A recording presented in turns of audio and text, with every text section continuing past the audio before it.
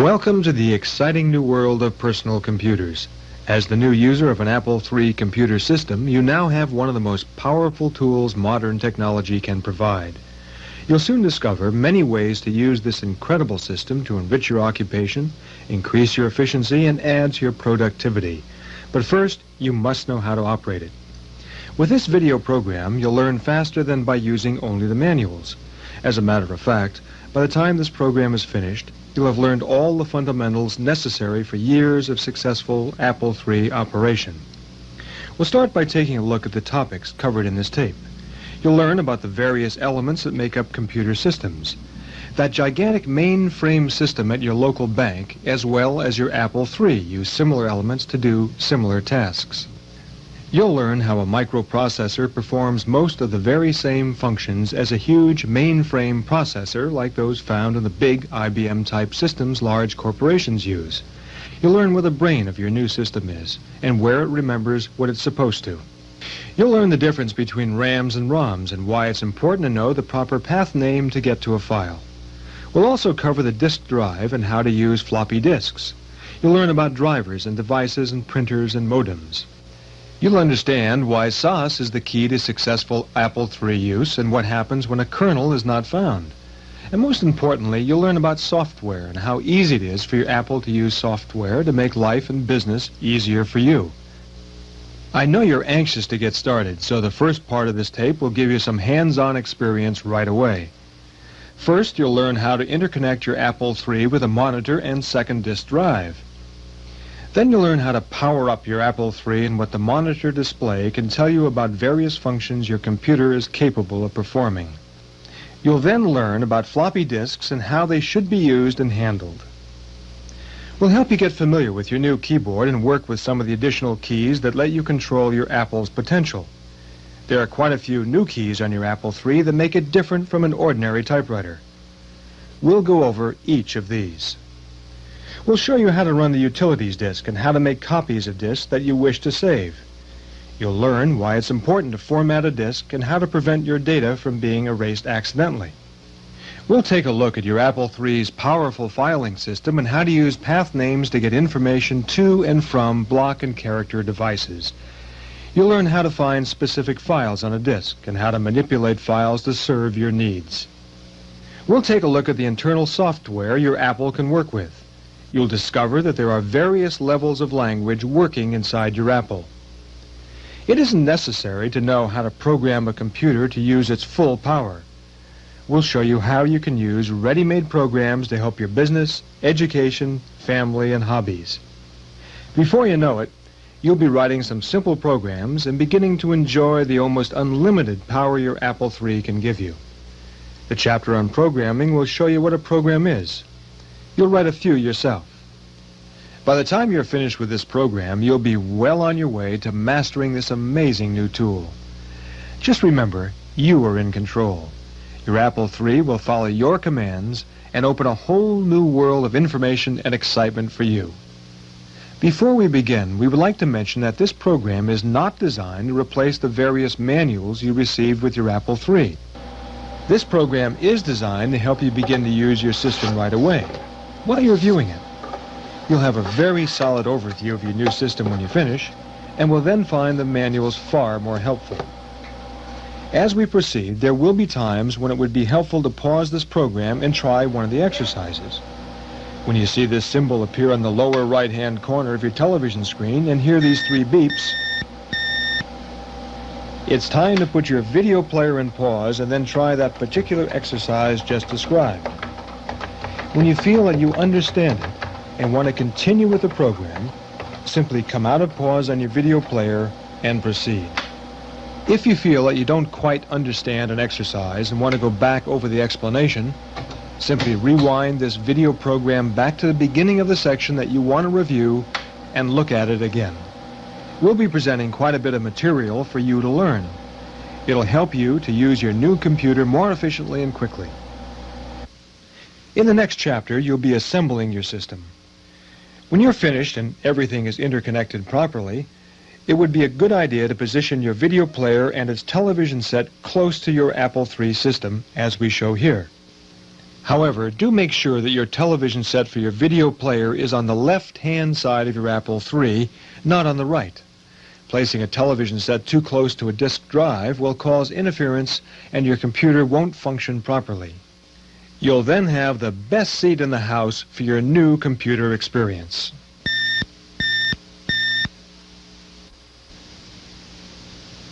In this chapter, you'll get a look inside of your Apple III.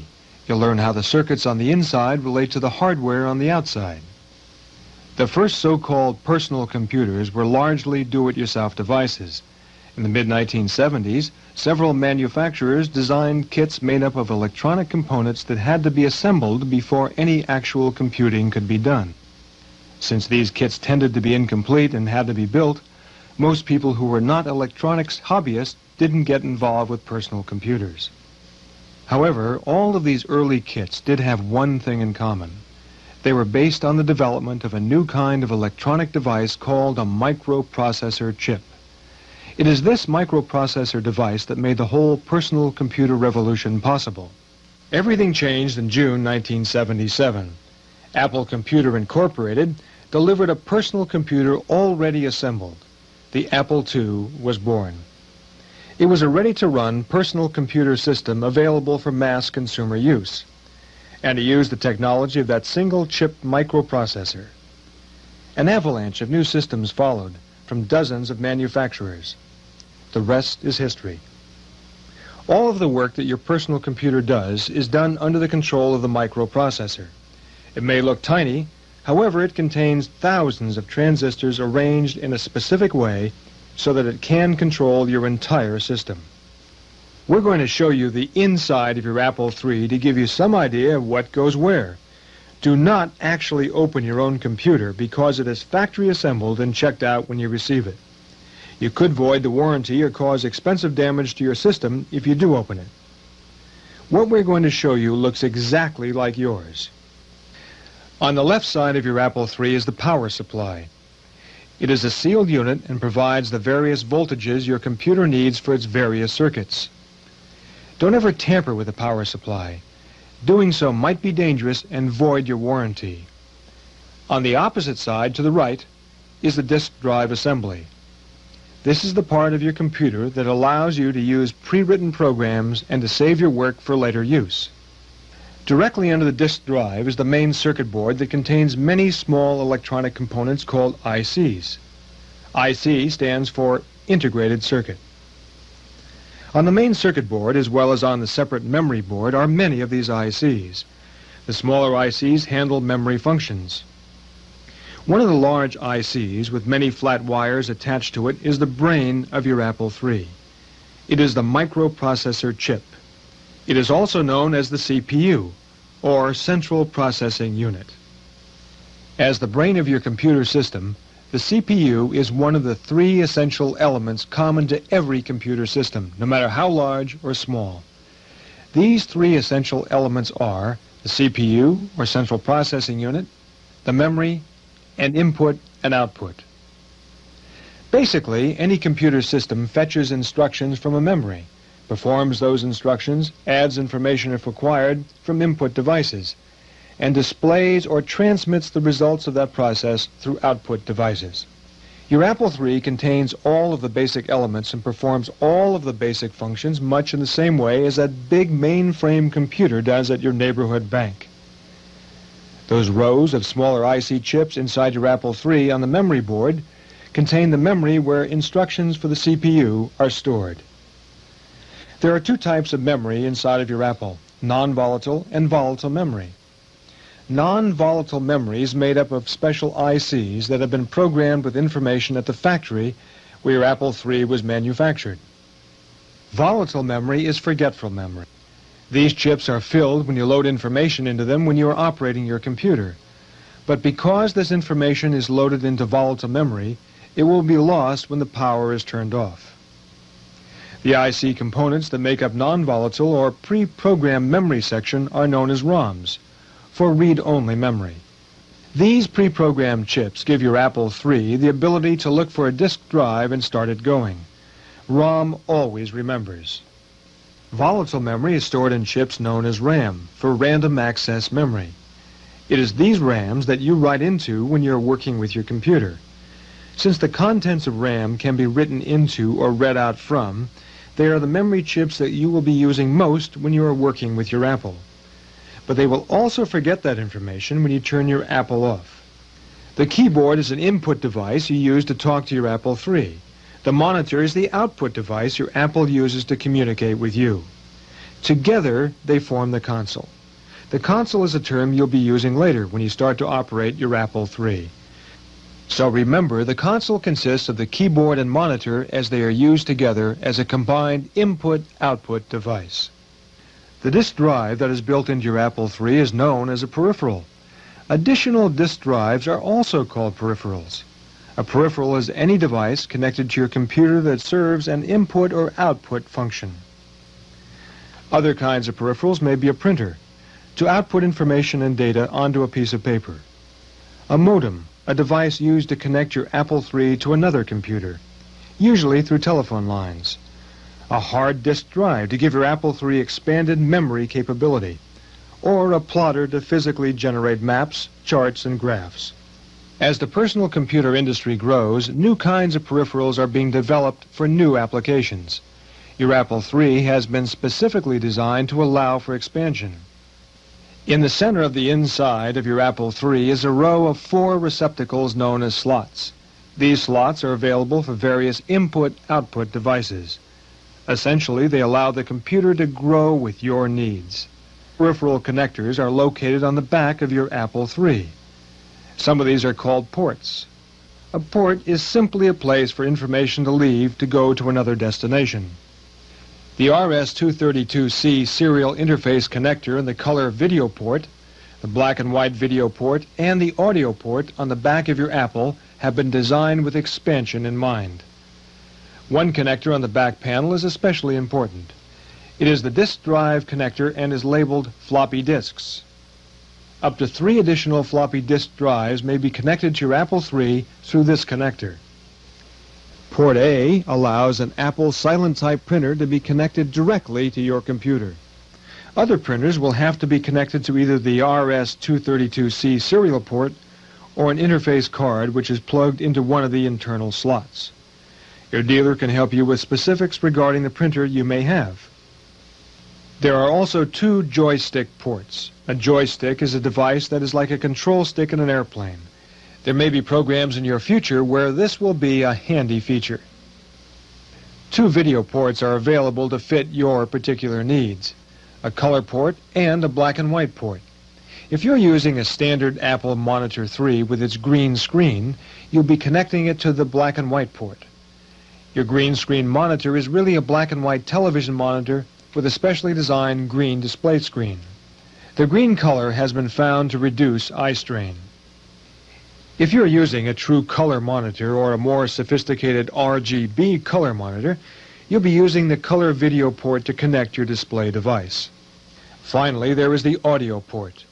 Any sound you hear from your Apple III's internal speaker can be sent to an external speaker, tape, or cassette recorder, amplifier, or other audio device.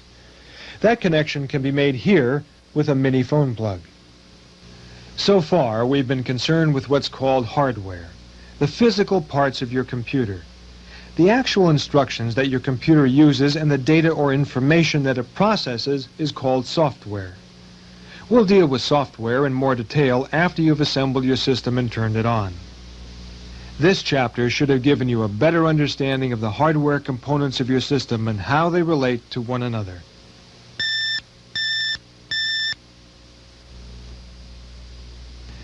In this chapter, you'll start your first hands-on experience with your new Apple III. First, we'll review the way you should have the hardware interconnected for proper operation. You'll connect an external disk drive and your video monitor. Then you'll learn how to use your disk drives and the proper way to use and care for floppy disks. Right now, we'll interconnect your video monitor to your Apple III. Be sure that you don't have the power cord plugged into an electrical outlet at this time. We'll tell you when to plug it in. Turn your Apple around so that you can work on the back panel where the connectors are. Find the video cable that comes with your video monitor. The cable will have a connector just like those on stereo equipment. Plug one end of the cable into the video in jack on the back panel of your video monitor. Be sure that you have the video cable uncoiled. Sometimes a tightly coiled cable will cause a magnetic field to interfere with the video signal going to the monitor. Plug the other end of that cable to the black and white video connector on the back of your Apple. Now locate your second disk drive if you have one with your system. Take the flat ribbon cable that leads out from the back of the disk drive and hold the connector so that the ribbon cable is perpendicular to the floor and the raised bump is on the top of the connector. Now find the connector on the back panel of your Apple III labeled floppy disks. Notice that there is a notch on the top middle of the connector that matches a raised bump on the connector at the end of the ribbon cable. Very carefully position the plug so that the notch and the bump are lined up and push the connector into the plug. Make sure that the notch and the bump are aligned correctly. Plugging the connectors together in any other direction could damage your disk drive on Apple III. At this point, you have mechanically configured the second drive to your system. Since most people purchase at least one external drive to go with their systems, Apple Computer has configured all Apple III systems shipped from the factory with proper operating instructions to use two drives. If you do have a second external drive to add to your system, you should connect its cable to the floppy disk connector on the back of your first external drive. This is called daisy chaining, and it allows up to 3 drives to be connected to the drive that's located inside of your Apple III's main chassis. Your owner's guide will give you the proper procedure for configuring your software system for that third drive. If you have purchased a printer for use with your system, this would be a good time to connect it. Printer cables and connectors may vary, so we won't show you how to connect all printers and connectors. Consult the manual that came with your printer to determine the proper way of connecting it to your system. If you have purchased a profile hard disk unit for your Apple III system, this would be the time to connect it. Your dealer should have already plugged in an interface card into slot number 4 on the inside of your computer. Plug the end of the connector coming from the profile into the connector on the back of your computer, as we show here. Connect a power cord into the slot on the back of the profile. Then connect the AC power connector from the profile unit into a properly grounded AC outlet. Now turn the profile's power switch on. You must wait 60 seconds for the profile unit to come up to full speed before you turn your computer on. Now plug your monitor's power cord into an electrical outlet. Be sure you use an outlet that has a 3-prong grounding type plug. This is for your own safety and will prevent any electrical shock potential. Now locate the power cord for your Apple. Plug the rectangular end of the cord, as we show here, into the power connector which is next to the power switch on the back of your Apple III. Now plug the other end into a properly grounded 3-prong electrical outlet. If you have to use an extension cord for either the computer power cord or your monitor power cord, make sure it is the kind with a 3-prong connector and is properly grounded. Notice that we have plugged the various power cords from our units into a box like this. This is a surge protector and is available from most computer dealers. Surge protectors protect your components from sudden high voltage surges of electricity that occur on electrical service to businesses and homes. These surges can cause a loss of data or completely stop a program from running properly. A recent study showed that the average business or home receives about 3 such hits, as they're called today. As you are operating your system later and experience sudden losses of data or programs that all of a sudden start acting strangely, you might want to explore the use of one of several available surge protectors for your equipment. By now, you should have everything connected together and plugged into electrical power. However, do make sure that your television set for your video player is on the left-hand side of your Apple III, not on the right. Placing a television set too close to a disk drive will cause interference and your computer won't function properly. You'll then have the best seat in the house for your new computer experience. When you do actually turn the power to your Apple III on, you will need to have a programmed disk in the drive. Right now, though, we'll go over the proper way to care for and use disks. Remember, a disk drive is a combination input-output device. Instructions or data, called software, can be written magnetically on the so-called floppy disks, much like the way a tape recorder records sounds by turning them into magnetic impulses. This is an output function. Instructions and data can also be read from the disks by your processor. This is an input function. The data is being inputted into your Apple's memory. Another way of saying write is save, and another way of saying read is load. You may save data on a disk by writing onto that disk, and you may read data from that disk by loading it into random access memory. The disk drive unit is nothing more than a specially designed tape recorder for handling data. In many models of personal computers, owners use audiocassette recorders to load and save programs and data.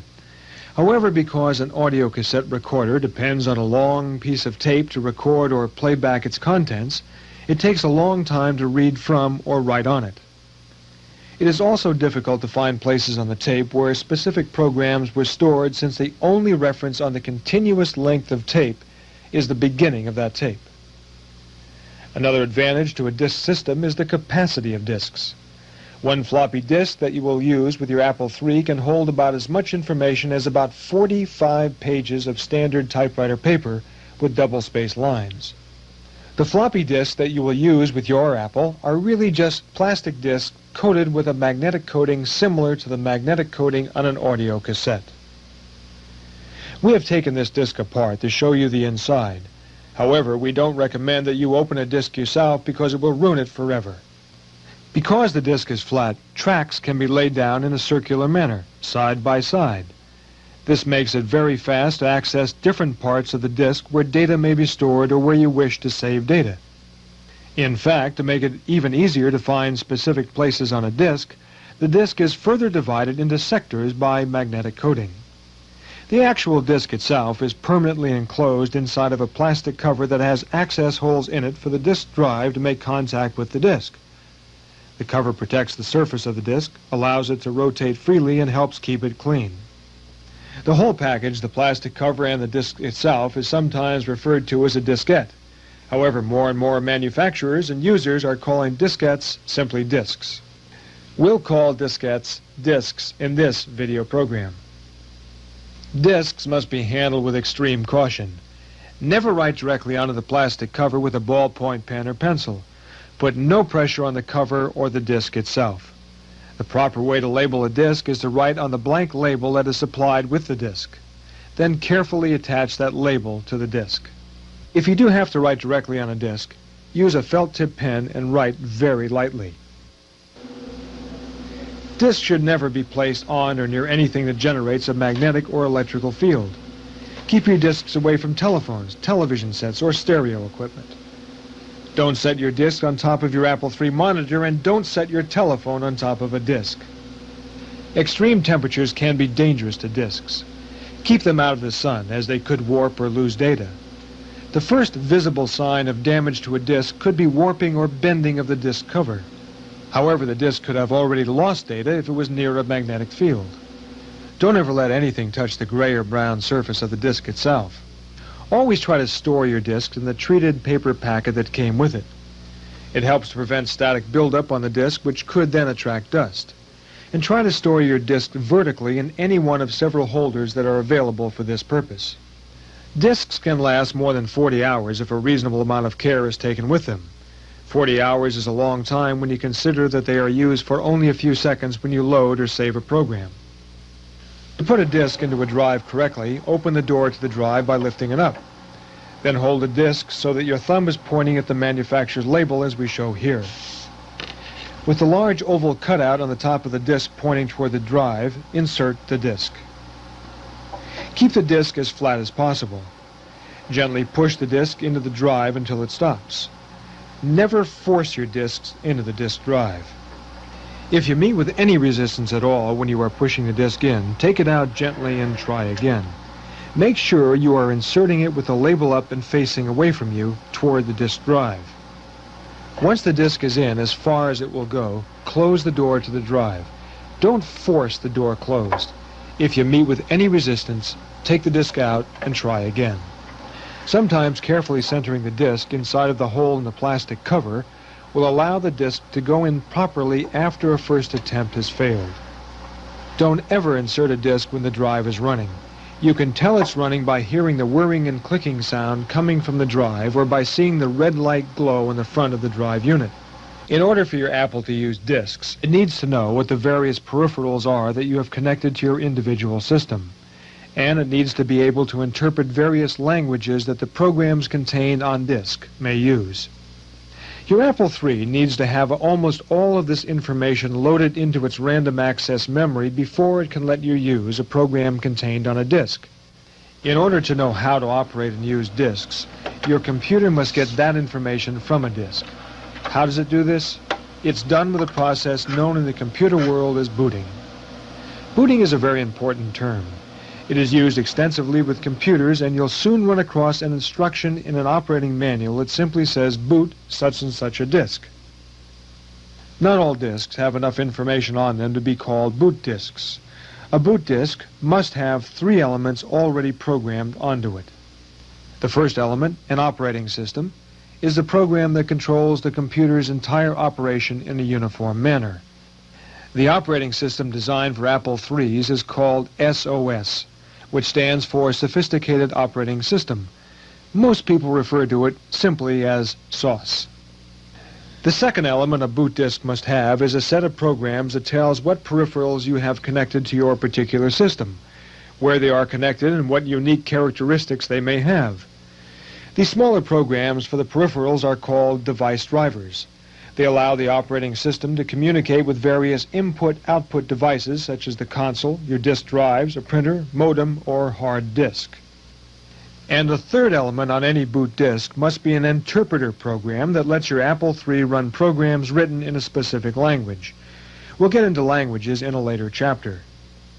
Those 3 elements taken together are essential to operation of your computer. If you try to boot your Apple III with a disk that doesn't have one or more of these 3 elements, you'll get a message like this, or something similar from your computer. The simplest way to boot a boot disk is with Auto Start. With the power to your computer turned off, you simply insert the boot disk into the drive, close the door to the drive, and turn the power to your Apple III on. Here's what happens. Let's assume that you have put a specially prepared boot disk into your disk drive. When you first turn the power switch on, the drive starts to run. Your Apple III has a program called Auto Start programmed into its ROMs. There is just enough information for your Apple III to know where to look for a disk drive and how to read the first bit of data from a boot disk in that drive. So you put the disk in, and the first little piece of information loads into RAM. And all the first piece says is how to load the second piece. And the second piece loads the third piece, and so on until all the pieces that are necessary are loaded. And so, in a sense, it teaches itself how to read itself. It's sort of like pulling yourself up to the moon by pulling on your own bootstraps. Be sure you understand the concept of booting. You'll be asked to boot a disk frequently. Some computer system manufacturers call it starting. Starting and booting are the same. We'll Auto Start boot a disk now. Turn your monitor power switch on. Now find the disk that came with your Apple III labeled System Demonstration and insert it into the drive right above the keyboard. Close the door to your drive. Now reach around the left side of your computer and turn on the power switch located on the back panel. You'll immediately hear some clicking and whirring sounds coming from the drive, and the red in use light will light up on the front of the drive unit. In just a few seconds, your monitor screen will show a display similar to this. In just a few more seconds, this display will show on your monitor. Finally, this display will come up and start to show you a demonstration of the business graphics ability of your Apple III. Unless you hit the key on the upper left side of your keyboard labeled Escape, this demonstration will continue to cycle until you turn the power off to your Apple. There is another way to boot a disk. You'll use this method when you have already powered up your Apple III and want to boot a different program. Let's try it. Find the System Utilities disk. Then turn the power to your Apple III off. Now remove the System Demonstration disk you already have in the disk drive and replace it with the System Utilities disk. Turn the power on. After the disk drive has stopped running, this display will appear on your screen. With the power to your Apple still on, remove the System Utilities disk and put the System Demonstration disk back in.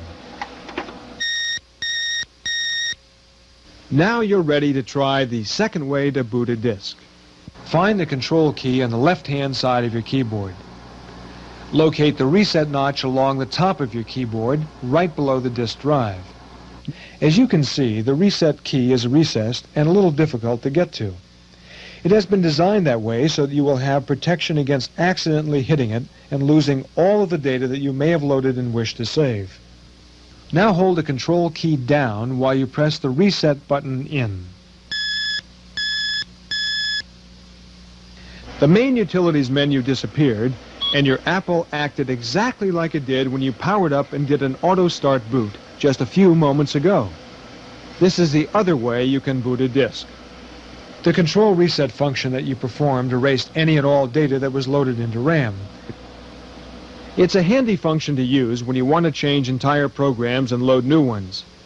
The Control Reset function that you performed erased any and all data that was loaded into RAM from the Utilities disk and it then booted the disk you had loaded. Do a Control Reset now. As you can see, the System Demonstration program was not affected at all. Some programs will not allow a Control Reset to take place when you are running them. That is for your own protection of data. If you are finished running one of these programs and want to boot another disk, there is a proper exit procedure that you must follow to back out of the program. For more information, check the operating manuals for the programs you'll be working with. In order to exit the System Demonstration disk, you'll need to press the Escape key to bring up the Demonstration Programs menu. Press Escape now. You'll see this display on your monitor. Notice that number 5, Exit the Demonstration, gives you a way to exit from this disk. Now press the number 5. This display should be on your screen. You could now put another disk in and do a Control Reset. For now, leave the System Demonstration disk in the drive and reboot it by doing a Control Reset. This method of booting is preferred, especially with hard disk storage systems. In addition, many newer programs take a long time to boot from a complete power-off condition. In this chapter, you should have learned how to connect your computer to the monitor, how to use floppy disks, and how to boot a disk. We'll take a look at your new keyboard and its many functions in the next chapter.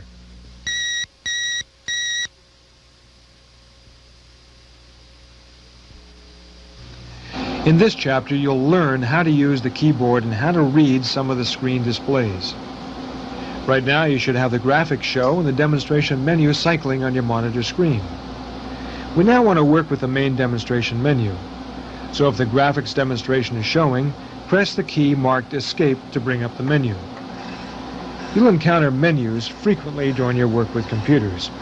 Menus are just that, a list of choices from which you can choose options. On the demonstration programs menu, you can run a program showing you the console demonstration. You can try the type ahead buffer, or adjust the video monitor, or sit back and relax and watch the Apple III graphics show. We'll do the console demonstration now, so select the console demonstration program by pressing the number 1 key. This program will now show you a screen full of information to read. Go ahead and read it, but don't hit the return key just yet. The return key is probably the most frequently used key on your Apple III, and it is the most important. Basically, it is the signal to the CPU that you want the computer to understand and act on the message you have just typed in. It is sort of like the period at the end of a sentence. It tells your Apple that you have a command, and here it is. Some computer manufacturers call it an enter key. In fact, on most programs, the enter key on the lower right end of your keyboard, near the individual number keys, can be used interchangeably with the return key. Using the return key will become automatic for you soon. In the meantime, if you have given your Apple a command and nothing seems to be happening, be sure you have followed that command by pressing return. Now press return to get to the next screen. When you press a key on your Apple III, you'll find that if you do more than just tap the key, it will repeat. We'll be specific later, but you'll need to be aware that if you hold the return key down or press too hard, it will repeat the return message. Since we have just asked you to press the return key to get to this screen, you may find that your screen doesn't match and you have a different screen showing. If this is the case, the reason is that the return key was held too long and it consequently changed the screens a number of times. To correct and get back to where we are, simply reboot your disk. Press the key marked Escape to bring up the menu. Select the console demonstration program by pressing the number 1 key. Then press the return key. The next few screens will tell you a little about the console operation and how it differs, depending on which language you are working in. For the time being, we will be working only in Apple Business Basic, so don't worry if the information on those screens gets a little confusing. Simply press return at the end of each screen until your screen looks like this. So far, you've had a chance to use some of the new keys on your Apple that don't appear on a typewriter keyboard. When you performed the control reset function earlier, you had to hold the control key down first while you pressed the reset key. The control key is always used in conjunction with some other key to perform some specialized function. Go ahead and type a few letters. Now hold down the control key and press the X key. Notice that the little box with the arrow moved down a line on the screen. Also notice that a backslash was left at the end of the first line. The Control X command tells your computer you wish to ignore the line you've just typed. So the computer puts a backslash on the line not to be used. It then moves the box to the next line so you can start the line over correctly. We'll get to other control letter combinations later on. That little box, by the way, is called a cursor. It tells you that your Apple III is waiting for you to tell it something. It also shows you where on the screen the next character you type will appear. You can move the cursor left and right with the 2 keys on the lower right side of the keyboard labeled with arrows. Go ahead and move the cursor left and right. Then type a few more letters.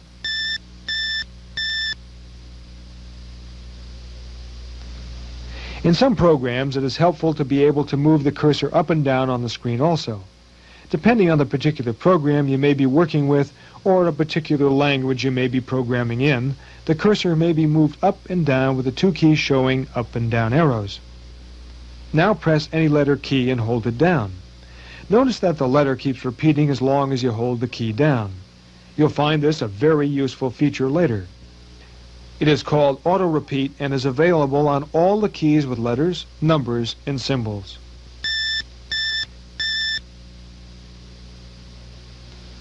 In fact, on the arrow keys, there is a dual speed repeat function. Go ahead, press the left-hand arrow key lightly and hold it down. Then press the key more firmly.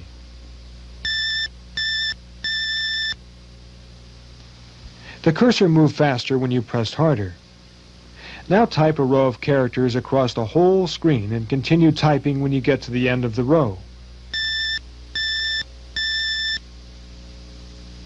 Notice that the cursor came to the end of the row and then continued the characters that you were typing on the next line.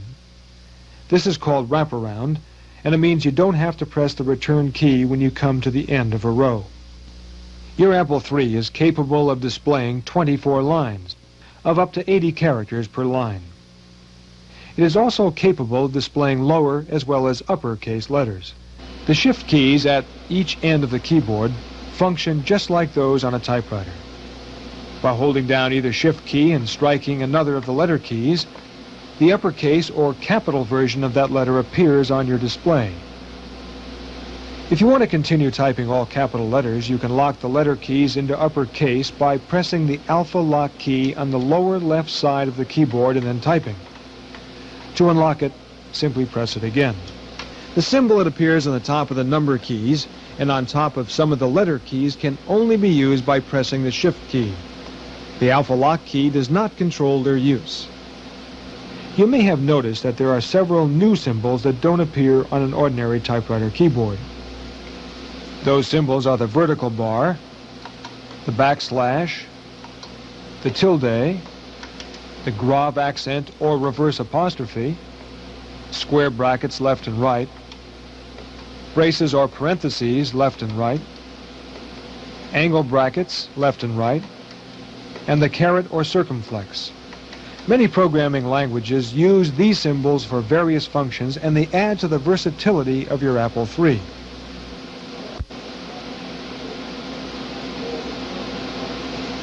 In most programs involving mathematics, it is necessary to use a symbol for multiplication and a symbol for division.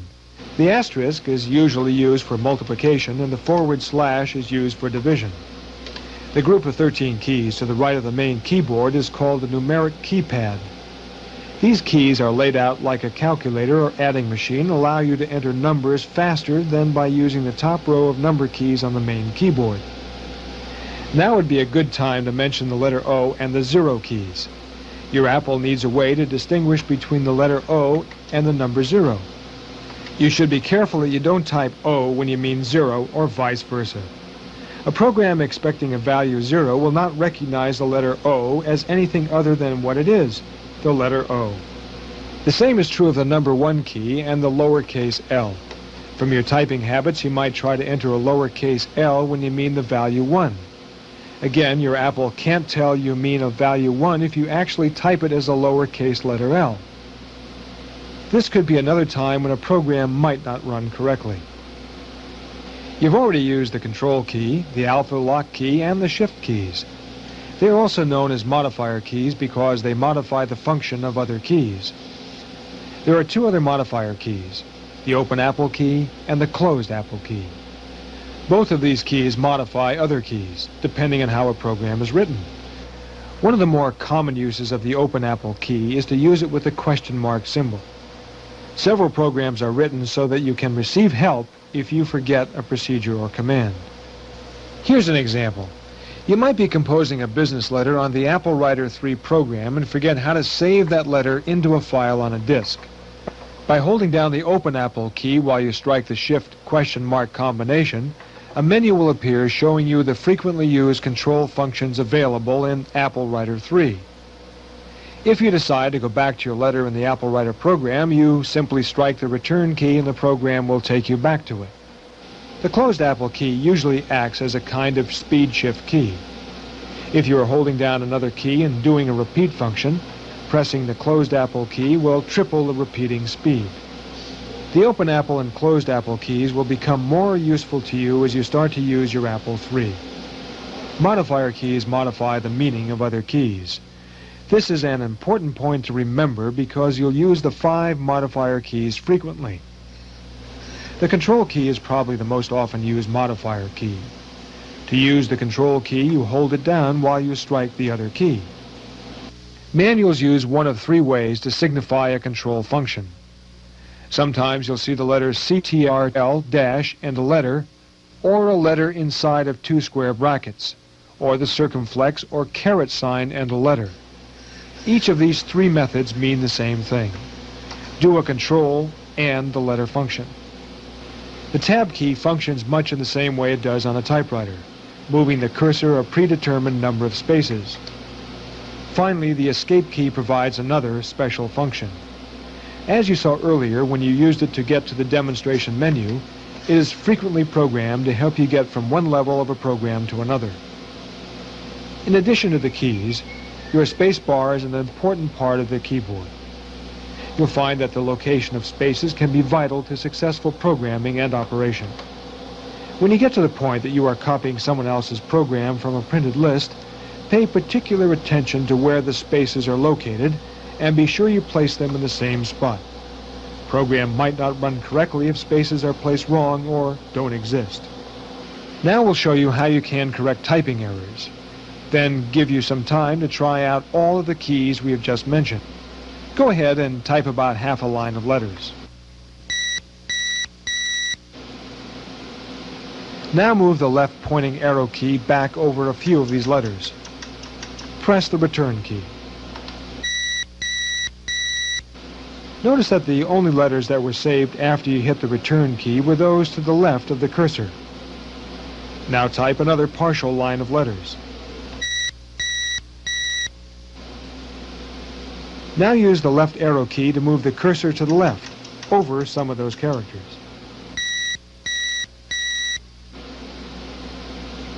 Now start typing different letters over the old ones. Notice how the new letters replace the old ones.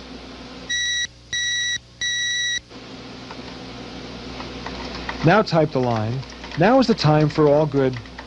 Oh well, we had better go back and correct the word "for." Move the cursor back 12 spaces using the left arrow key until it is on top of the letter I in the word "for." Then type the letter O over the I. Now move the cursor back over to where you left off using the right arrow key and continue to type. When you come to the end of the sentence, press return. You corrected the error in the word "for" by backspacing the cursor, overstriking the letter, and using the right arrow key to move the cursor back to where you left off. The right arrow key is also known as the retype key because it lets your Apple III think that you had retyped the letters as it had passed over them. The backspace, overstrike, and retype techniques you have just used are called non-destructive backspace. When you move the cursor back over the characters, they stayed on the screen. Now go ahead and practice typing whatever you like. Try the cursor movements and correction procedures, the uppercase and lowercase letters and symbols. Feel free to type whatever you wish. Spend a few minutes and get a feeling for the keyboard. Look at each of the symbols and try whatever keys you want to. Try the number keys on top of the keyboard as well as on the numeric keypad. When you have filled the screen with lines of characters, come back to this program and we'll cover two last aspects of console operation. Start practicing anytime. The last two things we'll cover in this chapter are scrolling and the type ahead buffer. Now that you have filled the screen with characters, continue to type several more lines.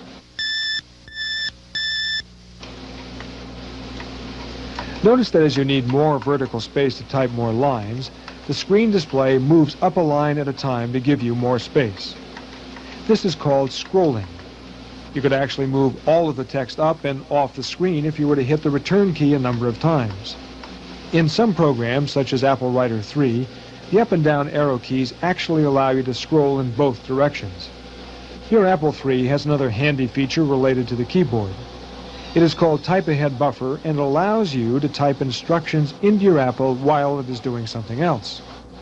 There's a very good demonstration of the Type Ahead feature on the system demonstration disk you've been using. By holding down the Open Apple key, use the Escape key to escape out of the console demonstration program now on your screen.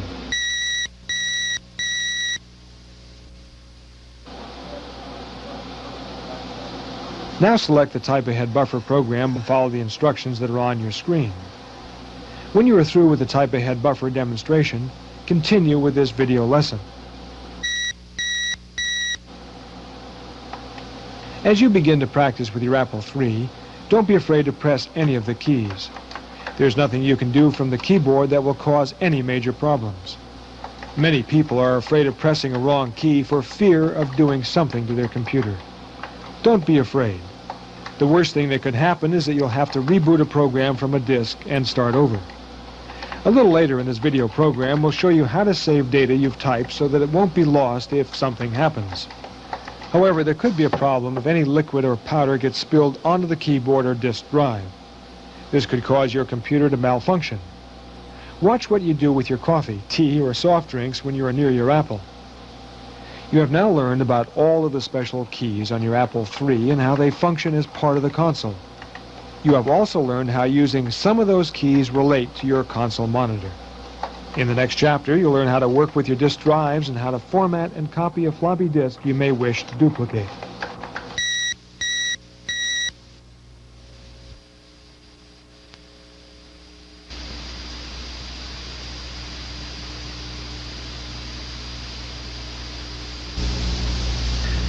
In this chapter, you'll get some more hands-on experience with your new Apple III. First, you'll learn about configuring your system for different devices. Then you'll find out how to format and copy a disk. This will come in quite handy in the future when you want to protect work you may have spent hours and hours preparing. You'll format and copy disks frequently as you work with your computer, so they are important techniques to learn. There is a disk that came with your Apple III called System Utilities. Find it now and have it ready. The System Utilities disk is very important. It allows you to do three kinds of operations on your computer. It allows operations on devices, operations on files, and permits you to configure your system so it knows exactly what devices you are using and where those devices are located. Operations on devices include preparing a blank disk for data and copying the contents of an entire disk onto another. Operations on files include deleting files and renaming files. Configuring your system essentially customizes your computer system to your own particular needs based on the kinds of devices you are using with it. Earlier we discussed boot disks, and you learned that every boot disk must contain certain information unique to your system. The boot disk that you will use on your system must have information about all of the devices connected to it. The way in which boot disks get that information about your particular system is determined from the data put into the system configuration program. Most Apple dealers will configure your system for you when you purchase it. We won't cover the system configuration program in this video presentation because the possible combinations of printers, disk drives, and other devices is just too great. If your system hasn't been configured for you, you'll have to use the information in your Apple III Owner's Guide and the Standard Device Driver's Manual that came with your system, or ask your dealer for help. Apple III systems are shipped from the factory configured for a maximum of 2 disk drives and a CUME Sprint 5 printer. If you do have a different printer or modem or other devices, there is no easy way to tell whether you are configured for those devices or not. About the best you can do is to try to use one of these devices later as part of an applications program. For example, if you are running Apple Writer 3 and have a Diablo 630 printer and try to print a letter you may have composed, the printer will operate correctly if your dealer has configured the system for you. If he hasn't, you'll get an error message like this if the system configuration program has not been set up for your particular make and model of printer. If your dealer has configured your system for you, or you have done it successfully yourself, you are ready to prepare a new blank disk for data right now. This preparation is called formatting. Formatting is a special procedure that must be done to every disk before any files can be written onto it. Essentially, formatting is the process of laying down magnetic tracks on the disks so that data can be recorded onto those tracks. It is sort of like building bookshelves in a room before any books can be placed on those shelves. Some computer systems call formatting initializing. Initializing and formatting are the same thing.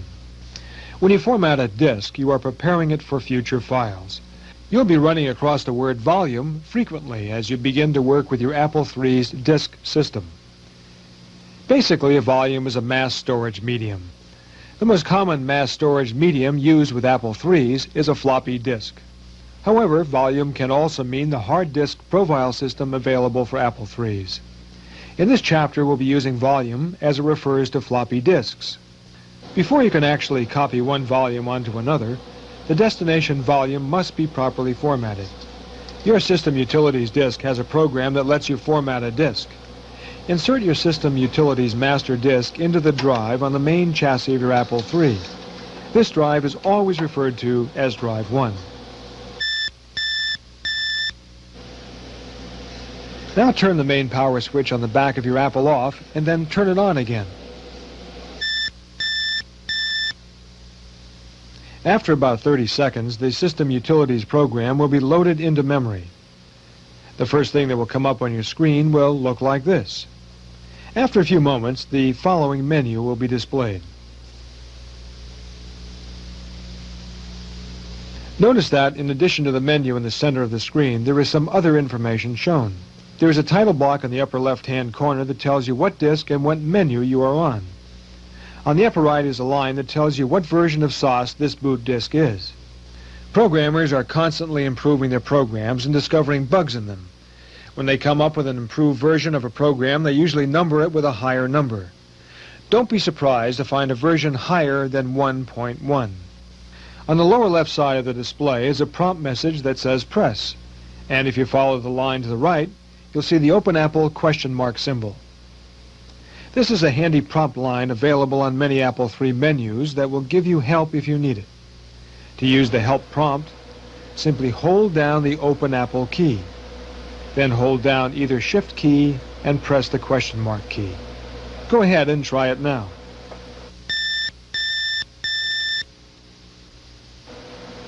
Below the prompt line is a comment that says, please select a command. You'll notice that the phrase File Handling Commands is repeated from the menu above in the middle of your screen. Go ahead and press the vertical down arrow key. Notice that the block of inverse characters moves to another line with each press of the arrow key. Also notice that there is a letter to the left of each line on the menu. You can select any of the lines in the menu in one of two ways. The first is by moving the inverse video block to the line you wish to select and pressing the return key. The second is by pressing a letter key that corresponds with the letter on the left-hand side of the line you wish to select. Select the device handling commands by pressing the D key. The device handling commands menu will look like this when it comes up. Remember, a volume is any form of mass storage medium. In this case, the disk itself. Notice that device handling commands contain 6 different programs. You can copy one volume to another, rename a volume, format a volume, verify a volume, list devices configured, and set the time and date. Select the Format a Volume program by using the up or down arrow key to move the inverse video block to the Format a Volume line and press Return. At the lower left-hand corner of your screen, you should now see this display. The computer is asking you which device you're going to use to format the new volume. We're going to show you how to format a disk and copy a disk using 2 drives in this video program. It is possible to use only one drive. However, since most users have 2 drives, we will show you the more common method. If you do have only one drive, you should watch this section and the following one on disk copying.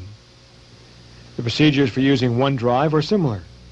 Your owner's guide will give you the specific commands to work with only one drive. Leave the System Utilities Master in Drive 1 and insert your new unused disk into the external drive. Don't press Return just yet. That external drive is named D2. Notice that the cursor on your screen is sitting on top of the period to the left of the name D2. The program normally defaults to Drive 2 because it assumes that most Apple IIIs are used with 2 drives and is most common to format a volume Drive 2. The term default is a very common occurrence in computer work. Essentially, a default value is a value that someone who has written the program feels will be the most common value people running the program will use. In this case, the default value of point D2 is asking you the following message. Do you want to format a volume that is contained in disk drive number 2? In fact, you could change this value to drive number 1 by simply typing point D1 at the place where the cursor is now. That's how you can format a disk using only one drive. However, since you are probably using 2 drives, you can simply accept the default value of drive 2 by pressing Return. Go ahead now and press Return. The program now wants to know what you want the name of the volume to be. If you don't give the program a name in this step, it will automatically give it a name that says blank and a random number from 00 to 99. We strongly recommend that you give each volume a different name once you start using your system. If your Apple III has one or more external drives, it is especially important to never load two volumes with the same name in two drives. If you do, it is possible for the computer to load information onto the wrong volume in the wrong place and to lose data that you might have wanted to save.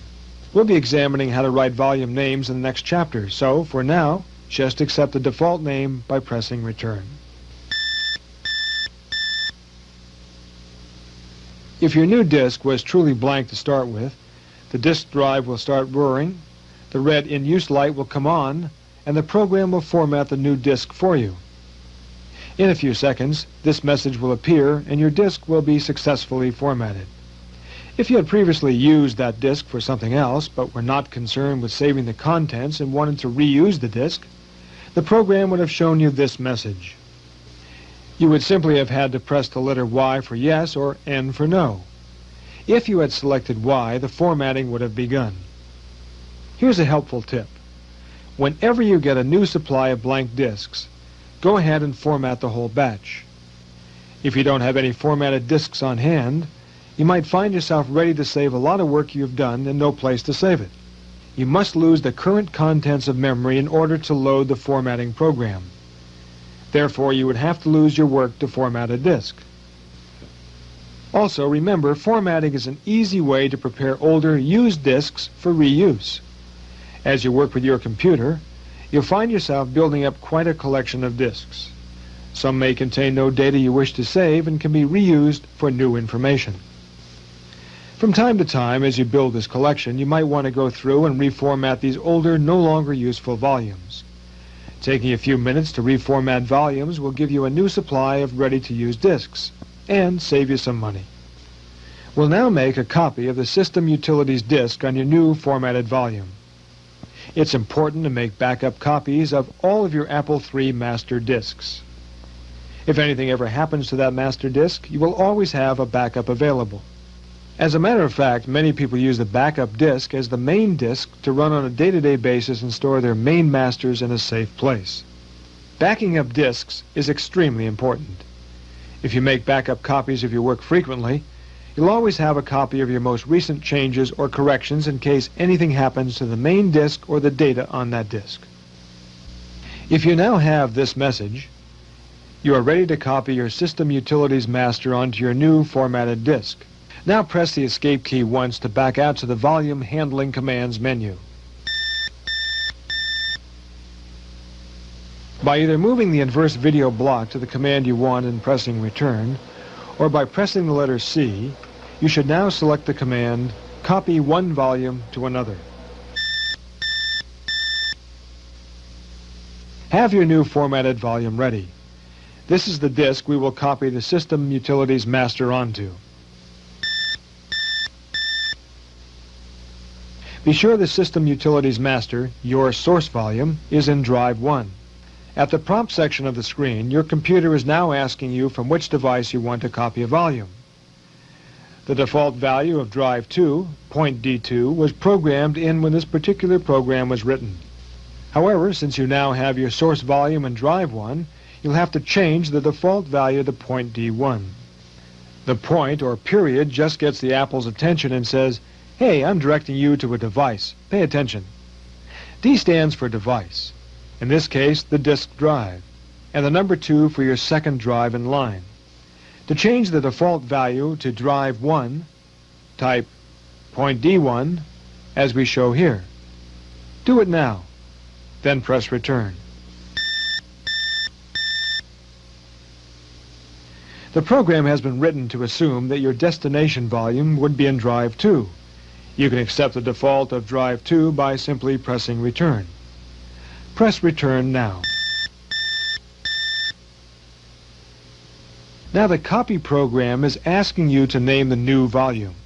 Since you are going to make a backup of your Utilities master volume, you probably want to accept the default name Utilities. The way you name your volume is very important. but we'll get into names in more detail in the next chapter. For now, accept the name Utilities by pressing Return.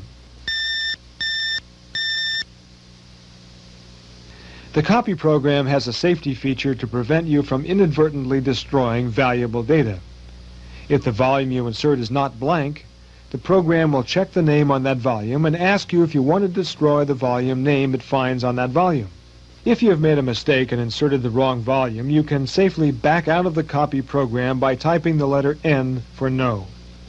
If you do wish to destroy the data on the destination, as you will do when you copy another volume onto it, you should type the letter Y for yes.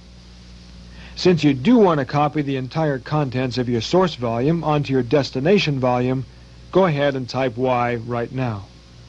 The disk drive will start to make a copy of your System Utilities volume. Notice the red in-use lights alternating between drives as the source disk is copied onto the destination disk. When the copy program is finished, this message will appear on your screen. Basically, the copy program works like this. Data is read from the source volume, temporarily stored in RAM, then written onto your destination disk. It does this by taking several blocks of data at a time from the source disk, storing it, then writing it on the destination disk until all of the data has been transferred. In order to transfer all the data on the source disk, this part of the copy program is repeated several times. If you had used only one disk drive, you would have had to change disk 20 or 30 times during the program. You should now have an exact copy of your Utilities disk. You'll need to label it. Here are some tips. Don't write directly on the disk. Write on your label. Then attach it to the disk and be sure not to cover the notch.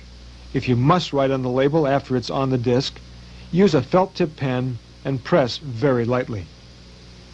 We recommend that you label your new copy properly and use it whenever you need to run anything from the Utilities program. Just a word about that notch you didn't cover when you labeled your disk. There may be a time when you want to protect the disk from accidental erasure or to prevent any new information from being written onto that disk.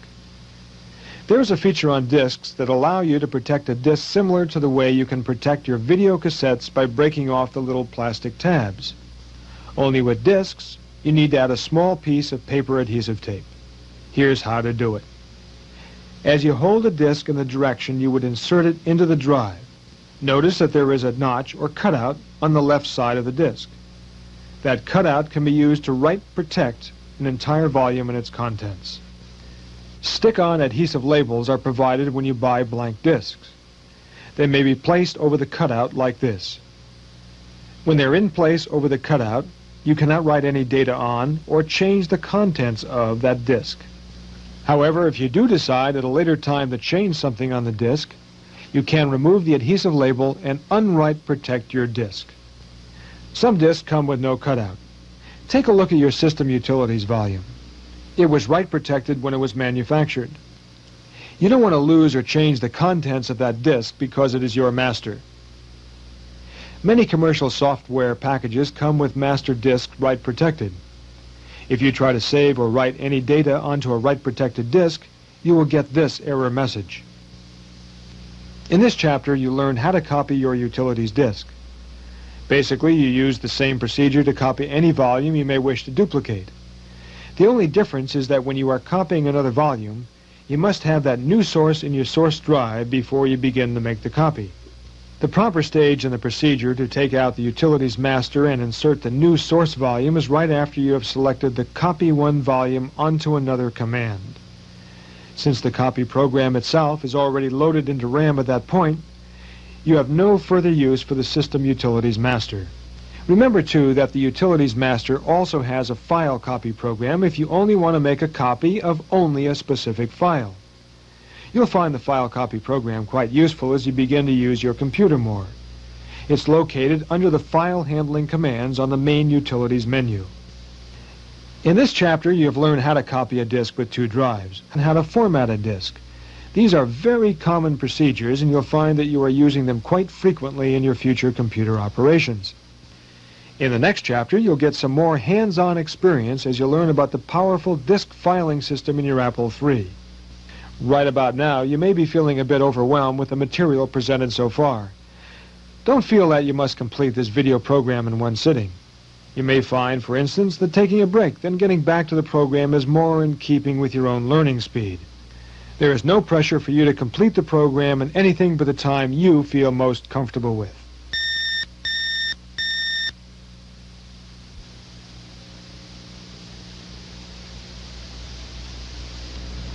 In this chapter, you'll learn about the disk filing system your Apple III uses to give you very powerful control over your information. You'll learn about character and block devices and directories and path names. In the last chapter, you learned how to copy the entire contents of a volume. However, as you begin work with your Apple III, you'll need to be able to find specific sections of disks where information is stored. Those sections are called files. Essentially, a file is an orderly named collection of information. Files must have names so you can find them easily. We'll show you how a properly written path name can allow you to quickly locate any file on a volume or any volume in your collection of disks. Later, when you are running a program such as Apple Writer 3, for example, you might want to arrange your correspondence according to the date you wrote certain letters, or by the names of the people you wrote letters to. Or in VisiCalc, you might have a cash flow statement for one department in your business and a construction budget estimate for a new building. By using the proper device and path names, you could file each of these different collections of information under their own names on a volume. All applications programs that you'll be running on your Apple III, such as Apple Writer and VisiCalc, use the filer the same way. This chapter is important because you will be working with procedures that we'll cover here every day. The first thing we'll do is examine the contents of the system demonstration disk you were using for the console demonstration. It'll give us an example of the way individual files are contained on any volume. Locate the system demonstration disk and hold it aside for a moment.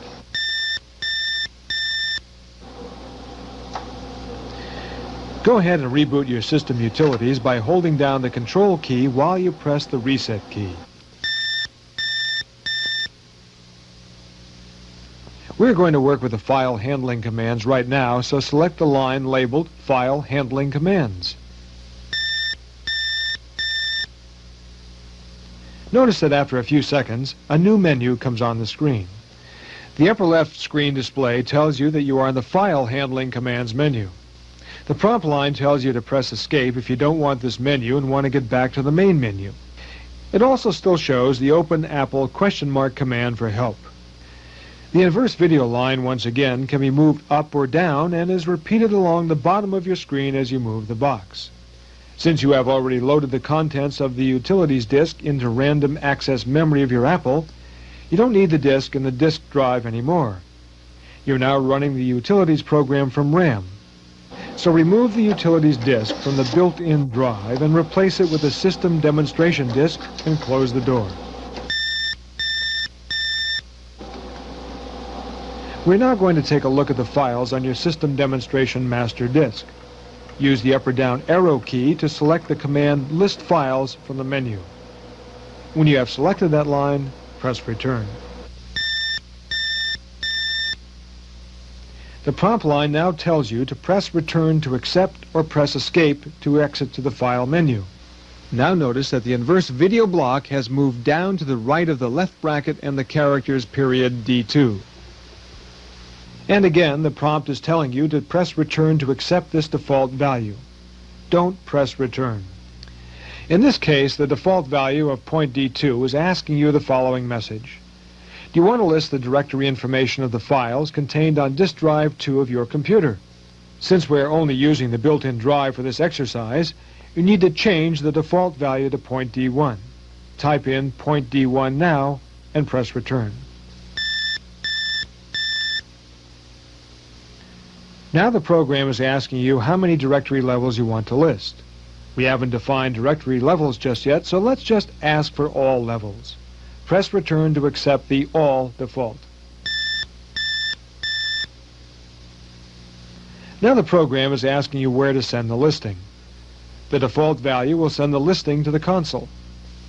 However, you could send the directory listing to the printer to make a paper copy of the files by typing "printer," or to a silent type printer by typing "silent type," or to another disk file by typing "D2/ and the name of the file. For now, let's just list to the video display by pressing Return to accept the default value point console. Press Return. The disk drive should start whirring, the red in use light comes on, and after a few seconds, this display is on your screen. It is a listing of the files contained on this particular volume. Let's examine this listing of the files and what that list shows. Notice that the top line contains a / symbol, then the title of a particular disk you have in the drive. That is called the volume name. Volume is the name given to each disk. On pre-programmed software packages, it is a name pre-programmed by the writer. On your own disks, it is a name you could assign to the disk, or a name that you could change at any time by running another utility program from the device handling menu on your utilities disk. The volume name is followed by a series of column headers. Right below the volume name is a list of the files contained on your disk. Notice that the first 3 files have file names that sound very familiar. Right there at the beginning is a listing of the 3 essential files for any boot disk: the SOS kernel file, the SOS driver file, and the SOS interpreter file. Following the file names is a column called Size. This column tells you the number of blocks of characters taken up by a particular file. A block consists of 512 characters. Rather than simply moving a character at a time, some of the devices used with your Apple move data in blocks of 512 characters. Those devices are called block devices. Your disk drive is a block device. Neither your keyboard nor monitor are block devices because they deal with characters around 1 at a time.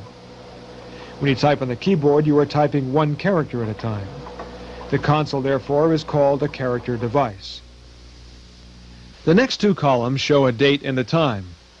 These columns get that information from a program on your utilities disk called Set Time and Date.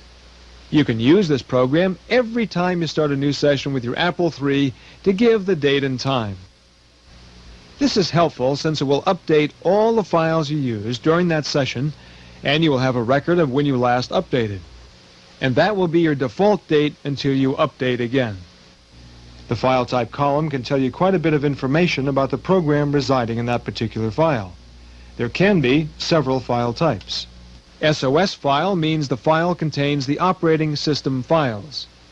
The word data means the file is written in binary data.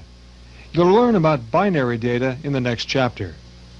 Passtext means it is a file of characters written in Apple Pascal containing certain formatting data. Passcode means it is a machine language file, a step up from on-off binary pulses. Basic prog means the file is written in the language BASIC. ASCII is a file of characters corresponding to the industry standard ASCII code. Directory means that it is a subdirectory file or has many parts. Font means it is a character set or alphabet letters file. And photo means that it's a screen image or picture file. The column EOF means the number of characters that can be read from the last block in the file, and physical size tells the number of blocks physically occupied by the file. Remember, a block is 512 characters. You can find out more detailed information in the SOS reference manual. The list of files that's on your screen now is only the first part of the file listing. The rest can be scrolled up by pressing the Y key in response to the question on the bottom of the list. Go ahead and press the Y key now. The file listing is also called a catalog, and that's really what it is, a catalog of information and data contained in a specific volume. In fact, in the Apple Writer 3 program, you can call up this directory of files by simply doing a Control-O command, then selecting number 1 to get the catalog. You'll see the directory. So far, we've been concerned with the files that are contained on a disk volume, which can be also called a block device. But files can be stored in other places in your Apple. Character devices can also hold files. Your operating system treats data and information held on such devices as the console, the printer, and the serial port as files. You can output a file to a printer or transfer a file from the console to a printer. Or if you're using your Apple III as a remote terminal, connected by telephone lines to another computer, you can transfer files from that other computer onto a volume in a disk drive. Your Apple III operating system is very sophisticated, as its name implies, and will allow you a lot of versatility once you get accustomed to it. One of the most important concepts to understand about your Apple's filing system is the use of path names to locate and direct files and transfers of files. A path name is a specific route you give your Apple III to search for a file that is located at a specific location. Whether the file is on a block device such as a disk or on a character device such as your console, there is a specific way to tell your Apple to find that file. You can think of the way path names work by imagining the outline form you used in school when you had to outline a chapter or a book.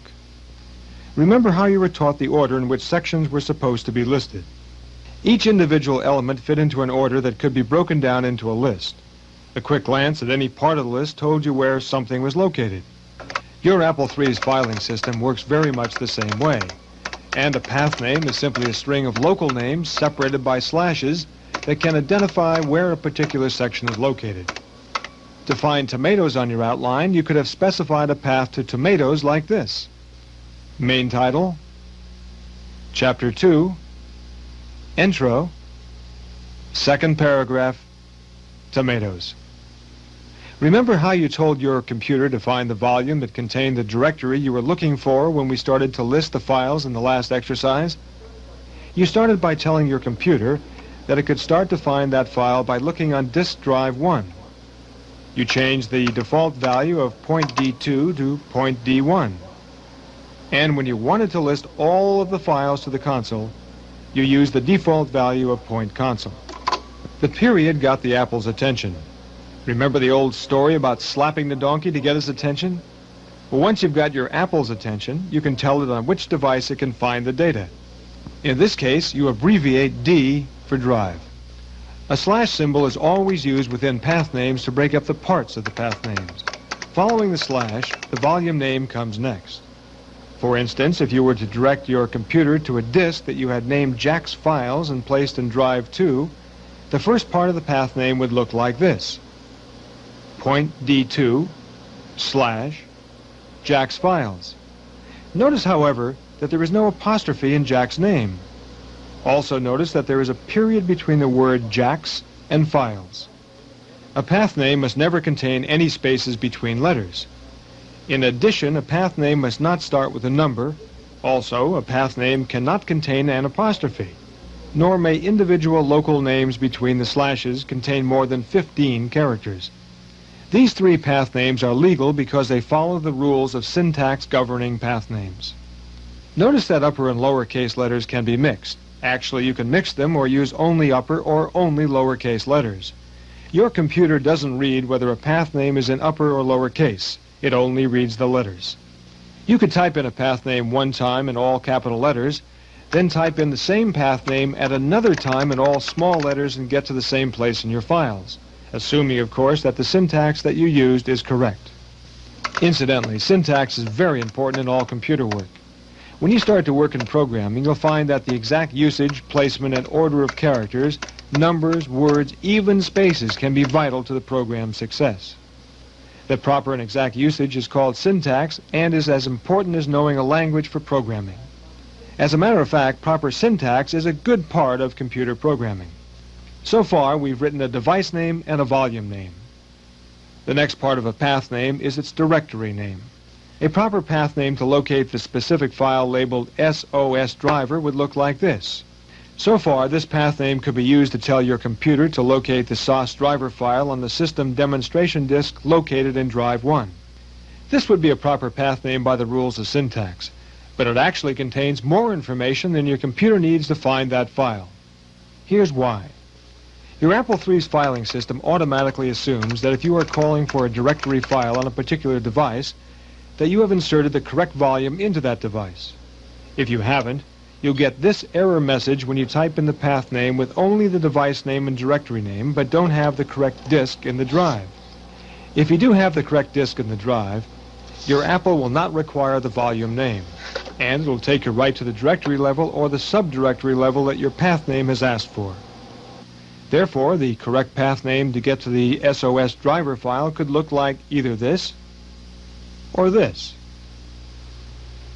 Your Apple III's filing system will automatically look for the SOS driver file on the volume located in Drive 1 if the path name looks like this. Or, with this path name, it will search through every device available to find a volume name specified this way. Your Apple III's filing system has the ability to organize files even further. Suppose you had a correspondence file that had this path name, and you wish to file a letter that was written to the Smith brothers. A further subdirectory file path name could be added that might look like this. And even further, you could file a specific letter written on a particular date with this path name. Here's how it might look if you listed that volume's files on your console screen. By using the path name, you can send your computer first to the device, then to the particular volume in that device, then to the specific directory on that volume, then to specific subdirectories under the main directory, then to a specific file in a subdirectory. Each of the names after the volume name is called a local name, so you can have a very sophisticated filing system, yet access specific files in that system quite easily by using the path names. Your Owner's Guide manual has a section devoted to using prefix and partial path names to speed your work along. As you start using your computer more and find long path names bothersome, we recommend that you consult your manual for this simplified system.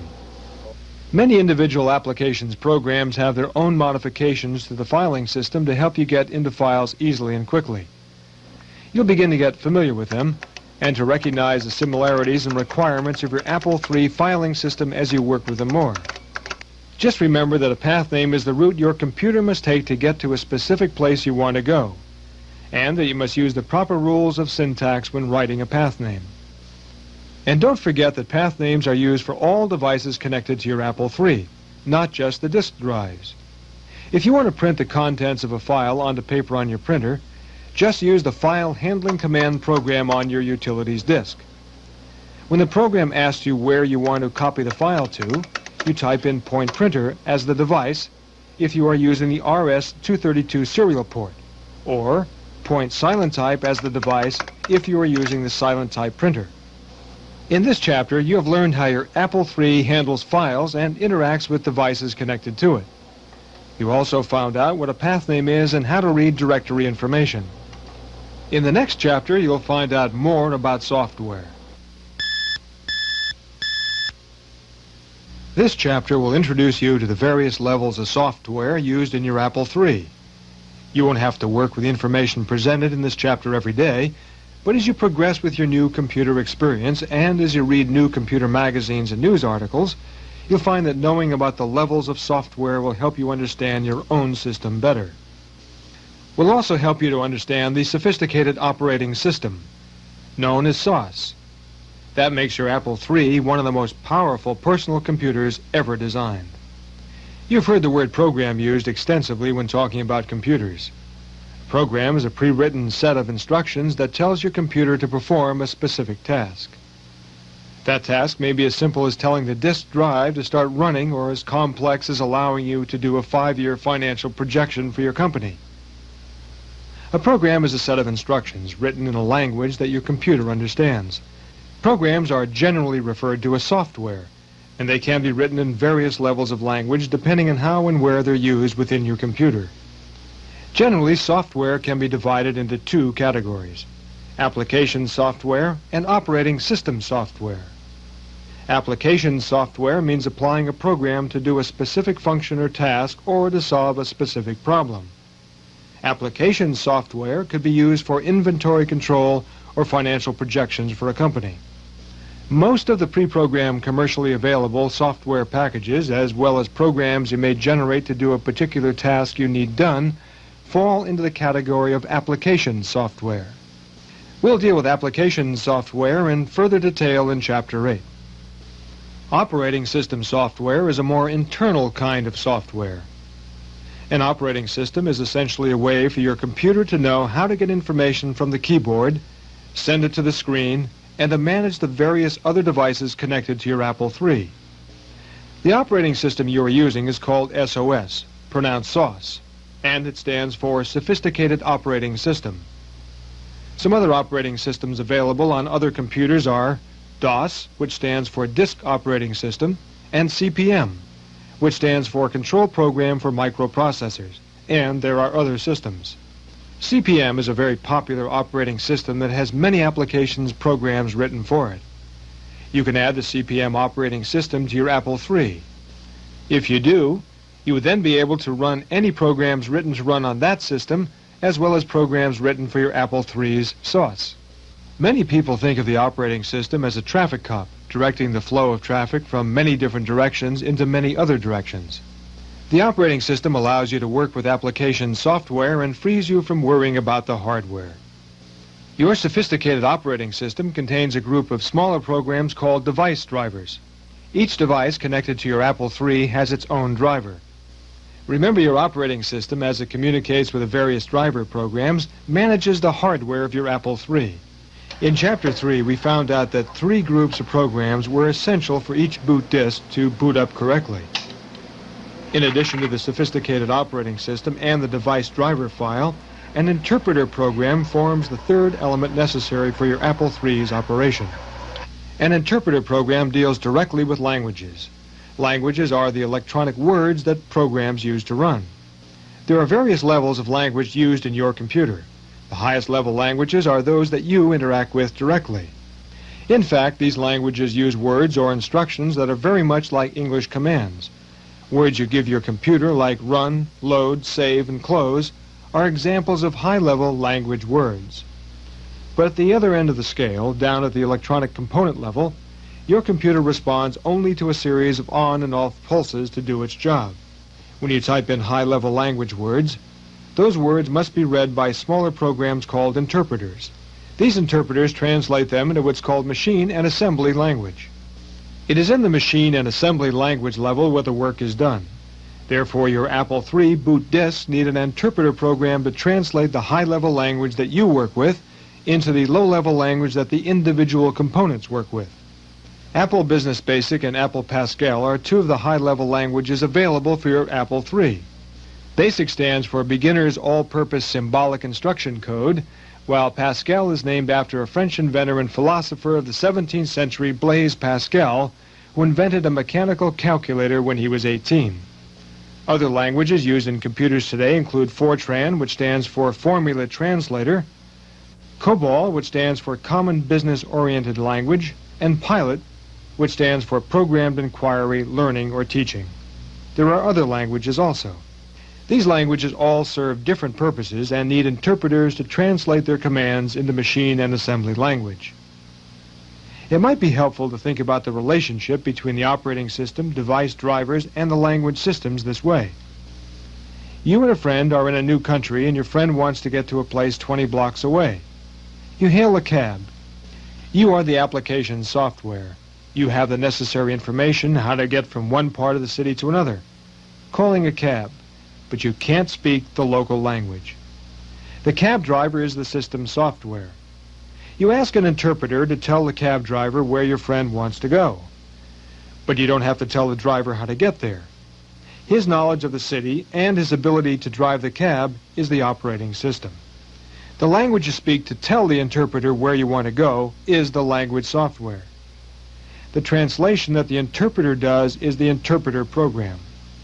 Your cab driver, the operating system, tells the engine how fast to run by pressing on the accelerator, the device driver. The machine and assembly language tells the parts of the engine, the crankshaft and pistons, when to go up and down. The machine and assembly language is the lowest level of communication within your computer. However, it's at this level that all information and data is reduced to the very simple form of binary codes that enable your computer to function. At its simplest level, binary coding is a method of taking a number or letter and reducing it to a series of on and off electrical impulses that represent that letter or number. If you were to switch the light switch in your room on, then off, then on, then off again, you would have created a code that could be represented like this. In binary coding, you would have expressed the number 10. Since we can reduce any number into a code of pulses that consists of either an on or off, positive or negative state, we can use this ability to store these pulses in electronic circuits. There are tens of thousands of tiny storage chambers inside each integrated circuit chip where simple on or off electrical impulses are stored. We won't get into the mathematics involved in binary coding in this program because you really don't need to use machine or assembly language to use your Apple efficiently. However, you might want to know what the 128K or the 256K stands for when it's used to describe the amount of memory in your Apple III. Early computer programmers decided to assign a number to every letter in the alphabet as well as to certain symbols. And since binary coding reduces every number to a series of on and off pulses, these letters and symbols can now be expressed as a series of on and off pulses. Each individual pulse is called a bit. A positive or an on pulse is a bit, and a negative or an off pulse is a bit. A standard code was developed that could express all the letters of the alphabet and some signs and symbols by 8-bit arrangements of on and off pulses. We call these different 8-pulse combinations words. They are also called bytes. 8-bit arrangements are used because they can form 256 different combinations, which is more than enough for all the letters, numbers, and symbols. The 8-bit bytes are organized into kilobytes, 1,000 bytes. For technical reasons, however, 1,000 bytes is really 1,024 bytes. But the computer industry rounds off those extra bytes and refers to multiples of kilobytes in 1, 2, and 3-digit numbers. Therefore, if your Apple III has 256K of RAM, it can store 256,000 8-bit words in active memory, or 2,048,000 individual on or off pulses. Of course, by storing blocks of bytes on disk and only using active memory for what you are currently working on, you can gain a tremendous amount of usable memory. Each disk that you can use with your Apple can store about 140,000 bytes, or about 1,144,000 on and off pulses. That's roughly equal to 45 double-spaced typewritten pages. This chapter should have given you a better understanding of how the various levels of software interact inside of your Apple III. You won't have to be concerned with all of this information every day, but an understanding of it will help you understand how your computer relates to other systems you may read about. In the next chapter, we'll take a look at the many types of pre-written application software available to you for your computer.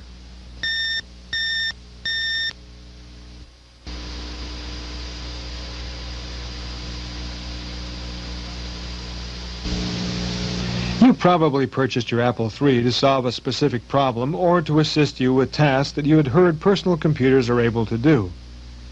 This chapter will identify the subjects addressed by commercial pre-written software and show you how to begin to use two of the most common packages. You'll also learn how to use programs written for Apple II computers on your Apple III. And you'll learn the meaning of more words in this new computerese language you're beginning to understand.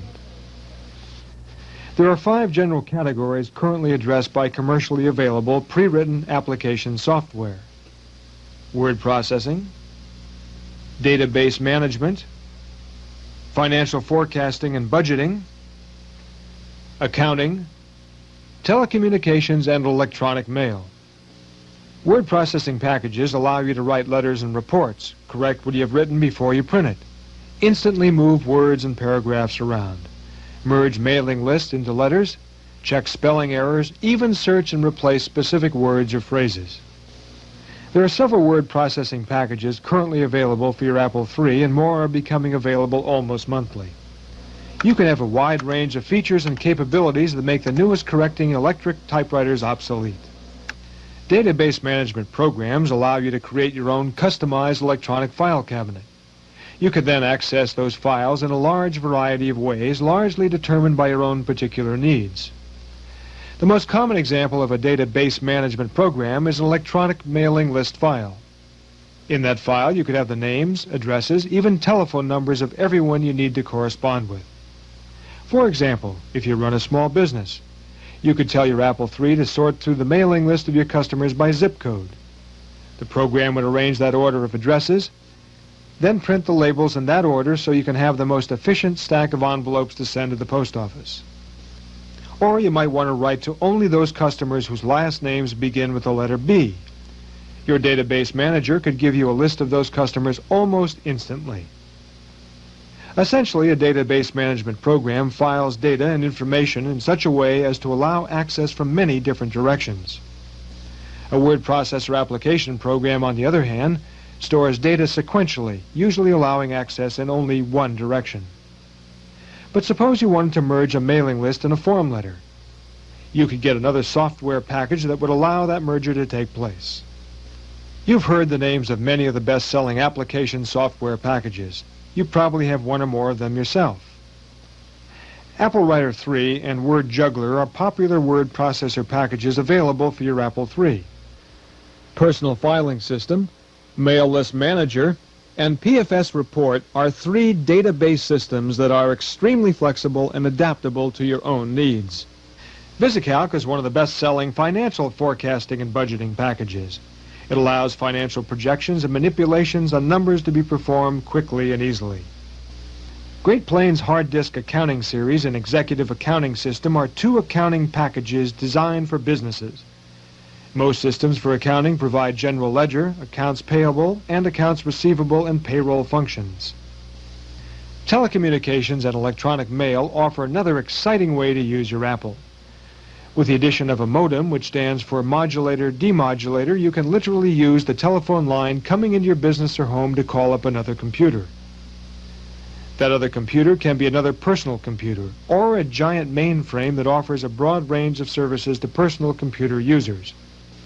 You may have heard of services such as CompuServe, The Source, and Dow Jones. They offer access to more than 1,000 databases where information is stored and available to you on your Apple III. You can get breaking world, national, state, and local news and sports from UPI, stock market quotes from Dow Jones, shop at home from a computerized catalog of products, send mail by computer to other parts of the country, check airline schedules, read movie, wine, and restaurant reviews, even sell and buy almost anything on computerized bulletin boards. Many local newspapers around the country are available on your Apple when you use it as a remote terminal tied to another computer. You can even send electronic mail to other personal computer owners and receive mail from them. And then there are games and learning programs and tutorial packages to learn just about anything there is to know. 4-year-olds can learn basic math or reading skills. People of any age can expand their horizons, create new opportunities for themselves, and access an unlimited wealth of information. Let's take a look at a typical applications program package. One of the most popular in all of personal computing today is VisiCalc. It has been called the tail that wags the dog because so many personal computers have been sold so that people can use VisiCalc. VisiCalc is produced by a company called VisiCorp, which offers a wide range of software packages. VisiCalc is an electronic spreadsheet. It allows users to input letters and numbers at intersections of columns and rows. VisiCalc's fantastic power lies in its ability to allow formulas to also be placed anywhere on the sheet. When you first open the box for Apple III VisiCalc, you'll notice that there are 2 ring binders, 4 disks in their own packages, and a folding reference card. That is a very typical packaging system for software for your Apple III. The 4 disks are 2 main program disks, one for backup in case anything happens to the first one, a VisiCalc sampler, and a blank disk for your files. The user's manual is very comprehensive. It shows you what every possible command does when you run VisiCalc. It's divided into 4 sections. The first section of the user's manual is an introduction. The second is a tutorial that takes you step by step through the most common features and operating commands. The third section is a comprehensive reference of the commands available in VisiCalc. The fourth is a brief chapter giving you system configuration information for use with your system configuration program. And the fifth is a look at the special VisiCalc DIF filing system for advanced applications. The VisiCalc sampler is a collection of templates which will allow the user to quickly use VisiCalc before they've learned how to design their own templates. There are templates for a personal budget, a departmental budget, a construction estimate, the time value of money, and the depreciation schedule. These templates may be adapted or modified for your own use and could save you considerable time as you begin to use VisiCalc. The VisiCalc 3 program disk is a boot disk.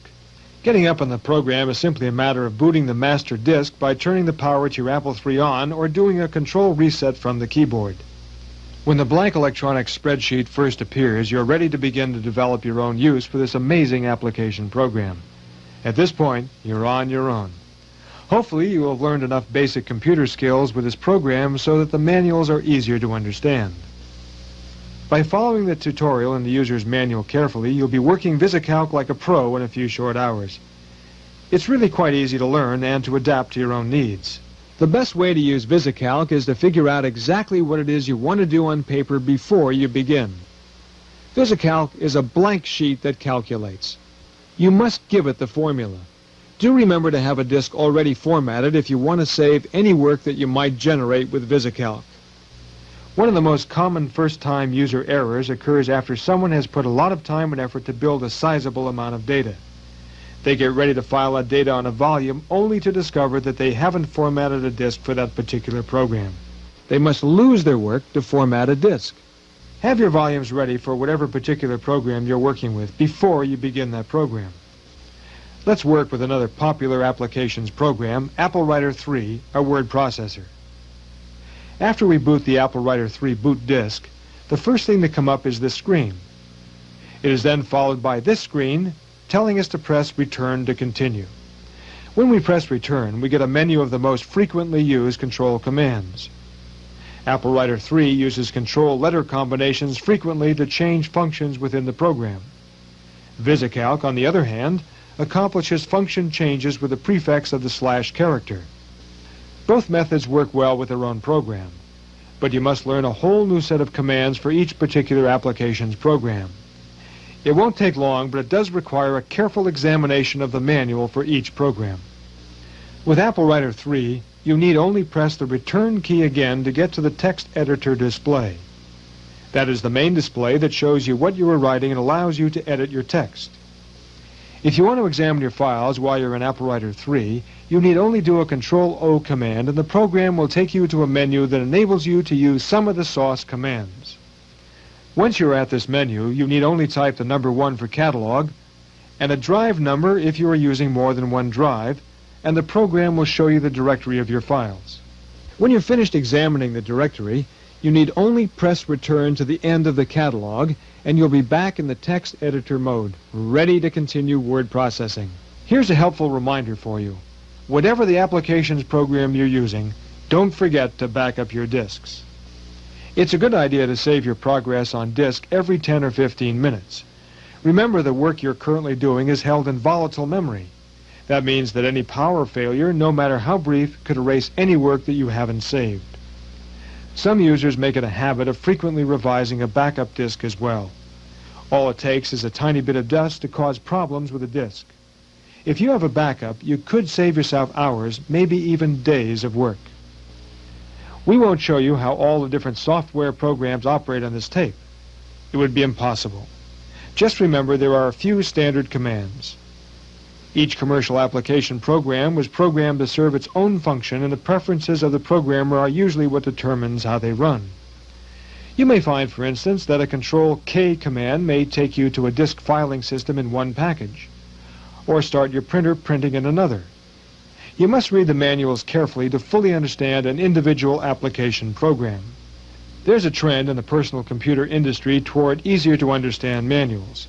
Early manuals tended to be written at a level that most first-time users could not understand. You'll hear the term user-friendly used when referring either to the manuals or programs themselves. The people who developed your new application software program hope that it is user-friendly and easy for you to follow. Most manuals will give you the specific technical information you need to use that program. You'll be able to find out how much RAM is required, how many disk drives and other peripheral devices are needed, and what system configuration is necessary. An in-depth description of the software may follow, or a tutorial that will lead you step by step through the various features is usually included. There is also the copy protection feature. Some programs can be copied using the standard copy volume program available on your system utilities disk. Other programs may be so proprietary that the packager may want to prevent unauthorized copies. They have programmed secret codes into the program to prevent your Apple III from making a duplicate copy. If that's the case, be extremely careful with both your master and backup volumes. You might not be able to get replacements very quickly. Be sure to fill in whatever licensing agreements or warranty cards come with an applications package. Sending in these cards will help packagers identify you if you do need to get a replacement volume. And many software manufacturers even have hotline telephone numbers for users' questions or problems. Your personal computer dealer can't keep up with every aspect of every program on the market, but a reputable software house can stand behind their product, and most do. Software is constantly being improved upon. Programmers are forever finding bugs in programs. You'll see the new version of a particular program being made available as these bugs are discovered and fixed. There are more and more applications programs becoming available for your Apple III every month. You have a very versatile personal computer that will grow with your needs and whose usefulness will get greater and greater as more programs are developed. There are also thousands of programs already written for the Apple II. In fact, the Apple II probably has more programs designed for it than any other personal computer. You can run many of the programs written for an Apple II on your Apple III. Included in the diskware you received with your Apple III is a disk called Apple II Emulation. This disk enables your computer to run most Apple II software. When you use this disk, you do lose many of the advanced features of your Apple III, and programs will also run slower. But you can take advantage of the many programs available for the Apple II. For those of you who already have Apple II software or are planning to run Apple II software on your Apple III, check out the section in your owner's guide on the Apple II emulation disk. It'll get you up and running with Apple II software on your Apple III quickly. We have now covered all of the steps required to boot commercially available software and get it running on your Apple III. You should now be able to use your computer for almost any kind of common application you may have purchased it for. However, you may want to learn about programming to develop your own software, customized to your own application. If that's the case, the last chapter of this tape will give you a very brief introduction to programming. One of the common myths about computers is that you need a very extensive background in mathematics to program a computer. That just isn't so. The following chapter will show you that clear, logical thinking is the only prerequisite for successful computer programming.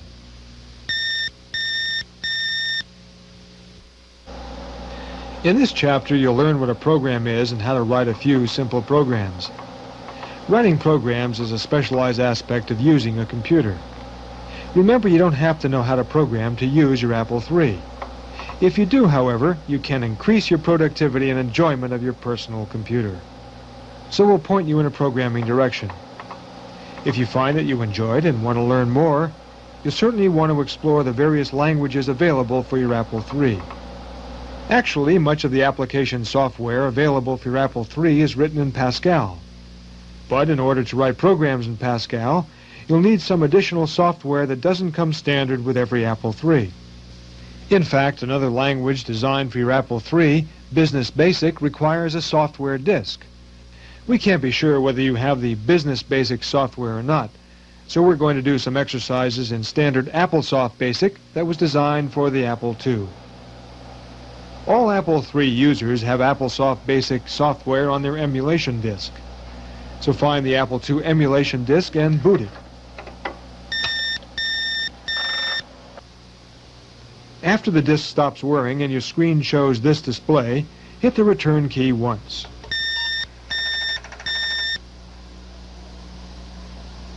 At this point, the program is asking you to insert an Apple II disk and press Escape. We're not going to use a disk for this chapter. In fact, all we're using the emulate disk for now is to take advantage of the language software available on this disk.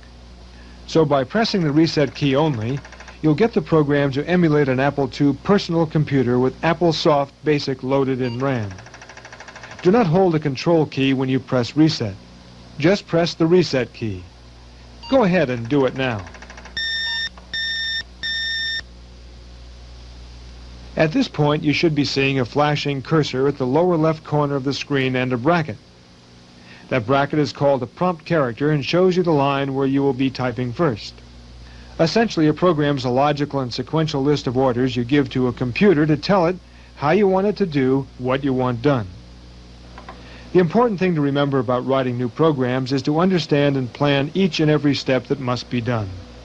Your computer will do exactly what you program it to do, nothing more. You must tell it all it needs to know to accomplish your task. If you leave out even the smallest instruction, your computer will not run a program correctly. Remember, your computer is really very dumb until you tell it what it needs to know to operate. You're going to run a few programs now, so let's start with a clean screen. At the cursor, type the word Home and hit the return key. Your screen should have cleared and the cursor and prompt character moved to the upper left corner of the screen. The word Home is a so-called reserved word. It is one of the many specific English words that your language has programmed in. These reserved words are frequently used commands that would take many more keystrokes to execute.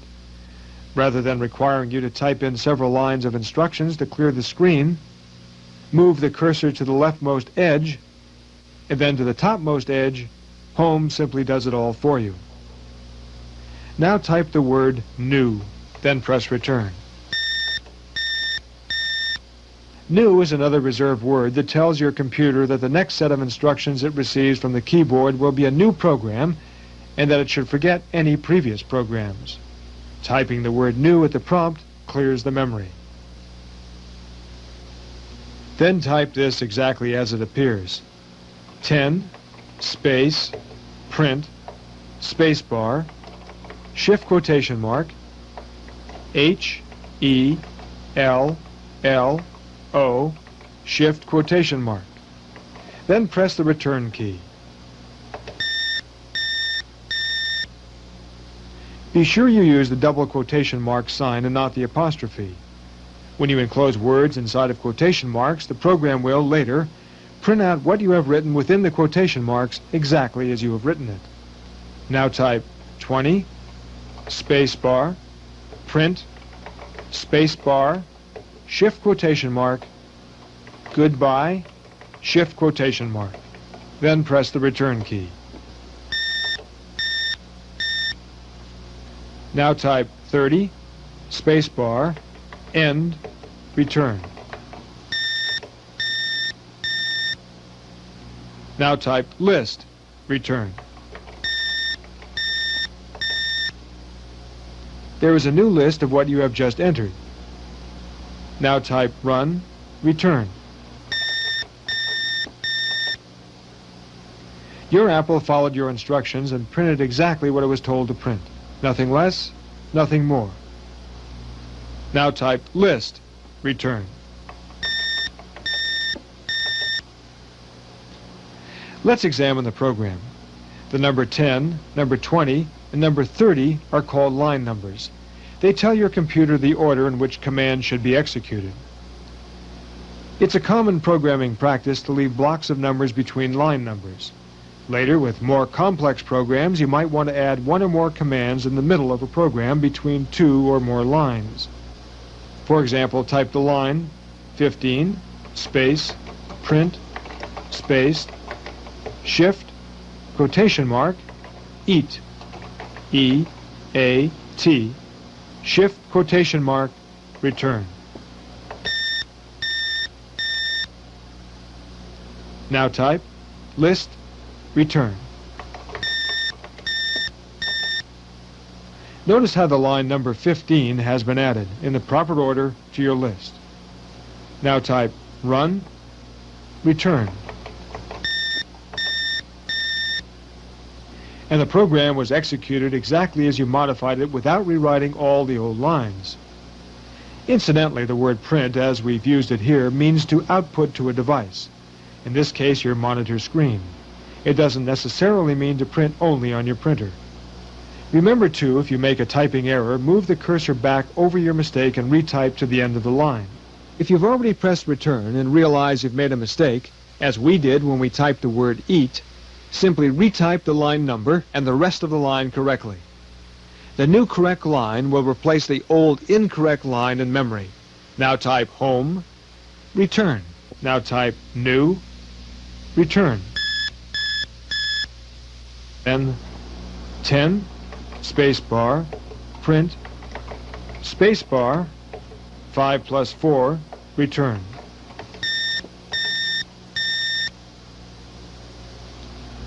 Then type 20, spacebar, end, return. Then type run, return. Notice that the program added the 5 and 4 and printed only the total. That's a simple example of an arithmetic function already available in a language program. It might be of interest to you to know that language software has certain functions already programmed and ready for your use. The addition you just did is available in AppleSoft Basic. Other operations most basic language versions offer are subtraction, multiplication, division, and raising to a power. Now let's get rid of that program and do another one. Type new, return. Then type 10, spacebar, print, spacebar, shift quotation mark, I, love, spacebar, shift quotation mark, semicolon, return. Then type 30, spacebar, go to, 10, return. Then type 20, spacebar, print, spacebar, shift, quotation mark, U, shift, quotation mark, return. Now type list, return. Notice what happened. The list command automatically arranged each line in your program in the proper numerical order. You will find that a very useful feature as you learn to write longer and longer programs. Now type run, return. Don't panic. Just type a Control-C to stop the program. That go-to command on line 30 caused a loop to be created. Your Apple merely did what it was told, went back to line 10 and did it again, and again, and again, until you stopped it. Let's take a moment and examine a few of the things we just did. First and foremost, you wrote 3 small programs and then ran them. Each time you wanted to start a new program, you typed new. That command told your computer to forget forever any previous program in memory and lets you start a complete new one. You then assigned a number to each line. This told your computer in what order you wanted the execution to take place. You also asked your Apple to list the program you had just typed in. When it did list, it automatically placed any lines that were typed out of sequence into the proper numerical sequence that you desired, since you gave each line a number. Of course, you asked the computer to run your new program. The last program had what's called a loop in it. When the program came to the line that had a go-to command, it looped back to the previous line. The loop just kept going round and round until you interrupted the program with the Control-C command. When you did the Control-C command, your Apple told you where it stopped. You used several reserved words when you were programming: run, list, go to, new, and print. There are many other reserved words that are available to help make programming faster and easier to understand.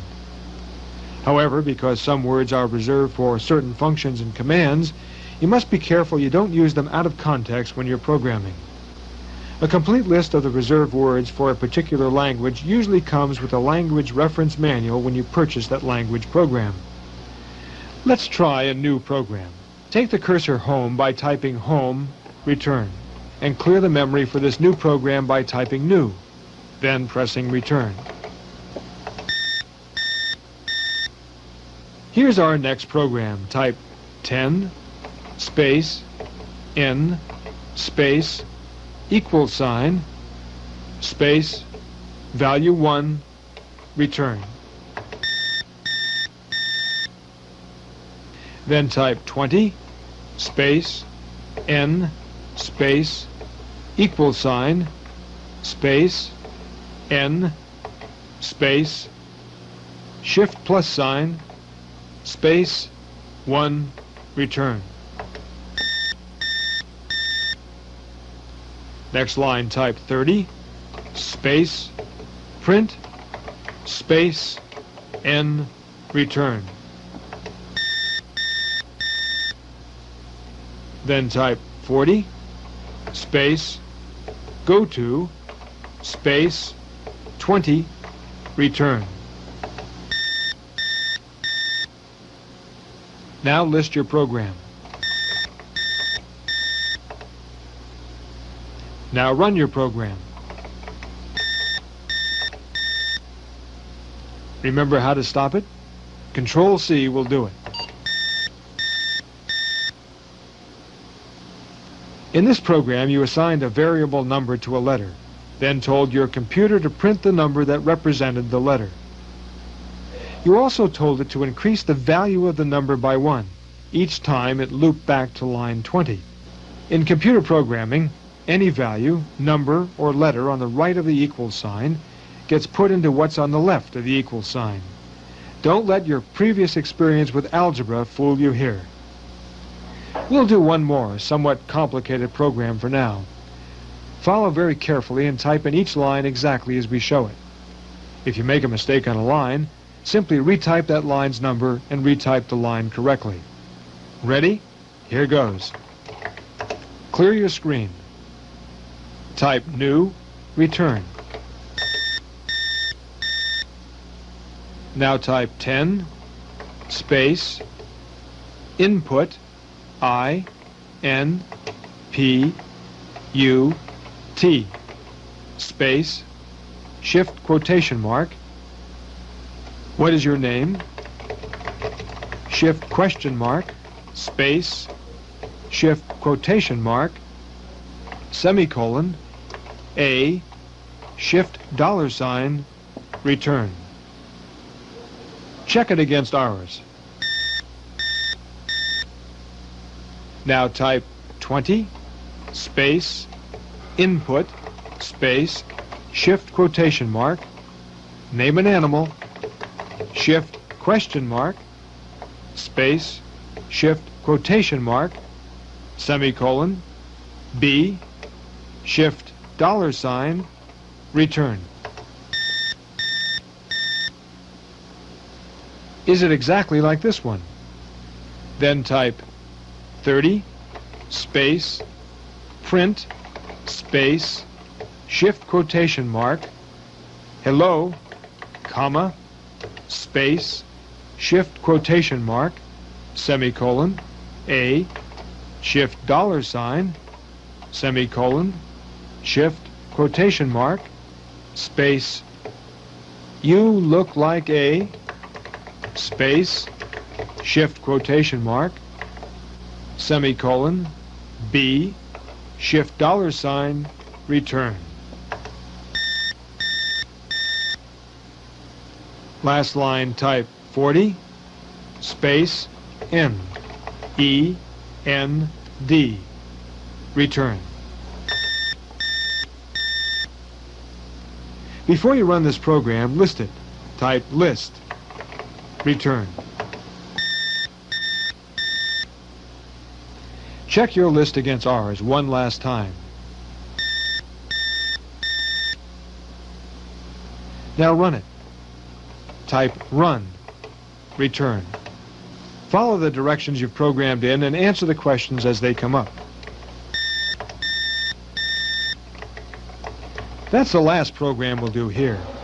It's more complex than the earlier ones, but by programming standards, it contains a lot of common functions and commands that you will soon discover come easy to you once you become better acquainted with basic programming.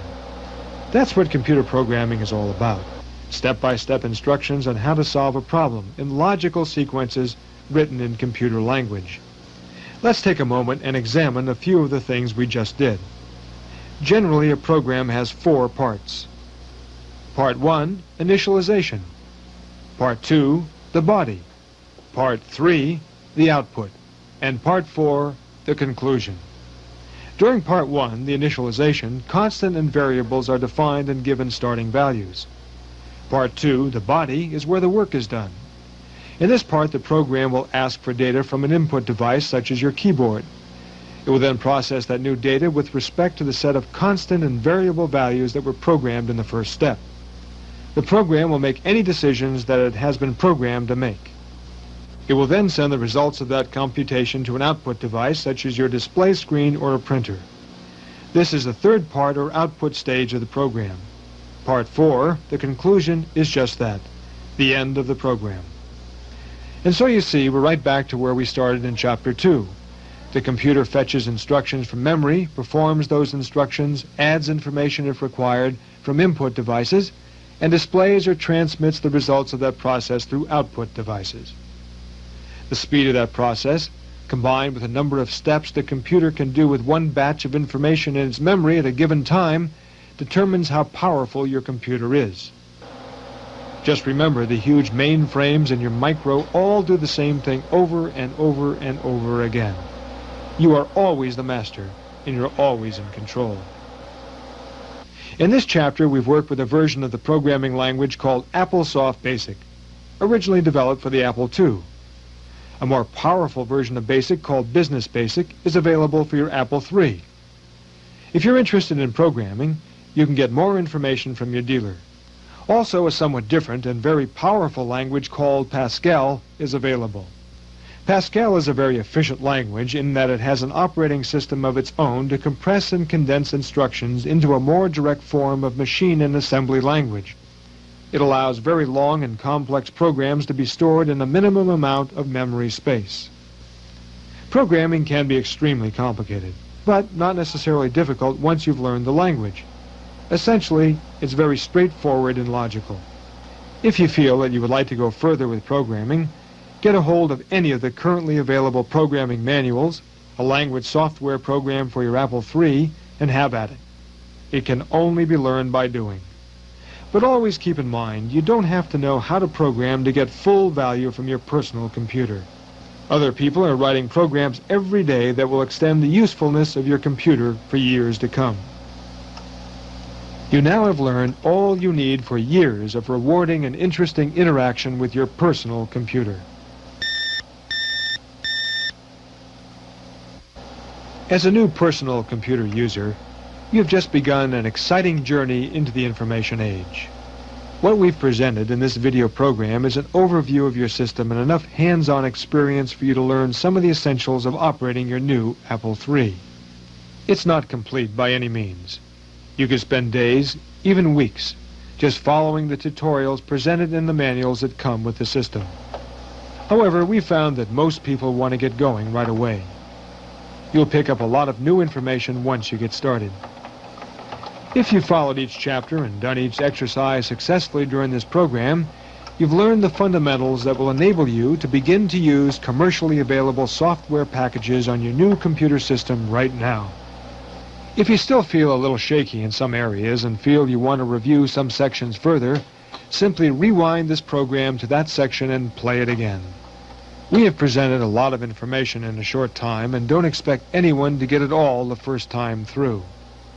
We wish you luck with your personal computer experience and hope that the time we've spent together helps you to enjoy a very rich and rewarding lifetime of computer-assisted activities. Thank you very much.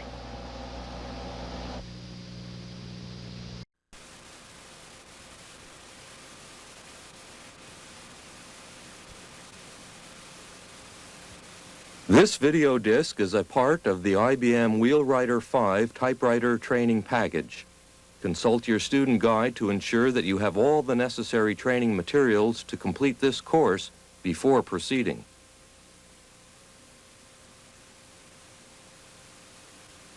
This is the IBM Wheelwriter typewriter. The IBM Wheelwriter typewriter is a highly electronic machine which uses fewer mechanical parts than previous IBM typewriters. Because of this, there are very few adjustments to make in this machine. This typewriter uses a 96-character print wheel to accomplish printing. Multiple type styles and pitches are available. Notice there are no platen knobs on this machine. Paper is inserted semi-automatically.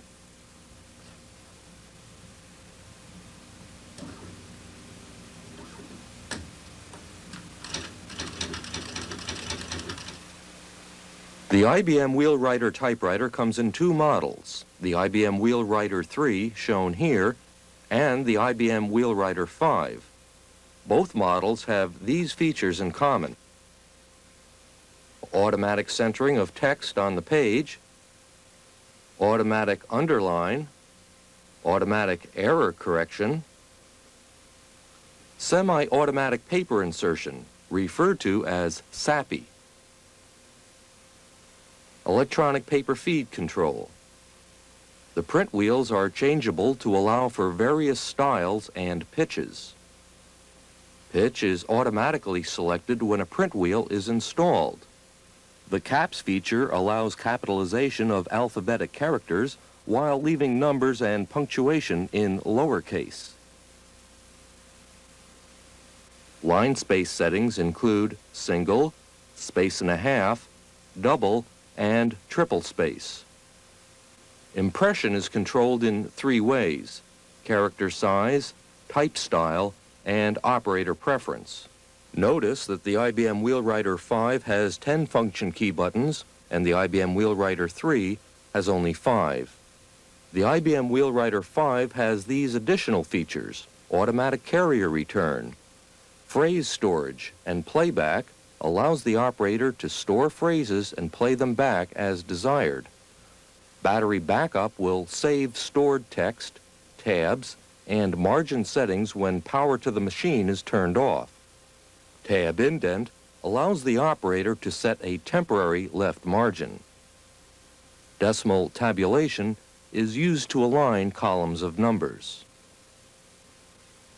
Relocate will position the carrier at the last typing position after a correction.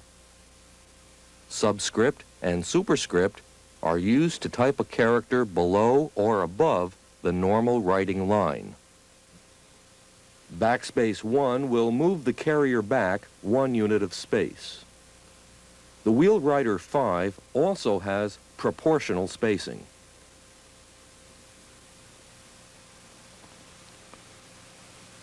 The machine type, plant code, and serial number can be located by opening the top cover, moving the carrier to the right, and looking at the left side of the bottom cover. This concludes the video introduction. As you have seen, this machine has many operator features. We will discuss these features in more detail later in your training.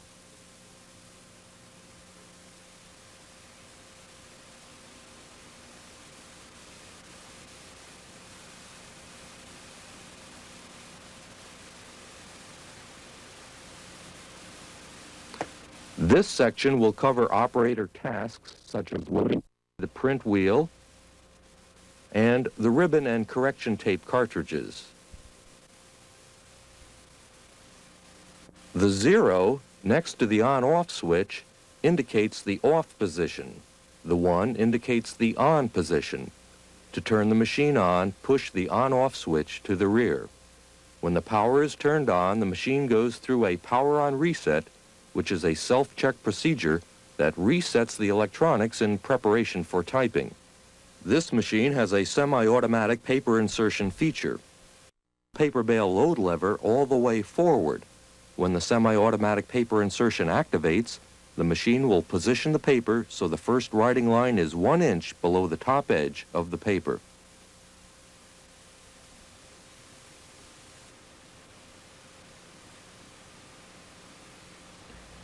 To remove the print wheel, pull back on the print hammer and lift the print wheel straight up. Print wheels come in 4 different pitches: 10, 12, 15, and proportional spacing. The print wheels also come in a variety of type styles.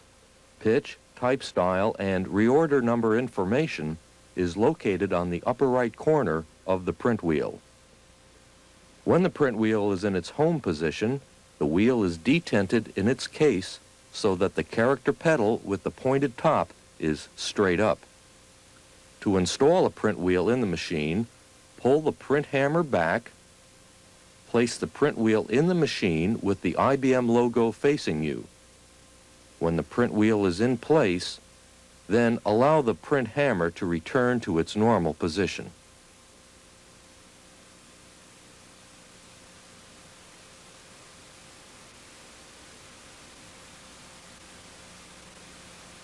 To remove the ribbon and correction cartridges, open the top cover and push the ribbon latch to the rear.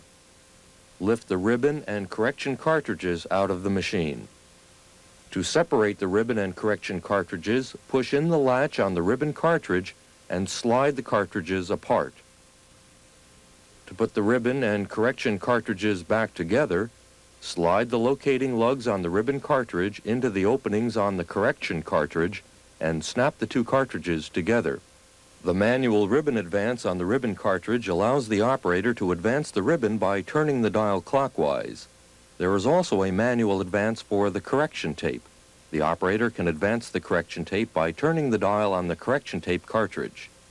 To install the ribbon, place the tabs on the ribbon cartridge into the brackets on the ribbon plate.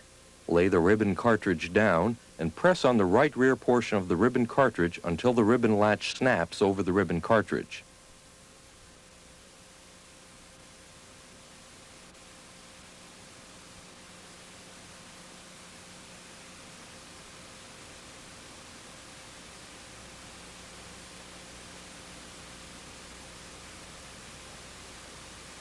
In this section, we will demonstrate the operator controls and features of the machine.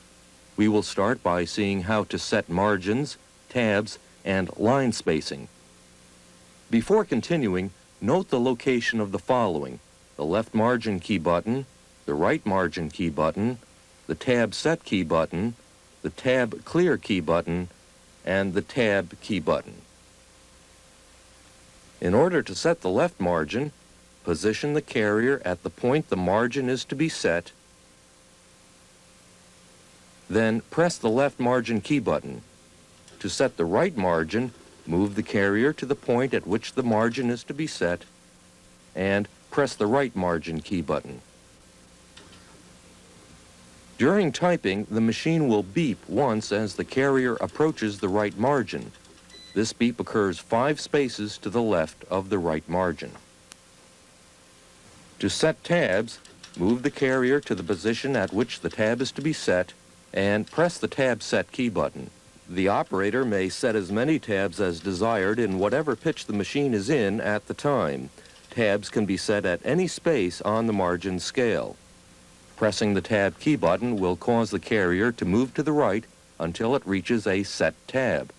If there are no tabs set between the carrier and the right margin, pressing the tab key button will cause the machine to beep once as the carrier moves to the right. There are 2 ways to clear tabs on this machine. To clear individual tabs, position the carrier at the tab to be cleared and press the tab clear key button. To clear all tabs at once, hold the tab clear key button down and press carrier return. The carrier can be in any position when this is done.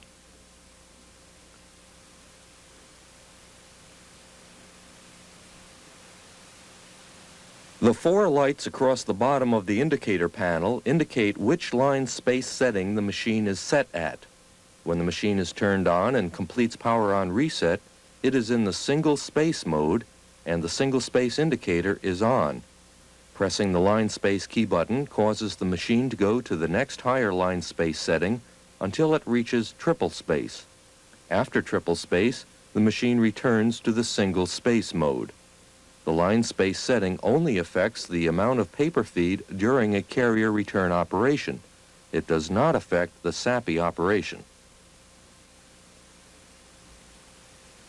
Pressing the paper up key button will cause the paper to move 1/2 space up.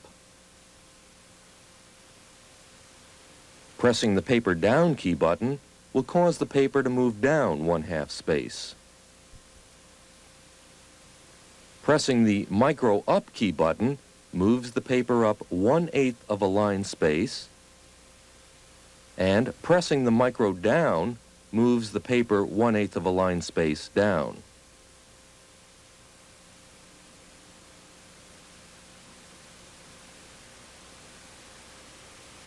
This is the keyboard adjust lever. The keyboard angle increases as the keyboard adjust lever is pushed down and toward the rear of the machine. There are 3 positions to choose from. When the AC power is off, the battery pack will save the information in memory, including margins and tabs, for up to 1 year. It is important to use only AA size alkaline batteries in the battery pack. Power should be on whenever the battery pack is out of the machine to prevent memory loss.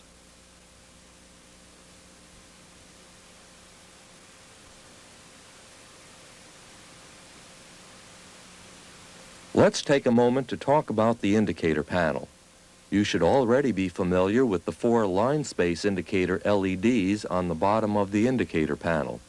The other 4 indicators tell the operator when the shift lock is on, auto return is on, the machine is in the store mode, or the machine is in alternate language mode. Each of these indicators will be discussed when we talk about the functions they represent. The Shift Lock key button allows the operator to type all characters in uppercase without having to hold the Shift key button down. Pressing the Shift Lock key button turns the Shift Lock indicator on. When the machine is in the Shift Lock mode, all characters type in uppercase. To exit Shift Lock, press and release either Shift key button. This will turn off the Shift Lock indicator.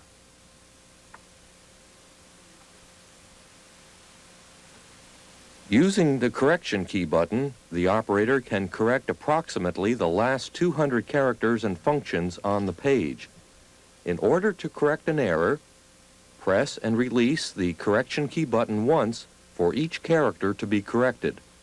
Because correction memory stores up to the last 200 characters typed, it is possible to erase more than 1 line of type using only the correction key button. When 1 line of type is erased, the carrier automatically positions itself at the end of the previous line where you can continue making corrections. If an error is found in previously typed text that is still within correction memory, the operator can move back and make the correction.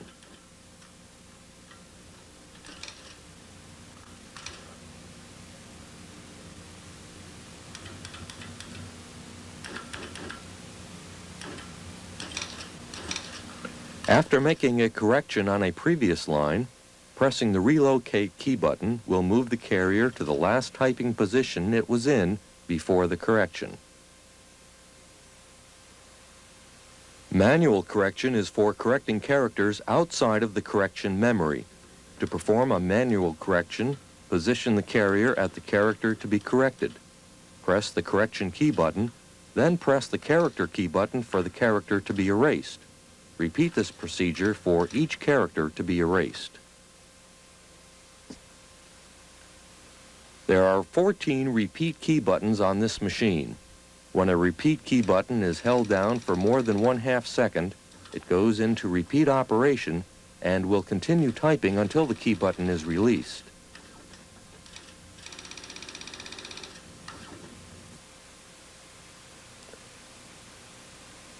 The backspace 1 is used to position the carrier for manual correction when typing with a proportional spacing print wheel. A backspace 1 operation is performed by holding down the code key button, then pressing the backspace key button. To manually correct in proportional spacing, use the backspace 1 to position the pointer on the print wheel just to the left of the incorrect character. Press the correction key button and then the incorrect character.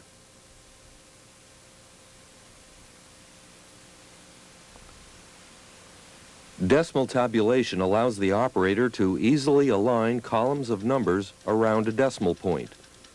To use decimal tabulation to align columns of numbers, you must set a tab for each column. Use the decimal tab key button to position the carrier.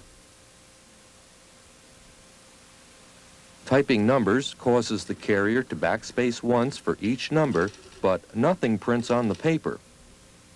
When a period is typed, the machine prints the numbers, then the period, and anything typed after the period. When using decimal tabulation, the decimal point lines up on the set tab.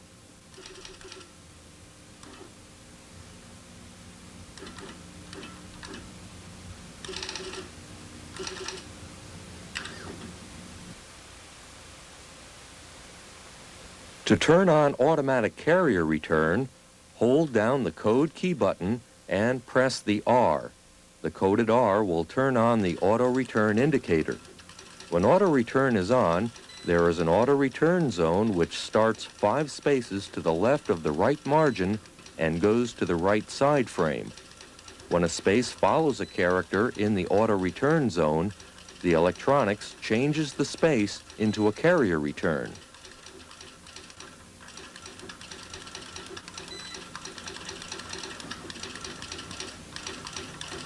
To turn the auto return feature off, press code plus R again.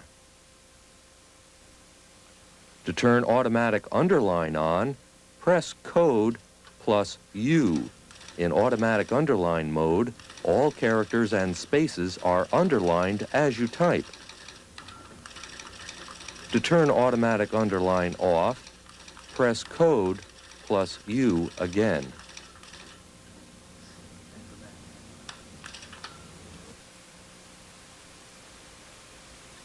To center text on a line, be sure the carrier is at the left margin. Then press code plus C. The carrier moves to the center point between the left and right margins. Then type the text to be centered.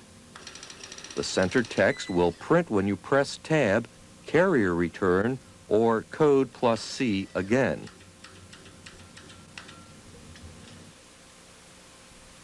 To center text around a point other than the center of a line, position the carrier at the chosen point and press code plus C. Then, type the text to be centered. To print the centered text, press Carrier Return, Tab, or code plus C.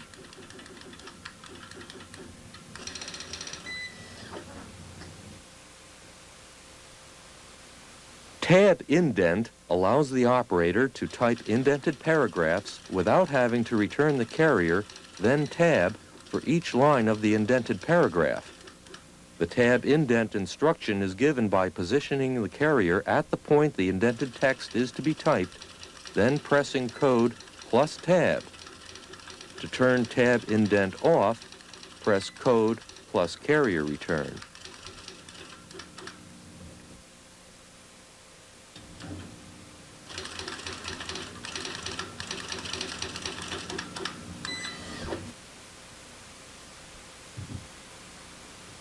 Impression is the impact with which the character hits the paper. Although the impression of each individual character is controlled by the electronics, the operator can increase the impression on all characters by pressing the code plus Q key buttons. This feature is used when greater impression is needed to complete a task. An example of this would be typing carbon copies or stencils.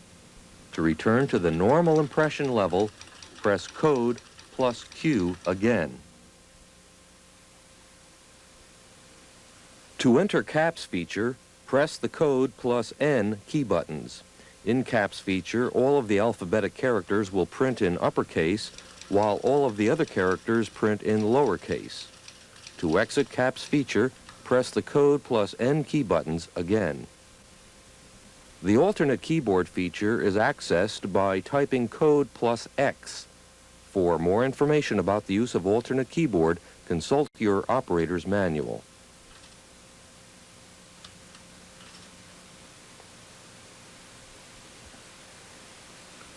The subscript and superscript features allow the operator to type a character 1/2 space below the writing line or 1/2 space above the writing line.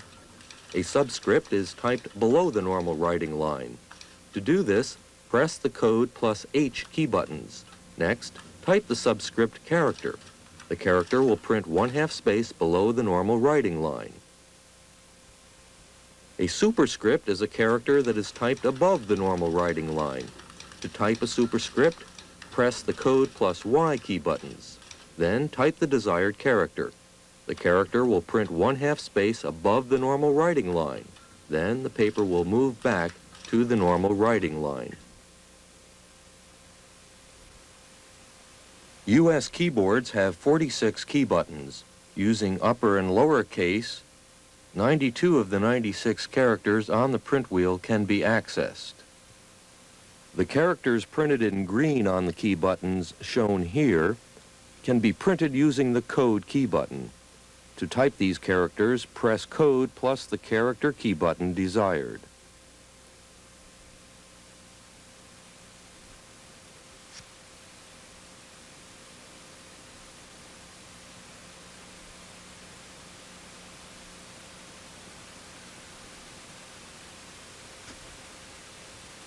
To store text on this machine, press Store and type any number from 1 to 99.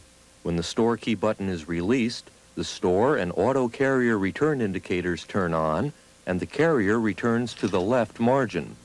This indicates that the machine is ready to store text in the selected storage area. To take the machine out of store mode, press Store again. The store light will go out. To turn off Auto Carrier return, press code plus R.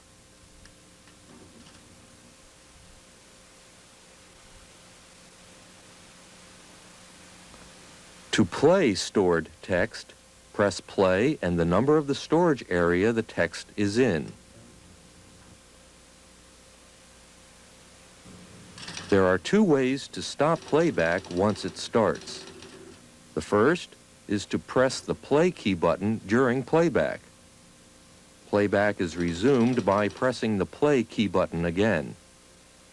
Stored text can be played back 1 character at a time by holding the play key button down and pressing the space bar once for each character to be played back. Entering a stop code by pressing the code +9 while storing text is the second way to stop playback. This will cause the machine to stop during playback at the point the stop code was entered. This machine will automatically stop during playback at any point it finds a stop code in memory. To resume playback after stopping at a stop code, press play again.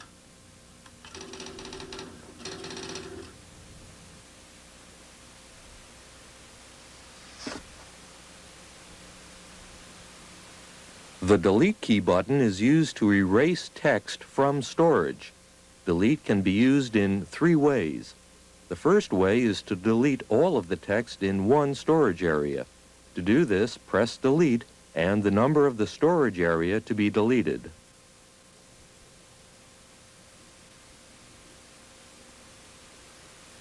The second way is to delete all of the stored text at the same time. To do this, hold the code and shift key buttons down while pressing the delete key button. The third way to use delete is to delete a portion of a phrase after it has been stored. To do this, press Store plus the number of the storage area the text to be deleted is in, and then start playback of that area. Press play again to stop playback at the desired point, then press delete. This will delete the text stored beyond that point.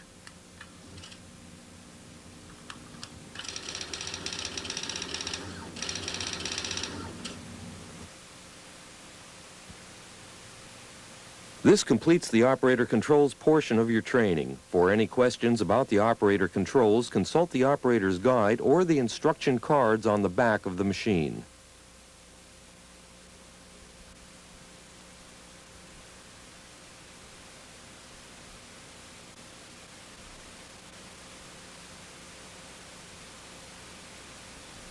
In this section of the video disc, we will learn how to remove the machine covers and locate the various functional areas of the machine.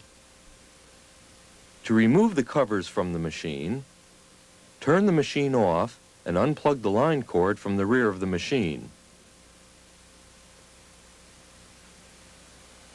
Open the top cover and move the orange position indicator to the left. Locate the two front cover latches. Reach under the sides of the machine and push the latches in until they release.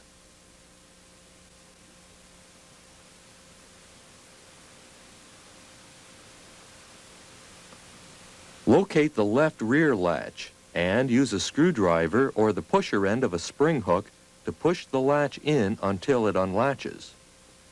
Locate the right rear latch and unlatch it the same as the left cover latch.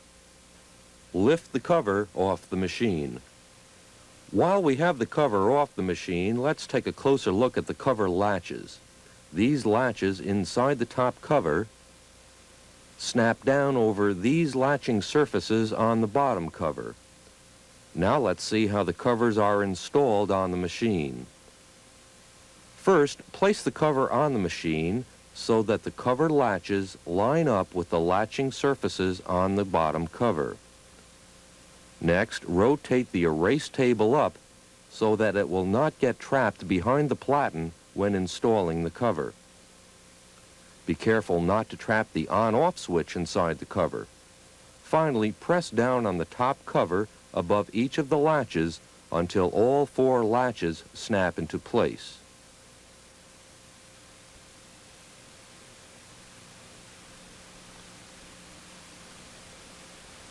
Let's take a closer look at the machine. The top cover, the ribbon, and the correction tape have been removed to make it easier to see the parts. All machine functions are initiated from the keyboard except semi-automatic paper insertion. The electronics of this machine are made up of 3 separate parts: the power supply, the function board, and the printer board.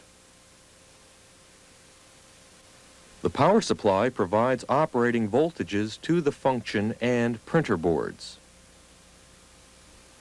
The main purpose of the function board is to interpret the input from the keyboard and send output to the printer board. All machine memory is located on the function board. The main purpose of the printer board is to provide drive to the stepper motors and the hammer solenoid. The stepper motors turn the platen, move the carrier, feed and lift the ribbon, and turn the print wheel. The printer board also interprets the signals it receives from the homing sensor in the carrier. Character selection and print selects the character to be printed and prints it on the paper. This is controlled by the printer board. The ribbon and correction mechanism is responsible for lifting and feeding the ribbon and correction tape. These operations are controlled by the printer board.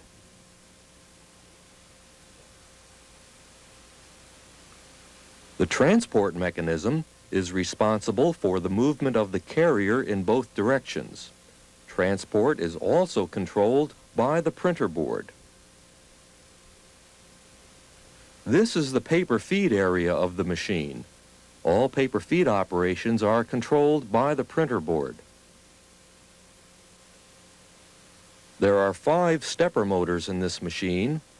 They are the selection motor, the ribbon feed motor, the ribbon lift motor, the paper feed motor,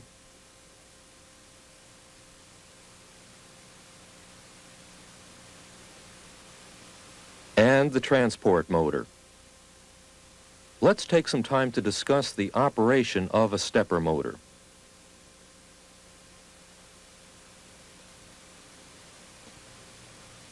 Inside a stepper motor are a number of wire windings which surround the rotor. The rotor and the shaft turn as one unit. The motor is electronically driven by energizing one set of windings at a time, sequentially, in the direction the rotor is to turn. A stepper motor can be prevented from turning electronically. We call this the detent mode. This is done by keeping one set of windings energized. 3 of the stepper motors in the Wheelwriter 5 have detent modes. They are the selection motor, the transport motor, and the ribbon lift motor. Because of the electronic control, Stepper motors are able to perform operations not possible with other types of motors. For example, a stepper motor can start, stop, and reverse direction extremely fast. The most important feature of the stepper motor is precise control of the amount of rotation. This completes the technical overview.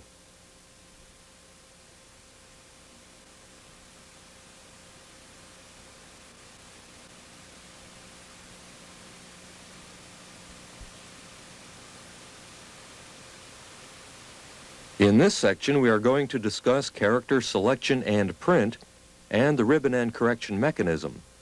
Let's locate the parts involved in character selection and print. The ribbon, correction tape, and print wheel have been removed to make the parts easier to see. They are the selection motor, the print hammer solenoid, the hammer, the homing sensor, shown here out of the machine, the homing LED, and the selection motor hub.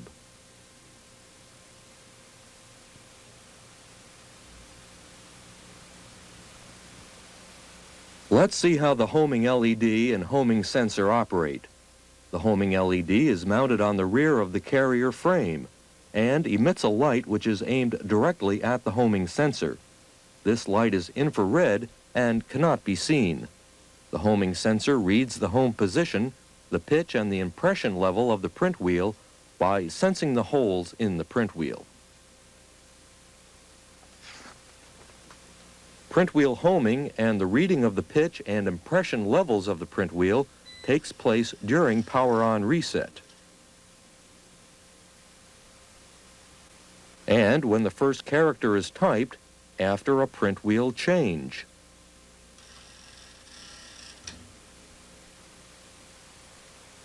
The printer board does 5 things during POR that involve selection. The first thing the printer board does is to spin the selection motor to ensure that the selection motor hub is engaged with the print wheel. The second action of the printer board is to home the print wheel. The third and fourth actions are to electronically sense the pitch and impression level of the print wheel. Finally, the printer board lightly fires the hammer solenoid.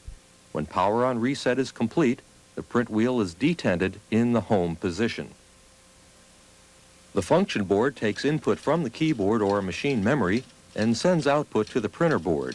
The printer board then selects the correct character and energizes the hammer solenoid. The hammer solenoid consists of a coil and a plunger. A magnetic field is created when voltage is applied to the coil. The magnetic field pulls the plunger into the coil and causes the other end of the plunger to drive the print hammer.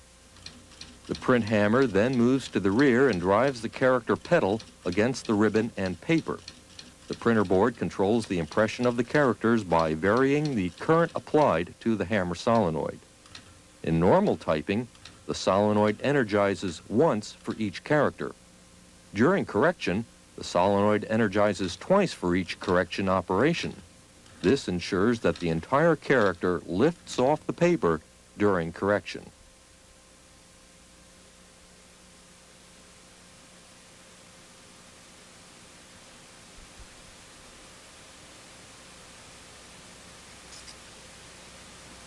Let's locate the parts involved in ribbon and correction.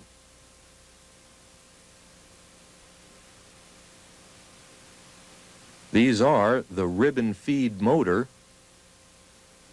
the ribbon lift motor, the ribbon lift cam,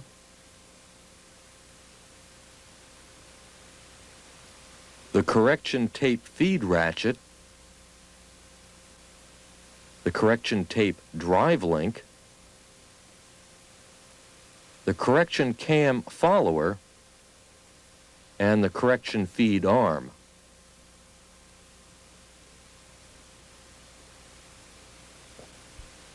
During POR, the printer board drives the ribbon lift motor through a complete lift cycle to ensure it is working correctly and that the lift cam will be in the home position before typing begins. When POR ends, the ribbon lift motor is held electrically detented by the printer board. If the lift cam is moved away from the home position, it will cause print problems. This may appear as partial characters or no print. To correct this, turn the machine off, then back on. The machine will re-home the ribbon lift cam during the POR. Once the ribbon lift cam re-homes, the print should be good again.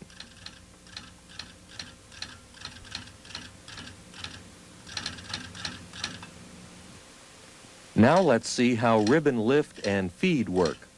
When a print operation starts, the ribbon lift cam is driven counterclockwise by the ribbon lift motor. The camming surface on the lift cam transfers motion through the ribbon cam follower to the ribbon plate.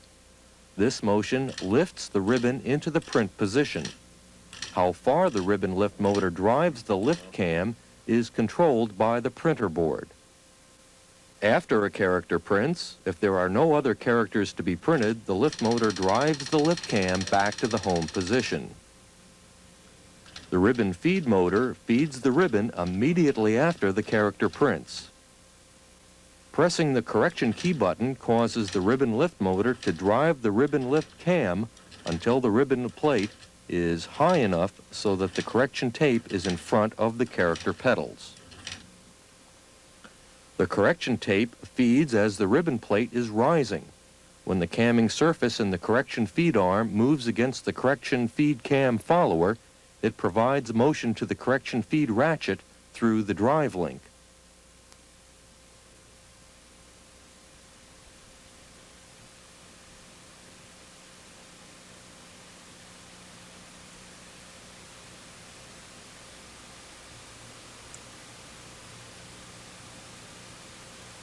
The following parts are involved in transport: the transport motor bracket assembly,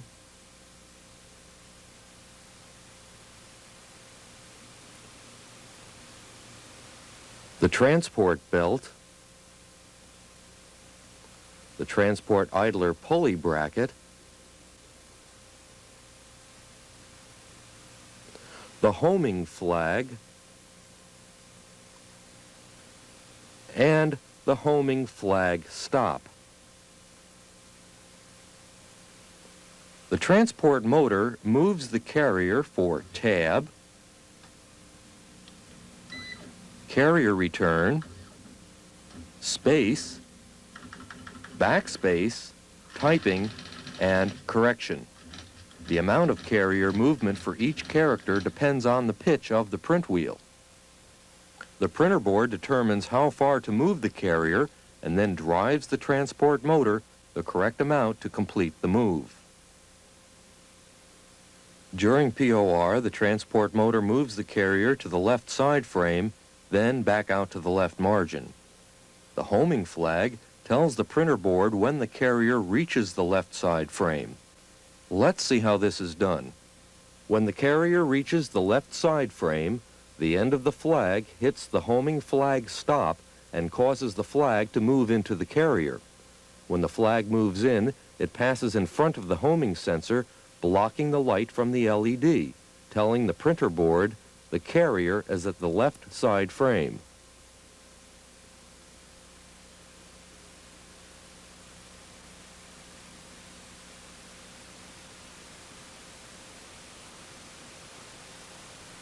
Paper feed involves the following parts: the paper release lever, the paper bale load lever, the SAPI switch,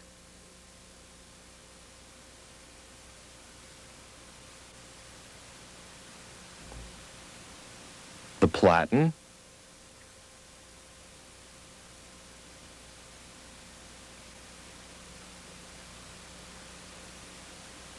the deflector,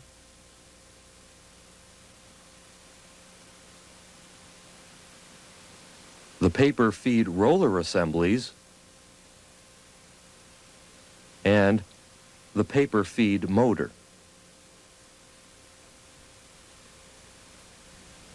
There are three ways to initiate paper feed. The first is to use semi-automatic paper insertion. The second way is to press the carrier return key button. The third way is to use the paper move key buttons.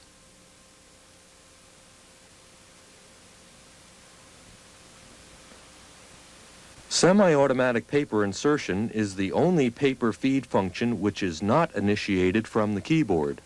The semi-automatic paper insertion operation is activated by closing the SAPI switch shown here. The SAPI switch is connected to the function board by connector J6F, which is the SAPI connector.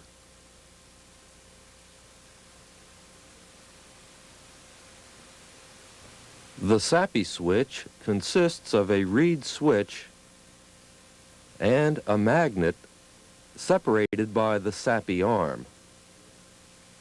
A reed switch is a simple device consisting of a set of contacts sealed inside a glass envelope. As long as the SAPI arm is between the switch and the magnet, the switch contacts will not touch.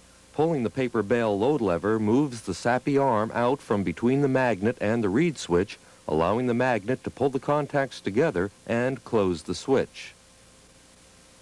When the SAPI switch closes, it completes a circuit through the connector on the function board. The function board then tells the printer board to perform the SAPI operation. Then the printer board drives the paper feed motor to feed paper into the machine.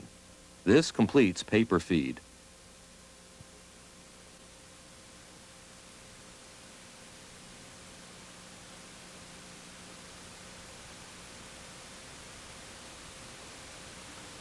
The keyboard has the following replaceable parts: the keyboard cover frue, the keyboard frue, and the indicator panel frue.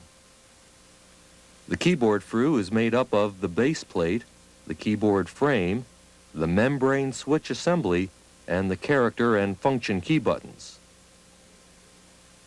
The membrane switch assembly is made up of the sense line circuit membrane and the drive line circuit membrane, separated by an insulator. On the drive line circuit membrane, there is one contact point for each character and function key button on the keyboard. There are a total of 13 drive lines. Like the drive line circuit membrane, the sense line circuit membrane has one contact point for each character and function key button. There are 8 sense lines.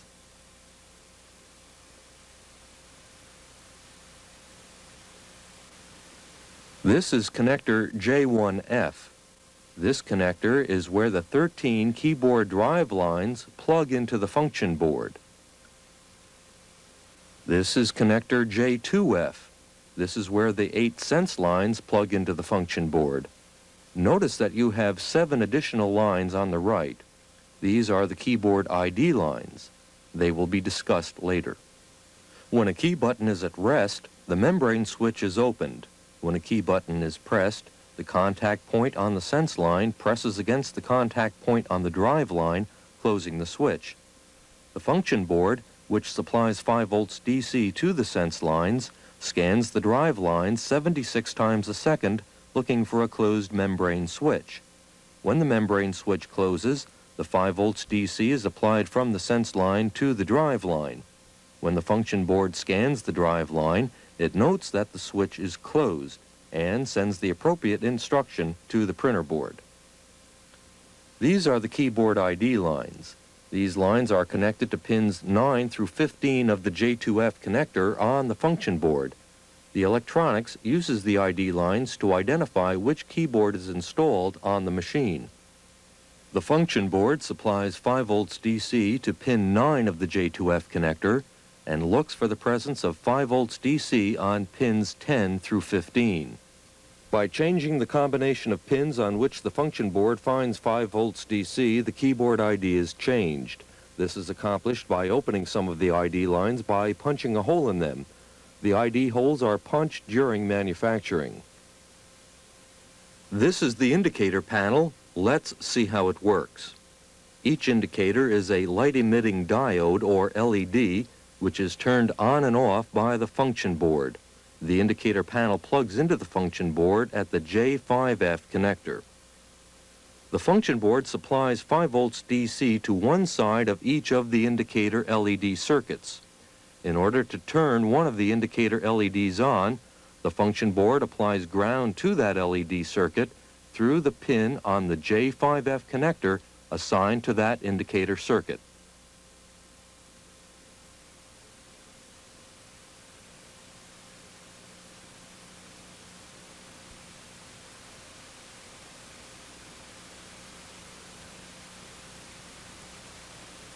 This section covers carrier removal and replacement. Let's start by learning how to remove the carrier, the selection plate, and the homing flag. To remove the carrier, start by turning the machine off and removing the ribbon and tape cartridges and the print wheel. Next, disconnect the carrier cable from the J4P connector on the printer board and work the cable out from under the frame and the clips in the base of the machine.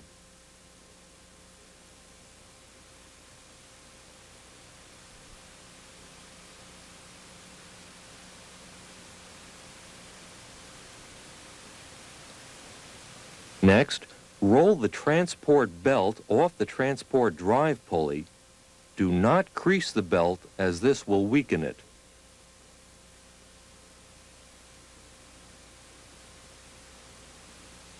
Using a 1/4 inch open-end wrench on the right end of the carrier shaft, turn the shaft top to rear until it stops.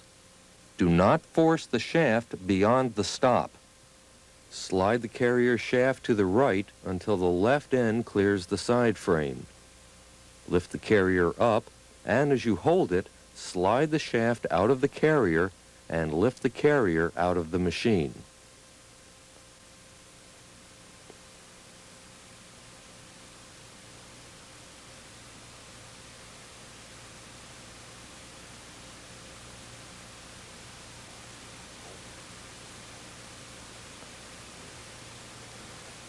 To reinstall the carrier, set the carrier in the machine and slide the carrier cable under the machine frame.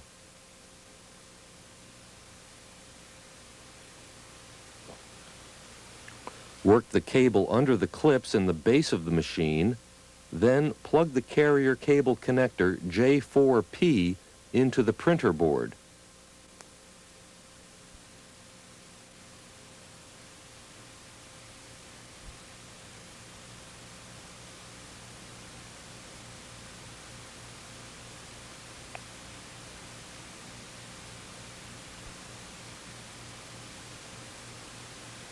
Hold the carrier shaft so the end with the large flat is to the right. Then slide the shaft through the carrier from the right side.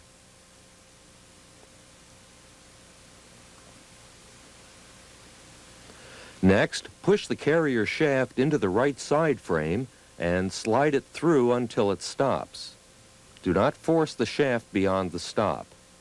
Then slide the left end of the carrier shaft into the left side frame. Move the shaft to the left until it stops. Using the 1/4 inch open-end wrench on the right end of the carrier shaft, turn the shaft top to front until it stops. Do not force the shaft beyond the stop. Now, install the transport belt.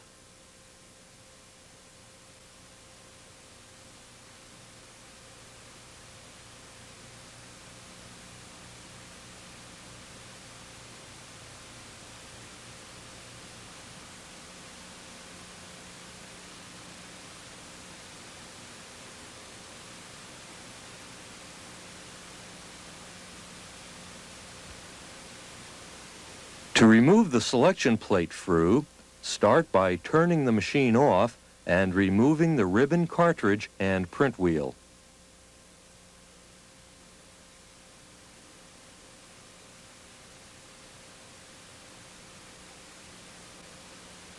Next, unplug the print hammer solenoid connector from the carrier cable.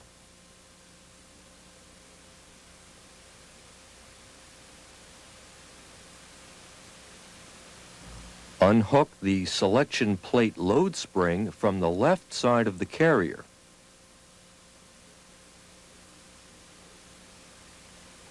Next, unhook the selection plate spring from the right side of the carrier.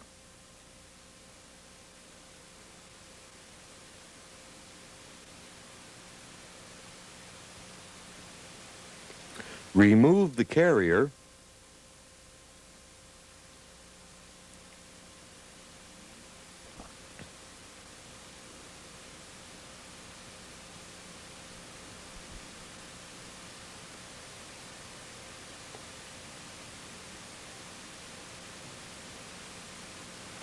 turn it over and place it so the transport belt bracket rests on the front rail and the ribbon plate rests on the paper bale. Unplug the selection motor connector.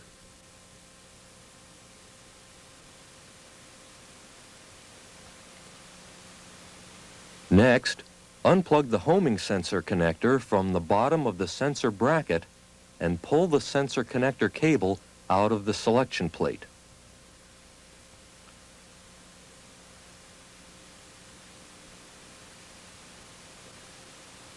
Mark the position of the right-hand selection plate pivot eccentric by putting a pencil mark on the scribe mark that aligns with the carrier casting. Remove the right-hand selection plate pivot eccentric.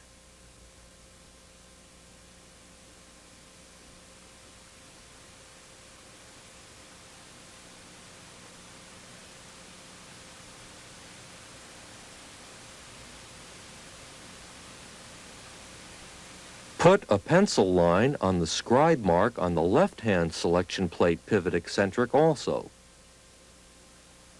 Remove the left selection plate pivot eccentric. Remember which eccentric is the right and which is the left. These are not interchangeable.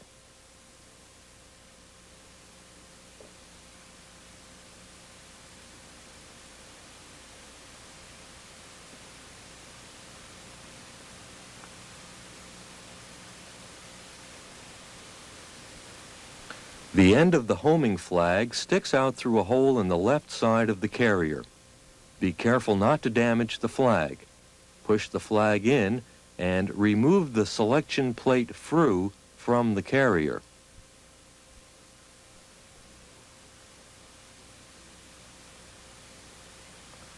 Let's examine the selection plate frue while it is out of the machine. Note the position of the homing sensor. This is the homing flag. Notice how it passes in front of the sensor as it moves in.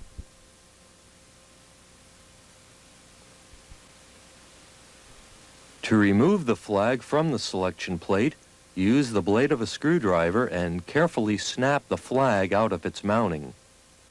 Now, work the flag out of its mounting bracket to the right.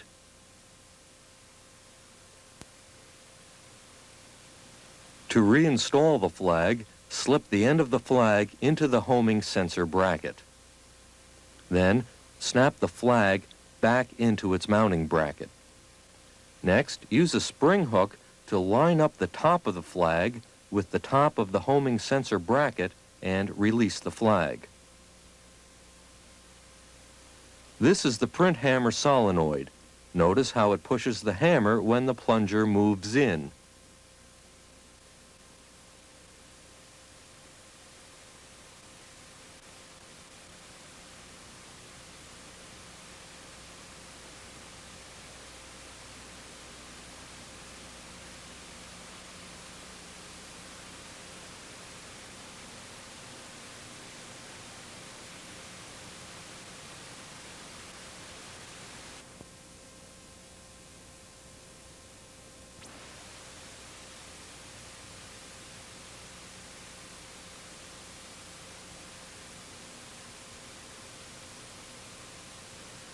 To reinstall the selection plate frue, set it in the bottom of the carrier, being careful not to damage the flag.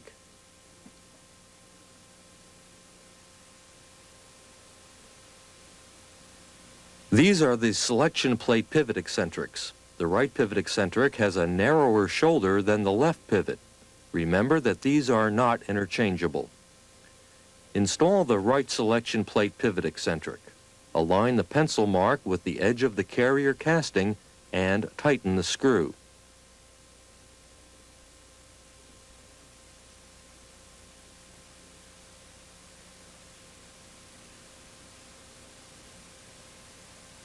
Install the left selection plate pivot eccentric and align the pencil mark with the edge of the carrier casting.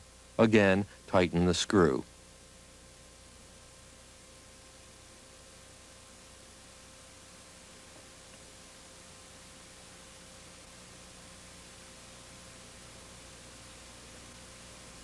Now reconnect the homing sensor connector to the homing sensor on the bottom of the selection plate.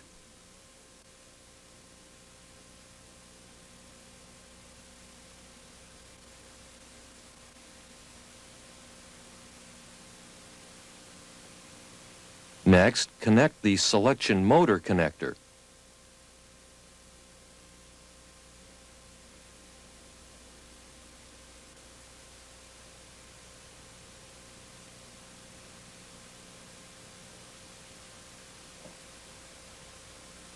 Now reinstall the carrier in the machine.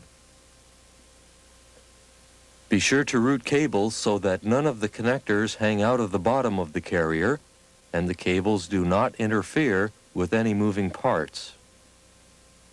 Next, connect the hammer solenoid connector. Reconnect the selection plate spring. Reconnect the selection plate load spring.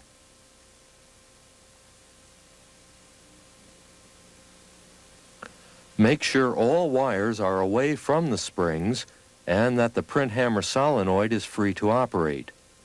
This completes the carrier and selection plate removals.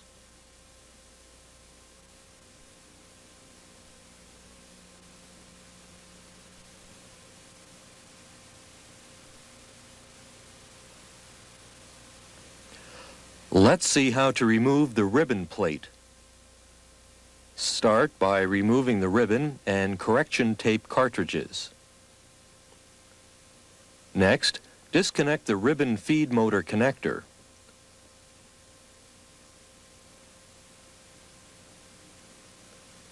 Remove the ribbon plate load spring.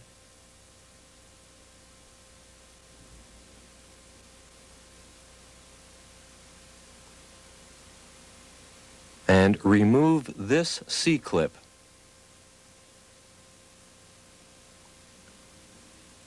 Slide the ribbon plate to the right and lift it from the machine.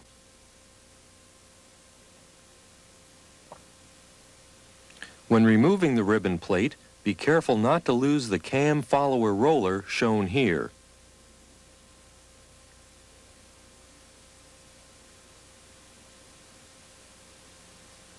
To remove the ribbon lip cam, slide it to the right off of the shaft. To install the ribbon lift cam, turn the machine on, then engage the ribbon lift motor gear in the first tooth after the stop on the lift cam gear.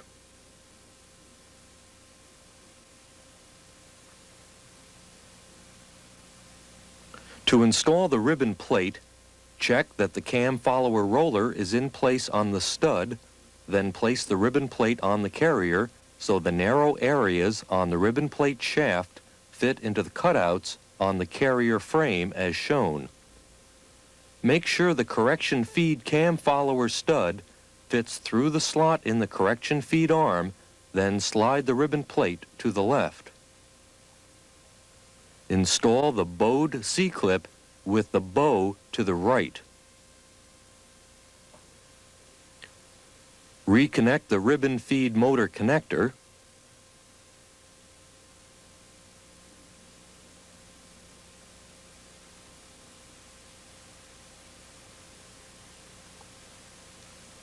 And finally, install the ribbon plate load spring.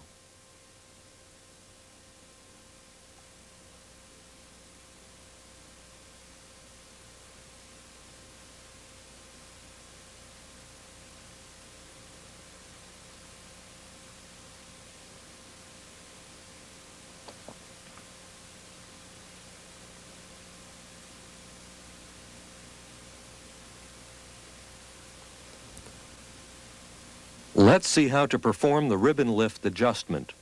The machine must be turned on during this adjustment.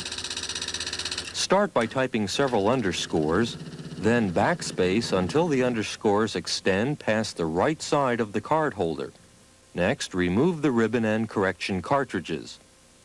With the machine still on, turn the ribbon lift cam top to front until the hole in the cam is straight down.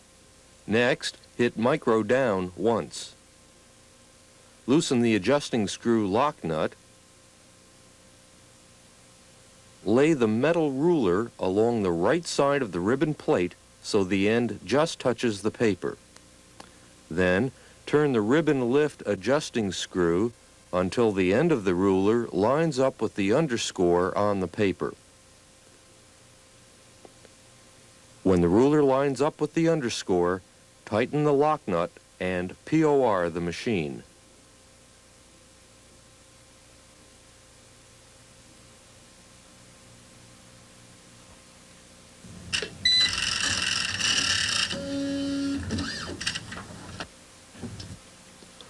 Reinstall the ribbon and type several characters. Check that the characters type completely on the ribbon.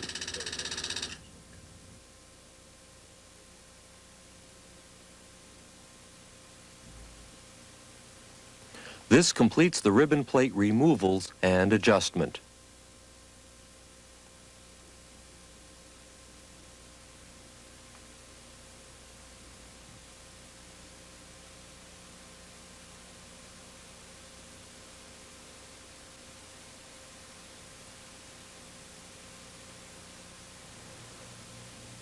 Let's see how we remove the transport motor bracket. Start by removing the keyboard cover. The keyboard cover removal procedure will be discussed in detail later in your training. Next, disconnect the transport motor connector J2P from the printer board. Then, roll the transport belt off the drive pulley. Use a screwdriver to release the two front frame latches as shown. Hold the front of the frame assembly up so you can remove the two front transport motor bracket mounting screws as shown. Then remove the two right side transport motor bracket mounting screws.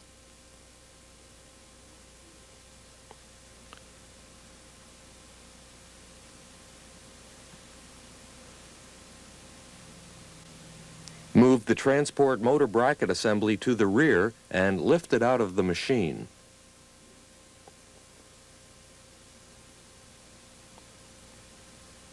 The transport shaft tension spring in the transport motor bracket falls out easily.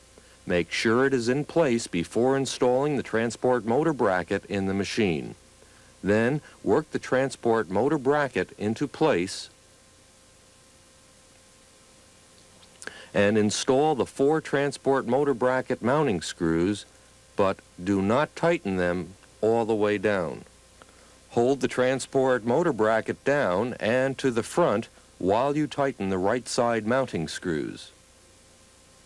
Now tighten the 2 front mounting screws and snap the frame into the mounting latches.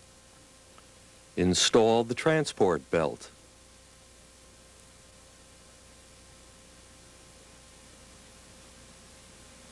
Then, plug the transport motor connector J2P into the printer board and install the keyboard cover.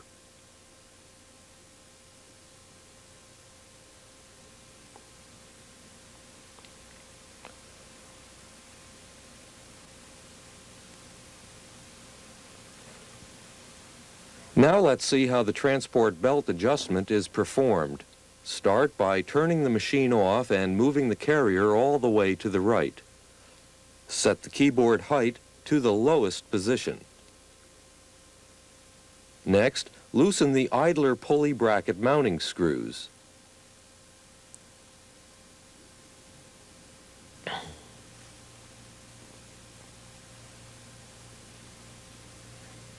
Then slide the T-bender over the top of the transport belt at its center and rest the T-bender on the front shaft as shown.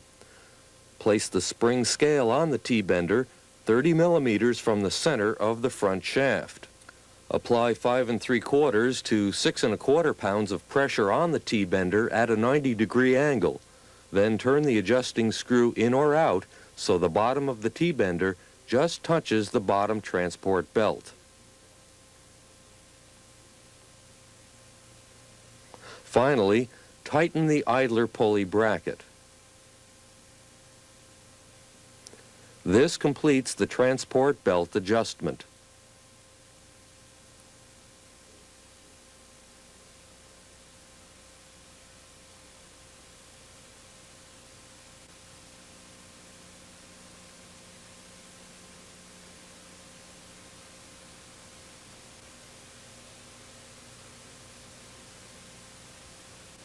Let's look at the removal procedure for the paper feed motor frue. We start by turning the machine off and moving the carrier to the center of the machine. Remove the platen by squeezing the left and right platen latches and lift the platen out of the machine. Unplug the paper feed motor connector J3P.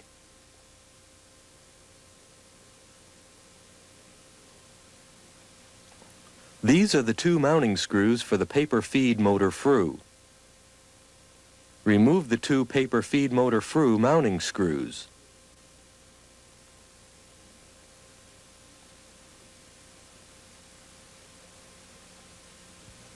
The tension spring shown here loads the paper feed motor frue against the platen gear. This eliminates excessive motion to ensure precise paper feed. Remove the tension spring. Now, work the paper feed motor frue out of the machine.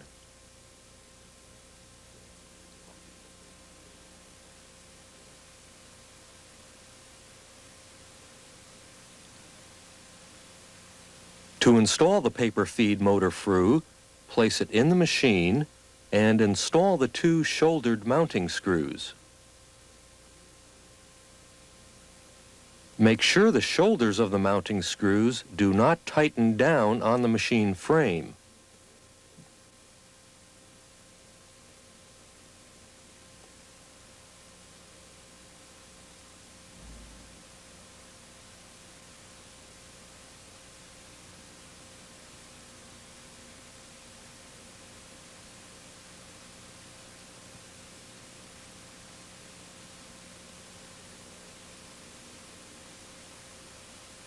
The paper feed motor frue should move freely when both screws are tight. Install the tension spring on the paper feed motor frue. Reconnect the paper feed motor connector J3P to the printer board. Route the paper feed motor wires below the left paper feed assembly.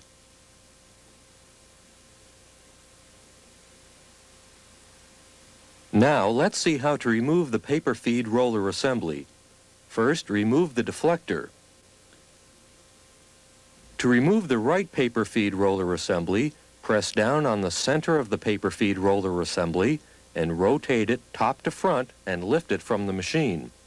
The leaf spring on the paper feed roller assembly provides the pressure which the feed rolls exert on the platen. When replacing feed rolls, always replace both paper feed roller assemblies. To reinstall the paper feed roller assembly, place it in the machine so the slot in the left end of the assembly is aligned with the slot in the collar. Press on the middle of the assembly and rotate it top to rear until the arms on the bottom of the assembly come through the holes in the frame.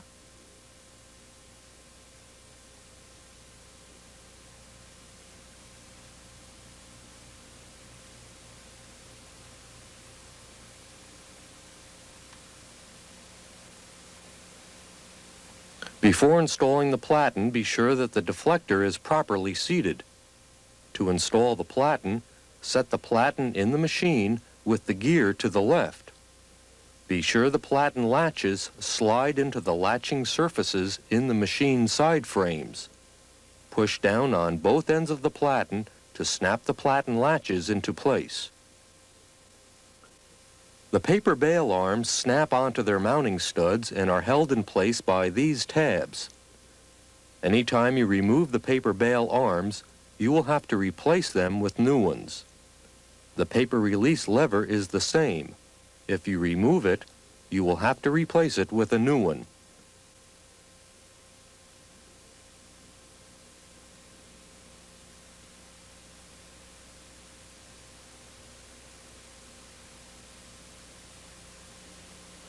Now let's see how we remove the keyboard cover, keyboard, and indicator panel from the machine. To remove the keyboard cover, move the keyboard adjust lever to the high position. Turn the machine off and position the carrier to the left. Unplug the indicator panel connector J5F from the function board. Push the keyboard cover latches to the rear until they unlatch.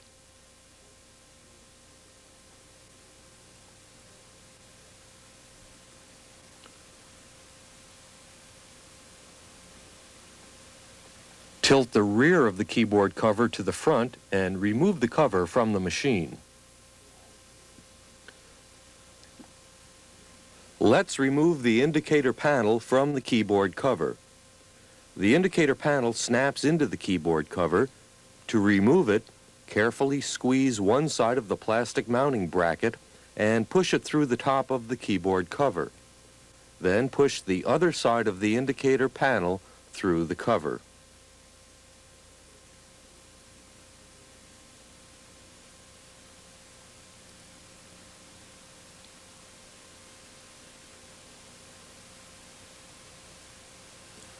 To reinstall the indicator panel, set the panel in the keyboard cover and snap it into place.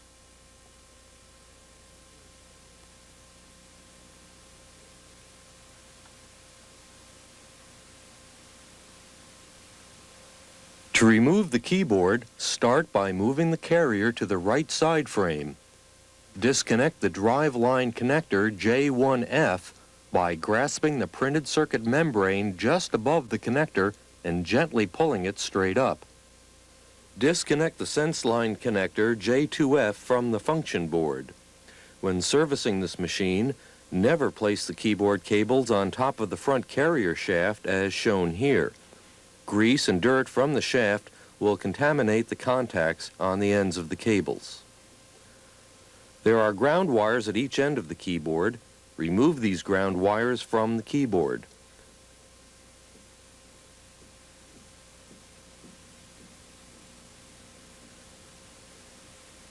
Be careful not to lose the lock nuts as you remove the screws.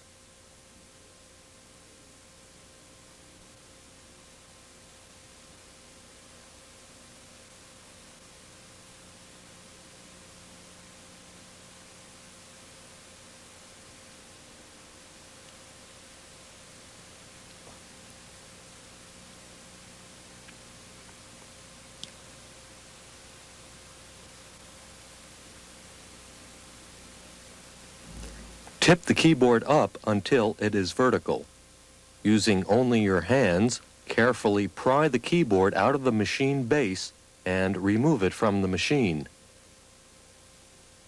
When changing keyboards, the plastic mounting brackets on both ends of the keyboard must be taken off the old keyboard and installed on the new one. Place the blade of a small screwdriver between the middle of the bracket and the keyboard base. Twist the screwdriver and push the mounting bracket off of the keyboard. Before we put the keyboard back in, let's take a look at how the keyboard adjusting lever works. The lever has 3 detent positions. This is the keyboard adjusting bail. As the keyboard adjust lever moves to the rear, the adjusting bail rotates to the rear. Notice that there is a high point at each end of the bail.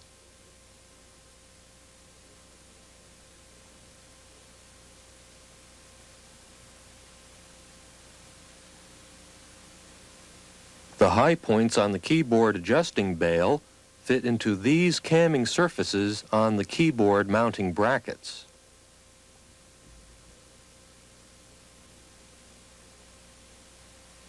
To install the keyboard, position this hole over this mounting stud. Then set the right side of the keyboard over the right side mounting stud. Tip the keyboard and snap it into place. Then lay the keyboard down. Reconnect the keyboard ground wires.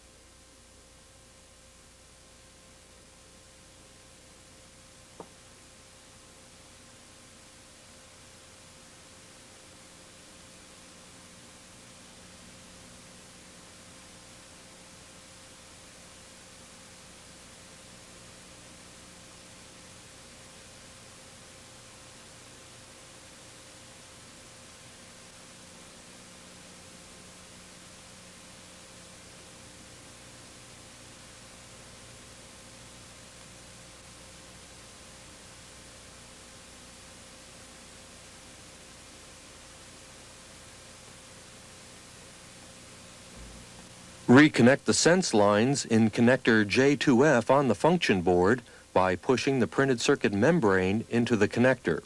Be careful not to damage the printed circuit membrane. Next, reconnect the driveline circuit membrane into the J1F connector.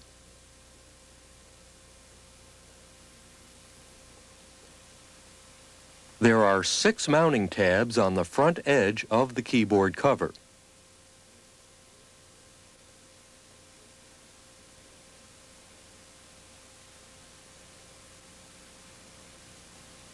Slip the mounting tabs under the front edge of the keyboard and set the keyboard cover in place. Press down on the rear of the cover until it snaps into place. Plug the indicator panel connector into connector J5F on the function board. This concludes keyboard removals.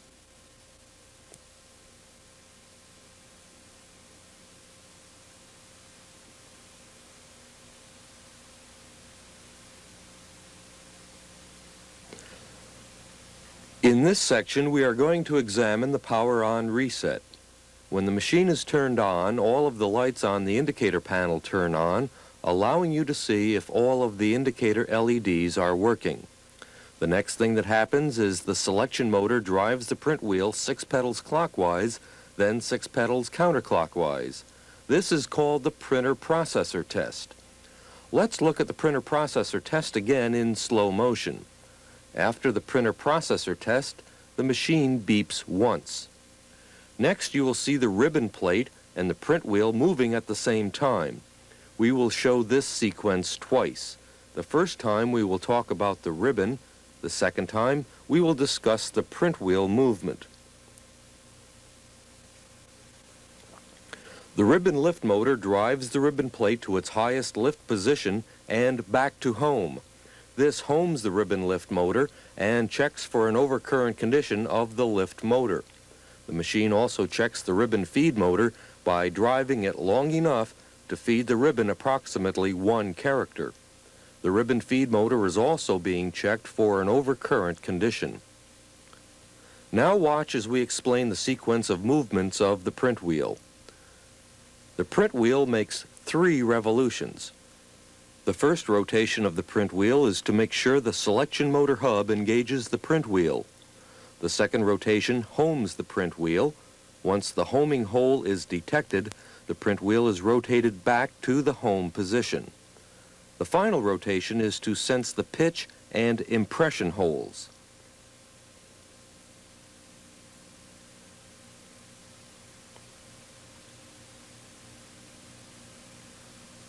Next, the transport motor drives the carrier to the left side frame to check the transport motor for an overcurrent condition. Then the platen moves down slightly and back up. This checks the paper feed motor.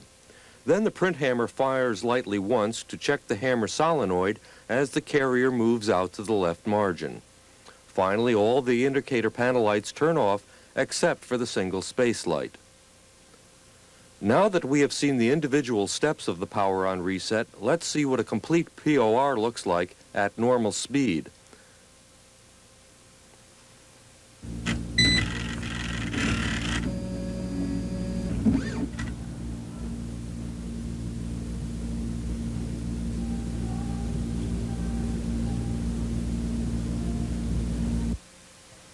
If an error code is displayed anytime during a POR, as shown, consult the error code diagnostic chart in your maintenance library. This concludes our discussion of power on reset.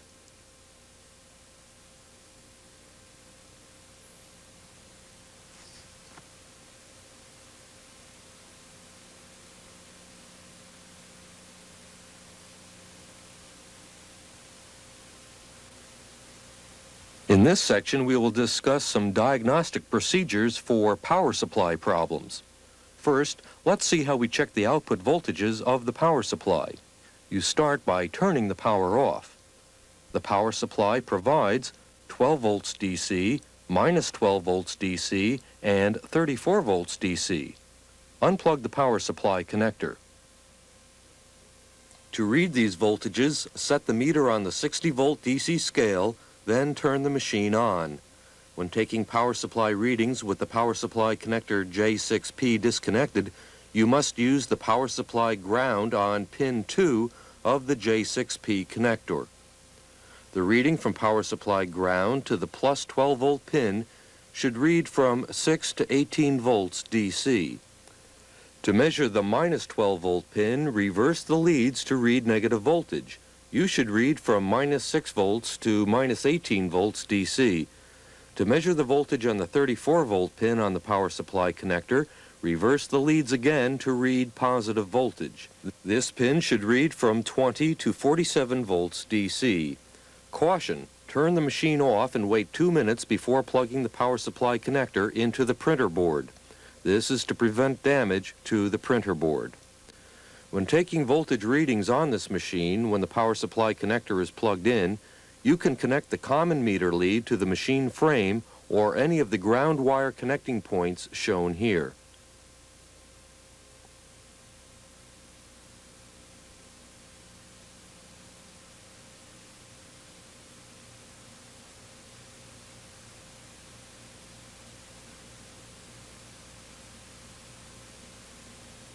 There are 3 fuses in this machine.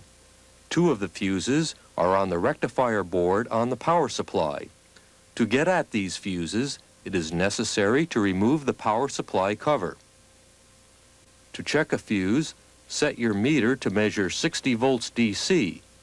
Check for the same voltage on each side of the fuse. If the fuse is bad, you will read voltage on one side only. Always be sure the power has been off for at least 2 minutes before installing the power supply fuses. After checking the fuses, be sure to install the power supply cover.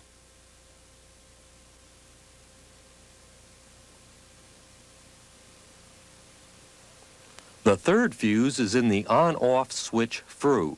In order to get at this fuse, the on-off switch through must be removed. To remove the on-off switch through, be sure the switch is off, then unplug the line cord from the back of the machine. Next, unplug the transformer connector. Remove the 3 on-off switch mounting screws.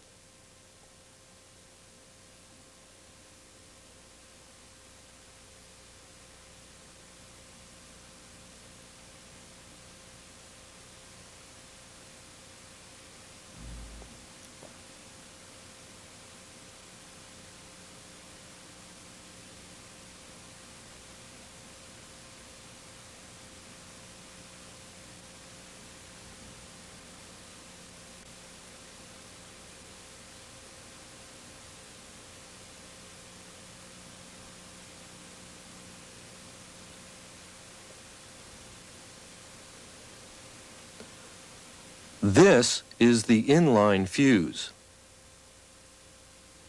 You test this fuse by performing a continuity check. After checking the fuses and before turning the machine on, be sure all of the connectors are on tight and the power supply cover is in place. This concludes the power supply checks.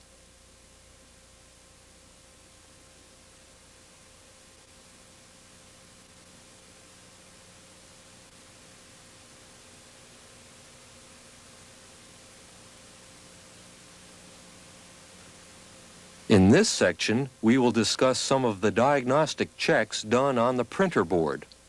First, let's locate the connectors on the printer board. This is the transport motor connector J2P. Note that there are 6 pins on the printer board.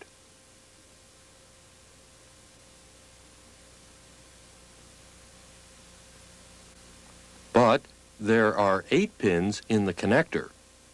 The pin on each end of the connector is blocked so that the connector cannot be plugged in wrong.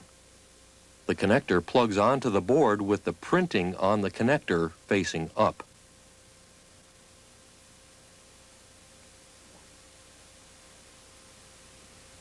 This is the paper feed motor connector J3P. Like the transport motor connector, this connector has a blank pin on each side.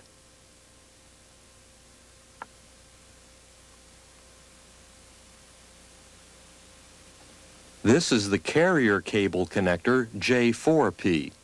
There are 22 pins in the carrier cable connector. The top row of pins is numbered left to right from 1 to 11.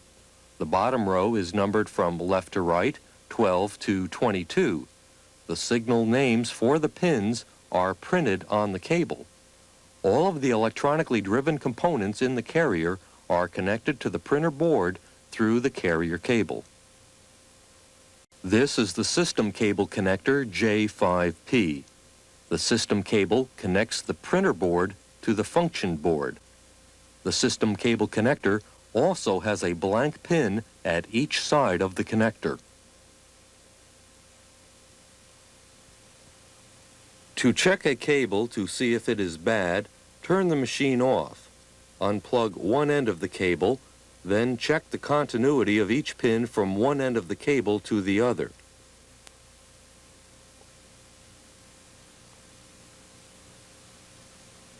Anytime you perform a continuity check of a cable, the power must be off and one end of the cable must be unplugged.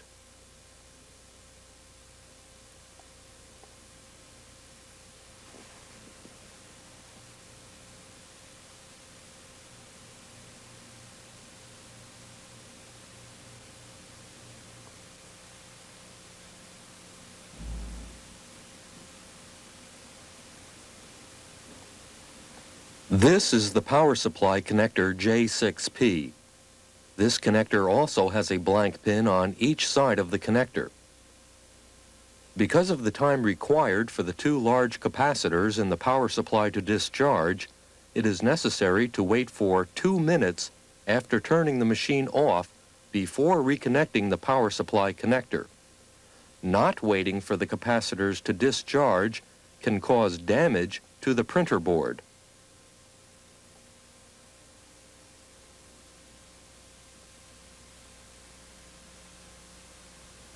This is the sense pad. This pad is used to check for the correct operation of the homing sensor. Let's see how this is done. First, connect the common meter lead to frame ground. Then, turn the machine on and remove the transport belt to prevent the carrier from moving.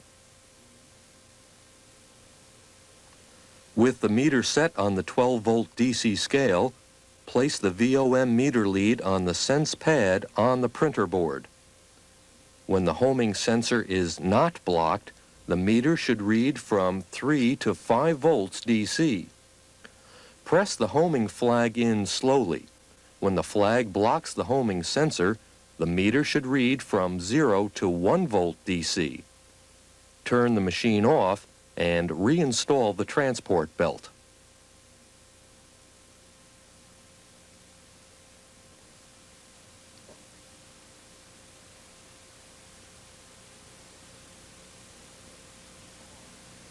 This is R603.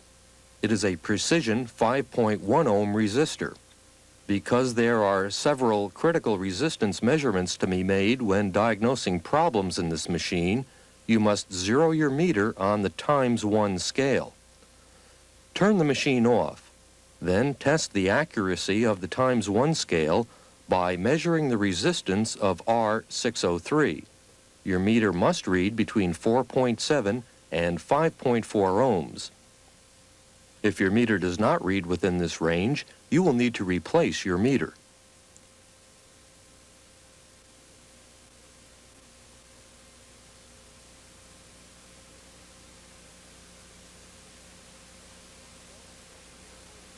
To perform the transport motor resistance check, turn the machine off, then unplug the transport motor connector J2P. Zero the meter on the ×1 scale, then check the resistance from pin EA plus to pin EA on the transport motor connector. The resistance must read from 4 to 6 ohms. The resistance reading should be in the same range for EC plus to EC and EB plus to EB. Next, check the resistance from each pin on the connector to the motor housing. There must be no continuity from the pins to the motor housing. This ensures that there is not a short in the motor.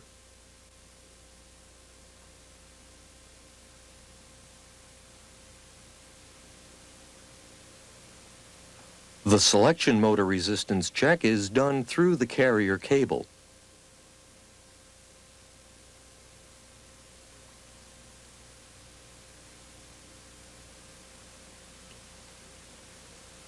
The selection motor signal names printed on the carrier cable show that the selection motor pins are on the top row of the carrier cable connector. To perform the resistance check of the selection motor, unplug the carrier cable, zero your meter, and measure from pin 3, which is SA+, to pin 6, which is SA.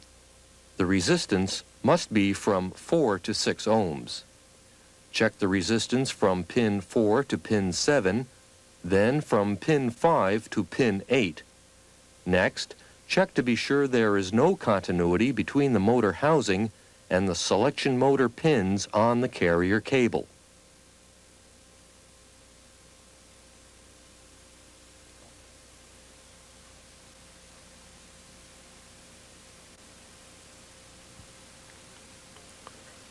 In order to perform the ribbon feed motor resistance check, you will plug one of your meter leads in the test connector on the motor and measure the resistance from the test connector to each of the feed motor pins on the bottom side of the carrier cable connector.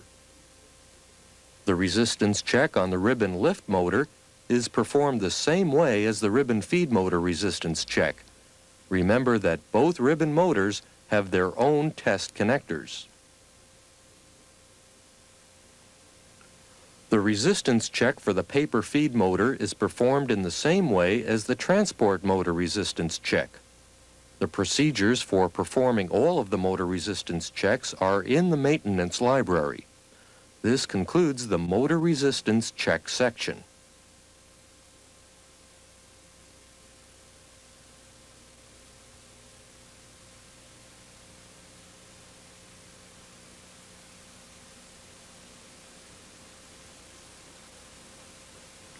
This section covers checks of some of the parts in the carrier. To check the hammer solenoid, you must perform a resistance check of the solenoid. You must first zero the meter and check the accuracy of the meter on resistor R603. Remember to turn power off. When you are sure your meter is good, measure the hammer solenoid resistance from pin 1 to pin 2 on the carrier cable connector J4P. The hammer solenoid must read from 2 to 4 ohms. Any reading higher than 4 ohms or lower than 2 ohms is bad.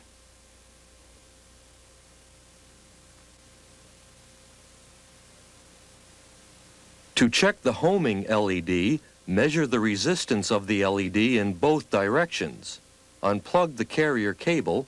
Using the ×1 k-ohm scale, put the common lead on pin 10 and the VOM lead on 9. The meter should show no continuity. Next, reverse the meter leads on the connector pins. Now the meter should read mid-range on the ohm scale.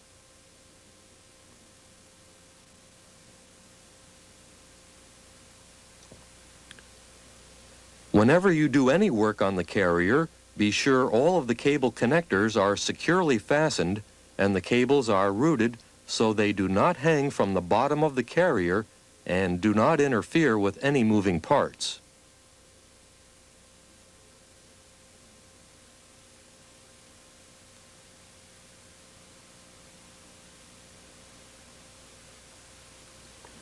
In this section, we will discuss some diagnostic procedures for the keyboard and the indicator panel.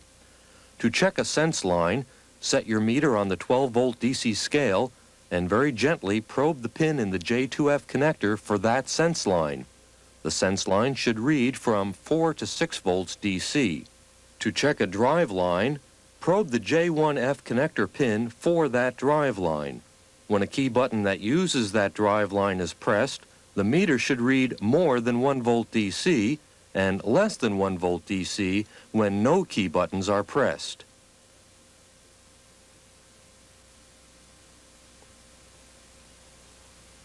To check the keyboard ID lines, perform a continuity check from pin 9 of the J2F connector to pins 10 through 15.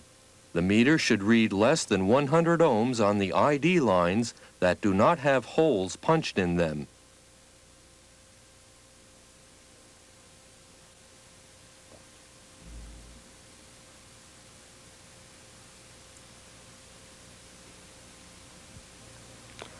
The function boards on later level machines will use zero insertion force or ZIF connectors for J1F and J2F. To remove a cable from a ZIF connector, pull up on the ends of the connector as shown, then lift the cable out of the connector.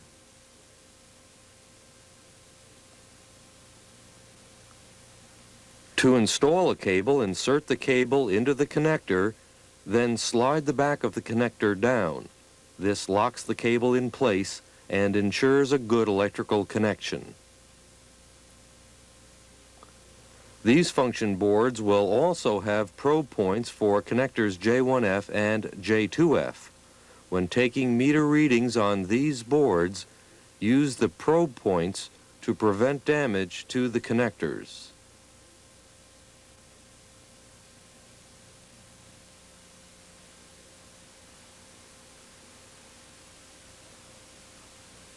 Now let's see how to check the LEDs on the indicator panel. This is the indicator panel connector. Like the connectors on the printer board, this connector has a blank pin on each side. To see if the LEDs on the indicator panel are good, short each of the pins for the LEDs to ground one at a time. To do this, connect one end of a meter lead to ground and touch the other end to the pins. Do not apply ground to the plus 5 volt pin on the connector because this will blow a fuse in the power supply. This concludes the keyboard check section.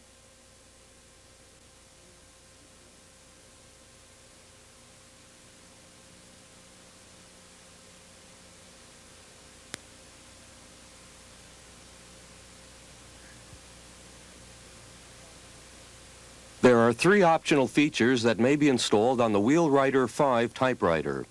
The display option allows the operator to correct errors before they are printed on the paper. The printer option allows the typewriter to be used as a high-quality printer. The spell check feature will cause the machine to beep when a word is misspelled or is not contained in the spell check dictionary or the supplemental dictionary.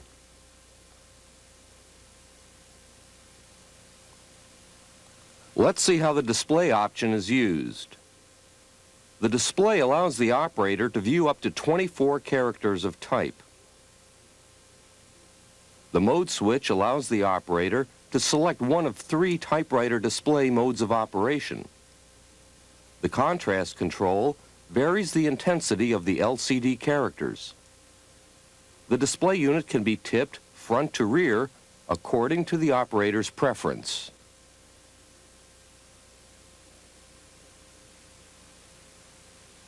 The fixed cursor located at character position 18 indicates the position where typed characters first appear. As a character is typed, it moves to the position immediately to the left of the cursor. The 6 character spaces to the right of the cursor allow text to be viewed during backspace operations. The 3 typewriter display modes of the display option are the typewriter mode, indicated by the +P, the delayed print mode, indicated by the bent arrow and the P, and the no print mode, indicated by the -P. In the typewriter mode, characters are displayed and printed as they are typed.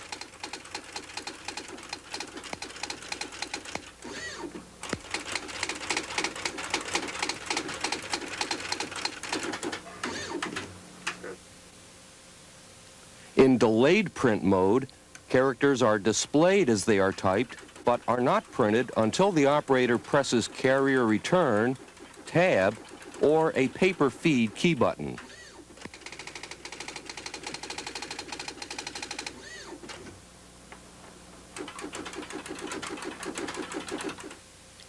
When the machine is in the no print mode, the characters are displayed as they are typed, but are never printed. The no print mode is used for typing into memory when no printing is desired, or to check the contents of a storage area without printing.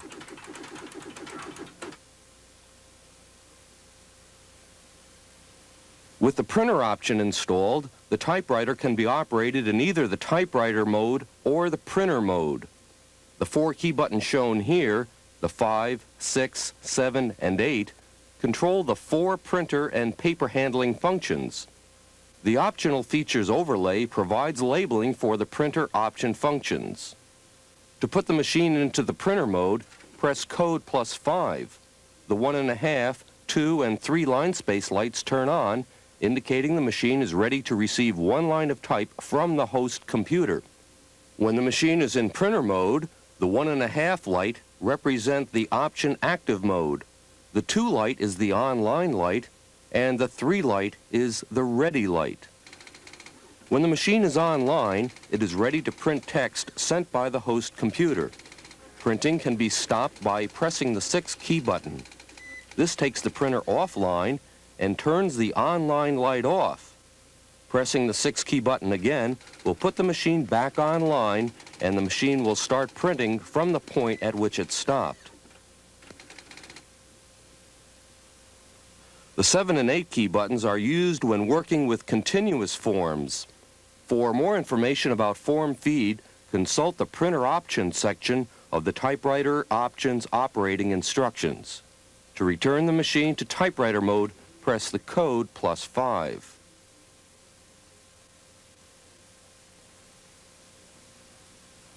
The spell check option is operated by the 1, 2, 3, and 4 numeric key buttons and the code key button. When the code +1 key button is pressed, the machine will make a chirp sound indicating to the operator that the machine is in the spell check mode. When in spell check mode, the chirp will sound anytime a word is misspelled or is not contained in the spell check dictionary or the supplemental dictionary. When a word is typed that is not in the dictionary, that word can be added to the supplemental dictionary by pressing code +2. A word may be removed from the supplemental dictionary by pressing code +3 after the word has been typed. The chirp will sound to verify that the word has been deleted. The tone of the spell check audible alarm will change each time the operator presses code +4. 3 AA size alkaline batteries maintain the supplemental dictionary and the tone setting when the machine is turned off. For reliability, the batteries must be replaced once a year.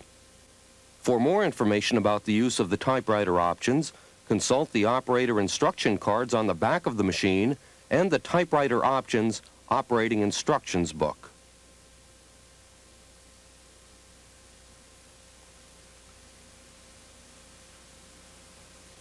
Now let's see how the optional features are removed from and installed on the typewriter. We will start by removing the options cover from the machine. Start by unplugging the line cord and then removing the paper table. Next, open the Features Access door and unplug the options cable from the printer board. To remove the options cover, lift the bottom of the options cover up and away from the machine. To remove the spelling verification board, pull the two latches toward you.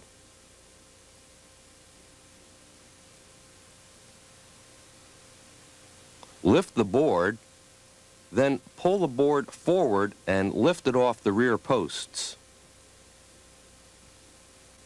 To remove the features adapter board, push back these two retainer clips and lift the board slightly. Then push the two mounting posts to release the top portion of the board. Then remove the board from the machine.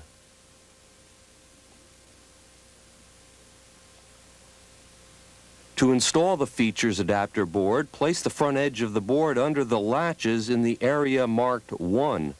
Then align the mounting holes in the top of the board with the mounting posts. Press down on the board until it latches under the retaining clips. To install the spelling verification board, which is board number 2 in the option cover, place it in the side marked 2. Align it so the mounting posts fit through the mounting holes in the board, then press down on each corner of the board to latch the board in place. Board 3 is installed in the area marked 3 using the same method to install board number 2. Remember that board 3 can be the display option, the printer option, or both.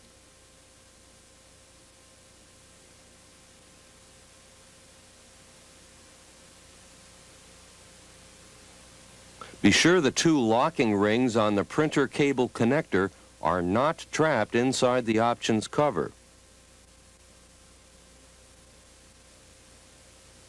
If the display option is being installed, plug the display connector into the board before installing the options cover on the machine. To install the option cover, place the bottom latches in these holes in the machine cover, then place the cover so the top latches fit into the vent holes in the top of the machine.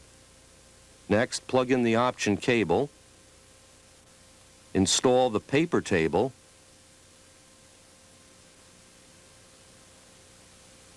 and finally plug the line cord into the machine.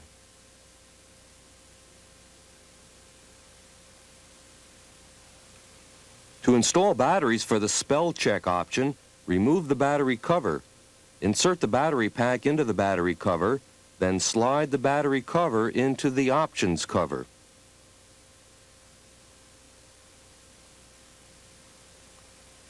To install the printer cable, start by removing the cable cover and the ground screw.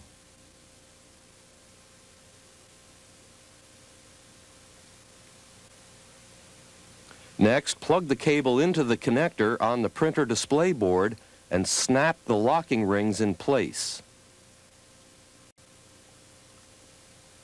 Now, use the screw to attach the ground wire.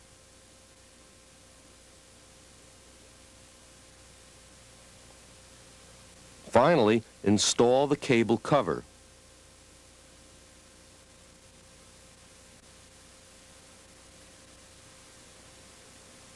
There are two LEDs that are used to help diagnose problems in the optional features. They are the option adapter LED and the printer display board error light. When the LEDs are on, they can be seen through the vent holes in the options cover.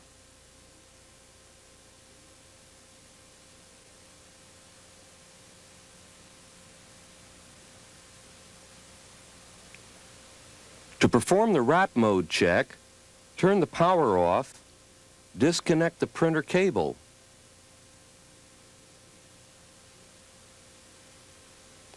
Note the position of the line feed dip switch. The dip switch should be in the off position when performing the wrap mode check.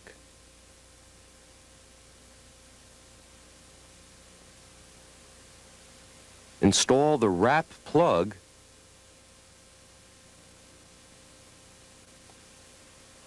then turn the machine on. Check the printer display board error light. If the light comes on and then goes off, the printer display board is bad. If the light comes on and stays on, the board is good. Set the line feed dip switch to its original position, plug in the printer cable, and install the cable cover. This completes the wrap mode check.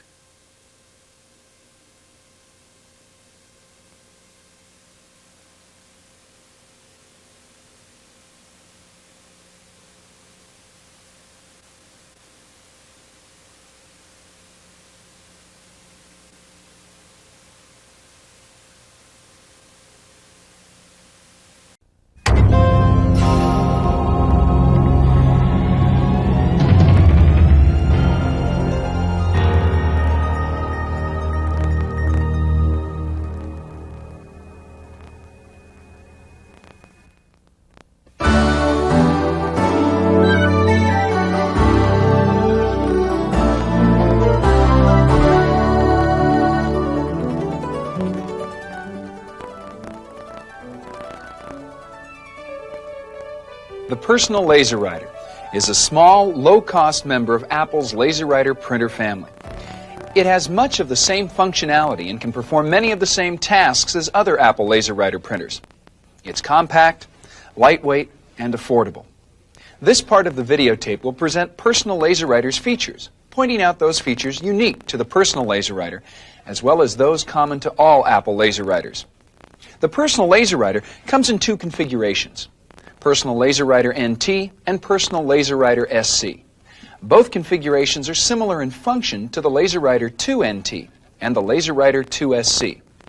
Unlike the LaserWriter 2, there is no Personal LaserWriter NTX configuration. Like the LaserWriter 2, the Personal LaserWriter is configured by installing either the Personal LaserWriter NT or SC I/O board. The Personal LaserWriter NT and SC are similar in many ways. Both the Personal LaserWriter NT and SC have 2 megabytes of ROM. The Personal LaserWriter NT has 2 megabytes of RAM, and the SC has 1. Additional RAM can be added to the Personal LaserWriter NT. Both the Personal LaserWriter NT and SC use the Motorola 68000 processor and operate at 12 megahertz. The Personal LaserWriter NT and SC both have a service life of approximately 150,000 copies and print at 4 pages per minute. This is half the speed and life of the LaserWriter Plus and LaserWriter 2. The Personal LaserWriter NT will support an MS-DOS computer and emulates Diablo 630 and Hewlett-Packard LaserJet printers. The Personal LaserWriter NT uses PostScript page description language and can also be networked. The Personal LaserWriter SC supports only Apple computers through the SCSI port. The SC will not support MS-DOS computers and will not emulate Diablo 630 or Hewlett-Packard LaserJet printers. The Personal LaserWriter SC uses QuickDraw page description language. The SC cannot be networked. The Personal LaserWriter print engine has a smaller footprint and is lighter than either the LaserWriter Plus or the LaserWriter 2. The Personal LaserWriter is 9.8 inches high, 15 inches wide, and 18.3 inches deep. The Personal LaserWriter weighs approximately 30 pounds. Now let's look at the major physical features of the Personal LaserWriter. This is the front access door. To open the access door, press up on the button and pull the door forward. Here is the toner cartridge. To close the access door, simply push the door forward. This is the status panel. More will be said about the status panel in the next part of the tape. This is the face-down paper tray. Printed sheets exit the printer face down and are stacked here. It holds up to 50 sheets. This is the face-up paper tray. When opened, the printed sheets exit the printer face up and are stacked here. It holds up to 50 sheets. This is the multi-purpose tray. This tray feeds single sheets and envelopes. The tray holds up to 50 sheets of paper or up to 5 envelopes. When manual feed is selected from the print menu, These sheets of paper or envelopes will be fed into the printer instead of the paper in the paper cassette tray. Finally, this is the I/O board, and this is the I/O board panel. The panel will be discussed in the next part of the tape. This concludes part 2 of this tape, introducing Personal LaserWriter Tour A features. Please stop the tape and continue in your lab study guide.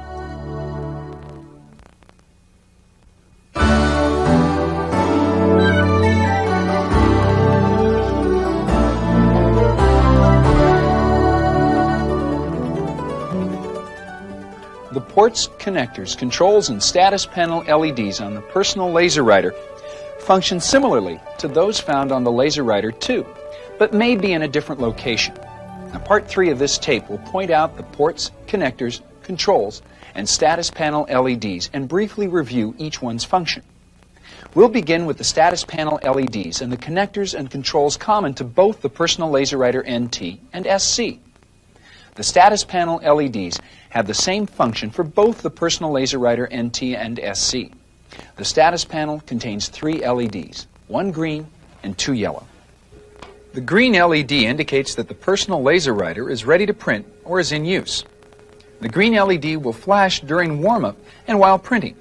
Otherwise, it will glow steadily while the printer is on and functioning normally. The green LED will also flash if a paper problem exists as indicated by the yellow LEDs. The middle yellow LED indicates paper out. This yellow LED will flash when the printer is ready to print when using the manual paper feed. This yellow LED will glow steadily if the cassette is out of paper or the cassette is not installed. The last yellow LED indicates a paper jam. This yellow LED will glow steadily when there is a paper jam. Located inside the front cover, above the toner cartridge, is the print density adjustment. Move the knob to the right for a darker image and to the left for a lighter image. Normally, the knob will be in the middle of the scale.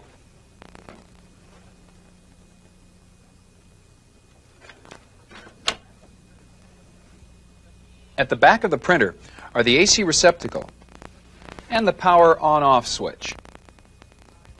And finally, remove the I/O board to access the service test print switch.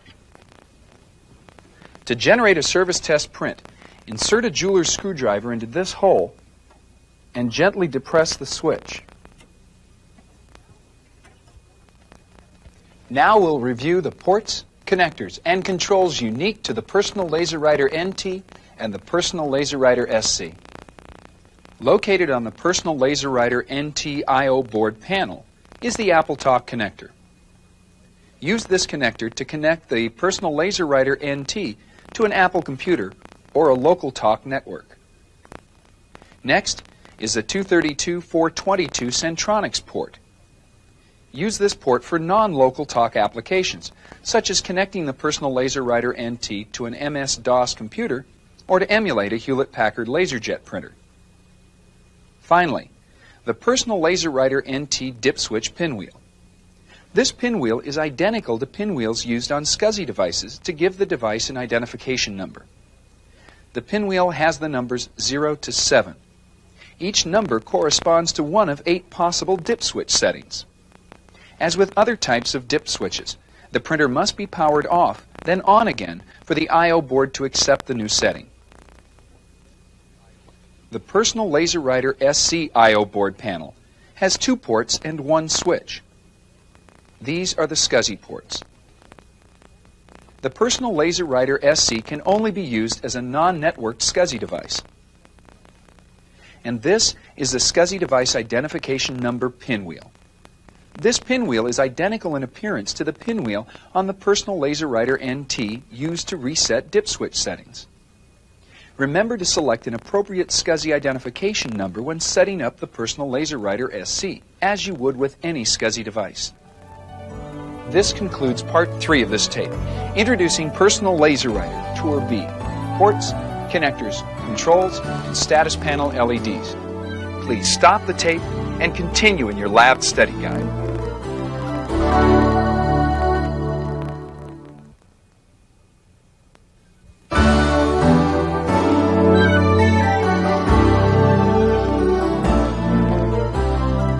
setting up and configuring the personal LaserWriter is similar to setting up and configuring the LaserWriter 2SC and the LaserWriter 2NT. This part of the tape will demonstrate how to set up the personal LaserWriter. Begin setting up the personal LaserWriter by choosing a good location. Choose an efficient work area that also meets the physical requirements of the printer.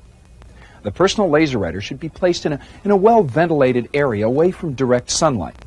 Ordinary household current is all that's needed to power the printer. Temperature should be kept from 64 to 77 degrees Fahrenheit and humidity between 30 and 70%. Choose a flat, stable surface area for the printer.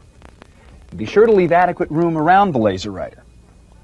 Leave at least 15 inches in front to install and remove the cassette, to install a toner cartridge, and to use the multi-purpose tray.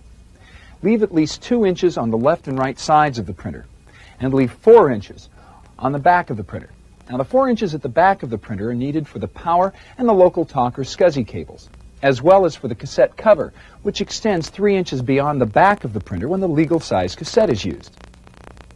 The shipping carton should contain a packing list, an Apple Personal LaserWriter SC or NT Owner's Guide, Apple Personal LaserWriter SC or NT Quick Setup Guide, a toner cartridge, paper cassette tray, a power cord, and 3 diskettes, LaserWriter printing tools, LaserWriter fonts number 1, and LaserWriter fonts number 2. In addition to these items, you'll also need a local talk locking connector kit, the DIN 8 version for the personal LaserWriter NT, and for each computer to be connected to the LaserWriter. Position the personal LaserWriter with the appropriate space around the sides. Open the front cover and remove the 2 orange shipping retainers. Next, unpack the toner cartridge and distribute the toner by gently rocking the cartridge from side to side. Grab the tape tab and remove the tape. Line up the arrow on the top of the cartridge with the arrow on the personal LaserWriter and insert the toner cartridge into the printer.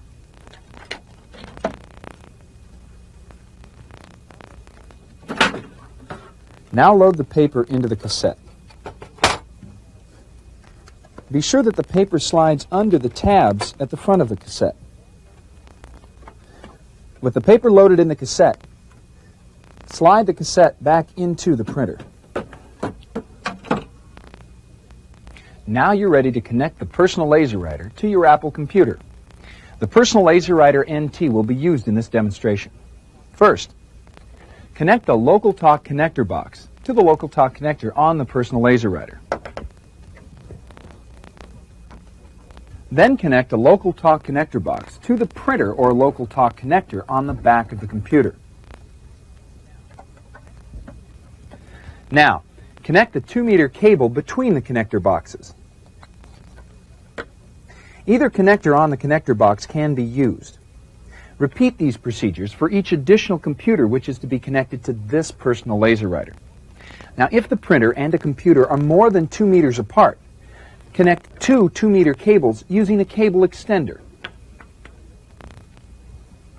If you're setting up a personal LaserWriter SC, connect the printer to your computer using the appropriate SCSI cable, available as an accessory as you would connect any SCSI device. Remember to select a SCSI device number for the LaserWriter. Finally, install the power cord and turn the printer on.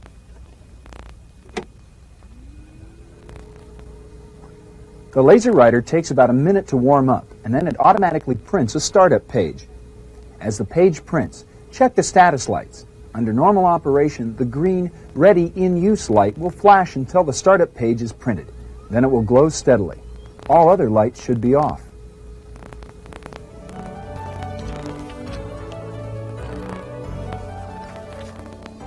This concludes part 4 of this tape, setting up and configuring the personal LaserWriter. Please stop the tape and continue in your lab study guide.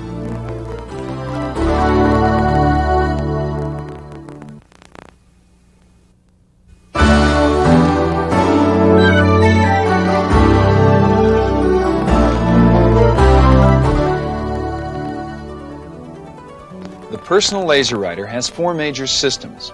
The major parts and modules included in each system and each one's function will be pointed out in the order generally in which the printer functions. Knowing where each part is located and what each part does will help you to more quickly and accurately troubleshoot and take apart the personal laser writer. The four systems are the image formation system, control system, pickup feed system, and the power distribution system. Let's begin with the image formation system.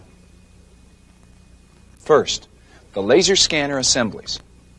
The laser scanner assemblies include three parts: the laser, lens, and scanner assemblies.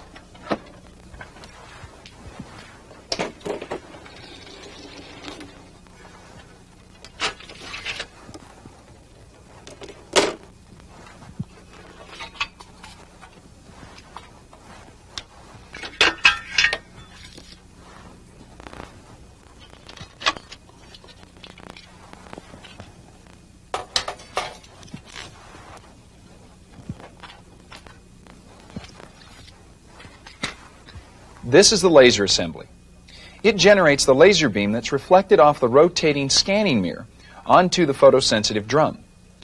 Caution here, the laser assembly produces an infrared laser beam which cannot be seen, but which can cause severe eye damage.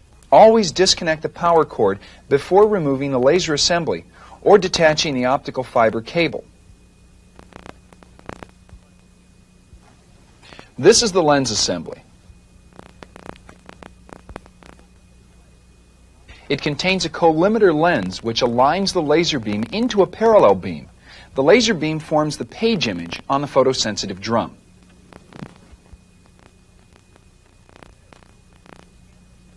And this is the scanner assembly.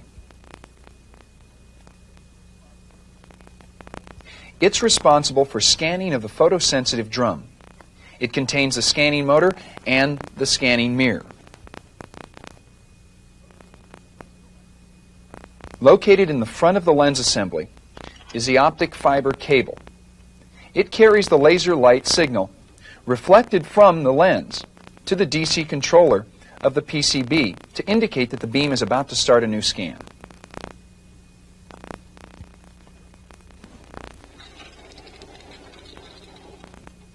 This is the toner cartridge. It's responsible for dispensing toner at an even and uniform level. The toner cartridge contains the laser access slot instead of a laser access shutter as used on other Apple laser writers. Through this slot, the laser beam forms the page image on the photosensitive drum. The photosensitive drum. The primary roller, instead of a primary corona wire as used on other Apple laser writers. The developing cylinder, the toner bin, and the drum cleaning unit. Now, since the personal laser writer does not use a preconditioning exposure lamp, there is no preconditioning exposure shutter on the toner cartridge. Above the toner cartridge is a density adjusting PCB assembly. It adjusts print density by increasing or decreasing the voltage on the primary roller.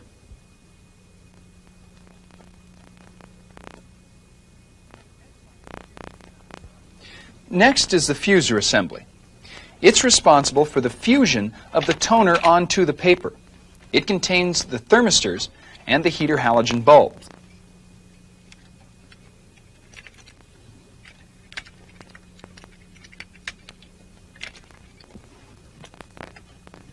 These are the thermistors.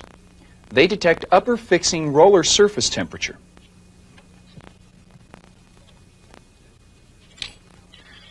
And this is a heater halogen bulb.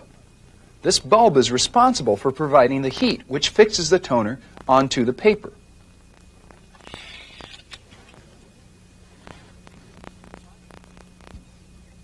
And finally, here's the fuser PCB assembly. It controls the temperature of the heater halogen bulb. This completes part 5 of this tape, the image formation system. Please stop the tape and continue in your lab study guide.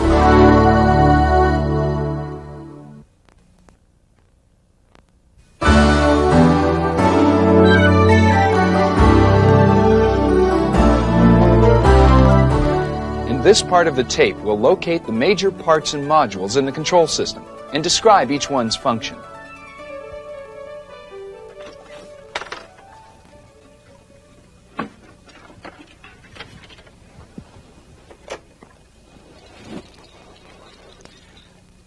And here is the I/O board.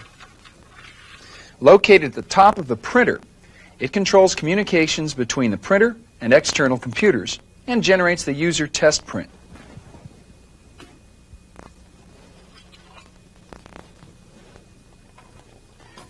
This is the interconnect PCB. It connects the print engine and the I/O board. Located just below the I/O board is the DC controller PCB. This is the Personal Laser Writer's command center. It controls and monitors the three other functions of the printer: power distribution, image formation, and pickup feed. There are 6 sensors in the control system. Sensor PS11, located on the mounting sensor plate.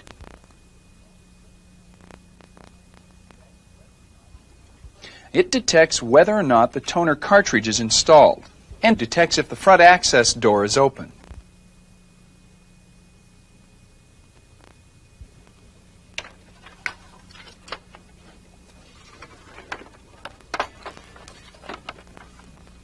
Sensor 901 detects if paper is in the cassette feeder tray.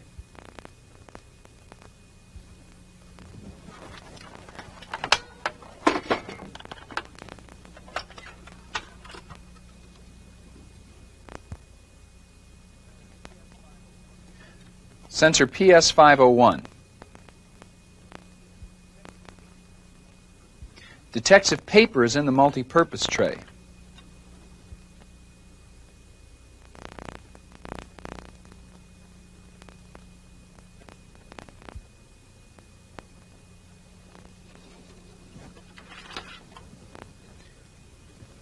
Sensor PS13. It detects if paper is in the pickup unit.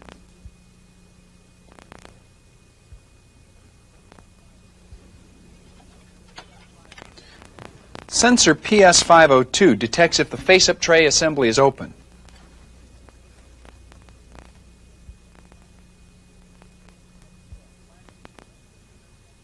And finally, sensor PS12. It detects if a sheet of paper exits the fuser assembly. Now, if this sensor is not activated in a set period of time, a paper jam is determined to exist.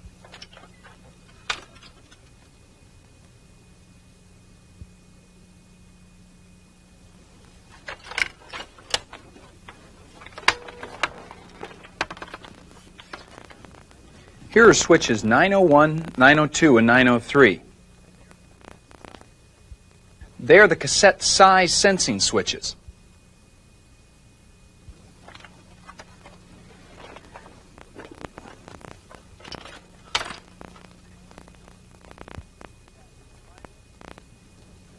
And finally, the status panel.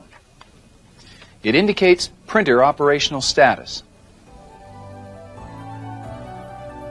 This completes part 6 of this tape, the control system. Please stop the tape and continue in your lab study.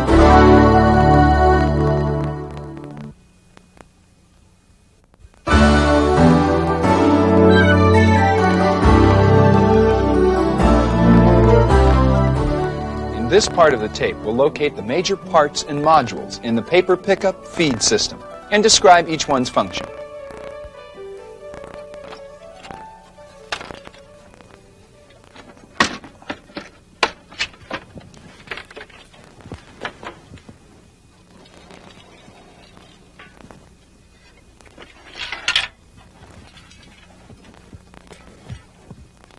First, the main motor. It's the source of all mechanical drive in the printer. It drives a photosensitive drum, pickup rollers, and feed rollers. Next, the drive assembly. This assembly transfers drive from the motor to other drive assemblies. Connected to the drive assembly is the drum drive assembly. It transfers main motor drive to the rotating photosensitive drum. There are two ways to pick up and feed paper into the printer, from the paper cassette tray and from the multi-purpose tray. First, we'll look at the paper cassette tray pickup feed system.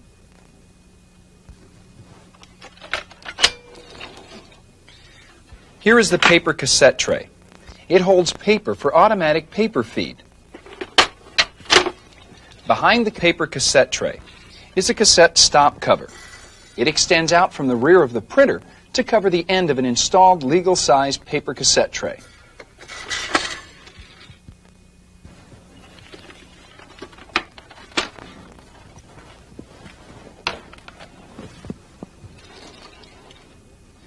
Here is the cassette pickup roller shaft and rollers.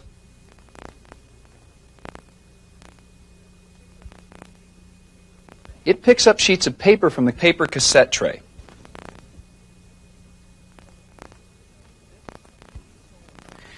This is solenoid SL901.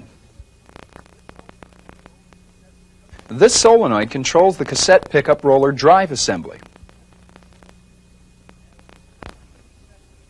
Next, the cassette feeder roller shaft.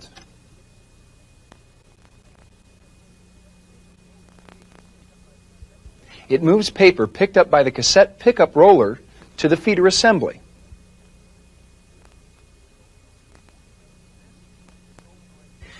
This is solenoid SL902. This solenoid controls the paper cassette feeder roller drive assembly.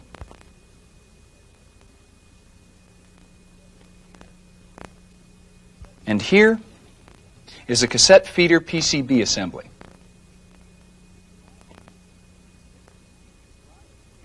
This PCB drives the paper pickup sensors and activates the solenoids.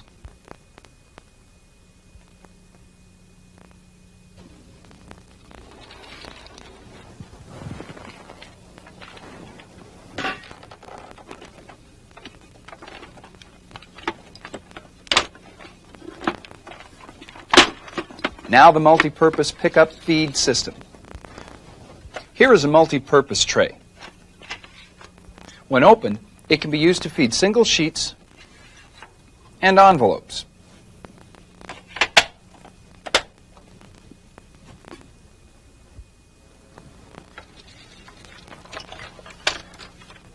This is the pickup roller assembly.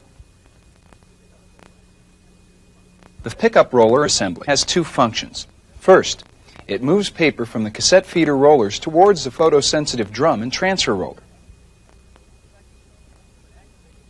Second, when activated by the solenoid SL501, it also picks up sheets from the multi-purpose tray and feeds them towards the photosensitive drum and transfer roller. This is solenoid SL501.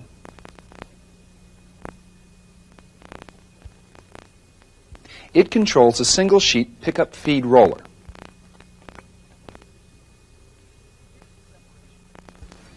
Here is a separation pad. Now this pad helps separate sheets of paper from the multi-purpose tray as the pickup roller feeds the paper forward. Next is the transfer guide assembly.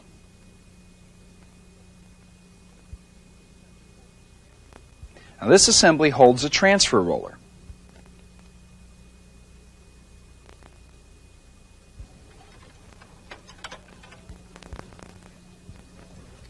This is a transfer roller.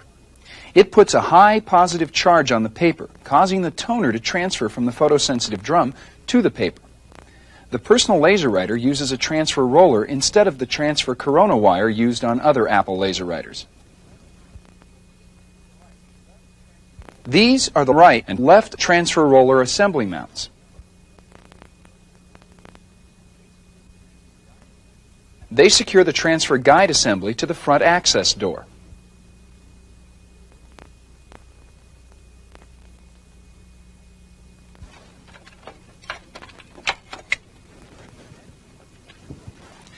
Next is a deflector.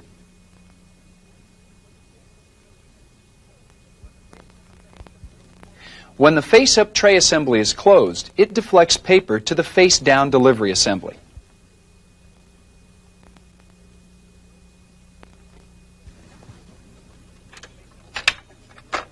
When the face-up tray assembly is open, it deflects the paper to the face-up tray assembly. Here is the face-down delivery assembly. Paper exits here face down on top of the upper panel.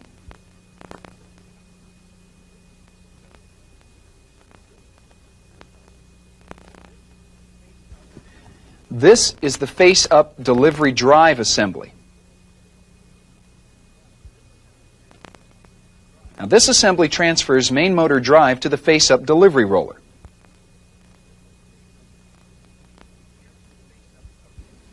Here is the face-up cover assembly.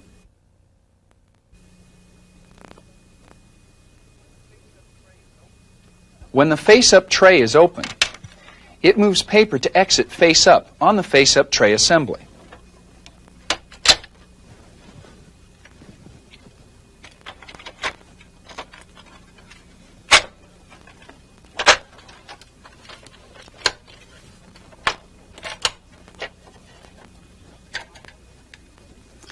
And finally, here is the face-up tray assembly.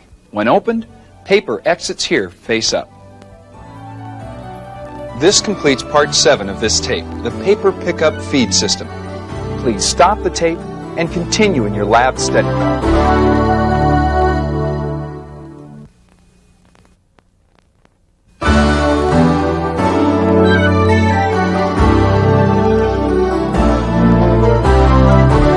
In this part of the tape, we'll locate the major parts and modules in the power distribution system and describe each one's function.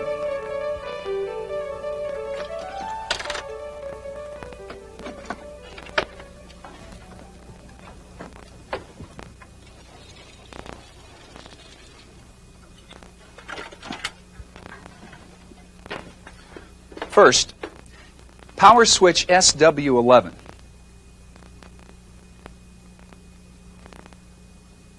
It powers the printer on and off. Next, the power supply unit. It houses the power cord connector, AC power supply PCB, the DC power supply PCB, and circuit breaker 1. Here is the power cord connector. This is circuit breaker 1. Next is a fuser assembly power switch SW101. It cuts off power to the fuser assembly heater bulb when the front access door is opened.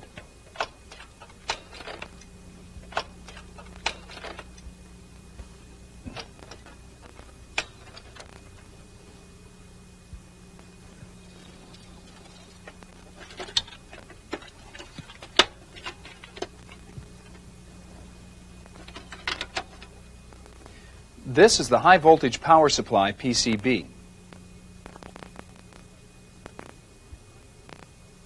It provides high voltage to the primary and transfer rollers and the developing cylinder.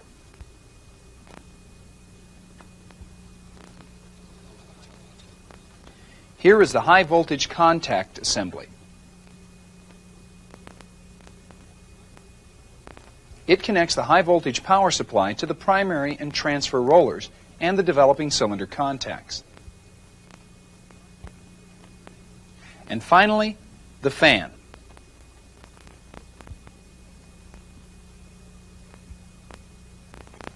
It exhausts the interior of the personal laser writer. This completes part 8 of this tape, the power distribution system. Please stop the tape and continue in your lab study guide.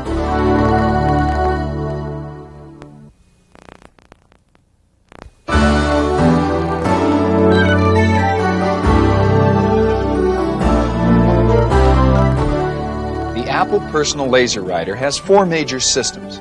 Each system has several parts and assemblies you'll have to take apart and reassemble when servicing the Apple Personal Laser Writer. This program demonstrates how to take apart and reassemble each of the major parts and modules you will replace most often when servicing the Apple Personal LaserWriter. Be sure your workstation has an ESD mat and that you always wear a wrist strap whenever you handle any PCB. Here's another important reminder. Preserve proper grounding and continuity by replacing silver screws with silver screws and black screws with black screws. Be sure to read the General Information section of the Apple Personal LaserWriter Technical Procedures before you begin take apart. Now here is how to use this part of the tape. View a take apart or reassembly procedure. After each demonstration, you'll be asked to stop the tape and perform the procedure just demonstrated. Using the Apple Personal LaserWriter Technical Procedures, perform the procedure. When you're ready, restart the tape and view the next procedure. Repeat these steps until you've completely taken apart and reassembled your Apple Personal LaserWriter. Before beginning take apart, remove the toner cartridge, paper cassette tray, and the I/O board.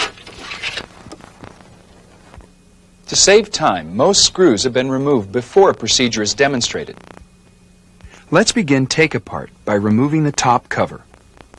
To remove the top cover, depress the release button and open the front access door of the printer. Next, remove the stackability guide.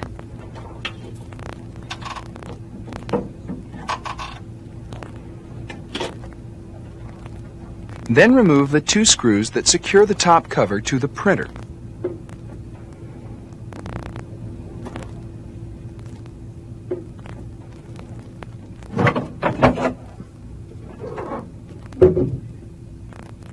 Stop the tape and remove the top cover.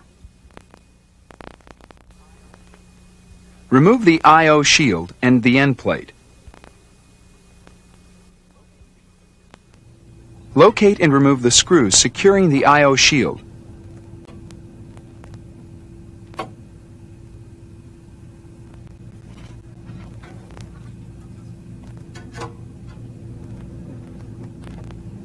And lift it from the printer.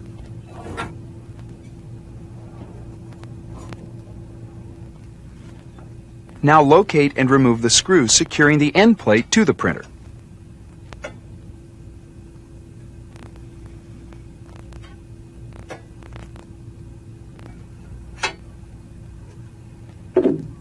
And lift the end plate from the printer. Stop the tape and remove the I/O shield and the end plate. Remove the fan. First, remove the two screws that secure the left nut plate to the inner cover. Next, cut the tie wrap that secures the fan cable. Be careful not to cut the wire. Disconnect J107 from the density adjusting PCB assembly. Using a small flat blade screwdriver, unlatch the holding pin that secures the left nut plate. Lift the left nut plate and the fan out of the printer. Stop the tape and remove the fan. Remove the mounting plate sensor.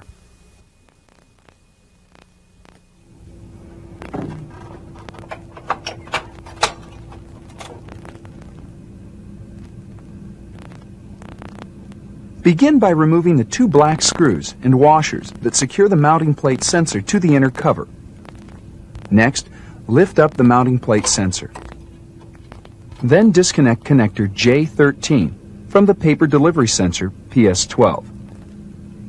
Disconnect connector J12 from the toner cartridge detection sensor PS11. Finally, lift the mounting plate sensor out of the printer. Stop the tape and remove the mounting plate sensor. Remove the density adjusting PCB assembly.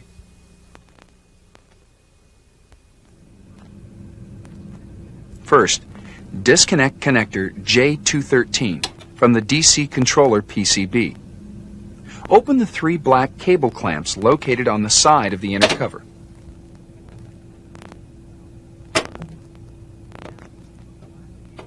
Now open the black cable clamp located behind connector J212 on the DC controller PCB.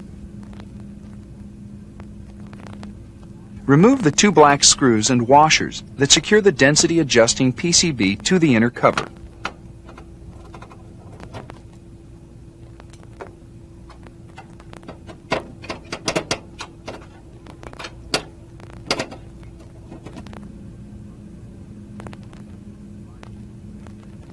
Finally, lift the density adjusting PCB and connecting cables out of the printer. Stop the tape and remove the density adjusting PCB.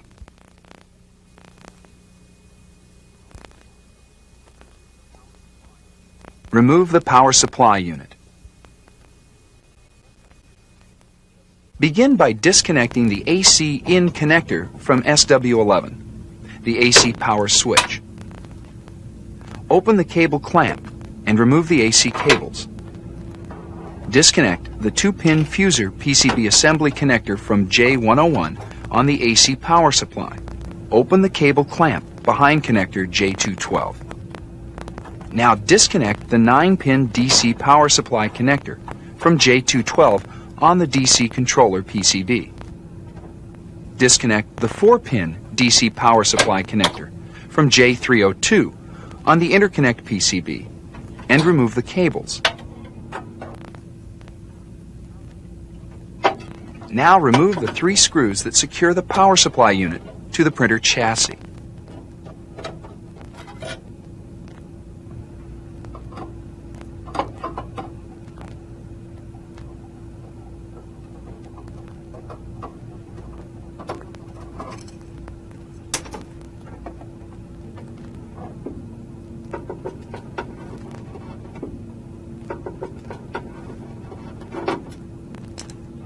Finally, lift the power supply unit out of the printer.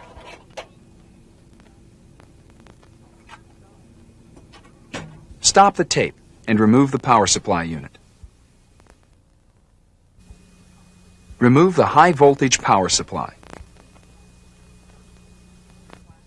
First, pull the plastic tray containing the high voltage power supply out from under the scanner assembly. Disconnect connectors J601 and J602 from the high voltage power supply. Next, disconnect the black cable connecting the high voltage power supply to the high voltage contact assembly. Finally, remove the high voltage power supply from the printer. Stop the tape and remove the high voltage power supply. Remove the interconnect PCB. First, disconnect connector J303 from the interconnect PCB. Now remove the 3 black screws that hold the interconnect PCB to the plastic DC controller interconnect mount. And last, lift the interconnect PCB out of the printer. Stop the tape and remove the interconnect PCB. Remove the DC controller PCB and mounting plate. Begin by disconnecting the following connectors from the DC controller PCB. J202, laser assembly PCB cable. J203, scanner motor PCB cable. J204, optical fiber cable. J205, cassette feeder PCB cable. J206, high voltage power supply cable. J208, paper pickup sensor cable. J209, fuser assembly cable. J210, main motor cable. Next, remove the connector cables from the 2 black cable clips.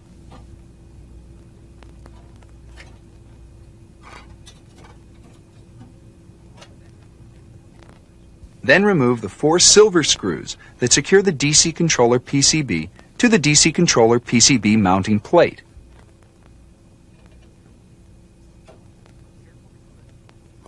Carefully lift the DC controller PCB out of the printer. Now, remove the 4 screws that secure the DC controller PCB mounting plate to the printer chassis.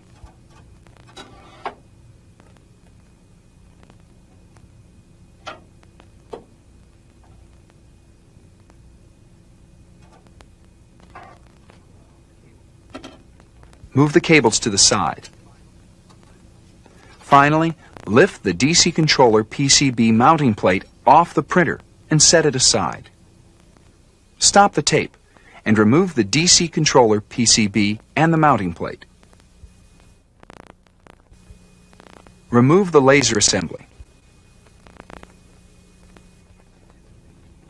Begin by disconnecting connector J401 from the laser assembly PCB.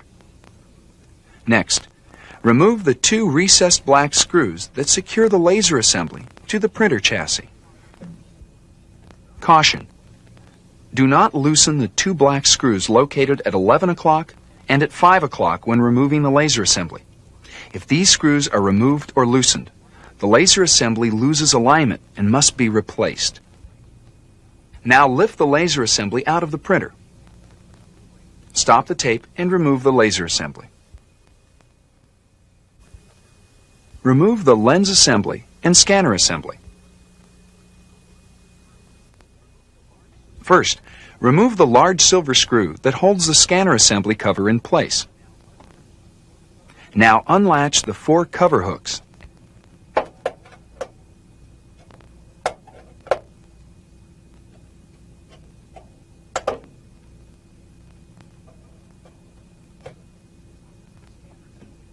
And lift the scanner assembly cover out of the printer.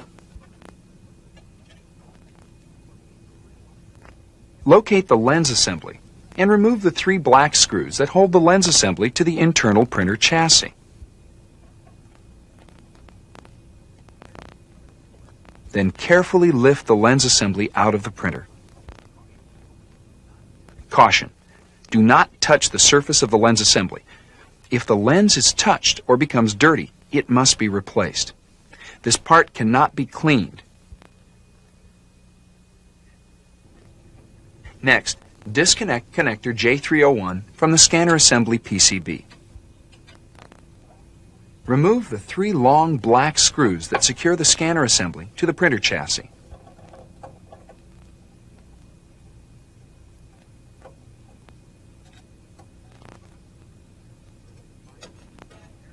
Finally, carefully lift the scanner assembly out of the printer. Caution: do not touch the scanner assembly. If the mirror is touched or becomes dirty, it must be replaced. This part cannot be cleaned. Stop the tape and remove the lens assembly and the scanner assembly. Remove the main motor. First, locate the main motor and remove the 2 screws that secure the main motor to the printer chassis. Then lift the main motor straight up to remove it from the printer. Stop the tape and remove the main motor. Remove the transfer guide assembly and transfer roller. To remove the transfer guide assembly, carefully grasp each end of the assembly and lift it out of the printer.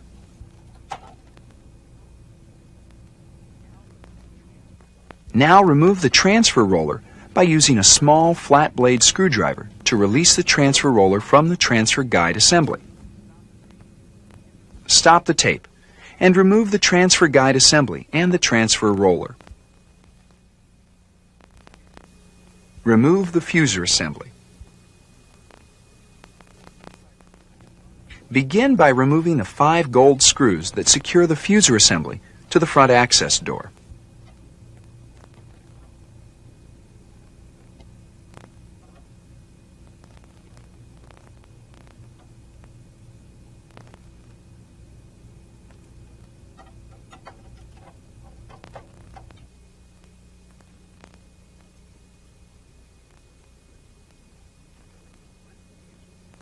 Then lift the fuser assembly straight up and remove it from the printer. Stop the tape and remove the fuser assembly. Remove the heater bulb. First, remove the screw and washer that holds the heater bulb to the right connector holder.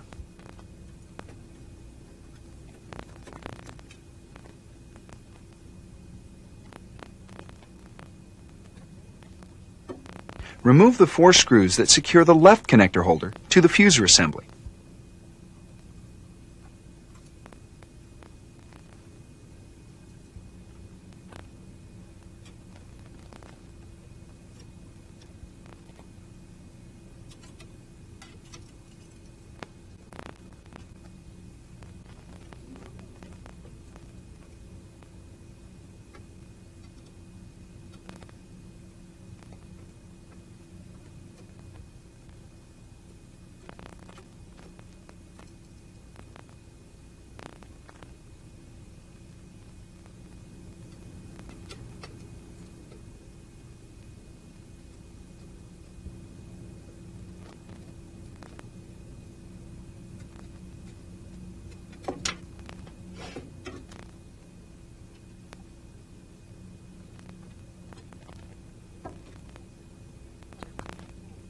Then carefully pull the left connector holder and heater bulb out of the upper roller.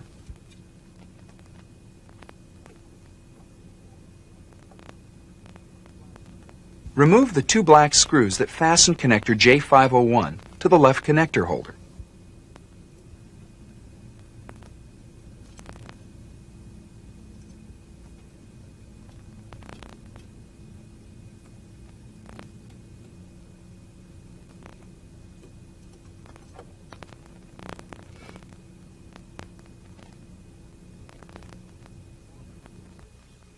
Remove the silver screw and washer that secures the heater bulb to the left connector holder. Now remove the small silver screw that secures the gold-colored spring leaf to the left connector holder. The spring leaf holds the heater bulb in the correct position. Set the spring leaf aside. Finally, carefully remove the heater bulb from the left connector holder.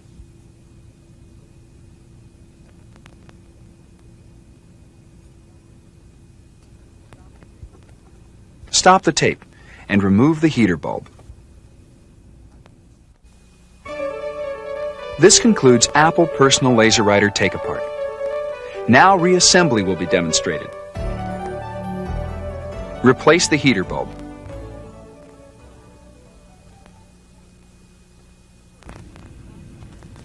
First, slide the connector end of the heater bulb through the cutout on the left connector holder.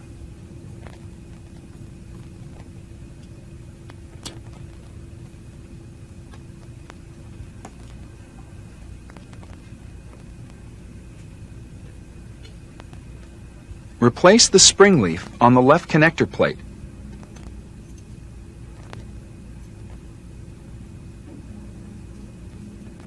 And replace the silver screw.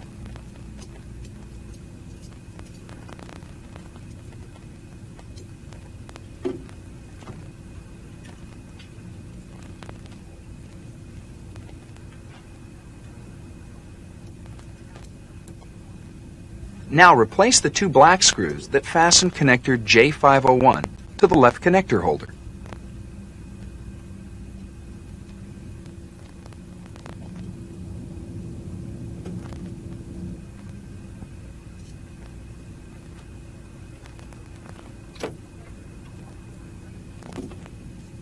Replace the silver screw and washer that holds the heater bulb to the left connector holder.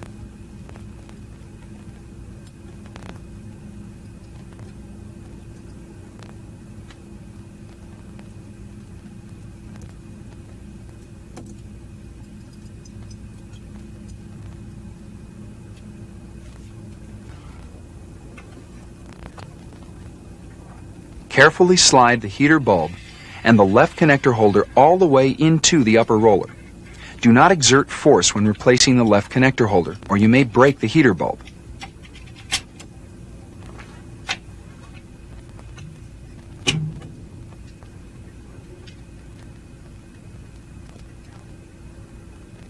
Now replace the 4 screws that secure the left connector holder to the fuser assembly.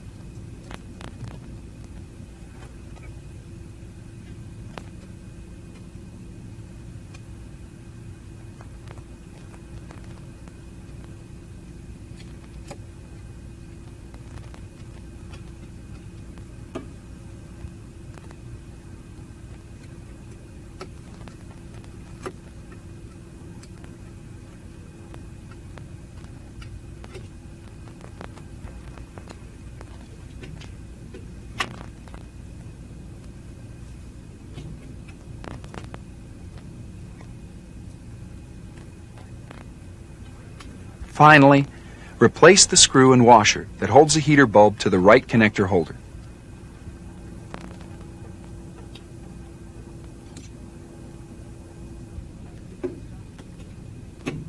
Stop the tape and replace the heater bulb. Replace the fuser assembly.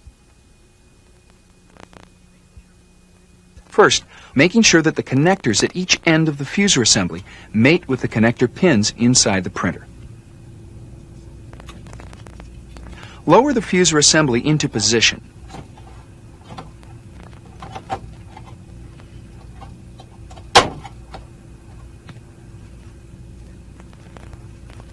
Then replace the 5 fuser assembly screws.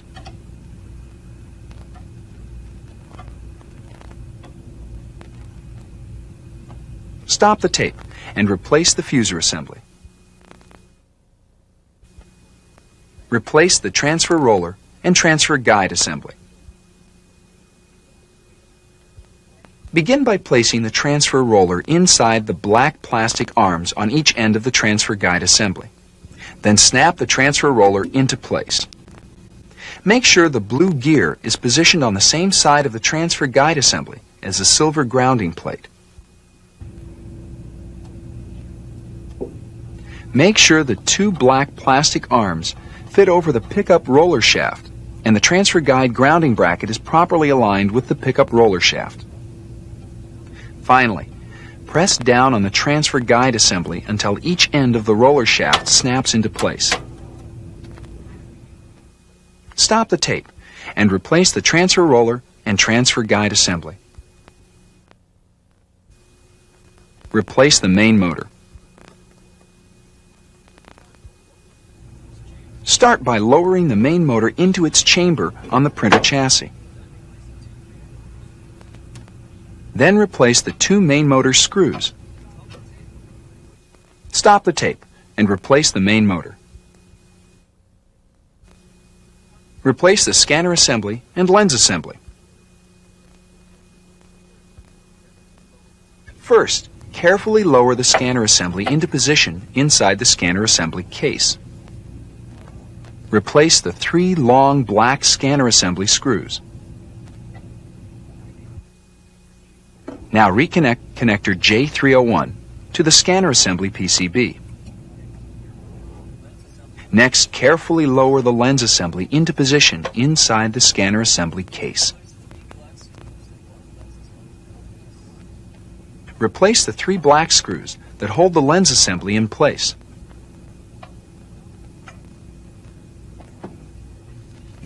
Now replace the scanner assembly cover and secure the 4 cover hooks.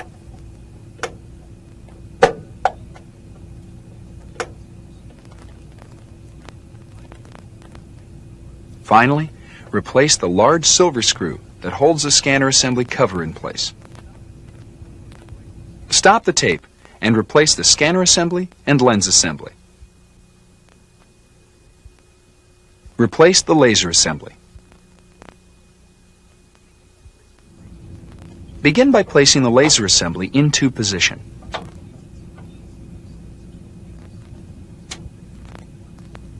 Replace the 2 black screws that secure the laser assembly to the internal printer chassis.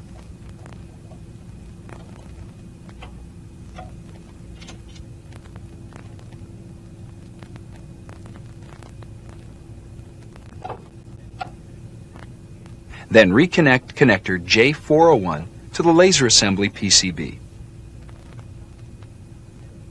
Stop the tape and replace the laser assembly. Replace the DC controller PCB mounting plate and DC controller PCB. Start by replacing the DC controller PCB mounting plate.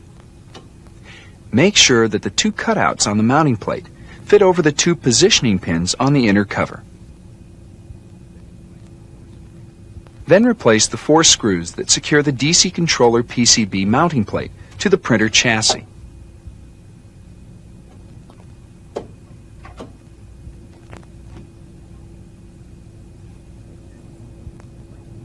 Next, place the DC controller PCB into position on the DC controller PCB mounting plate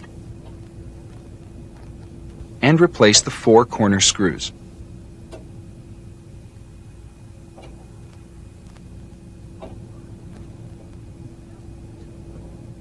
Now reconnect the following connectors to the DC controller PCB. J210, main motor cable.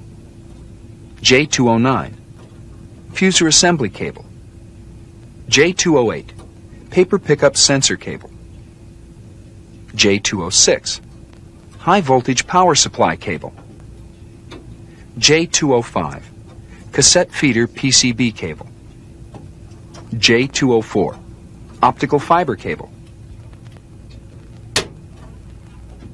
J203, scanner motor PCB cable. J202, laser assembly PCB cable. Finally, replace the connector cables inside the 2 black cable clips.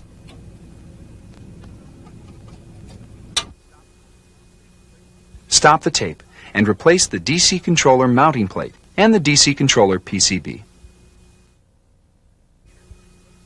Replace the interconnect PCB. First, place the interconnect PCB into position on the DC controller interconnect mount. Replace the 3 black interconnect PCB screws. Then reconnect connector J303 to the interconnect PCB. Stop the tape and replace the interconnect PCB. Replace the high voltage power supply. Begin by sliding the high voltage power supply tray halfway under the scanner assembly. Then reconnect connectors J601 and J602 to the high voltage power supply. Now slide the high voltage power supply completely under the scanner assembly so that the notches on the bottom of the tray fit into the slots on the printer chassis. Finally, reconnect the black cable to the high voltage contact assembly. Stop the tape and replace the high voltage power supply. Replace the power supply unit. Begin by installing the power supply unit inside the printer. Next, replace the 3 screws that secure the power supply unit to the printer chassis.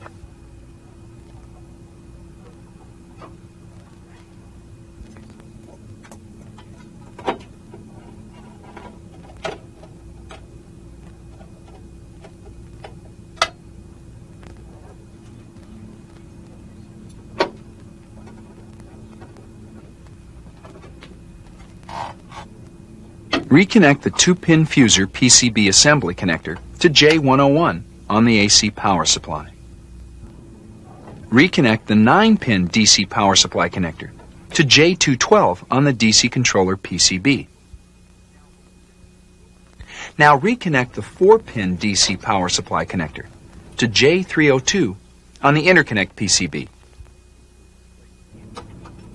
Replace the cables and close the cable connector.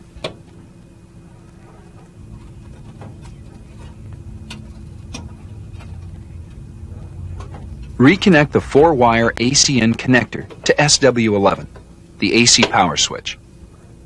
Finally, replace the cables and close the cable connector. Stop the tape and replace the power supply unit. Replace the density adjusting PCB assembly. First, place the density adjusting PCB in position next to the fan.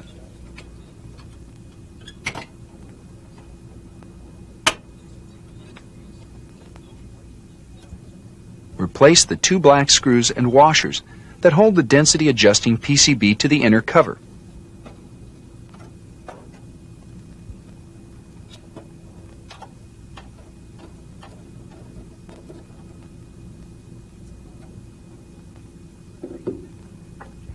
Reconnect connector J213 to the DC controller PCB. And finally, replace all connector cables in the black cable clamps and close the clamps.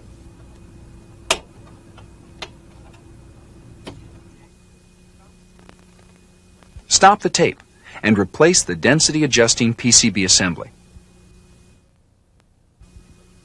Replace the mounting plate sensor. Start by reconnecting connector J12 to PS11 on the mounting plate sensor.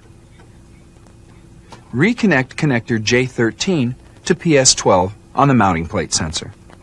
Now place the mounting plate sensor into position on the right side of the inner cover. Finally, replace the two black screws and washers that hold the mounting plate sensor to the inner cover. Stop the tape and replace the mounting plate sensor. Replace the fan.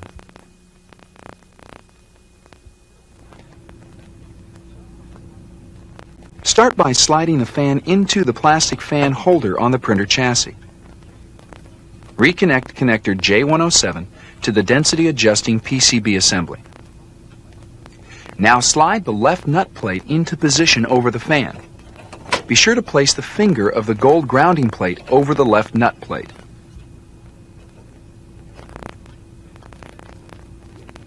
Then replace the two screws that secure the left nut plate to the printer chassis.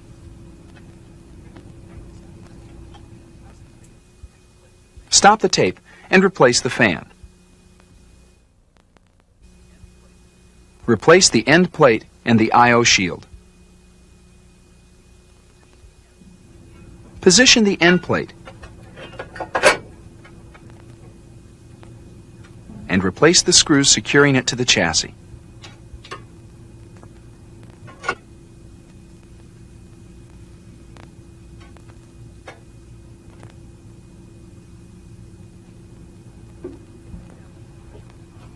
Now position the I/O shield and replace the screws securing it to the printer.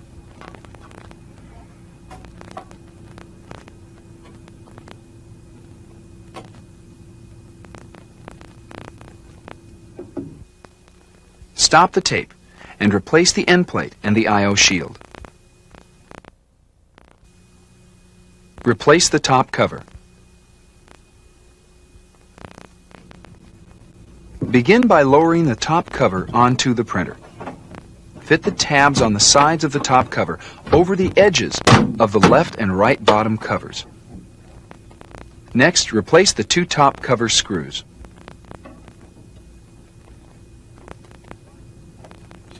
Finally, replace the stackability guide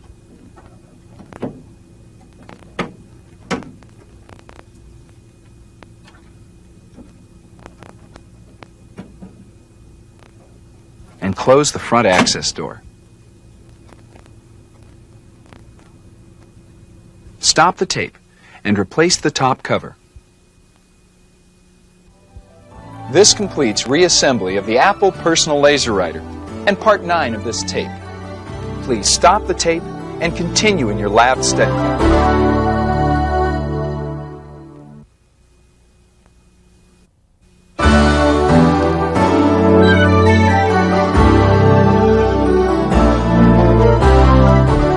Troubleshooting a personal laser writer is a systematic process. There are 7 major steps to complete. The steps are: 1. Complete any initial administrative tasks as they apply to your service center. 2. Isolate the problem. 3. Resolve the problem. 4. Test the system. 5. Complete necessary paperwork as appropriate for your service center. 6. Pack and ship defective modules, if necessary. 7. Inform the user. In this part of the videotape, you'll have an opportunity to troubleshoot a typical problem. Since we're only concerned with isolating and fixing the problem in this part of the videotape, we'll focus on steps 2, 3, and 4. Now let's begin by isolating the problem. You've received a call from a customer whose personal laser writer will not print. At this time, you know that the laser writer worked fine earlier today, but won't print now. What would you do next?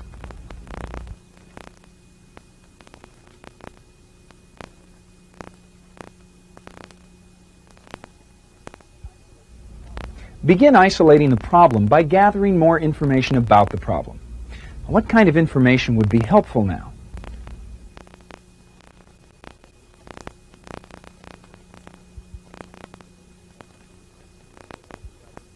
Now, since the laser writer worked earlier in the day, and since the laser writer has not been moved or disconnected since it last worked, several possible problems could be eliminated, but they should be double-checked anyway.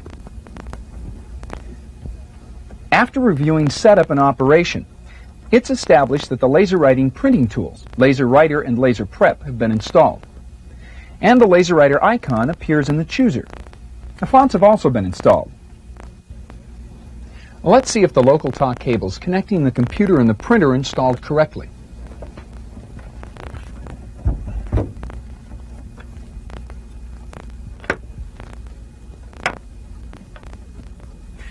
Now, since no other computers are connected to this personal laser writer, software compatibility is not an issue. Paper is installed in the paper cassette tray, and a toner cartridge is installed. After several attempts at printing, the personal laser writer will not print. What would you do next?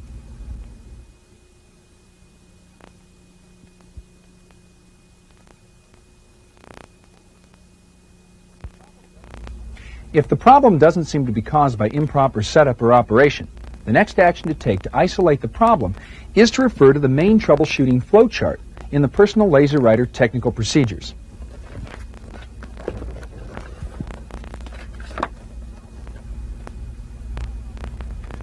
Power on the printer, wait 60 seconds, and observe the status LEDs.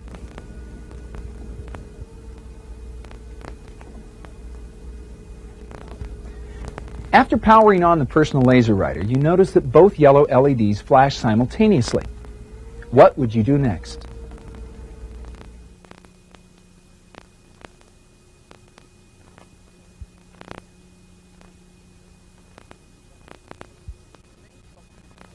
The main troubleshooting flowchart refers you to the print engine error flowchart.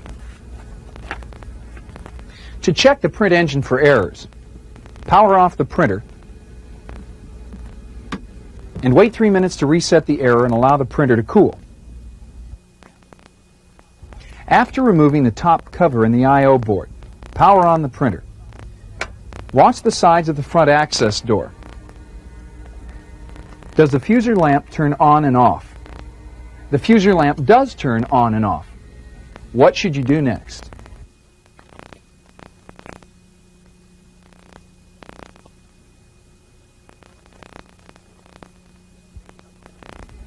Based on the print engine error flowchart, you should turn to Troubleshooting Table G, Laser Scanner Malfunction.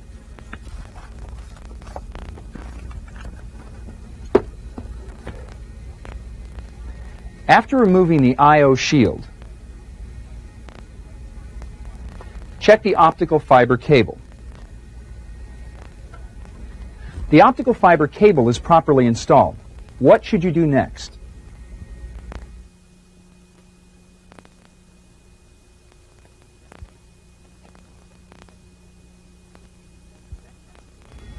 The next action to take is to check the DC controller PCB. Begin by jumpering connector 207 pin 6 to ground. Then measure the voltage between J202 pin 4, which controls laser power, and connector J202 pin 2, which is ground. The volt-ohm meter indicates that there is less than 1.5 volts DC. What should you do?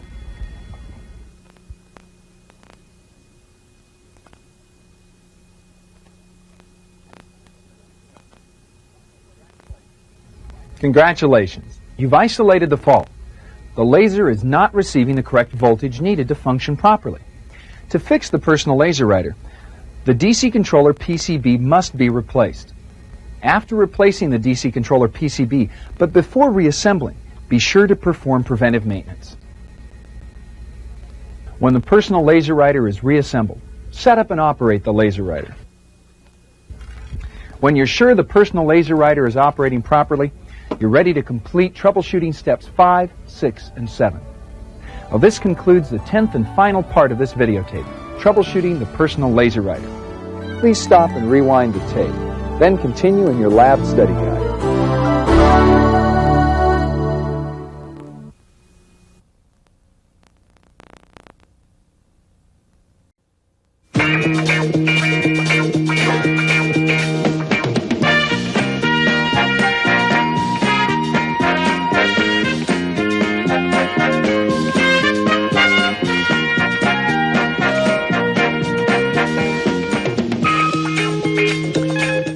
The LaserWriter 2 has 4 major systems.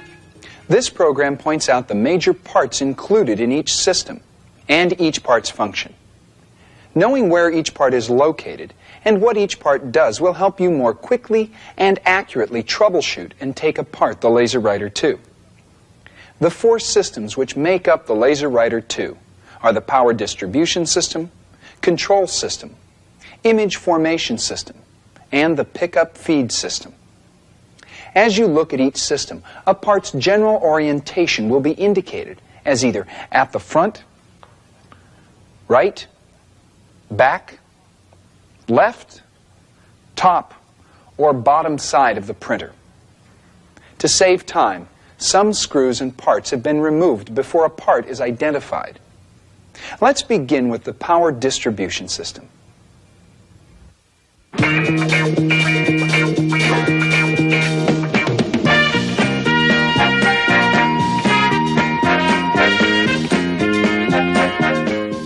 The power distribution system has 5 major parts. First, the power supply block. The power supply block is located at the rear of the printer. In the power supply block are the main power switch, circuit breaker, AC driver PCA, and fuser assembly heater safety PCA. There are 2 fans. The upper fan is located above the power supply block and is the exhaust fan for the space above the chassis. The lower fan is located under the power supply block with the controller boards. This is the exhaust fan for the space inside the base cover. Here is the DC power supply. It supplies power to the main motor and the DC controller PCA.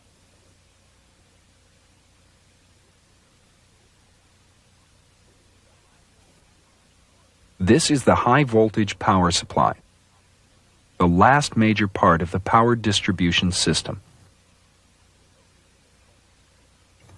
Located at the front of the printer, the high voltage power supply provides high voltage DC power to the primary corona and the transfer corona. These are the major parts of the power distribution system.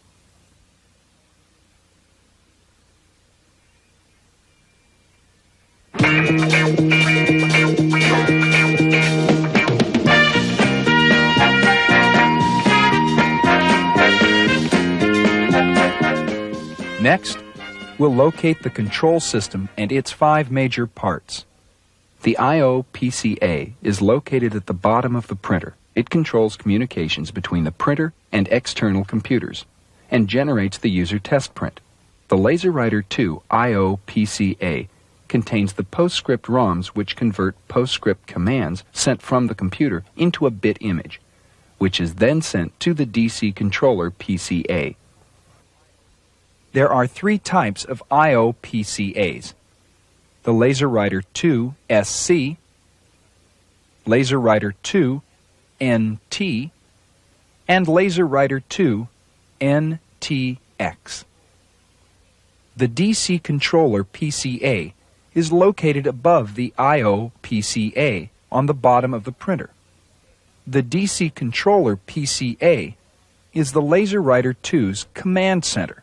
It controls and monitors the other 3 systems of the printer: power distribution, image formation, and pickup feed systems. When the upper unit is opened, the interlock switch cuts off power to the printer. Here is the interlock switch and interlock switch lever. Next to the DC power supply and main motor assembly on the distribution PCA are the toner cartridge sensitivity switches, SW301 and SW302. These switches help the DC controller match laser beam intensity to drum sensitivity. The last major part of the control system is the status display. The green lamp indicates the printer is ready or in use. The orange lamp indicates low toner level. The first red lamp indicates paper out. And the second red lamp indicates a paper jam.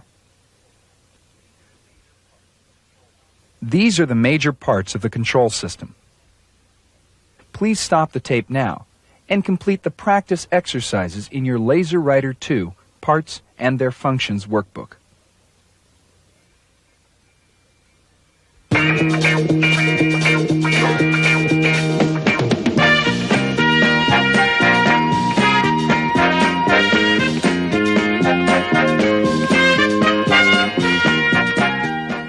There are 16 major parts in the image formation system.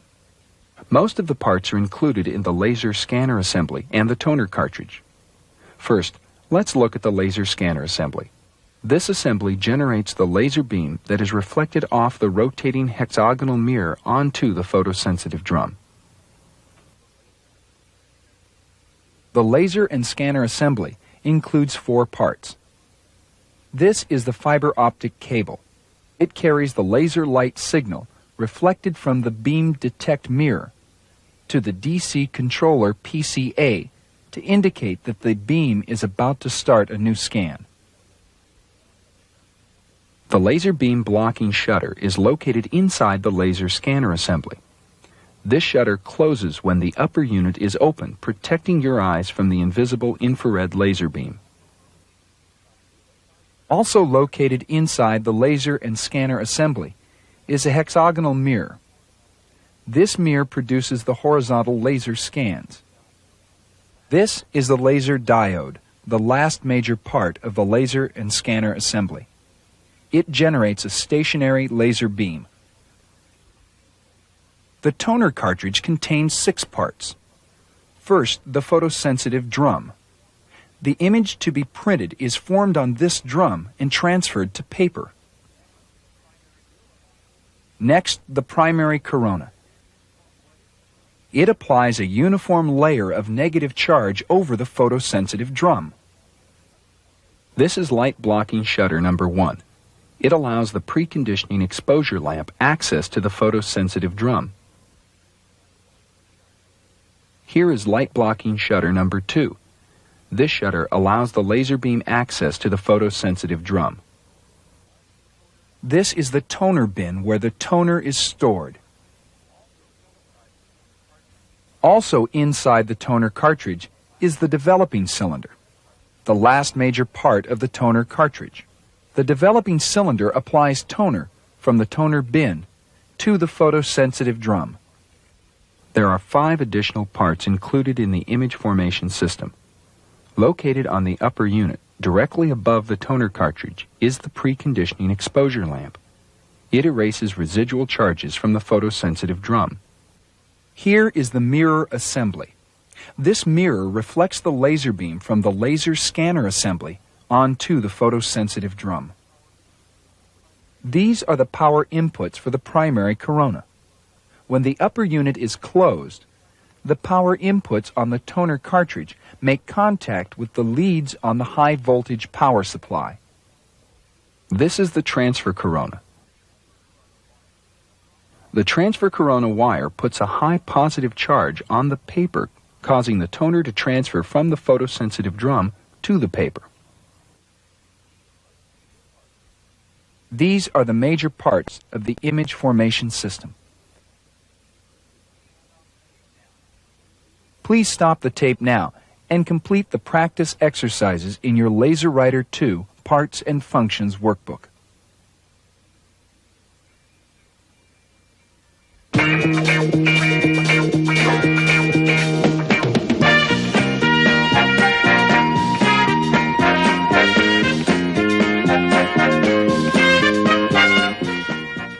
pickup feed system includes the distribution PCA, the transfer guide assembly, the fuser assembly, and various mechanical parts.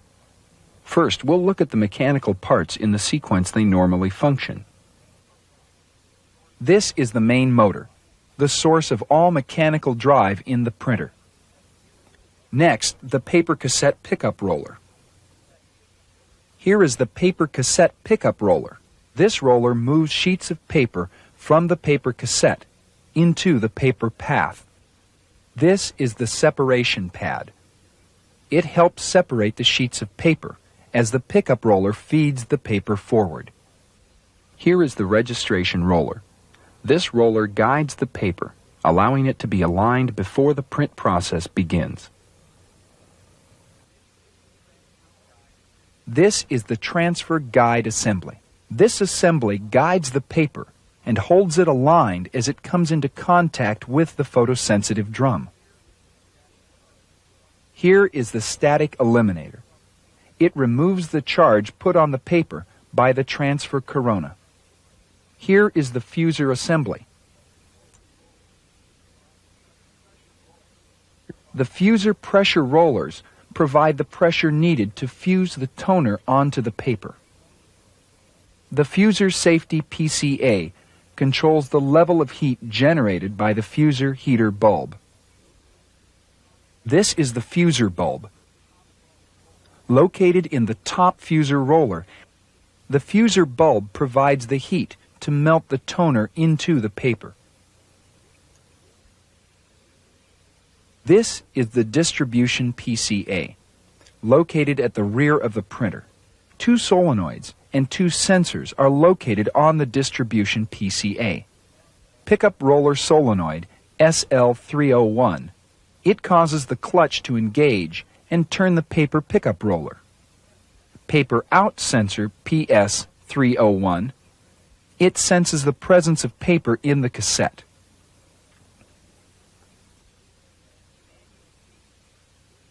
Manual feed sensor PS302.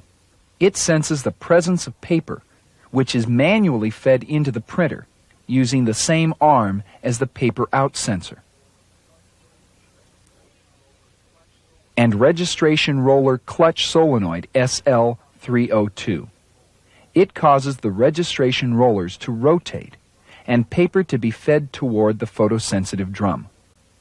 Finally, paper delivery sensor PS331, located on the fuser assembly PCA, the last major part of the pickup feed system. It senses the delivery of paper. If the paper fails to reach and clear this sensor within the necessary time, a paper jam is determined to have occurred.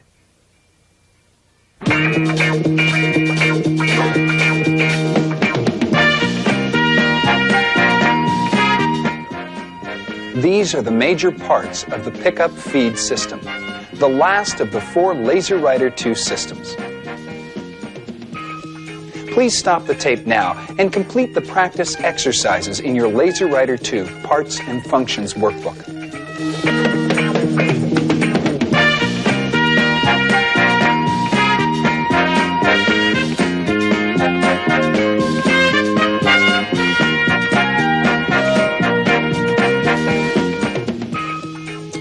The LaserWriter 2 has 4 major systems.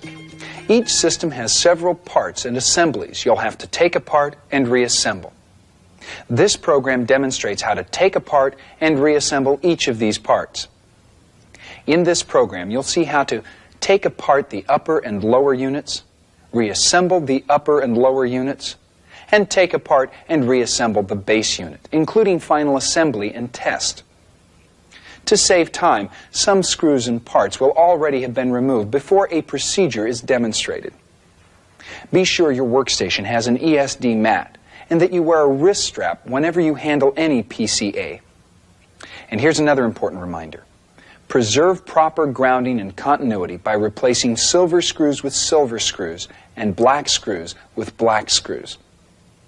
Be sure to read the general information section of the LaserWriter 2 technical procedures before you begin take apart. Let's begin by taking apart the upper and lower units.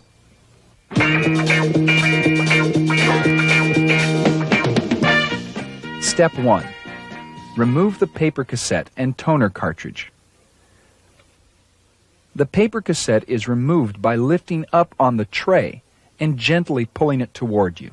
Remove the toner cartridge by first opening the LaserWriter 2. Then firmly hold the toner cartridge and lift it straight up.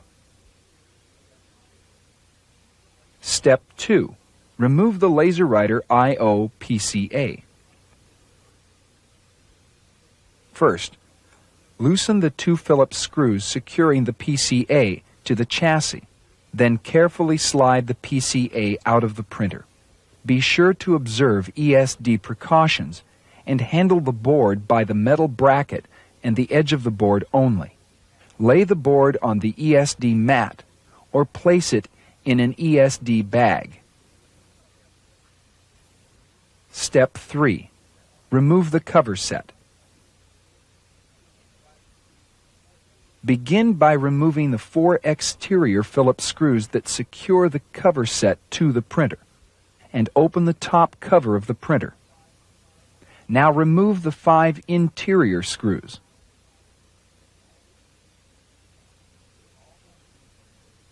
With all the screws removed, lift the cover set straight up until the status panel is visible.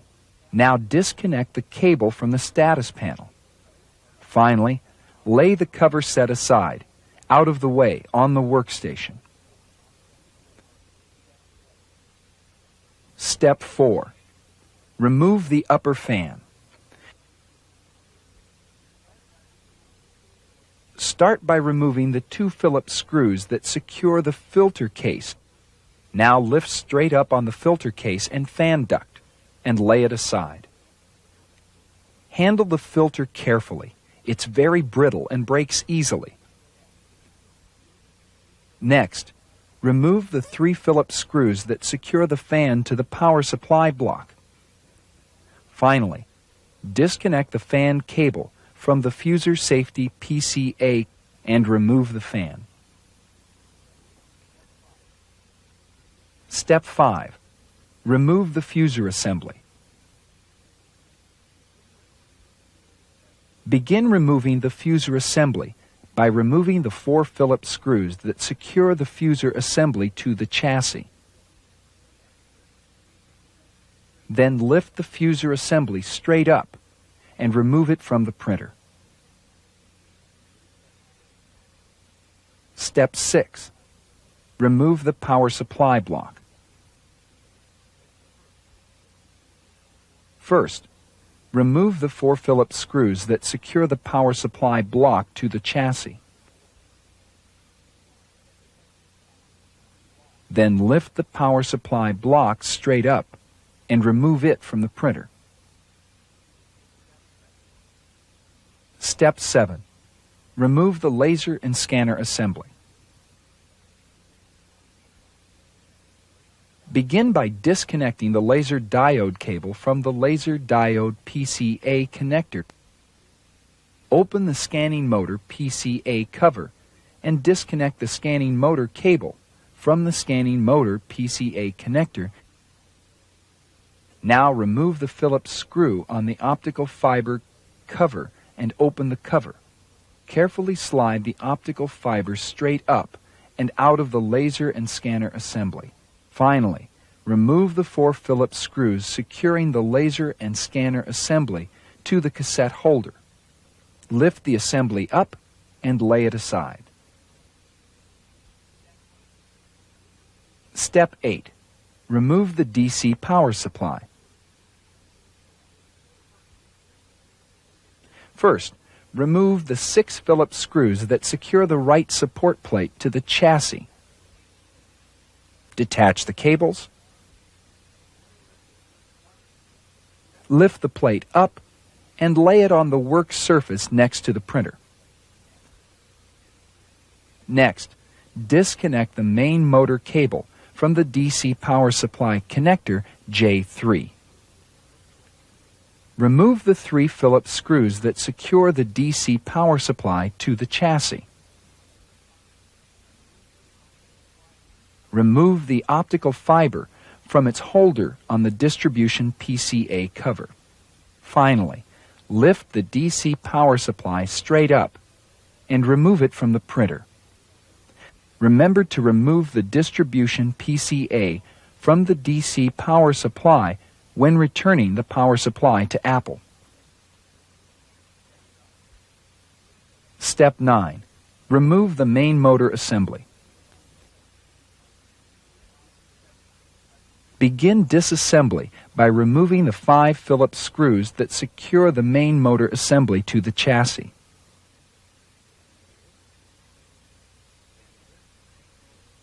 Then lift the main motor assembly straight up and remove it from the printer. Step 10. Remove the high voltage power supply.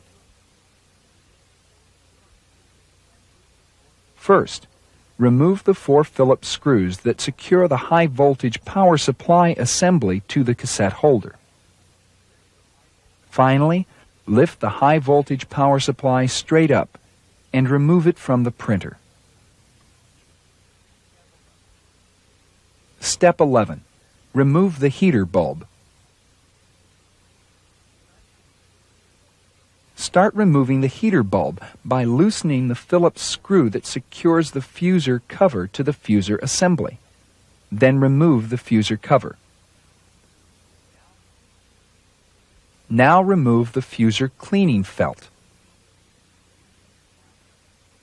Using the screwdriver or grip ring pliers, remove the E-ring that secures the drive release cam to the fuser assembly. Then remove the drive release cam and the spring.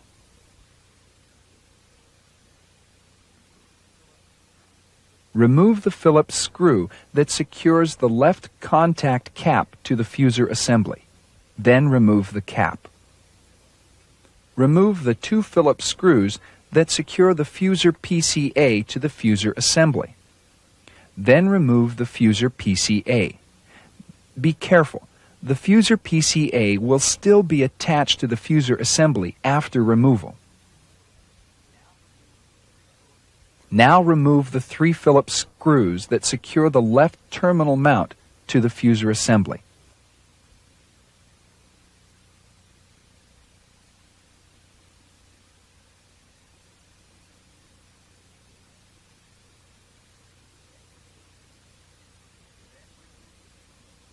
Then remove the terminal mount. Remove the Phillips screw that secures the left heater support to the fuser assembly. Then remove the support.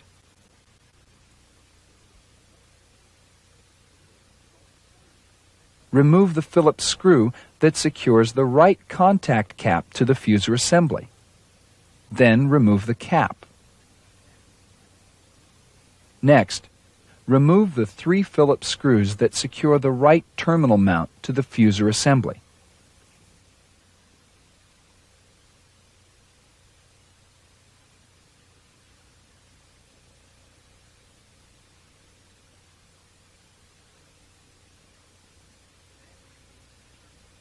Then remove the terminal mount.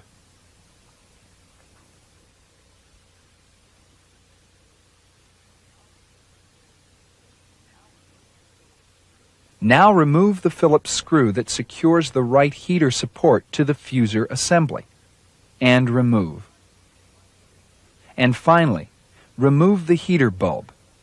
Be careful not to break the bulb as you remove it. This concludes the upper and lower units take-apart. Please stop the tape now and complete the practice exercises in your LaserWriter 2 take-apart module.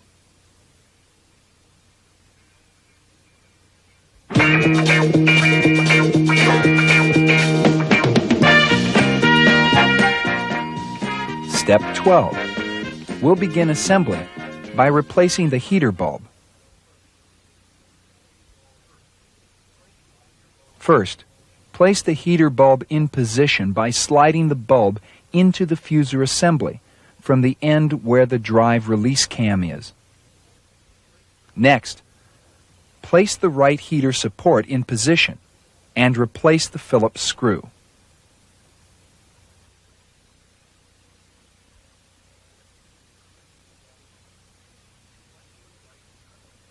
Place the right terminal mount in position and replace the 3 Phillips screws.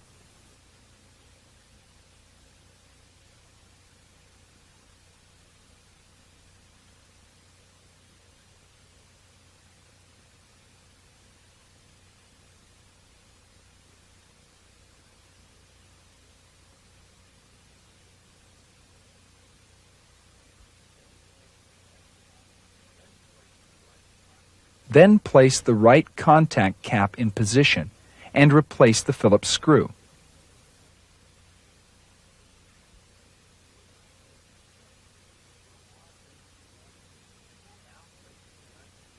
Now place the left heater support in position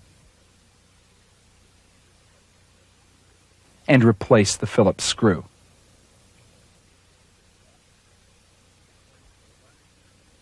Place the left terminal mount in position and replace the 3 Phillips screws.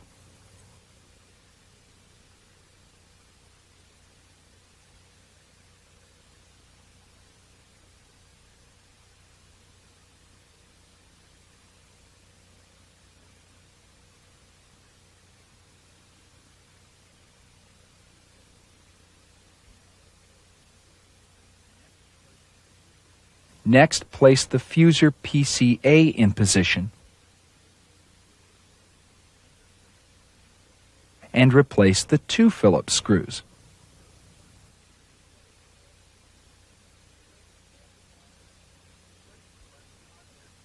Place the left contact cover in position and replace the Phillips screw.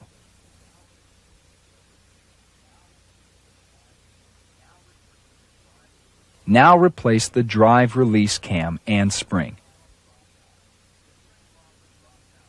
The spring often drops out when you remove the release cam. Replace the drive release cam E-ring.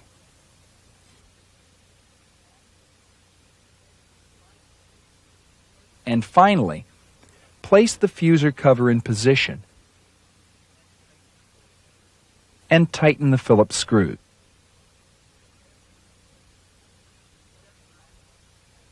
Step 13. Replace the high voltage power supply. Begin by placing the high voltage power supply in position. Be sure to align it with the positioning and connector pins.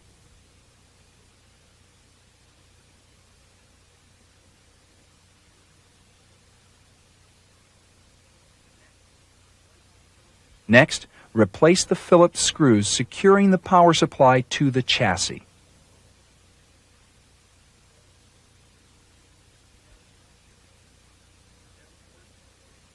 Step 14. Replace the main motor assembly. Begin by placing the main motor assembly in position. Next, replace the 5 main motor assembly screws.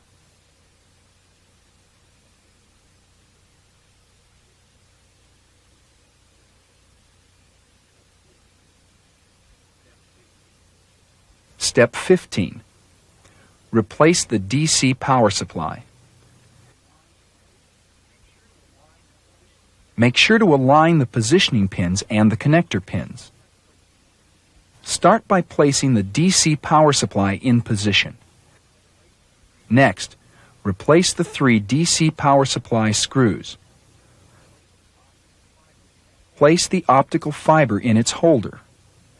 Next, connect the main motor cable to the DC power supply connector J3. And finally, place the right support plate in position and replace the 6 Phillips screws and the cables.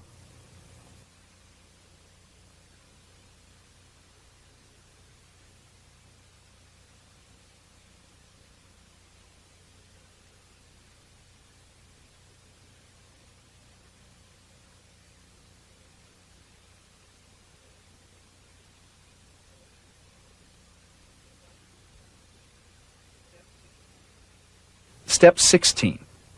Replace the scanner assembly.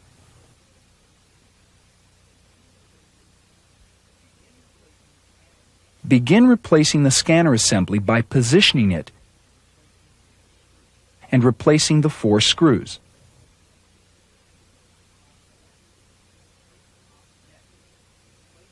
Next, replace the optical cable and screw.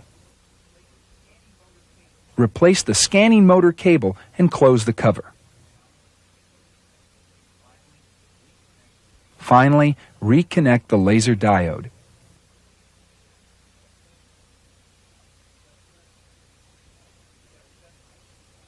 Step 17. Replace the power supply block.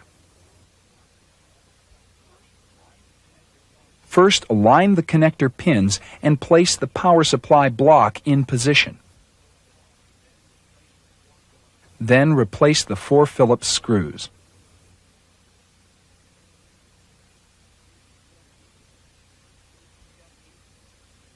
Step 18. Replace the fuser assembly. Begin by placing the fuser assembly in position. Align the connectors at each end of the fuser with the mating connectors in the printer. Finally, replace the 4 fuser assembly screws.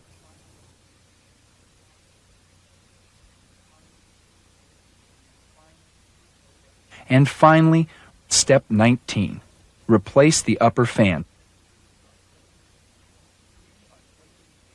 Begin by placing the fan in position on the power supply block. Then replace the 3 Phillips screws.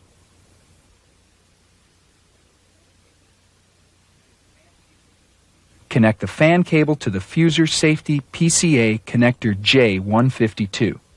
And finally, place the filter case and fan duct in position and replace the 2 Phillips screws.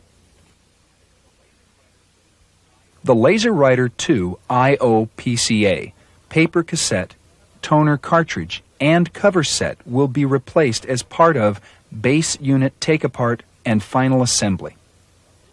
This concludes upper and lower units reassembly. Please stop the tape now and complete the practice exercises in your LaserWriter 2 take-apart module.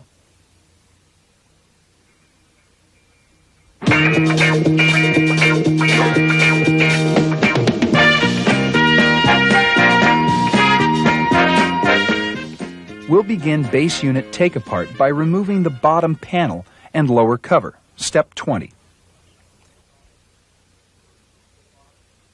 Remove the bottom panel by first carefully turning the printer over.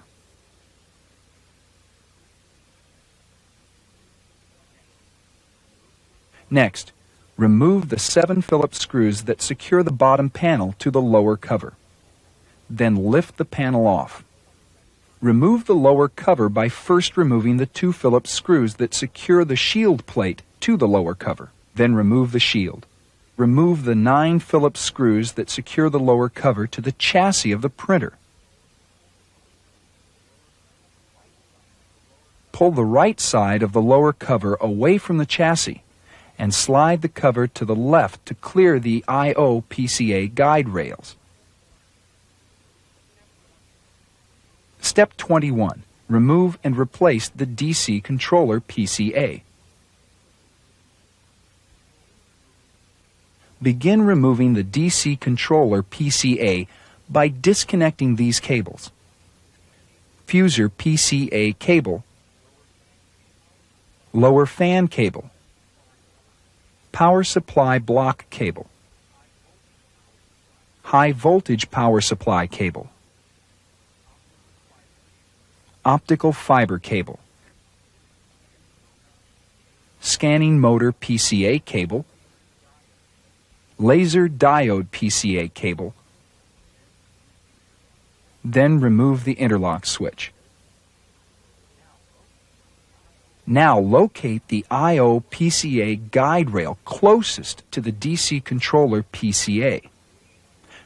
Remove the 2 Phillips screws that secure the guide rail to the chassis. Then move the guide rail away from the DC controller PCA. Remove the 4 Phillips screws that secure the DC controller PCA to the chassis. Remove the 2 Phillips screws that secure the power lugs to the connector PCA. Remove the 2 Phillips screws that secure the 2 DC power supply connectors in place. And finally, lift the DC controller PCA slightly and pull it away from the connector PCA.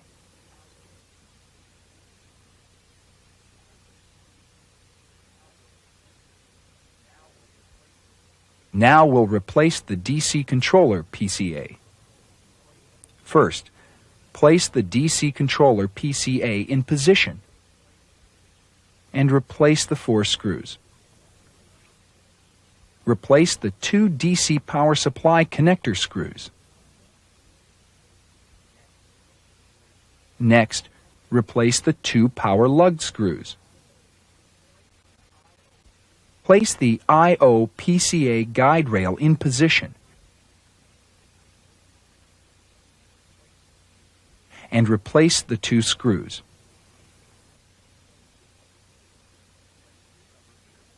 Place the cover interlock switch in position and replace the screw. And finally, reconnect the following cables: Fuser PCA cable, lower fan cable, power supply block cable, high voltage power supply cable, optical fiber cable, scanning motor PCA cable, laser diode PCA cable.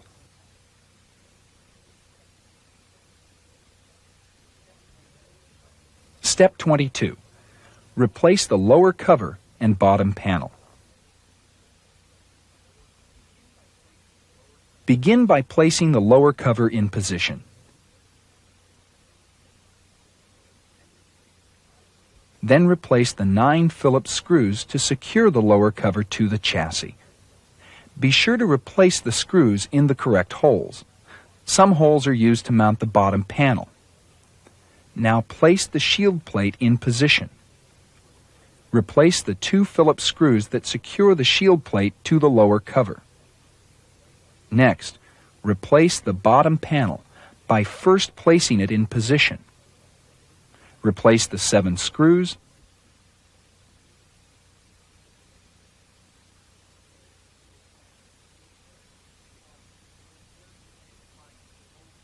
and finally, carefully turn the printer over to its upright position.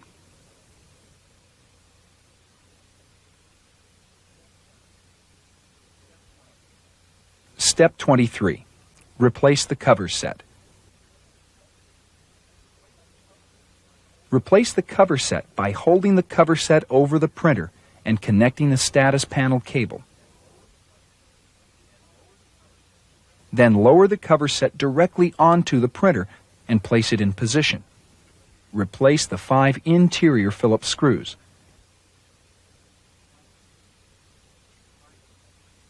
And finally, replace the 4 exterior Phillips screws.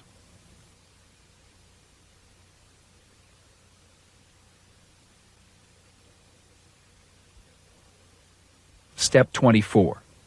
Replace the LaserWriter 2 I/O PCA. Replace the I/O PCA by sliding it into the base of the printer. Then replace the 2 Phillips screws that secure it to the chassis. Step 25. Replace the paper cassette and toner cartridge. Replace the paper cassette by sliding it into the printer until it stops. Next, place the toner cartridge in position and gently press down on it until it snaps into position.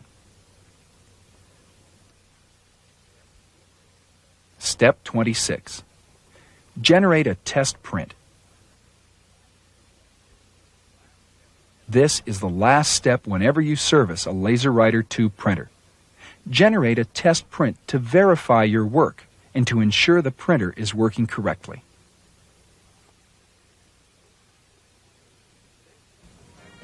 This concludes the base unit take-apart and final reassembly. Please stop the tape now and complete the practice exercises in your Laser Writer take-apart module.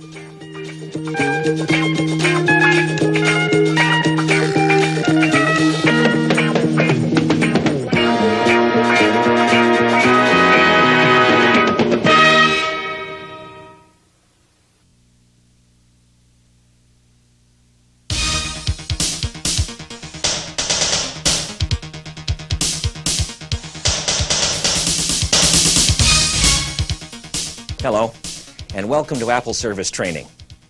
You're about to begin either the Macintosh Service Course or the Apple II Service Course. The purpose of these courses is to help you acquire the basic skills necessary to set up, use, upgrade, and repair Apple products. Before you get started, I'll explain how these courses work. Then we'll take a look at the contents of your prerequisite package. Each course has two parts: the Service Course Prerequisite and the Service Course Lab.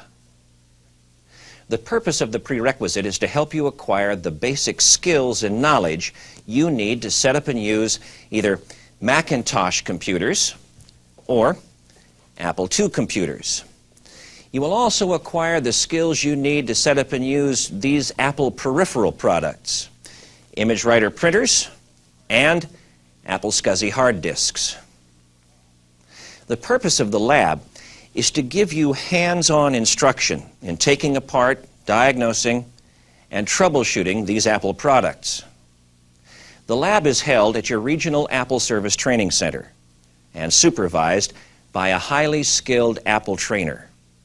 The training you'll receive in the lab assumes that you've already acquired the skills covered in the prerequisite.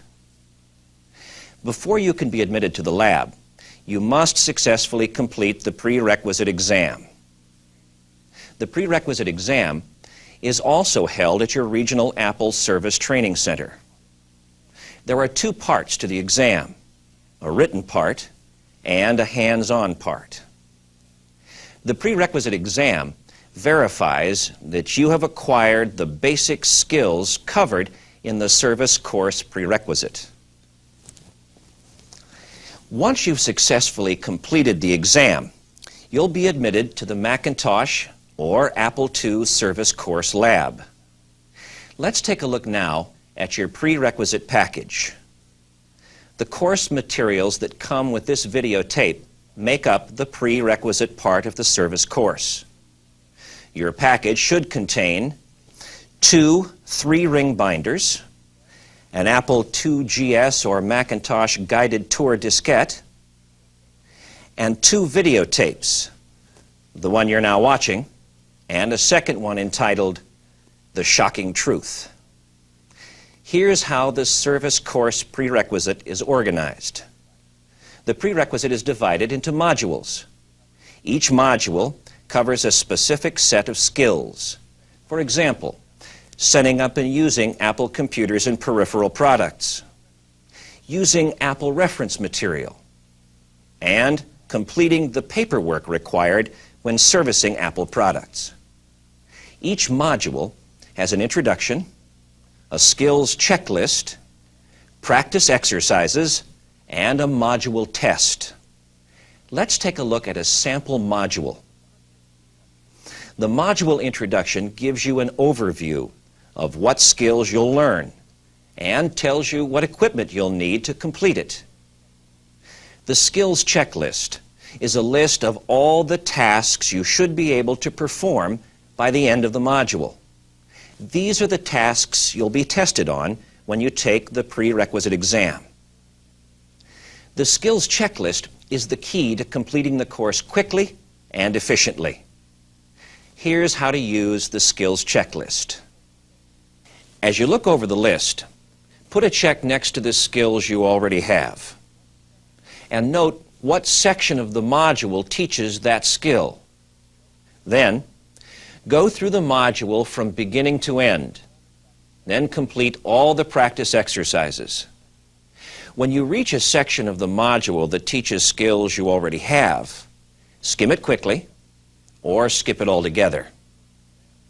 When you feel you've mastered all of the skills and knowledge contained in the module, take the module test.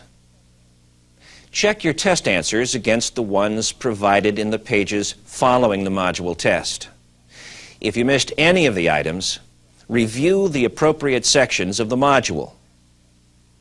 The last step is to go back to the skills checklist and make sure you can perform all of the tasks.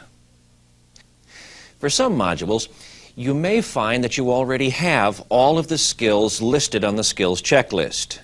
In that case, go directly to the module test.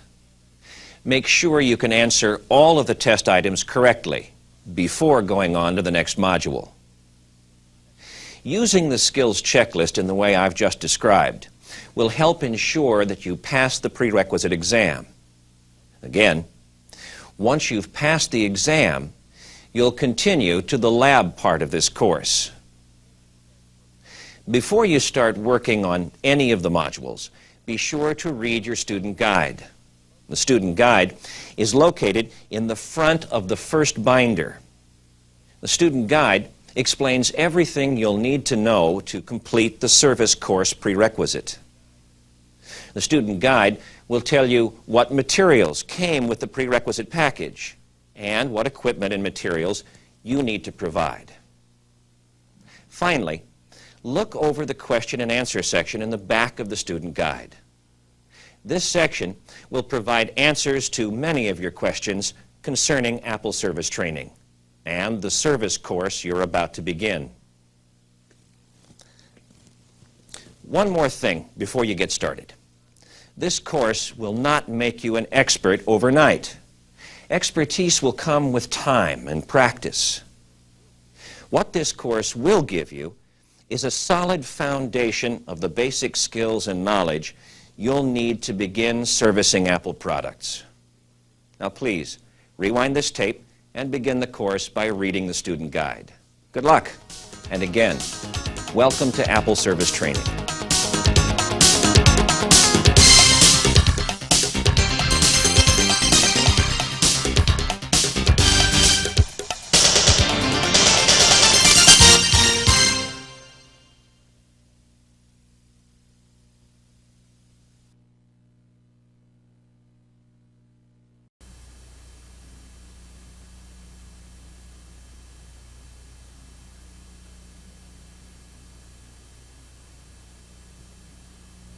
Hi, my name is Larry Gordon with Apple Computer, Newton Account Executive supporting the sales efforts of resellers and channel partners throughout the U.S. I'm here today at the Apple Market Center in downtown Chicago to help conduct a comprehensive overview and hands-on leader-led session with some local Apple resellers, Newton authorized. Along with me is Ken Wink of Wink Communications, a local Chicago-based training consultant group that has really worked with the Newton Group extensively since the very beginning. In fact, Brian and Ken helped to roll out the MessagePad technology at Boston Mac World in 1993. In fact, that's a good starting point to bring everybody up to speed on this exciting technology, Newton Technologies. John Scully, the CEO at the time at Apple, helped launch the MessagePad technologies with a term called Personal Digital Assistance, or PDA, which is commonly known in the industry today. Today we're going to be showing something beyond PDA called handheld computing. But first, let's give you a little chronological history of the Newton technologies so you can appreciate where we've been and where we are now and what our customers really feel strongly about as we move our development efforts forward. The first MessagePad is just what I said, MessagePad running 1X OS. We debuted it at Fall of Mac World in '93, and then we listened to the user comments very closely. What they told us is they needed a little bit better performance, of course. On first draft it was good, but don't sit back on our laurels. Keep the development efforts going. We did just that. And soon we rolled out the MessagePad 100. Soon after that, the MessagePad 110, again, always being customer focused in our development efforts. At that point, we heard from our customers loud and clear that what we were lacking is true desktop integration, communications, and some user extensibilities or user interface that they would really like to see improved. So Steve Capps, the father of Newton at that time, heard their commands and was frustrated also with it. He went into the drawing board, if you will, and redid the operating system from ground floor up. And what resulted is a brand new operating system called 2.0, which we debuted at Comdex, Las Vegas, fall of '95. It was welcomed with open arms for the long overdue upgrades that we needed to incorporate in there, which is desktop integration to the Windows desktop, to the Windows NT, and Windows 3.1 and greater, as well as Macintosh. Having connectivity out of the box, integration out of the box was key, as well as improved communications for using new standards and PCM Type 2 modems and other technologies that were emerging. We listened and we rolled it out, and people liked it. They liked it so well that our sales efforts increased, our units increased, and we went out and offered a low-cost upgrade to all of those that had a current 120 running 1X. We allowed them through a socketed ROM chip to actually update to 2.0.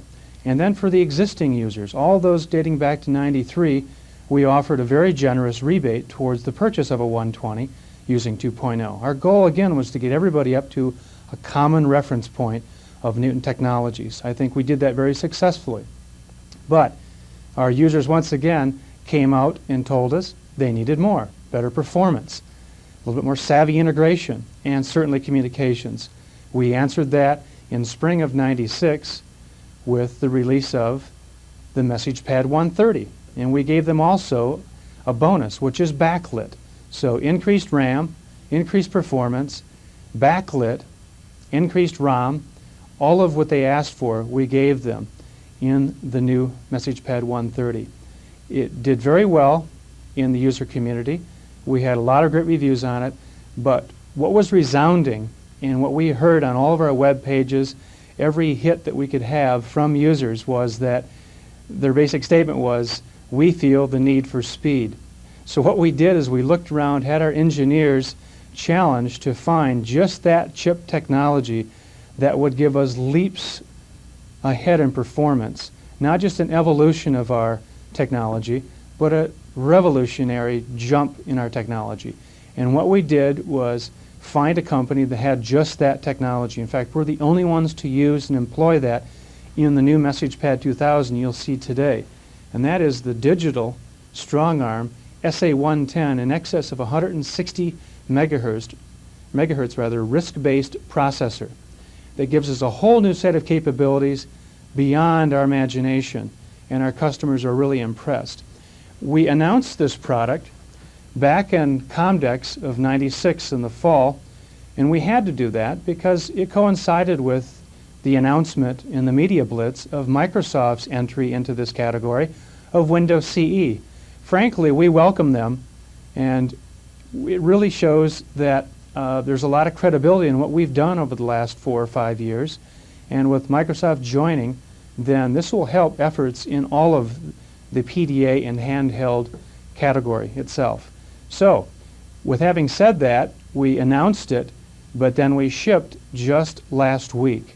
So you're receiving these message pads as I'm here in Chicago at the end of March, and they're in and being sold to your users. Now, what we want to do is provide you with a comprehensive overview of how to use this technology, how to demonstrate this technology, and how to pull out the key features and benefits for your customers so your sales efforts will be rewarded.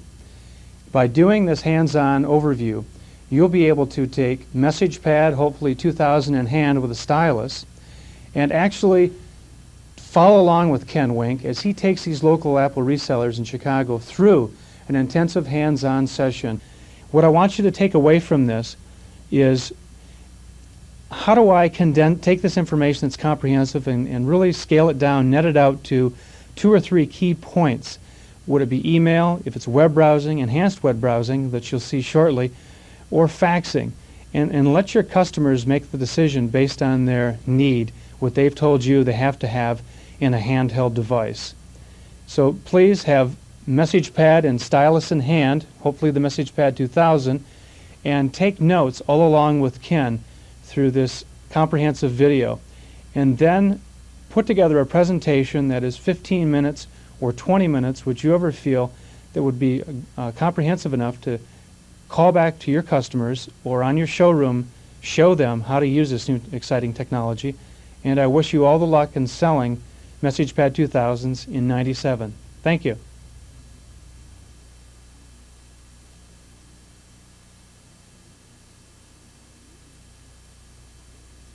Good afternoon. My name is Ken Wink. I'm with Wink Communications, and today I'm going to present to you the revolutionary new Message Pad 2000 that incorporates the Newton technology, the award-winning Newton technology, and I'll explain to you kind of the relationship between that technology and also the device itself. You're going to have a chance today to get hands-on experience with this new device. This is a brand new, redesigned device from the ground up. It's a result of close customer feedback that the Newton Systems Group has been involved with over the last 3 years in developing the Message Pad. This now is a new product, okay? It's a handheld mobile internet computer that not only allows you to keep your information organized when you're on the road, personal information management, okay, and PDAs, but now it's gone many steps further, and it is a handheld internet computer that not only competes with other PDAs, but also competes with laptops and palm tops. So keep in mind when you're communicating to your customers and the people that you're presenting to that this is a new technology defining yet another market in the technology field. Okay, so what we're going to do is, in the beginning, I'll give you a quick overview of the enhancements of the 2000, and then I'll give you a hands-on presentation that I usually give when I'm training people at shows, any of my clients that I might have. So as you're learning about the technology, not only pay attention to what you're learning, but also pay attention to the presentation, how I flow through my presentation, and think about the types of the features that are available in the Message Pad that you can share with your customers, okay? And then at the end of the presentation, I'll give you a to-do item to take away from this presentation to learn more about the product, okay? And then make appointments with your customers. Get out there, get excited about this technology. Once you get your hands on this thing, it'll be hard for you not to show excitement about this thing because it pretty much sells itself, okay? So let's go ahead and get started. What I'm going to do is give you a hardware overview of the Message Pad, and at the same time I'll give you some feature sets and new enhancements of the Message Pad. Keep in mind it's a brand new product, okay? The only thing that's similar with this device over the 100, the 110, and the 120 and the 130 is that it incorporates the Newton technology. What I mean by Newton technology is it is the operating system or the technology built into it. The product itself is the Message Pad 2000, okay? So when you're communicating this, think about it as, say, the Macintosh, the operating system, that's the technology, and the different products are the different product lines that uses that technology. Same thing with the Message Pad. For instance, you have the eMate 300 that uses the Newton technology or the operating system built in. Okay, so you can call it a Message Pad or a Newton, but essentially the product itself is the Message Pad 2000. So what we're going to do now is I'm going to have you pick up your devices and follow along closely with me, okay? And I'll show you the hardware features of it, and then we'll get into the software and what's built into this device. With this device, this not only allows me to stay organized, but I can now communicate all my information. I have email access, okay? Built into the Message Pad, you have a web browser, so you can access the web, but it also is an enhanced version of web browsing where I can surf the web and then later on I can view those web pages without being connected. Also built into the Message Pad are new productivity applications that you would use, say, with your laptop. For instance, a word processor, a spreadsheet. So now not only can you have access to that type of information on your message pad, much smaller form factor than a laptop, but also you can integrate all of that information back and forth from your desktop machine, whether it be a PC or even a Macintosh. So you can move information from your message pad to your desktop, and you can move information from your desktop to your message pad. So you have full access to not only your spreadsheets and your word processing documents, but also your contact information, your calendar information, your to-do lists, okay, your email, and also information on the web. Okay? So this now replaces whatever device that you would lug around. For instance, for me, would be a laptop. With the message pad, with the faster speed, you have instant on capabilities. And I'll actually show you this in the presentation so you don't have to wait for it to come out of sleep mode for about a minute or even reboot. Okay? And I'll show you that as we get started. So let's go ahead and pick up the device, and I'm going to give you an overview of the hardware. You'll notice that you have a lid right here. Okay? The lid opens to the side instead of to the top. What we're going to be doing today is working with the message pad in this orientation, which is landscape orientation, with the Apple on the left-hand side. Okay? And you'll notice there's a little latch down at the bottom. This allows me to unlatch the lid, so if I pull down on this latch, it opens the lid, and the lid folds back. Okay? And you can pull it all the way back this way. Now, like I told you before, this device is totally redesigned. This lid is removable, okay? So I can actually remove this lid by moving this little switch right here, and I can disconnect the lid. One thing I do want to point out about the lid is you'll notice right here you have 3 cutouts or 3 pinholes. This allows you to place separate types of lids on the device. Keep in mind the message pad has many third-party opportunities available for design, which are in development now, which allows you to not only put a lid on the device, but I hear mention of actually different types of keyboards that you can connect to this. Okay, so if it's a thicker keyboard, you can put that on the device. Also, there is a little cutout right here that will allow you to access the logic board, so you can plug in a keyboard. Okay, and also people are talking about different solar panels that they can place on here. So you can see there's many different types of options available for the message pad. So that's the lid. Okay, and it locks around the back automatically.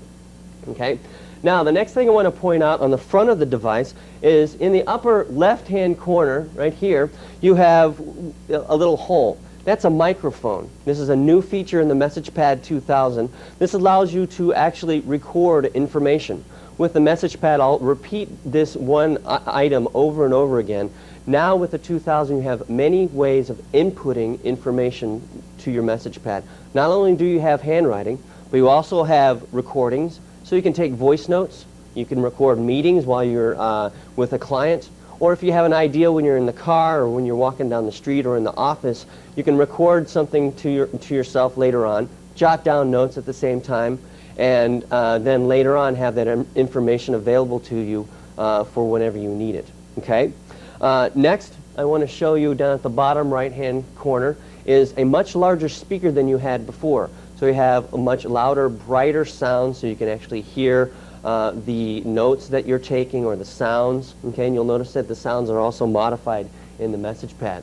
Okay, now off to the upper right, you'll see here there's a little notch, and if you look to the side, you actually have a little black knob right here. This is actually your pen. If you push, you'll notice that a newly designed pen is available. It's not a telescopic pen. It's actually an aluminum, ergonomic, very durable pen. Okay, that is hidden away into this hole. And right above it, you have what's traditionally known as an inkwell that allows you to hold the pen there when you're not using it, so you don't lose it. It doesn't roll around the office or anything like that. And keep in mind, make sure you tell your clients, no, it's not a bubble blower. Okay, so you can't blow bubbles from it. Okay. All right, since we're talking about this end of the device, I do want to point out some other things about it. Off to the bottom, you'll notice you have a shiny window. Okay, previous models of the message pad or the Newton technology, had this infrared window. This also has been enhanced in that it supports the very popular IRDA standard. So now you can actually beam information back and forth from other devices, other message pads. Also, you can beam your work, your spreadsheets, your word processing documents, anything that you have in your message pad, you can actually beam it to, say, an IRDA printer. HP has many of the IRDA compatible printers now that have it built in, and you can print information. For instance, I just presented at Comdex. I went to the HP booth because I had some outlines and information that I had to print out and give to some people while they were there. I went to the HP booth, printed out some documents, gave HP some extra traffic because people were like, wow, that's pretty cool. But actually was able to stay productive while I was on the road and print my documents out. All right, next to that, you'll see you have a little door. This door opens up. I'll flip around here so you can see. I have two ports right here. One is my power port. Okay, this allows me to plug in my power cable to my message pad. Okay, and then next to that is a new port. Okay, which is called Newton Interconnect. There's a brand new technology. It's part of the chipset within the message pad. And this allows you to plug in different types of, say, docking mechanisms or adapters, like this one, which ships with the device. This allows me to plug this into the side of my message pad, okay? And then I can plug in either my keyboard to that port, okay? You'll notice this is a serial cable, so then I can also plug this into either my Windows laptop or my desktop machine, okay? So I have my Windows cable here, which ships with the 2000, and then also a serial cable that you can plug into a Macintosh. Also, what this port supports is, in this Newton Interconnect technology, is that it also supports sound in and out. It supports power in, or actually power in, you can't get power out. And then also you have serial connectivity and RS-232 connectivity in and out of the message pad. So for third parties, there's a development opportunity to create an all-in-one docking piece that if you plug a dock into this, the message pad now is intelligent enough to sense that you are plugged into a dock. You can set certain preferences within your message pad to automatically synchronize information. You can also move information back and forth. For instance, if you have spreadsheets that you automatically download, once the message pad sees that it's plugged in, it'll automatically download that if you set those preferences like that. So there's many different things you can do with the message pad now, the 2000, okay? So it allows you to stay connected to your desktop machine, but at the same time stay disconnected and have all that information with you at all times. No longer have to lug around many different types of products, laptops and Rolodexes and things like that. You now have it all in one in your message pad. Okay, now the next thing I want to point out to you is on the bottom of the message pad, or on one side of the message pad here, you'll notice you have two PC card slots, Type 2 PC card slots. This allows you to plug in whatever type of PC card you wish, either a memory card, okay?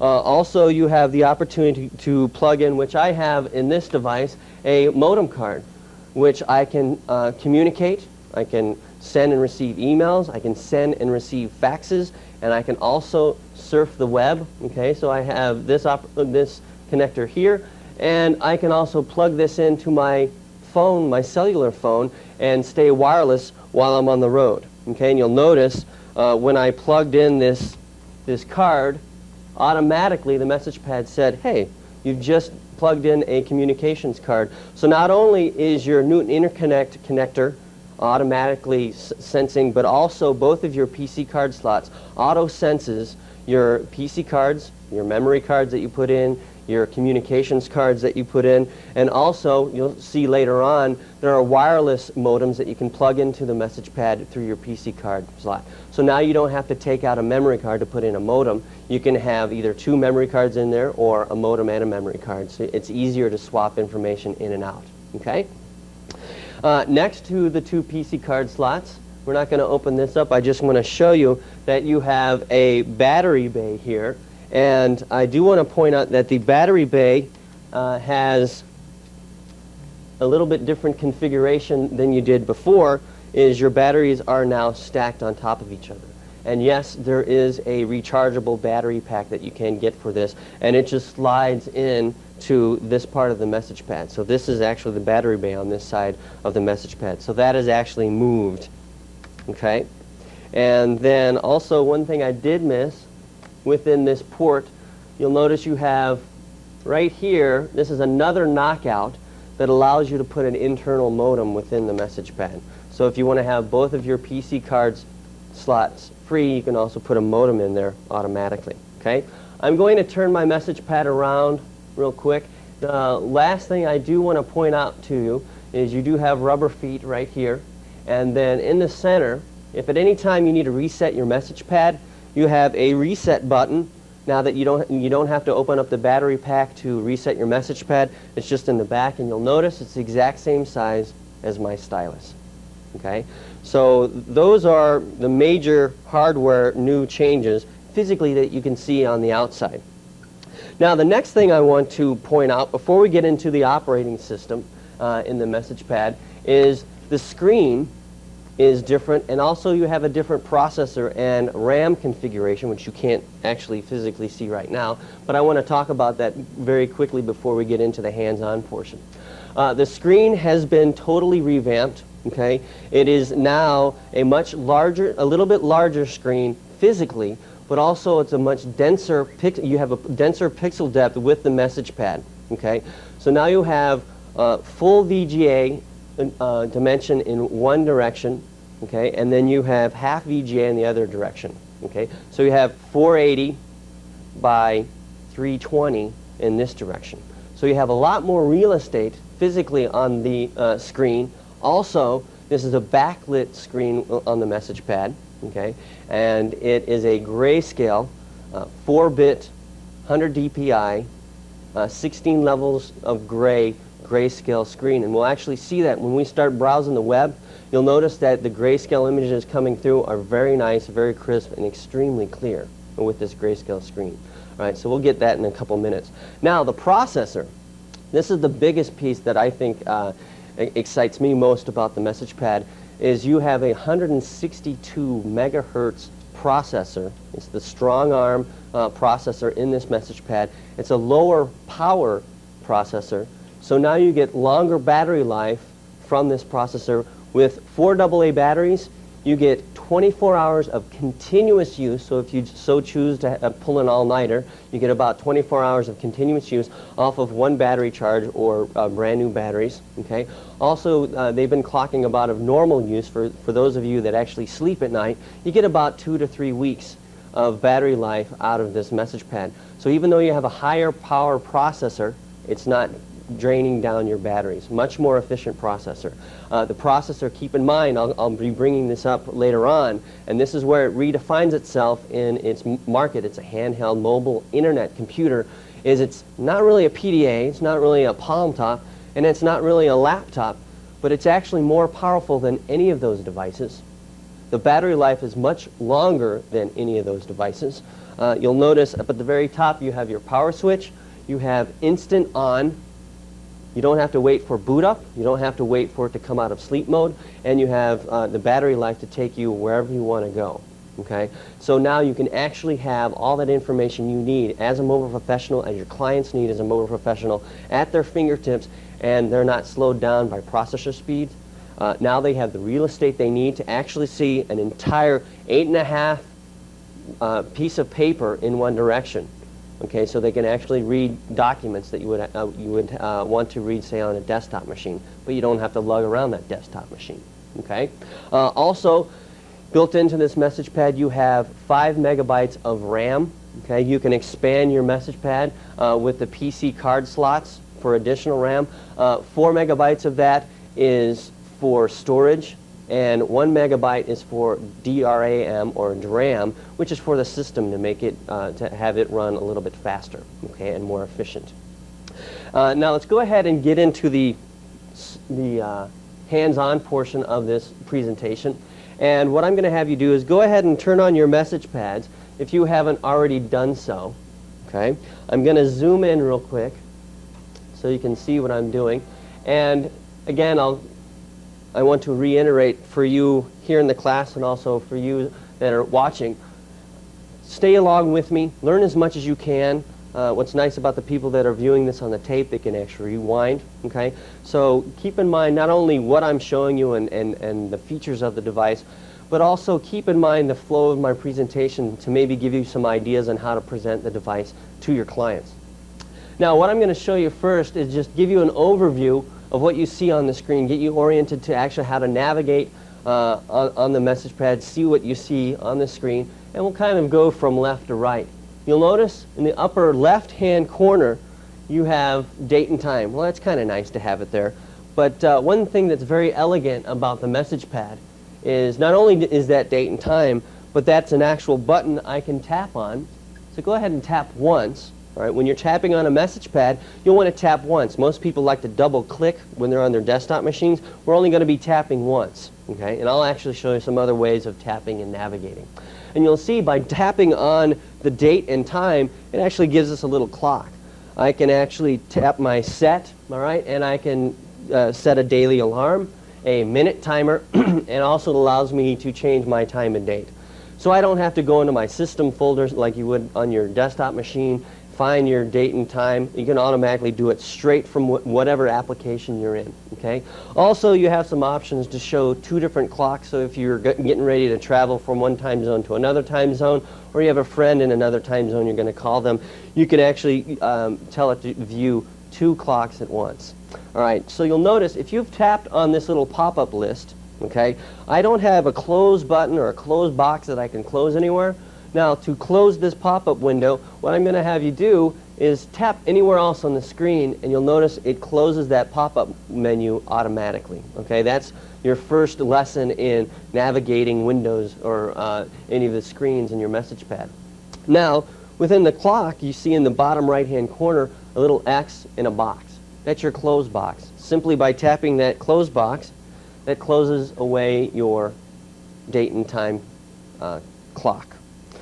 Now, traveling across the top of your message pad, you'll notice you have a separator bar. Okay, this is our notepad. This is one of many applications built into your message pad.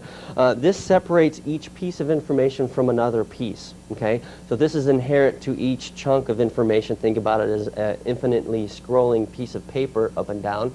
And along that separator bar, I have two icons.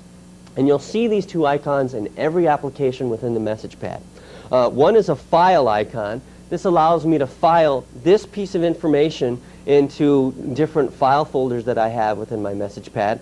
Let's go ahead and tap once on this file folder. So for instance, automatically your message pad files any new items that you have in what's called the unfiled notes that you see up here. And if I wanted to file this piece of information into any of these different folders, I have business, client, consulting. Keep in mind you can customize any of these folders, okay, and you can add up to 13 different folders. So you can create new ones, you can edit any of these folders. So if you want to file any of these pieces of information, or this piece of information, I can tap a radio button, tap file, and it'll file it away. We're not going to do it right now, so to just cancel that, let's close this window by tapping the X in the bottom right-hand corner. All right. Now the next icon I want to show you is a little envelope icon. This is called the routing button. This allows me to route any piece of information or any action that you might have. Let's tap once on that little envelope, and you'll notice for this piece of information, this checklist that I have here, I can print, fax, beam, mail. I can also then duplicate and delete any piece of information within my message pad. All right? So if we wanted to send this off to someone at the office, I can go ahead and do that. If I wanted to print it, remember I mentioned the IRDA window, the infrared window. I can actually print it straight to one of my HP printers with an infrared window. I don't have to worry about cables or anything. So this is truly a wireless device that allows you to communicate, and you have many different ways of communicating and connecting to different types of devices. And you'll see you have these types of options for communicating any piece of information with your message pad. And I'll point these out a little bit later on. Again, anytime you have a pop-up window like this, to make it go away, since we don't have a close box, we're going to tap once on the screen and it goes away. Now, if I wanted to navigate to a separate folder within my message pad. So for instance, if we filed this away and we told it to go into one of my business folders, it would disappear because currently we're in our unfiled notes. In the upper right-hand corner, you'll see what looks like a manila folder tab. All right, let's tap once on this manila folder tab. This manila folder tab allows you to navigate to the different folders in your message pad. Same metaphor as a file cabinet, and you're navigating through your different file folders. You can actually file or navigate to any different folder within your message pad. So for instance, if I move this to my business folder, I would merely tap on my business folder and I would see it there automatically. Okay? It has a smart scroll, so it automatically goes to the top of the last message that you're working on previously. Okay? So again, if you want this to go away, tap anywhere else because we want to stay in the unfiled notes. Now down at the bottom of the screen, okay, I'll point out a couple buttons, and we'll actually work with these buttons in more detail later. I'll just point them out to you. Down in the bottom left, you have an information button. Go ahead and tap that once. And you can see you have online help in any application that you have. We're not going to select any of these. I just want to show it to you. And you can also set your preferences for your notepad. You don't have to go into a system folder or a .ini folder to modify anything. You can do everything on the fly wherever you are. Okay, tap anywhere else for that to go away. Next to that, you have a capital A, a little button with a capital A on it. Tap once on that capital A, and you'll notice we have different options for our handwriting recognition. This is our handwriting recognition button. This allows us to turn on, turn off handwriting recognition, and also turn on our graphics recognition. You'll notice that I have text. This when it's selected, which it was, you'll see by the capital A, means that my handwriting recognition is turned on. Anytime I write digital ink on my screen, it converts it to text like you see up here. Okay? What I mean by digital ink is my handwritten text on the screen. So you can have a combination of digital ink, graphics, and also text on your notepad or any other application within your message pad. To turn it off, I just tap ink text. Anything I write automatically gets reduced down in size to save space on your screen. Keep in mind the size that ink text is reduced down, you can change in your preferences. Down here, you see your preferences are immediately available to you. So I can tell it to change my digital ink to 75%, 50%, or leave it at 100%, which is your regular size of writing. Keep in mind, if you're taking any autographs on your message pad, make sure you change your preferences to 100% or it'll reduce it down extremely small. Sinbad, I bumped into him one time when I was at Comdex, or actually Macworld, and I had him sign my message pad, but I forgot to change it down, change the reduction, and so I have a really teeny version of Sinbad's signature, and when I show people this, they're going, yeah, right, that is Sinbad's signature, ha ha ha. So anyway, so keep in mind for that. And then also you have shapes and sketches for if you want to draw diagrams, boxes, diamonds, circles, and things like that. If you turn on shapes by selecting this, it cleans up your lines and it makes any squares and rectangles and things like that you make actually rectangles and squares. And then you have sketches, which is just free form sketching, so you can draw a little sketch, or if you want to be creative and do like that. So that's just another way of telling your message pad how to interpret what you're writing on the screen. Right now we're going to go ahead and leave the message pad with text recognition on. To do that, we select text. Okay? And next to that you have what's called a soft keyboard. Let's go ahead and tap the soft keyboard once, right? And you'll notice there's many different ways of inputting information. One way was recording your voice. Another way, which I actually didn't point out but it was implied, is you can actually import information to your message pad from your desktop machine, Windows or Macintosh, okay, or even from the web, so you can connect to anybody on the web. Also, you can actually tap in your information on a soft keyboard, all right? Or if you'd like, you can use a hardware keyboard like this one here, and you'll notice it's not too small. It's actually the size of regular keyboards, about 1/8 of an inch smaller than most keyboards, the hardware keyboard. I'll talk about that further. Now, one thing I'd like to show you, this is kind of a little, I don't know if it's a secret, but it's a good example of how elegant the message pad is. And if I were to tap this the keyboard icon once again, you'll notice I can have not only a typewriter, but also I can have a numeric, a phone keypad for tapping in phone numbers, and then I can also have a time and date keyboard. And keep in mind, as you're inputting information in your message pad, for instance, if I were in the notepad, it automatically opened up our keypad here.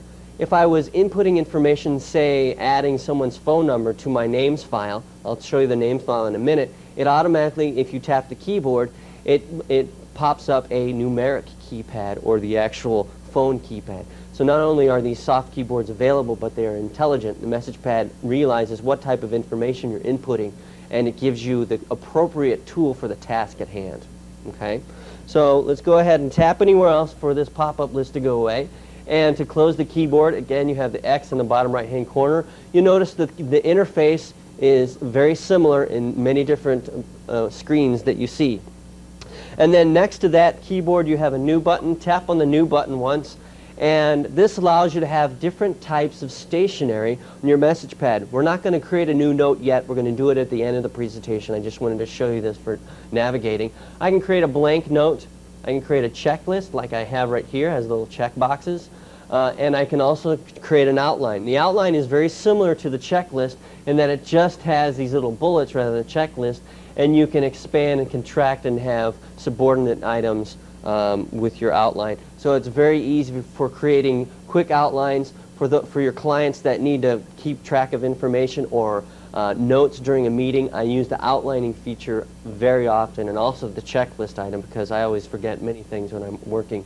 And then you also have a recording. I know it's very tempting to play with that right now. We're actually going to get into that portion at the very end of the presentation, so we're going to hold off on the recording. But yes, you have a stationery for recording. All right? And then there's also third-party applications that provide other types of stationery that you can add to this that just increases the list, so you can have graph paper, whatever you would like. Okay? So let's go ahead and tap somewhere else on the screen. It makes that go away. And then you have these buttons here, which allows you to gives you new items or check off items. I'll show you that a little bit later. Now, off to the right of your screen, you'll notice you have this button bar. This is a soft button bar. This is also a new feature of the 2000 in that this button bar now follows you around. You can move it from side to side, and you can also customize your button bar and add whatever application you choose to have immediately available to you. Now, if you would like to access any of your additional applications, okay, for instance, going into your hard drive, finding your apps folder type of thing, all you have to do is tap what's called the extras drawer. So think of the extras drawer as where all of your additional applications reside, where your setup items reside, and also storage information resides. So tap extras once. Okay, we don't double tap, we tap once. And another metaphor I want to introduce to you is anytime you tap on any of these items, it opens up what's called a drawer. So this is what's called your extras drawer, and you can hear it. It actually sounds like a drawer opening up, and it opens from the bottom to the top. And you can see here within our unfiled icons, you notice we have this manila folder tab again. Okay, I can actually file different icons. I have setup icons and I have extension icons, and these are all my unfiled icons, or the icons I use all the time. Okay, and you can customize any of your folders and organize your different applications or your icons. And you see here I have an in and out box. I'll show you that a little bit later. This is where all of our in items, so for instance, if I have a wireless modem with my message pad, automatically any new emails get sent to me are put into that inbox, all right, and it tells me, it'll blink a warning saying, hey, you have new emails. Go ahead and check them out whenever you have time in the inbox. Next to that, you have what's called NetHopper. I'll actually show you that in a couple minutes. This is your web browser for your message pad. This allows you to browse the web. You can check out web pages, and then when you're disconnected from the network, if you're not using a wireless modem, you can then go back and look at those web pages because it caches that information. I'll show you that in a couple minutes. All right, a new application that is shipped with the message pad, which gives you the full functionality of a laptop that you would need. For instance, a spreadsheet and also a word processor is included with your message pad 2000. Also, some of the other applications, you have calls, a calculator, okay, different types of calculators. Also, you have formulas for doing quick formulas, figuring out percentages, exchange rates on currencies. Also, you can figure out loan payments in this. Quite handy going into the car dealership, figuring out what a lease payment is. And so they can't play with you with numbers because now you have your loan payment there. And they also get interested, wow, what is that product you're working with? And so you can get a new client that way. Down at the bottom, this is another way to access your clock. I showed you a shortcut by tapping just on the clock. If you wanted to set your clock, you can go into your extras drawer. Styles allows you to set the style of your fonts, bold, italic, underline, different types of fonts.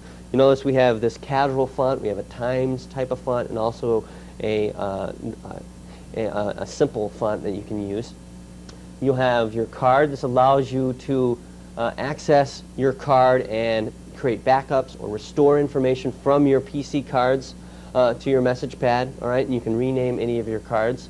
You have time zones. So, for instance, if you travel a lot, you can set your time zones in your message pad, and it will tell you where you're located, what time it is in different time zones. Okay, let's go ahead and tap time zones real quick. I'll just show you that.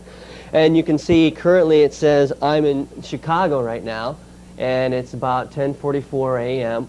And I can tap on any place and find what the time it is. So, for instance, right now in Tokyo, it's 1:44 a.m. on Saturday. Okay, so they're actually enjoying the weekend right now. And if you would like to find out how far it is to Tokyo, it's that far. It's actually direct line of sight, okay, if you could actually see Tokyo. All right, so let's go ahead and close your time zones. And you'll notice it closed your extras drawer. Let's go back into the extras drawer. Tap the extras button once. And then you also have your preferences to set your prefs, your owner info. I have a little graphic in here you guys can check out a little bit later. It's a nice grayscale graphic of two parrots. And then right here is a brand new application that is still in beta as of today that allows you to actually input information or write information into the word processor. You know, some people are saying, oh, you can't handwrite information in the word processor. With right here, you can now do that. Okay? So that's a good thing to keep in the back of your head if people have any challenging questions about that for you. Okay? Now, real quickly, the one thing, if you wanted to set when your message pad goes to sleep or even when your backlighting turns on, I did not show you the backlighting. I'm going to go ahead and point out to you, remember the power switch at the top? If I were to move that power switch to the left and held it down for about 3 seconds, it turns on your backlight. Okay? Probably can't see it that well. You'll notice it's a little bit greener now. So you just slide the power switch on and hold it for about 2 to 3 seconds. It turns on the backlighting. Now we have the backlit set to go off in about a couple minutes or something like that. So let's change that. Tap the preferences once. And you'll notice you have the different types of preferences available to set in your message pad. Very easy to set. You have security. You have the locale where you're located. Sound, you can set the different sounds. You notice you have different sounds, and also the volume level. Also in the extras drawer you have the volume down at the bottom. You can set your sample rates for your recordings. Okay, so it's 2K, 4K, and 8K for different. So it depends if you want high quality or if you want to have more space on your cards that you're storing this information. You can set your alarm, and you can also tell it when to sleep. We're going to go into that one. Handwriting recognition. This is where you set your modem. You can tell it where you're going to put the modem. It automatically senses that you put a modem in. But then also you can set the preferences for your, say, megahertz cruise card and tell it to communicate that way. Or there's many different types of modem strings or modem scripts in there that allows you to communicate different types of modems. And it has some really basic ones that allows you to bridge the gap between any incompatibilities with other modems and just communicate basic types of communications, modem communications. And you'll notice, remember I was talking about auto docking? Well, that's for your Newton interconnect connector. You can set your preferences for auto docking. So you can tell it to synchronize information automatically, and you can tell it to upload or download information. Okay, so there's many different ways of setting that. Let's go ahead and set the sleep here. And if you want to tell the backlighting to turn off at a certain time, you'll notice here we have these two diamonds. All right, what we're going to do is tap the diamond next to backlighting off. Anytime you have a diamond, this is a new feature that I'm going to point out to you, that means you have more information or a pick list to pick from. And you'll notice we can tell it to turn the backlighting off after 15 seconds, 30 seconds, 1 minute, 2 minutes, or never. since this presentation is probably going to take a little while and it's maybe a little bit dark in here, you can go ahead and set it to never. Again, since we have that lower high power processor, we don't have to really worry about saving battery life as much, okay? So we can leave the backlight on and have about 24 hours of continuous use. So it makes it a lot easier for working. You can actually work at night, all right? So you're not encumbered by where you're located or how much light there is. So we'll tell it to never turn the backlighting off. I'm actually going to tell it to turn off after 2 minutes since I have these bright lights. I'm going to tap the close box for the preferences for my backlighting or my sleep, and then let's tap close again for the preferences. Once again, let's go into the extras drawer. Okay, tap the extras drawer once, and I do want to show you how to customize your icon bar. All right, and it's very easy. All you have to do is move icons back and forth, whichever icon you'd like. So for instance, we're going to be using NewtWorks very often during this presentation, so I like to have it handy at all times. Since we're not going to be docking much today, what we're going to do, and I'd like for you to follow along with me for a little bit more difficult ways of navigating. They're not that difficult, it's just you need to pay attention. What I'm going to do is move my dock icon to my extras drawer, all right? So what you have to do is go into the oh, I'm sorry, no, the wrong platform, I apologize. What I have to do is just tap and hold down and drag, excuse me, I'm going to tap and hold down and just drag this icon to my extras drawer. And it just moves it straight off of the icon bar. Now if I want to move any of these other applications, everyone look up here, I'm going to tap the Works icon and just drag it directly to my icon bar, and it moves it automatically. All right, so it's fully customizable icon bar. And then the last thing before we get out of the extras drawer, I do want to point out you do have some controls that you used to have in the 100. You actually have the volume here, so you can change the volume of your message pad down here. And then no longer do you have a hardware contrast knob like you did in the 120s and the 130s. Now the contrast is in software. Now don't go all the way down to the bottom or go all the way to the top, because if you go down to the bottom you won't see anything and you'll have to figure out, oh wow, where's my contrast knob? So you can move up and move down. And then you have your battery level here. So if you're running out of battery, just drag this bar up and you can increase your battery just a little bit more. Just kidding, okay? But this does give you the battery that you have. Oh, and by the way, remember these two icons I mentioned before? You have your file and your routing button. You can actually move applications back and forth, and you can delete or modify any of those applications however you wish. You have your preferences information button right here, and you can also rotate your screen. I did not mention when we were talking about the new grayscale screen on the message pad, not only can you rotate it in one direction, but you can rotate it all the way around. Okay, I ask that you don't rotate it today, but for those of you that are viewing on the video, you can go ahead and rotate your heart's content. What it will ask you to do is to align your pen after you've rotated it, and you'll get a series of 3 X's in each quadrant of the screen, and you'll have to tap and hold down to align your pen for the different orientation that you're rotated in. So I can rotate left, right, 80 degrees, and you'll notice, remember my button bar? I can move my buttons to the left side. Okay, it'll rebuild the desktop just a second, and you'll notice my button bars over here. So if I'm a southpaw, then I can use my left hand, and I can use my icons over here. And what's nice about the new design of the message pad is for southpaws and right-handed people, I have a place to put my hand on either side. And that's why the landscape mode it happens to be my favorite mode of writing on the message pad. So if you were to rotate this all the way around, you can support your hand in any direction you wish. Okay? So since I prefer my buttons to the right, I'll move it to the right and zoom in here. And a little trick I'd like to show you quickly when you're rotating. For rotating your screen, if you are wondering, do I want to go left or right, or I don't know, move it in the direction you want to move it. Okay? I'll just show you this very quickly. And you'll notice when I'm looking at left, it tells me, oh, I want to use left. So I can tap left, and it rebuilds my desktop. Okay? And you'll notice I have the alignment. I tap and hold down until this X highlights.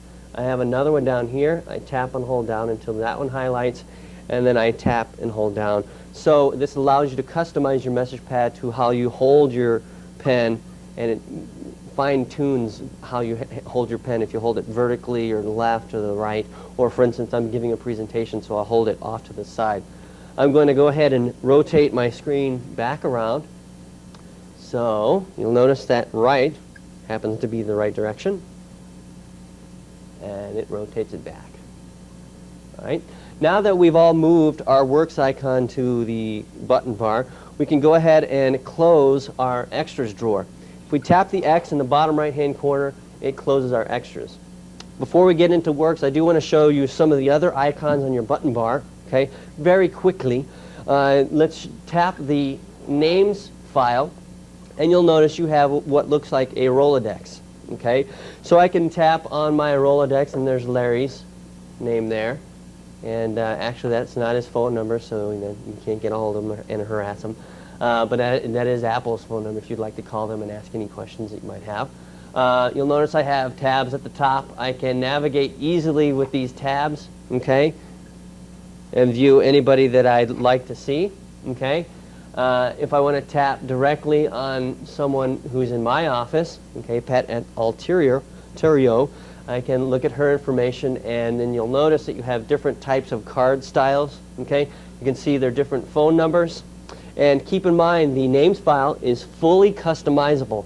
Not only do you have the standard address, name of company, and person's name, but also you can add different types of fields. You can add multiple companies, multiple addresses, multiple phones, email, pager, dates, affiliate notes. You can also add a URL, or you can customize any of these. So your names file is also fully customizable. That's actually a feature of the 2.0 operating system, okay? This operating system happens to be 2.1, which supports all the new hardware enhancements, okay? So I'll tap somewhere else to have that go away, all right? And I can create a new one if I'd like, or I can show different ways. So I can show actually a larger screen, an input screen, or some notes that I can add. Again, you'll notice you have the file icon, so I can file and create different types of names, business, miscellaneous, personal name files, and then also I can communicate any of these pieces of information. When I'm traveling and I'm working at shows, going into Comdex and Macworld, what I'll do is if I encounter another message pad user, okay, I can actually beam my card to that person, and it'll automatically swap cards via the infrared port, okay, so this does communicate to 130s and 120s, and so you can swap cards so you don't have to bear the burden of re-inputting that information there automatically. It's a much easier way of inputting information for that, okay.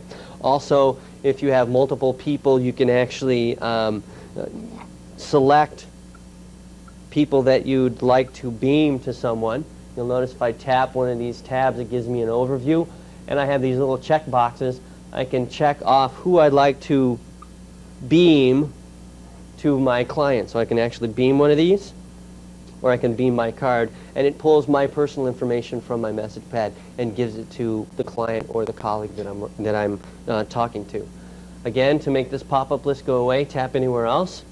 And go ahead and if you'd like, just tap on anyone and close your names file by tapping the X in the bottom right-hand corner. What also you have is your date file. We'll get into that a little bit later. It gives you a full-blown calendar. Keep in mind, when I was talking about integrating information with your message pad, you can actually synchronize your calendar information to your desktop machine. It supports many of the popular personal information managers, okay, that have calendars and also contacts. So you can synchronize your contact information up and down to your desktop machine via any of the cables that have been shipped with your message pad. Also, your calendar you can synchronize up and down. There's a to-do list built into your calendar, so your to-do items can be synchronized from your desktop machine. So you have all of the information you would ever need while you're on the road, okay, for accessing clients' information, calendar information, Word documents, and spreadsheet information, and also web browsing. All right. And there's a couple other icons. You have an undo button, so it undoes what you've previously done. The find option helps you find something. And assist, I'll show you that in a couple minutes, is a very intelligent way to do things, and I'll show you how intelligent the message pad happens to be. All right? Now, what we're going to do is, now that I've given you an overview of the interface and how to navigate, how to tap on different things, and the folders and the icons, and how to file and communicate, let's go ahead and look at the built-in applications that have been added to the 2000. And that is called NewtWorks, which I mentioned before. Tap once on the icon NewtWorks, and you'll notice what I have up here is a spreadsheet. This happens to be an Excel spreadsheet that I had on my desktop machine, and I just downloaded it directly to my message pad. I didn't have time. I was running out of the office extremely fast last night. I didn't want to deal with it, so I just downloaded it to my message pad. So then I could review it now. I can stay productive while I'm on the road, or just take it home with me. I can look at any of these cells. I can modify any of these cells. If I were to change any of these values, we're not going to do that today, but I could tap on a cell, change the value, and it will automatically calculate all this information. Similar types of functions for creating function and information like that. I can scroll up and scroll down. I can change the font information. So you have new, you have edit options, okay, different other types of options. And then you have built-in formulas that you can use. We're not going to get into that. I just wanted to show you that. And also, I'd like for you to actually tap on your Tools icon, or Tools button, and you'll notice I can find something. So you have a very large spreadsheet. You don't have to scroll all the way off to the right or all the way down. You can find a certain value. You can make a selection. The one thing I would like to, I do want to point out to you is called QF Exchange, or Quick Figure Exchange. This allows you to exchange information to your desktop machine. So for instance, if you're using, say, Excel on your desktop machine, Windows, Macintosh, it doesn't matter, it's information. This is platform independent, okay? That's a good word for you to learn when you're talking about people like, oh, well, Apple, I don't have Macintoshes. This doesn't care. It's information. It's moving information from one place to another. Much like the web, where it doesn't care if you're, well, some people say it doesn't care if you're a dog if you're on the web. It doesn't care if you're a Unix person or a Macintosh user or a Windows user. It's information. It's there. We can access it. We have similar tools. This is what the Newton Systems Group has done, is allow you to bridge that gap between, oh, what platform am I using? It doesn't matter. It's just information. Everyone has spreadsheets, correct? So you can move spreadsheet information back and forth. So with Quick Figure Exchange, you just install one little addition to Excel. It has a little item in your menu bar that allows you to just download that spreadsheet to your message pad. Also, I can upload from my message pad to my desktop machine. Okay, so that's Quick Figure Exchange on the message pad. So that is your spreadsheet application. And this allows me to view information that I have on my desktop machine and move it to my message pad. And I can also upload it. And you saw Quick Figure Exchange, so you can move information easily from your desktop machine to your message pad and the other direction. So you're not encumbered with lugging a laptop around to view those reports or anything like that. And it's a good thing to bring up to your clients, is that now this allows you to have the functionality, the business applications that people need while they're on the road, and now you have the processor power to take advantage of the applications that need more processor power. This happens to be faster than my laptop, and so I use this a lot more than my laptop. All right, now what we're going to do is, since we've reviewed this spreadsheet, which was on our to-do list if you noticed before, let's go ahead and I want to show you a report that I started working on in my message pad for one of my clients, and we actually have to complete it today in our demonstration. So we'll go ahead and do that right now. I do want to introduce to you another button on the screen.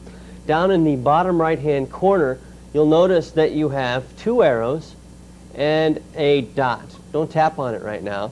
I just want to explain them to you, and I'll show you these scroll arrows a little bit later when we're actually browsing the web. But this allows you to scroll up and scroll down. For instance, in a notepad, I told you about this virtual piece of paper that's scrolling by. It allows you to scroll up and scroll down with those pieces of information. And then this dot next to that is what's called the overview button. Okay, gives you an overview or a list of all the different pieces of information you have. Or for the example of NewtonWorks is you can see all the different documents you have within your NewtonWorks application. Tap the dot to give it an overview. Actually, I tapped it twice. Excuse me. And I have 3 documents in here. The first one happens to be the spreadsheet that we were reviewing, all right? And you'll notice that it gives you a title, and it has a little spreadsheet look to it. I also have a cost estimate for one of my clients in there, so I can actually modify that. That's a little template that I created so that I can actually do bids and proposals on the fly when I'm at client sites. No longer do I have to call back to the office and say, oh, can you please generate a proposal, blah, blah, blah, blah, blah. I have it available to me automatically. I can use my cost estimate format and just modify that information and then print it out on their printer directly at their office, or I can beam it to a printer if they have an IRDA printer. Okay? Now the thing I do want to show you is the last item. It says Technology Report. You'll notice that the icon, I probably can't see it on the tape, but you'll see it when you're using your message pad. It actually looks kind of like a little Word document. It doesn't have the cells like you would the spreadsheets. So let's tap to navigate to an item. You just tap directly on that item, and you'll notice this is your word processor built into your message pad. It looks very familiar to many of the most popular word processors out there. It gives you the essential tools that you need for editing, modifying information on your message pad in a word processor environment. You'll notice that we have an 8.5 dimension horizontally or across the screen, so I can actually see an entire piece of paper across, so I don't have to go back and forth, and we only have to scroll up and down to see the information. At the top you have a ruler for formatting. You can set your tabs and your margins, okay, your indentations. You'll notice here we have our different tabs. So left tab, center tab, right, all the different tabs you need. This is your spacing, okay? And then also you have your alignment for your text, so you can select your text. I'll show you how to do that in a minute. So it has everything that you would need to modify a Word document or word processing document, okay? And then down at the bottom, you have some of the similar buttons that we saw before. We can create a new item. We can edit different information. We can cut, paste, and copy and clear. So tap anywhere else to make that pop-up list go away. I can change the format. Also, I can change the font. Like I mentioned to you before, you have different types of fonts. You have casual, fancy, and simple. Okay, fancy happens to be what looks like this Times type font. You have different point sizes, 9, 10, 12, 18. And then also you have different lettings, which is plain, bold, italic, underline, and outline. Okay, so you have full-featured different, many different ways of formatting your text. Keep in mind, you can also move graphics and different types of information into your message pad, and I'll show you that in just a minute. Tap anywhere else to make that go away. And what I'd like to show you, this is the first example of how fast this message pad is, and a good example of that is screen redraw. Off to the right, you'll notice that you have what looks like a scroll bar, and then up at the top you have your handle for scrolling. What I'm going to have you do is tap and hold down on this scroll handle and just scroll up and scroll down and scroll about as fast as you can, and you can see how fast that redraws that screen. Okay? So that's how easy it is to scroll up and scroll down, so you don't have to wait for it to redraw anything like you would on a desktop machine or a laptop. Okay? And you'll notice if I tap, everyone look up here, I'm going to tap somewhere on the screen, and if I want to tap after thanks again, you'll notice I get what looks like a little arrow. That's called our caret. Okay, it's pointing up. This allows us, or it tells us, this is where whatever piece of information we're going to add to our message, to this document, is going to be inserted. So we can insert information anywhere in this document. Okay. So what we're going to do is, before we finish this document, we're going to actually do some research on the web. And what I like to do is just go ahead and sign our name. So I'd like to show you how easy it is to sign a document try to sign a document on your laptop, you'd have to actually have your pocket scanner in your back pocket and the power supply and put all that stuff together and scan your your signature in. Let's go ahead and sign the document. Okay? So put your insertion point after thanks again, and you'll notice a button that says Tools. Okay? Also, we have a spell checker. We can find again. We can check our spelling. If you want to write, if you want to change your handwriting into text, we would just select right here. We're not going to do that right now. But we're going to select Quick Sketch. All right? And it gives us a blank screen to sketch whatever our heart is content. And what we're going to do is just sign our name, not too large. Go ahead and sign your name. You don't have to sign mine. All right? And you'll notice I can change my recognition. Also, I can have different pen thicknesses. I can clear this. Or, quite simply, how would you insert this? We would tap the Insert button down at the bottom. And you'll notice I now have my signature in my document.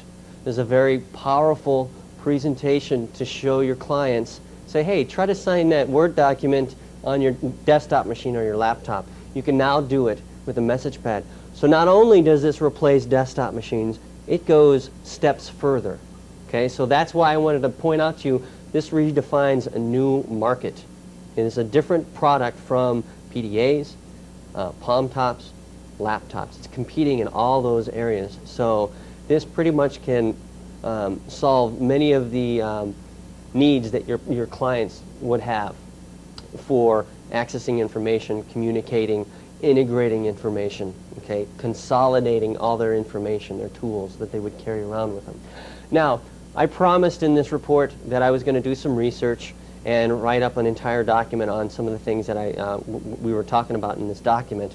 So let's go ahead and check out some stuff on the web. We'll cheat a little bit, and instead of type it in, we'll actually, what you could actually do is, if, for instance, if you had a marketing page that you need to go back to and get information about your company and add it to a document, rather than typing that in over and over and over again, what I do is I just cache my web pages from my company, and I have that in my message pad. I can go back to that and copy and paste the information. Well, they want a resume on all the partners in my company. Fine, I'll go ahead and do that. Send, finish the report, just copy and paste it in there, and then print it out and give it to them right on site. I don't have to tell them, oh, I'll get it to you in a day or two or something like that.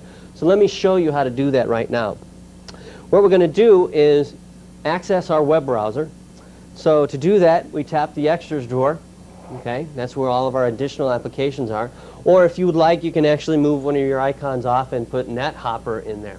But we're not going to do that. I just want to access NetHopper. To access NetHopper, tap the icon NetHopper.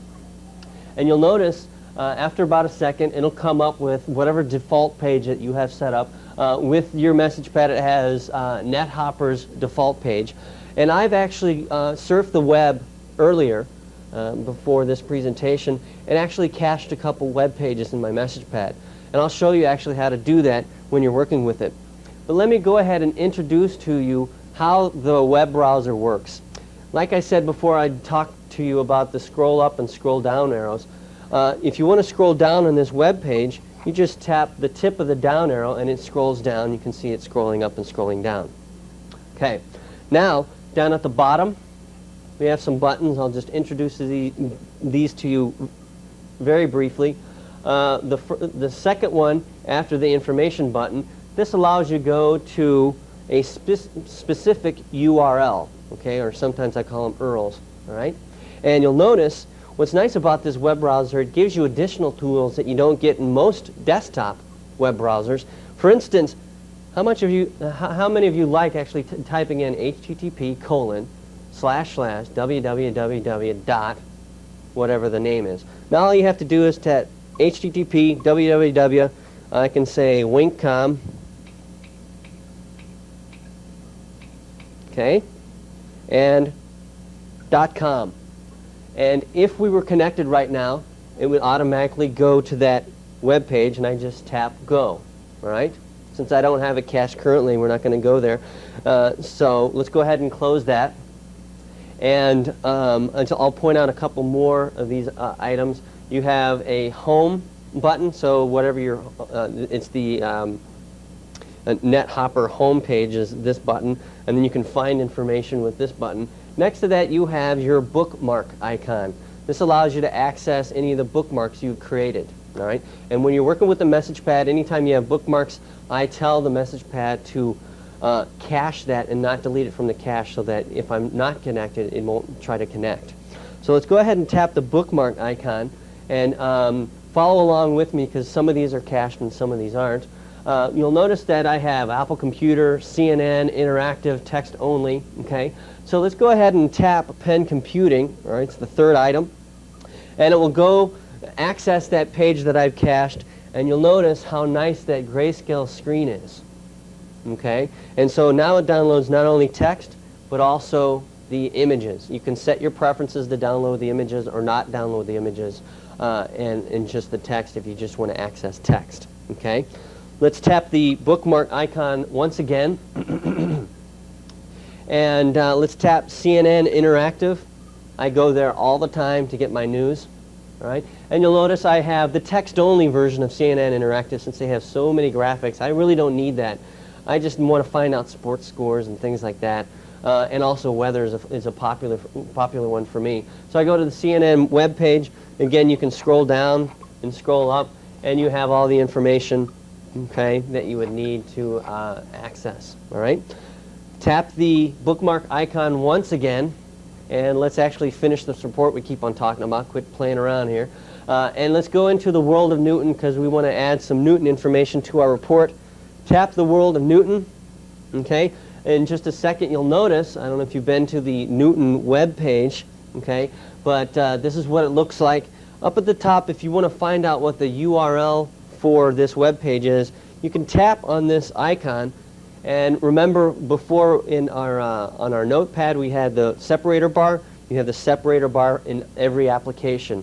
If you tap on the icon there on any of the separator bars, you'll notice that you get information about that piece of information.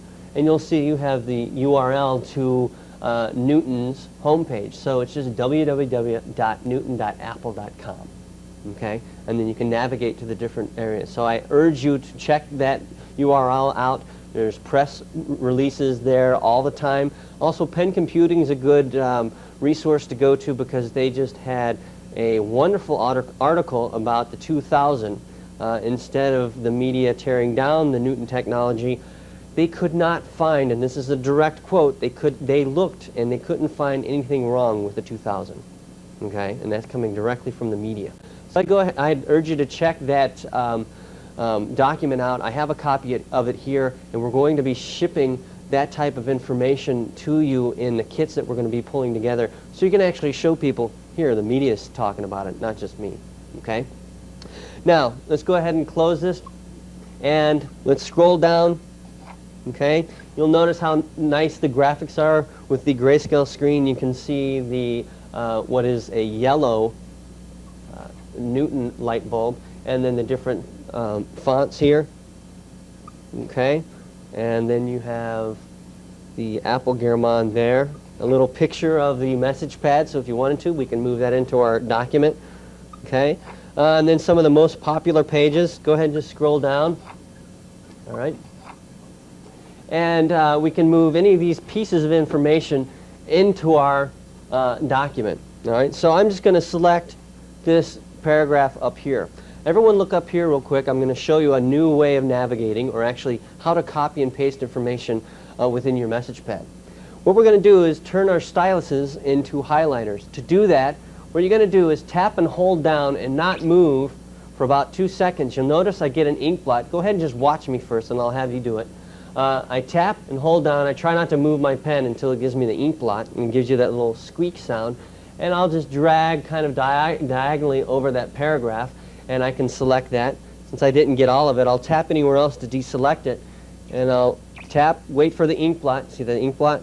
I'll just go all the way up to the beginning of Apple, and I've got that whole paragraph. All right? Now, to copy and paste, again, look up here. Go ahead and highlight it. I'll wait for just a second. What I'm going to do is I'm going to tap and hold down on the screen and drag it off to the left, and then again pause for about 2 seconds. Look up here. I'm going to tap, drag across, hold for just a second to the side, and let go. And you'll notice you have what's called a little clipping off to the left. You can do it to the top, you can do it to the right, to the bottom. I usually just go off to the left. Okay? So now that we have that copied and moved to the side, so tap, hold down, and move it to the side, go ahead and close your web browser since we're done with our intensive research. Okay? And scroll up on your document so you can see we can just insert this wherever we want to. You'll notice that we have this clipping item off to the left, and it follows us around wherever we go, so we can move any piece of information anywhere within our message pad. I can go into Notepad and move it in there. I can go into my date book and move it in there. I can move this information into one of my clients' notes if I want to. This will follow me anywhere I go. And if I want to insert it into this document, I just tap. I'm going to tap and hold down and drag to the item. And then also look up here, you'll see a little insertion point to let you know where you're going to put it. So I'm going to tap, and you'll notice I have a little ghost version of it. And as I move around, you'll notice I get a little cursor here. I can move it in between paragraphs. I can move it in between words, okay, or in between a word itself, or I can go in between paragraphs. So go ahead and tap and move it to a paragraph, and it moves that chunk of information in there. All right. So keep in mind, there's many ways of inputting information into the message pad. Not only do you have handwriting, but you have information from the web. You have moving information from your desktop machine. Okay. You can use the soft keyboard. All right. You can any email information you can actually move around. So you're pretty much unlimited with inputting information in the message pad. Now, another way of inputting info, for instance, you can use the hardware keyboard, okay, and plug it into the side of your message pad, okay, and I can set my insertion point and type away on my message pad if I so wish, which is quite handy. And also you'll see at the end of this presentation some of the bundles that are available, that there's actually a case that I'm using right now that will actually hold the keyboard and my message pad, and you can actually prop up your message pad to view this information and type information into your Word document. So you have many ways of inputting information. The message pad is modular, so you can add whatever solution you can dream up to the message pad. Again, I want to iterate that there are 300 developers out there developing hardware solutions and software solutions for the message pad. All right. Now that we're done with our report, I'll zoom in here for just a second. Let's go ahead and go back to our to-do list and see how productive we've actually been this whole time. Oh, actually, one thing I'd like to do, since we're done with this document, let's go ahead and email it off to the client that we want to email it to. So I'll show you how easy it is to email something. What we're going to do, scroll all the way up to the top of your document, excuse me, and you'll notice you have Dear Bob. You see that? Hopefully you see that. What we're going to do is just highlight Bob's name. Everyone look up here for a review on highlighting. Tap, wait for the ink blot, okay, and then just highlight Bob's name. I usually go from the back to the front because it makes it a little bit easier for highlighting. We don't want the dear part. And I'll show you why we did that in just a second. Now, as a review, how do we communicate information? We use the envelope button, or what's called the routing button. Down at the bottom we see, oh look, we have the file button and our routing button. They do follow us around. Tap the routing button and we can print, fax, beam, mail. We can duplicate this or delete this entire report. Let's go ahead and email this off to Bob. Since we highlighted Bob's name, the message pad, or the Newton technology, automatically anticipates, well, it looks like you want to email this to a Bob. So it looks to the names file, remember the Rolodex we were looking at, and finds Bob Gorman from the list of Bobs in our names file. So you can see how tightly integrated all the information is within your message pad from one application to another application. All right, again, remember the diamonds I was talking about before? Go ahead and tap the diamond next to 2, and you'll notice not only did it pull a Bob from our names file, but also it pulled all of the Bobs we had in there. If we had 14, 15, 20 Bobs, it would find every Bob. Or if we had his last name in there, it would find also the last name or a company name or anything that we wish. So you'll notice that we have different types of email accounts. So go ahead and we'll select Bob Gorman since that's the one that we want. Now, let's go ahead and carbon copy this to someone in my office. Tap the diamond next to carbon copy, or CC, and it gives you a list of all the people in your names file. Okay, so you can see how tightly integrated all your information is. And you'll notice that you have different types of email addresses here, and then we can just simply select the person that we want by checking the checkbox, okay? Or we could create a new one. And if they had multiple email addresses, we could tap on the diamond, find the email address that's appropriate that we want to send it to, and send it to that one. And you see I have scroll up and scroll down here to scroll within this window. Tap the close box, and it adds Linda Algram and then Bob Gorman to this item. And you'll notice it doesn't care where it's sending it. It knows America Online, the Internet, CompuServe, however you want to communicate. Also, when I mentioned third-party solutions, there are many different third-party options for emailing with the message pad. You can communicate to CompuServe, America Online, the Internet, Eudora Lite, okay? En route happens to be the email package that is bundled with the message pad currently, but there's also other third-party solutions that you can select so you're not tied down to one email package, okay? So now let's go ahead and email this off to the client. Then the last thing I have to do is just tell it where am I located. Tap the diamond next to Ken Wink, and I can have a setup for home, remote, work. I can have multiple settings, other city, and automatically will put area codes and dialing prefixes for us. And also, if I've set up previously my credit card number in there, it'll add the credit card when it's dialing out. I don't have to deal with that. The message pad does that automatically. So let's go ahead and say we're remote right now, okay? And tap the mail button. And we have two options. We can do now, we can send it later. If we sent it now, we'd have to connect to our modem to a landline. So this modem that we have down here, okay, I could just go ahead and connect it now. Since people in the audience are not connected, let's go ahead and tell it to send it later. So tap later, and what the message pad will do is take all that information, the document, what we've confirmed, who we want to send it to, and sends it to our outbox. Okay, remember the outbox in the extras drawer? Let's go ahead and check out our outbox. So go ahead and close the close NewtonWorks, and let's open up the extras drawer.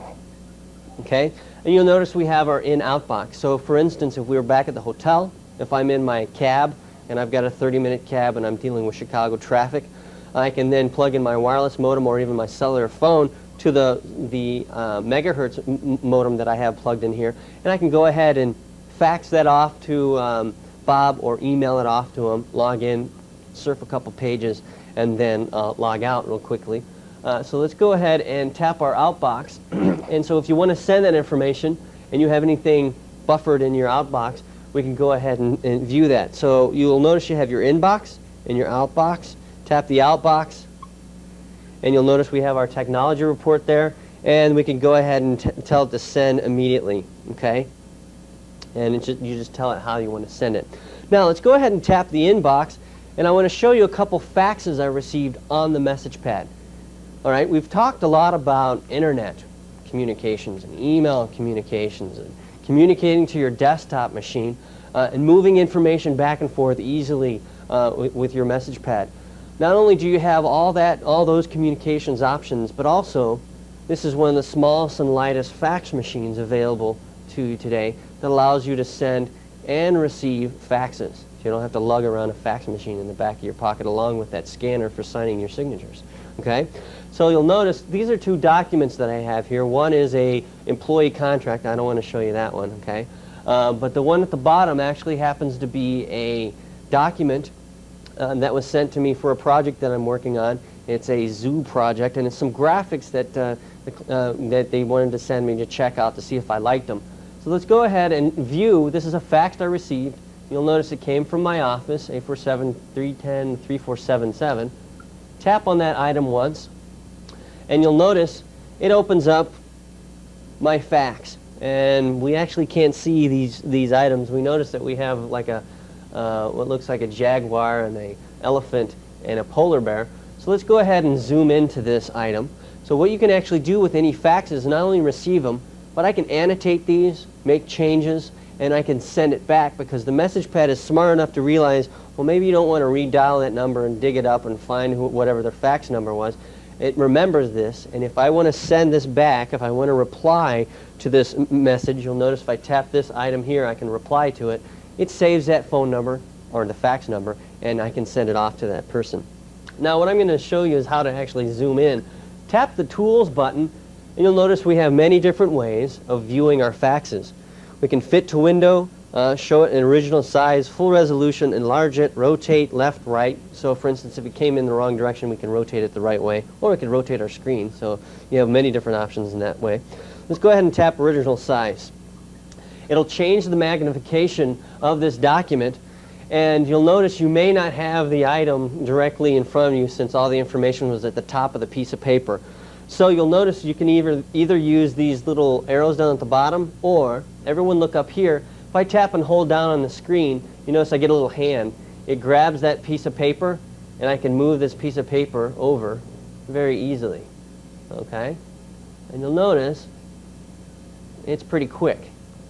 This is actually a fax that I received, and you'll notice that you get very good resolution, all right, and the fonts look very nice. So it's actually a little bit better resolution you would get on most pieces of paper, you know, the ones that are all grayed out and messed up that way. So Dan has sent me some items for the zoo project, and I can say, well, I'd like to select this one. I'd select it, you know, draw a circle around this one or a mustache or whatever, and I can send it off to Dan and say, okay, go ahead and add that to the zoo web project that we're developing. That looks pretty good, and then I can reply to it automatically. So you can see how easy it is to receive, and then you saw how easy it is to send information. All we would have to select was fax instead of mail, and that's all you have to do, and then connect to your landline or to your wireless modem. So now to close this fax, tap the X in the bottom right hand corner, okay, and tap the X one more time, and it brings us back to our notepad. Okay, now that you've seen all of the built-in functionality of the message pad, you've seen all the new enhancements that are built into the message pad, I now want to review some of the features that have been carried forward from previous message pads. Okay, what we're first going to talk about is handwriting recognition, yet another way of inputting information into your message pad. Okay, and so what we're going to do is, you'll notice on the screen here we have our to-do items. Okay. I have Newton tips and tricks. We've already done all that. We're staying productive, so let's go ahead and check off staying productive. We've already reviewed our inventory spreadsheet, okay, and we've sent the report to our client. And you'll notice I now have another item that says we've got to schedule a lunch appointment with Bob for Tuesday. All right, so you can see how productive we stayed even during this presentation while I'm on the road. Okay, so the message pad helps you communicate, stay organized. It consolidates all those tools that you would regularly carry around with you in one small device. Okay, now I'll show you some of the personal information management tools. So let's go ahead and schedule this appointment. One way we could do this is we could go into the date file. We're not going to do it. I'll show you a shortcut since now you're Newton aficionados. We could go into the dates file, find the appropriate Tuesday, go to 12 o'clock or 11 o'clock or whenever we eat lunch, schedule that appointment, find the appropriate bulb, remember from our names file. But that's maybe 5, 6 different taps or steps that we have to go through to do this. Let me show you how Newton's intelligence, okay, Newton is the technology, so I can call it Newton intelligence, all right, actually helps me do this, okay? So it assists me while I'm on the road. Lunch with Bob on Tuesday. What we're going to do is highlight that phrase. Again, to review the highlighting feature, tap and hold down and pause for just a second until we get the ink blot, and then just highlight across lunch with Bob on Tuesday. All right.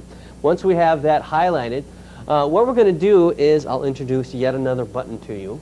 I mentioned it before. It's called the assist button. All right. Before you do this, keep in mind this processor is really fast. So before I would be able to explain what it's doing and it would kind of think about it and all this stuff.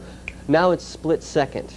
When it goes through, it will interpret this phrase, look at it and say, looks like you want to schedule an appointment. Why don't I schedule an appointment for you? I'll automatically do this and put that in your calendar. So what we're going to do is tap the assist button and watch how fast it does that. And I'll point out some other things that it actually did in the process. Tap assist and watch. It interprets that phrase before I could even say it. Interpreted the phrase, said, looks like you're going to schedule an appointment. So I'm going to open up a meeting confirmation slip. And it automatically pulled out a title, Lunch with Bob. Okay, that's pretty smart. And then what date did it schedule the appointment for? It scheduled it for Tuesday, March 25th, which is the next Tuesday. If we put Friday the 13th, it would go to the next Friday the 13th, okay, in whichever month the next Friday the 13th is, and add it to that day. Also, what time is lunch? 12 o'clock is not a default for any appointment. 12 o'clock is lunchtime. The message pad, or the Newton technology, interpreted that lunch is at 12. For instance, I kind of get an early start in the morning. I'm pretty hungry by 11 o'clock. So I now schedule my appointments for 11 o'clock. So on my message pad, it knows my lunch appointments are usually 11, 11:30. So it schedules it for that. So it keeps track of what you do. And again, a point that I made before is the information in your message pad is tightly integrated. What the message pad did is we went from the notepad, highlighted a phrase, it went directly into your name, your date file, schedule an appointment, and then found Bob Gorman from our names file. Since we were communicating with Bob Gorman, it anticipated, well, maybe this is the person you're going to go review that item with. Or, like I showed you before, we could tap the diamond and select the appropriate Bob Gorman. Or I could tap this diamond next to time. You'll notice, remember those old-fashioned time clocks with the flip cards? Then you can just change the time of the appointment to 11 o'clock by tapping on the lower portion. If you're in this window, tap the X, all right? And to schedule this appointment, you can either schedule it, and then if you tap the X box, it would just cancel that. We don't want to do that. We want to schedule it, so tap the schedule button, and the message pad automatically opens up your calendar. You didn't have to go into it. It does it for you. Keep in mind, we just highlighted something and tapped assist. We really haven't done much yet. And we're automatically at Tuesday, March 25th. You'll notice at the very upper left-hand side of the screen, we have Tuesday, March 25th. And we have lunch at 11 o'clock with Bob. Okay? We can move this around. We can navigate to any other day. Just look up here. If I tap on the two heads, I can move this to different times. So if I so decide that I wanted it to be 12 o'clock, and since I haven't seen Bob for a while, I'm going to make it a little bit longer. We're going to talk about actually new employment because he wants to join our development group on our website. So we're going to talk about that. He's kind of a Unix head, so we'll do that. Now that we're done modifying this, if we wanted to do it, so you can see there's many different ways of modifying it. We can modify it in the confirmation window, and we can modify the appointments directly in the calendar application. All right. Now, if I want to navigate to different days, there's many ways of navigating. Look to the upper right of your calendar. I can just tap directly on any day. It'll take me to those days. Okay. Or if I want to view an entire week, I can drag across a series of days and see an entire week. Now, if you look up here, I can drag a series of days vertically so I can view all my Mondays and see what's going on Mondays.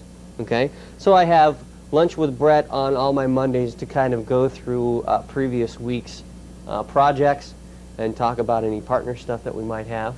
Okay? So that's one way of navigating within your message pad or within the calendar. Tap the show button once down at the bottom. And you'll notice I can view day, week, month, year. That's another way of doing it. Or since we're totally lost, let's go ahead and tap today. It'll bring us back to today. And you'll notice that I had to meet here pretty early at the Market Center, downtown Chicago. And then we have our message pad 2000 presentation. Well, I'm a little bit long-winded, so let's go ahead and extend that off. All right. And you'll notice we're at Friday, the 21st. So that is your calendar built into your message pad. Also, you have a to-do list that I mentioned. All right, keep in mind you can synchronize this information with your desktop calendar. Okay, and also to make your to keep track of all your calendar information automatically. Built into this, you have a to-do list. Tap the show button once again, and tap to-do list. And you'll notice I have just a couple of to-do items in my message pad. I have project status, plane tickets, confirm reservations, because we have some trips to go on for the rollout. So I'll be seeing everyone that are getting these videos, and we'll actually talk directly to you guys. And you notice I can change the priority on any of these items. This is our to-do list for today. For instance, if I were to go ahead and check this item off here, it will save that item to today, and any unchecked items get carried forward to the next day, and to the next day, and to the next day. So what's nice about this is I actually threw away my day timer, because I never did carry forward my to-do items. So this automatically carries them forward until you either lie to it and check it off, or do it. Or you'll notice, remember the routing button? We can actually email this off to someone else, so I can email this off to Larry, and he can take care of it for us. So let's go ahead and close the X in the bottom right-hand corner. That's the calendar, and you can see how easy it is to schedule information and also keep track of your to-do items. Now, it brings us back to our notepad, and so we've taken care of lunch with Bob Tuesday, all right? And then you notice we have another item here, but this one's a little bit different in that the dot next to call the office actually is darkened. This tells me that I have more information that's hidden for that item. So go ahead and tap that dot once, scroll down a little bit, okay, and you'll notice that we have subordinate items on call the office. Okay, so you can see you can have different items, or I can actually tap. Everyone, look up here. I can move this item underneath any of these other items, or I can have its own item. So you can see how easy it is to move those pieces of information, and then to collapse it again, we just tap directly on that item. Okay. So I'm going to tap undo. So you'll notice you have an undo button over here on the right. I tapped undo and it went ahead and added that back to call the office. Then close that. And now you'll notice down at the bottom we have what's called ink text. I mentioned that earlier in the presentation. It says call Kelly and wish her a happy birthday. What's nice about the message pad, not only are there many ways of inputting information, but there's many ways of writing information into the message pad.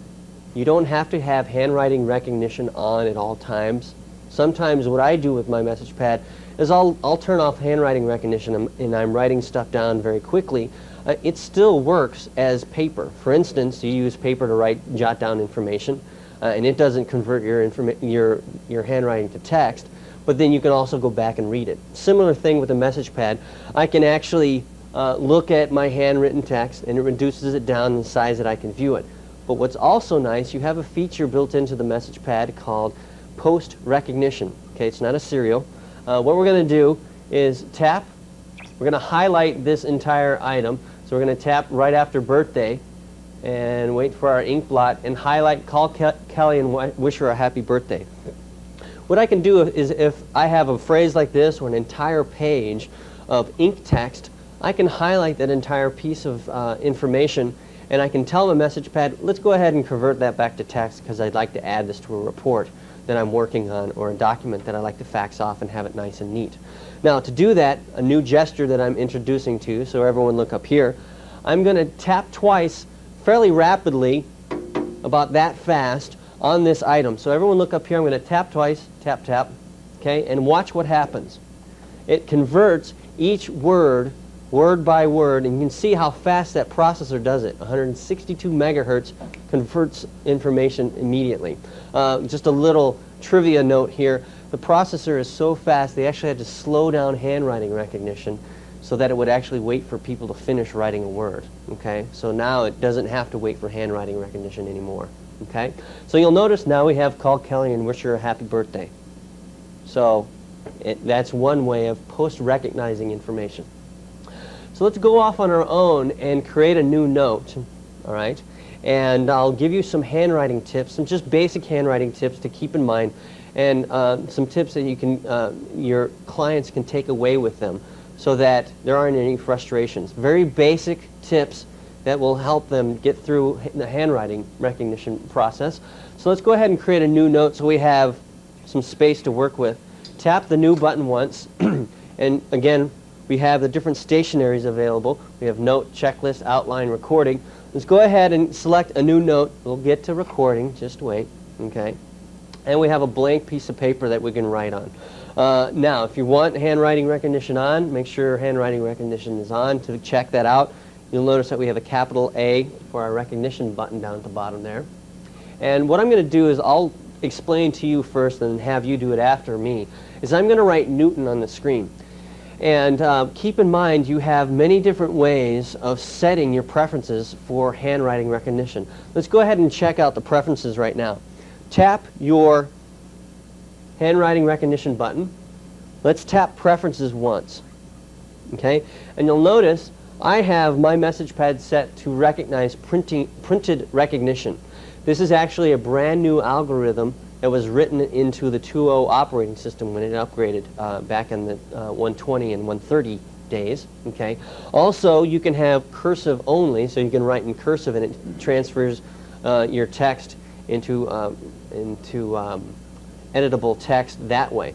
I rarely use cursive, so I leave mine in printed recognition. Okay, so it's a little bit faster with the recognition, and also it has a new process that it uses where it not only looks at each word by word, okay, because it sees each word as a separate gesture, but also it will use a process of character by character recognition. For instance, it has a 94,000 word list built into the device, and if that word is not in the word list, it then looks at that word and converts each character by character, okay, for instance, if it's a name or a product number or something like that, all right? So you can set your preferences here. You can configure for guest users, so keep in mind, anytime you're working with a message pad, it learns as you go. So it learns your writing if you ever correct it. Well, I'll show you how to correct it, all right? So you can just select these two. I leave it at printed because I have an architectural background, and you also have options for setting the percentage of reduction of your ink text. Also, it allows you to line the pen. For instance, if you're not tapping on a button and it's not just getting it just right, go ahead and realign your pen. Okay, that's another way of doing it. So you can see that's a shortcut of doing that. Let's go ahead and leave it in printed recognition. And I'm going to print on the screen Newton. Keep in mind, when you're working with your message pad recognizes gestures. Everything that we've been doing are separate gestures, like highlighting and tapping and double tapping and moving and things like that. Those are gestures. Also, when you're writing, it sees writing as gestures. So it looks at each word as a separate gesture. Some people think when they're writing on a message pad, they have to write really slow and each character extremely deliberately. That's incorrect. You want to write at a normal pace. All right. If I were to write slow, or if I were to pause within a word, it would see that pause as two separate words, okay, two separate gestures. All right. Since we're using printed recognition, try not to connect your letters, but don't separate them too far apart, because it also sees physical separation between characters as also a gesture of two separate words. Okay. Make sure you dot your I's, cross your T's. All right, and because it's more information you're giving it. All right. So I'll go ahead and write Newton on the screen. Okay, and it should convert that to Newton. Go ahead and try that yourself. Now, if it didn't get it correctly, there's many different ways to correct this, and anytime you correct it, it learns a little bit more about your handwriting. So anytime it misses a word or two within a paragraph or something, go ahead and correct it, because it'll learn it. Because if you just scrub it out, which I'll show you in a minute, it won't teach it anything about what you're writing on the message pad. Also, there's a handwriting practice application in your extras drawer that allows you to kind of practice for maybe 10 to 15 minutes when you first get a message pad. I actually haven't changed the preferences on any of these units, so you'll notice it got my handwriting right off the bat. And when you work with it, you kind of learn what it knows and how it recognizes certain things. So for instance, if we want to edit this, it didn't get Newton correctly, what I'm going to do, a new gesture, I'm going to double tap fairly rapidly in the center of the word. So tap twice, and if you don't tap fast enough, it'll just change your insertion point. And you'll notice it gives you many different ways, or 3 different ways of correcting your text. It gives you a pick list to pick from right here at the top. Okay, so I can pick one of these. I have a lowercase Newton or a capital Newton, so keep in mind if you ever want to capitalize something, if you double tap it, it automatically gives you initial cap in a lowercase. Also, if you're writing an entire paragraph and you forgot what the word is, it gives you a reminder. Or we can actually, if we tapped on this one, it would convert it back to the ink text. I have a keyboard. You're familiar with the keyboard. Something new you haven't seen is what's called the corrector. Tap this A button. It's called the corrector. This allows you to correct character by character. So, if I wanted to change the initial cap to lowercase, I just simply tap on it, and it gives me an option to select a lowercase Newton. Since this happens to be a proper noun, we'll give it the proper address. And if I want to change this into multiple Newtons, so for instance your clients are buying not just 1 Newton but an entire set of Newtons, we can change it to plural Newtons by writing in each of these fields. Now if you were to tap on a blank field, it gives you punctuation. So you can add punctuation, quotation parts, or quotation marks. Also you can delete or insert another space. Okay, in there if you'd like, or you can add a word, or add this word to your word list. All right. Also, you have your keyboard if you want to just type information in.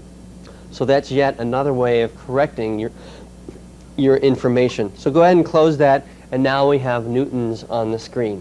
Okay. Now let me show you if you'd like to delete this. One way you could do that is you can tap undo. And you can delete the S, which was the last thing that we did. Or if we want to delete the entire word, everyone look up here. I'm going to show you another gesture. It's called scrubbing. And what I'm going to do is a gesture that looks like a W with an extra tail on it. Okay, and I'm just going to scrub out this item. If I were just to do a W, it might think I'm doing a W. And that's how you delete something. So you just scrub something out. You can also do a very large W over an entire document, and it will delete the entire thing. Okay. Also, if you want to delete the document, everyone look up here. Remember the action button or the routing button? I can tap on that item, and you'll notice I have duplicate delete. I can delete it. And since we're in Chicago, Michael Jordan, eat your heart out. Okay. So it goes ahead and throws away that item. Well, if we want to bring it back, just tap undo, and now we have that item. All right. Now, another thing I'd like to point out to you before we get into recording information, tap after your right after Newton or anywhere on the screen, and you'll notice it gives you the insertion point. Okay, this caret. Now, another thing I'd like to point out is if you tap on that caret once again, it gives you some punctuation or quick access to punctuation. You can add a return, you can delete, or you can also add a space down here at the bottom. Okay, so you'll notice how elegant the interface of the message pad really is. Okay, tap anywhere else to make that go away. Now let's create a new item. Yet that's one other way of inputting information. We've talked about emailing, the web, faxing in and out, and now we've talked about handwriting and also the keyboard. Another way of inputting information, that, like I mentioned before, is you can take voice notes with the MessagePad 2000. Tap the new button, and let's tap recording. And you'll notice it gives you a note with a little interface at the very top. And what I'm going to do is at the top you have your record button, your stop button, and your play button. I'm going to go ahead and tap my record button, and the MessagePad now is recording my voice. Okay, I've already preset the sample rate for my MessagePad. But what's nice about this is since you have that powerful 162 megahertz processor, I can also do multiple things at once. So it can record my voice. I can also jot down information while I'm in a meeting, so I can jot down info.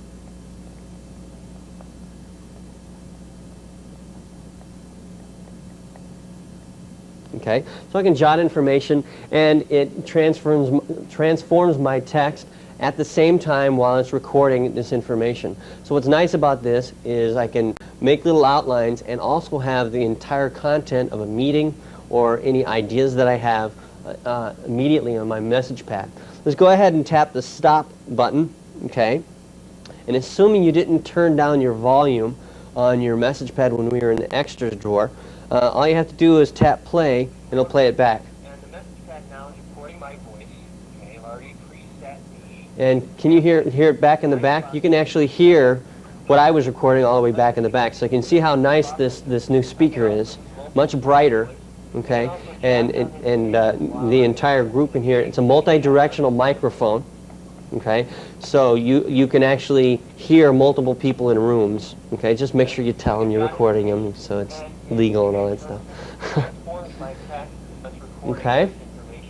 So that, just tap the pause button there. That is everything the message pad provides.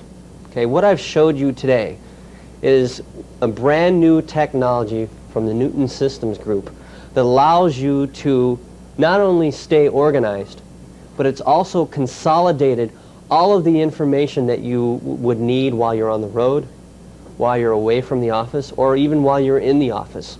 All the tools that you would regularly carry around, like a calendar, a Rolodex, a laptop, are now consolidated into one device, because now you have built into the MessagePad 2000 all of the tools that you need.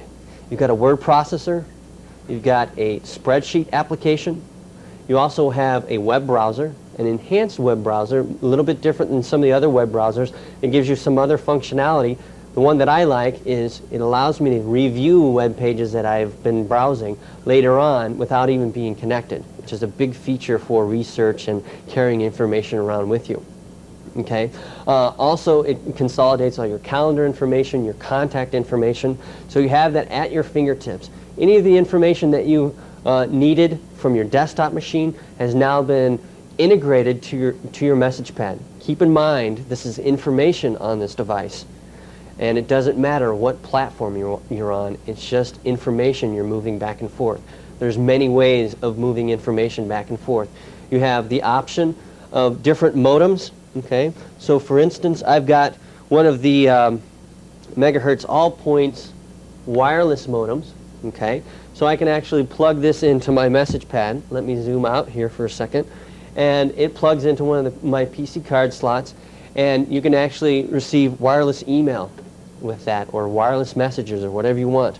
Also, there was a question at one of the breaks is, can I receive pages on my message pad? Yes, you can. There's a card now that you can actually send and receive pages on your message pad. What's nice about this card is you can also view it here, or if I were to plug this into my message pad, I could view it on the message pad, send a message, and it will send that message out.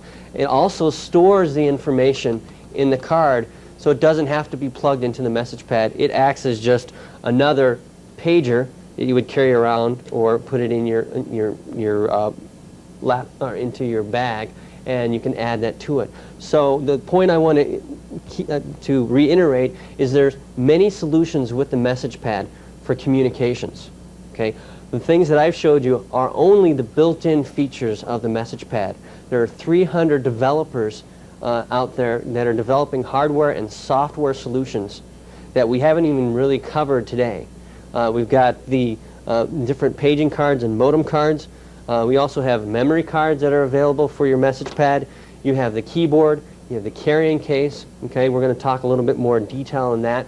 You have all the cables necessary for communicating, for connecting to the different desktop machines that you wish, or you can just send wireless messages via your infrared port. Okay, keep in mind when you're presenting this information to your clients, hone in on what's important to them. You know, maybe the speed of the processor blows them away. Keep in mind this is the fastest device right now of its size with the features that it provides. You have wireless faxing in and out, email in and out, web browsing in and out, okay? And also you have all the organizational tools. Now, what I want you to take away today is one action item. I'd like for you to learn more about this technology. It's a very exciting technology that's going to sell itself, okay? And once you've really absorbed this information, make appointments with your clients. Get out there, because you're going to have a lot of fun presenting this device to people, because like yourself today, everyone's getting excited saying, wow. I had a comment during one of the breaks that said, well, it seems like the laptop's kind of getting a little bit more obsolete. And that wasn't a comment from me, that was actually from someone else that's really blown away by the technology. You have the speed, you have all the tools built into it. So I wish you all the excitement that I've had. That's why I love presenting on this technology, because it's a lot of fun. It's a great technology that actually empowers people to get out and do what they want and get away from the office, get away from wherever they are, and be truly mobile with the power that they need. Again, I want to thank you very much for coming today. I hope you've enjoyed the presentation, and have a great time selling this product, and keep in mind Wink Communications for any questions you might have, or any other projects, large integration type projects, because we do work with multi-platform technologies. And the message pad happens to be one of the technologies we use in development of solutions for our clients. So we work with all types of people. So thank you very much, and have a great day, and happy selling. Bye-bye.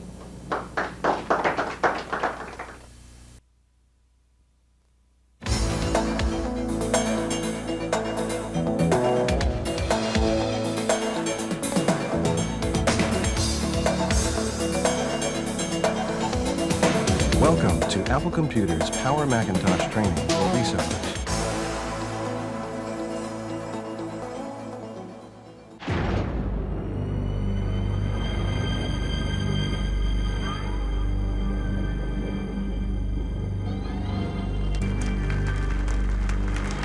Ladies and gentlemen, please welcome President and Chief Executive Officer, Apple Computer, Michael Spindler. Good morning to everyone here today in this room, and to the thousands, tens of thousands connected via video link around the world, and welcome to the future.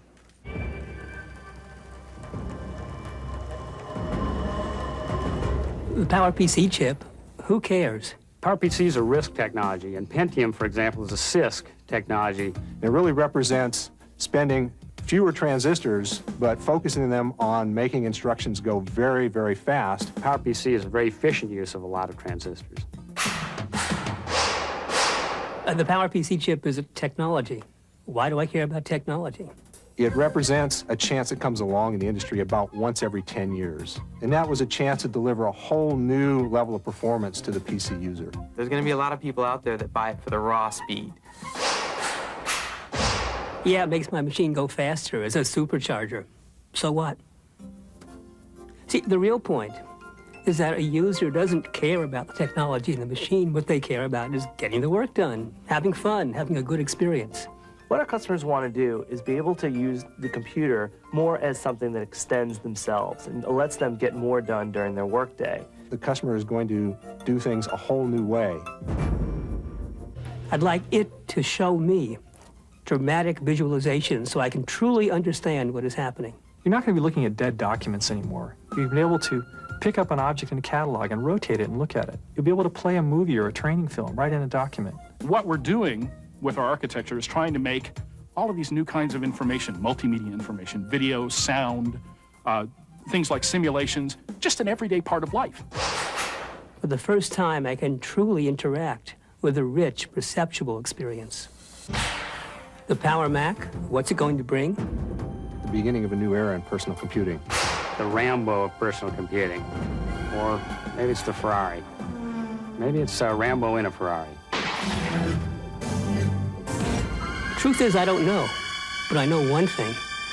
I can hardly wait.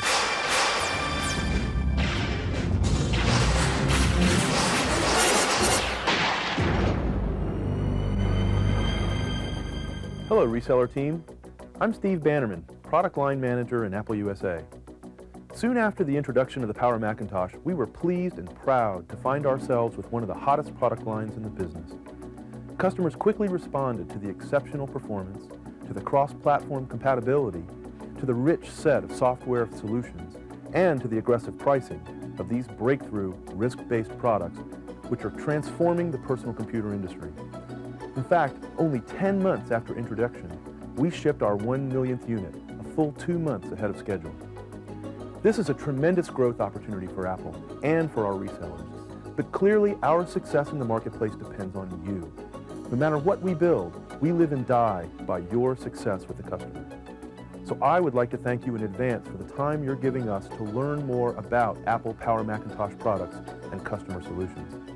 Our goal is simply to give you the tools you need to put Power Macs in the hands of your customers, to sell them wisely so they stay sold, and to explain to your customers clearly why, when they buy a Power Macintosh computer, they're buying the future of desktop computing.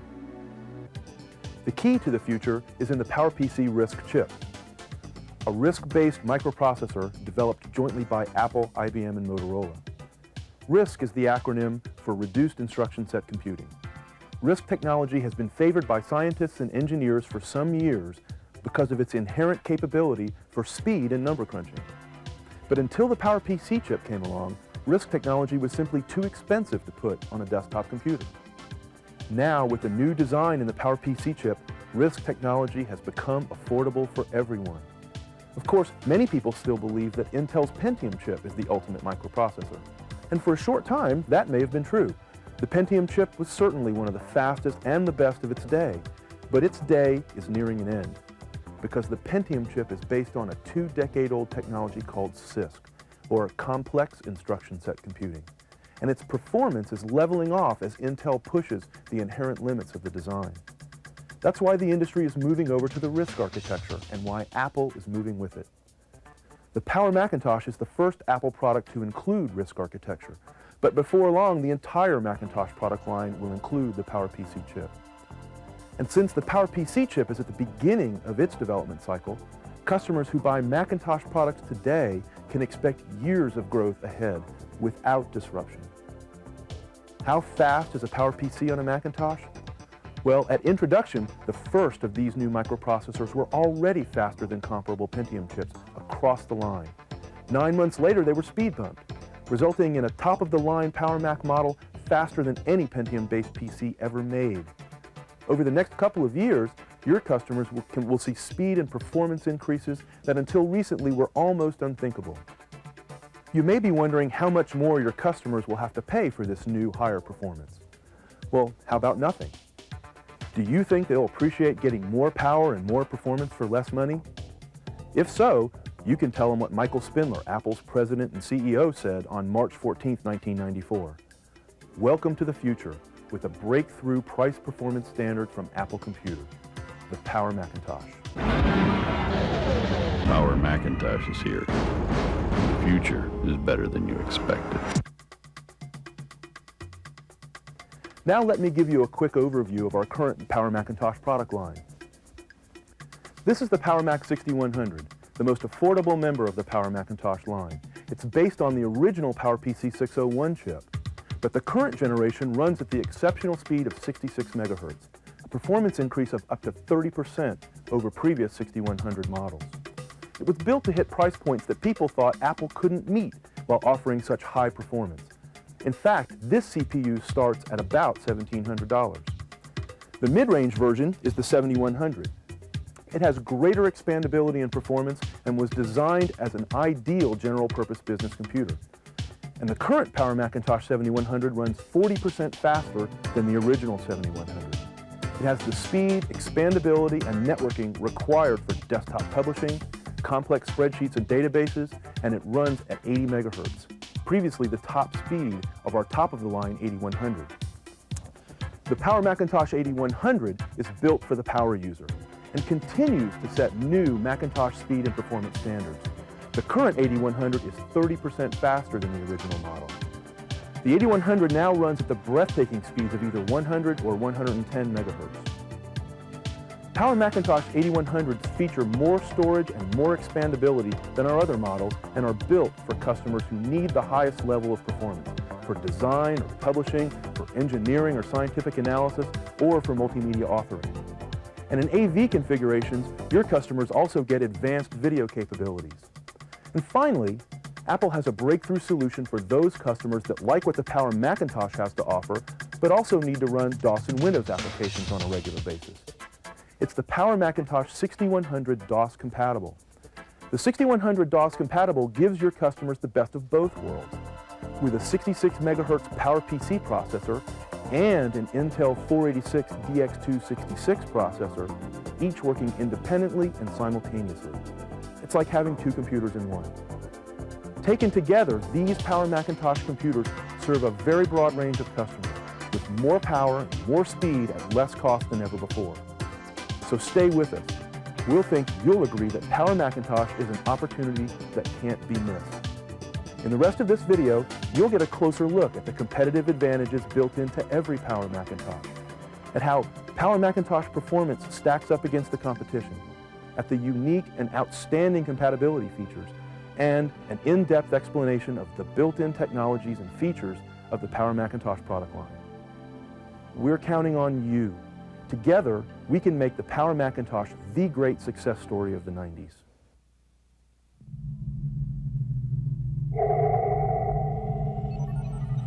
The future,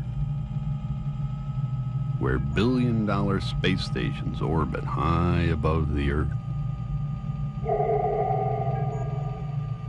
You'd rather have a RISC-powered Macintosh for under $2,000, wouldn't you? Power Macintosh is here, and the future is better than you expected.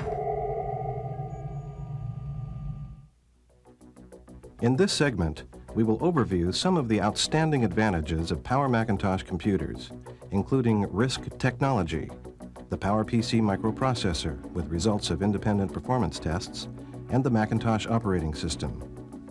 You will see competitive demonstrations of the speed and performance of Power Macintosh computers. We'll also review AV and multimedia technologies, the range of applications, and the network connectivity of Power Macintosh products. If your customers are primarily interested in performance, one of the best Power Macintosh stories is the PowerPC RISC microprocessor. In the 1980s, the performance advantage of RISC technology made a lot of sense for higher performance systems such as workstations and servers. But for personal computers, it was simply too expensive because of the costs of the additional memory and advanced compilers needed to make it work efficiently. Today, because memory is much less expensive and advanced compilers are common, RISC technology has become affordable for mainstream personal computers. As a result, the industry is moving to RISC, and Apple has moved out ahead with the PowerPC chip.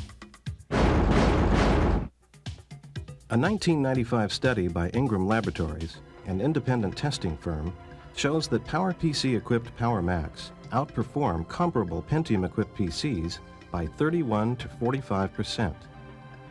To get the systems tested as close as possible to parity, all were configured by Ingram Labs with similar memory, factory-installed hard disks, and graphics adapters. Operating systems were System 7.5 on the Power Macintosh computers, and MS-DOS 6.2 with Windows 3.1 on the x86-based PC. Ingram used typical business application software in the test, including spreadsheet, word processor, integrated package, database, scientific, drawing, painting, page layout, business graphics, and CAD applications. Ingram Labs results showed that the Apple Power Macintosh 8100-110 with a 110 MHz PowerPC processor was 45% faster overall than the fastest Pentium-based PC tested. The Power Macintosh 8100-100, running at 100 MHz, was 39% faster overall than the 100 MHz Pentium-based system. The Power Macintosh 7180, running at 80 MHz, was 31% faster than a 90 MHz Pentium-based PC, and 19% faster than the 100 MHz Pentium-based system. And the Power Macintosh 6166 outperformed the 66 MHz Pentium-based PC by 38%. On overall application-level performance, the Power Macintosh computers Ingram tested showed a relatively small performance advantage in Office applications, 1 to 9%, primarily because at the time of the study, several of the applications tested had not yet been optimized for the PowerPC chip.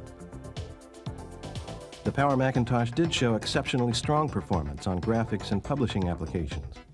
As a group, these applications were 89 to 94% faster on a Power Mac than on a similar clock speed Pentium-based PC. And scientific and engineering applications demonstrated the floating point processor superiority of the PowerPC chip in Power Macintosh computers, with performance that exceeded Pentium-based PCs by as much as 49%. But RISC technology alone does not fully account for the wide disparity in performance between Power Macs and Pentium-based PCs. The efficiency and integration of the operating system is another critical factor. In Macintosh computers, the hardware and system software, including the graphical user interface, are built from the ground up to work together, and the application software has to meet rigid integration standards. This is in contrast to the PC world, where, for example, Microsoft makes one system software, DOS, and a separate graphical user interface, Windows, which is overlaid on top of DOS rather than integrated with it. The hardware is made by many different companies, and the application software developers have to try to compensate for inherent limitations in integration. With Macintosh, the higher level of integration results in greater efficiency, increased speed, and higher overall performance.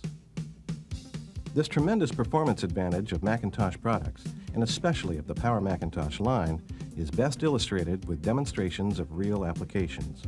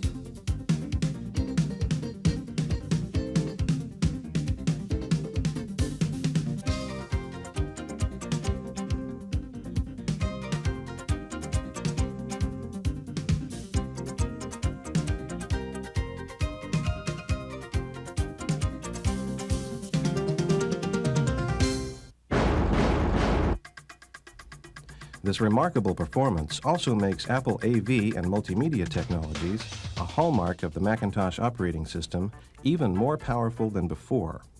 Here are just some of the highlights. With Apple's plug-and-play GeoPort telecom adapter kit, your customers can make their Power Macintosh the focal point for personal and business telephonic communications. With GeoPort, the Power Mac becomes a 14.4 baud send and receive fax machine, a 14.4 baud data modem for email and online services, a digital answering machine. Hi, this is Frank calling. There are going to be some last-minute changes to the specs of the X1000. And a high-quality speakerphone, fully duplexed for natural-sounding conversations. I just wanted to call and let you know that the X1000 ad looks fantastic. Thanks, Brian. It includes a screen-based telephone application for easy dialing and streamlined management of communications. And with additional third-party software, it can be integrated with existing databases to place and track contacts and telephone calls. In the future, your customers can expect further speed advances through software upgrades, as well as new adapter kits for still more flexible enterprise-level connections. Multimedia capabilities, integrating text, sound, graphics, and animation, have been a defining and differentiating factor of Macintosh computers from the beginning. Today, those capabilities are even more advanced. It's no wonder that Macintosh is the leading platform for multimedia development.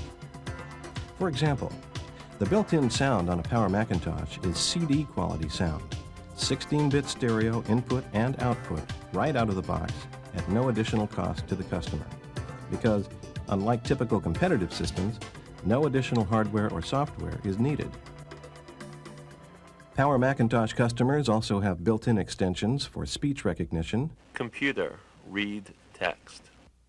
for text-to-speech capabilities, Dear Mr. Jones, in regards to your initial order, the cost for each unit is $25.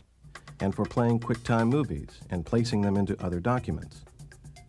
Power Macintosh computers are also ideal for supporting QuickTime VR technology, which enables companies to create 360-degree interactive environments. And they're an excellent choice for supporting low-cost video conferencing solutions. And take a look at this first paragraph. I have a question about that 6.6 million. Okay. Can you give me more detail as to what that figure actually was? Yeah, let me type it in for you. With a CD-ROM drive, a Power Macintosh becomes a complete multimedia playback system.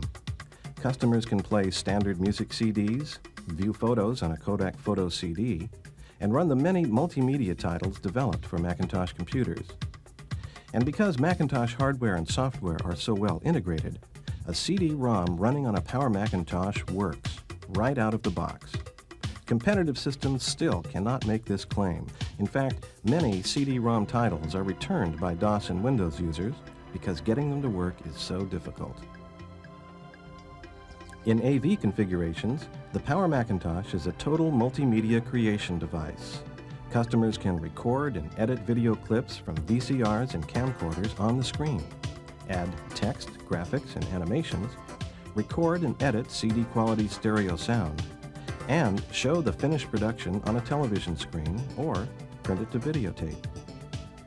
Today, multimedia is an accepted necessity for every business, enhancing sales presentations, marketing activities, and training and support needs. And with the Power Macintosh, it's easier, faster, and better than ever. Simply put, multimedia on a Macintosh is multimedia you can use.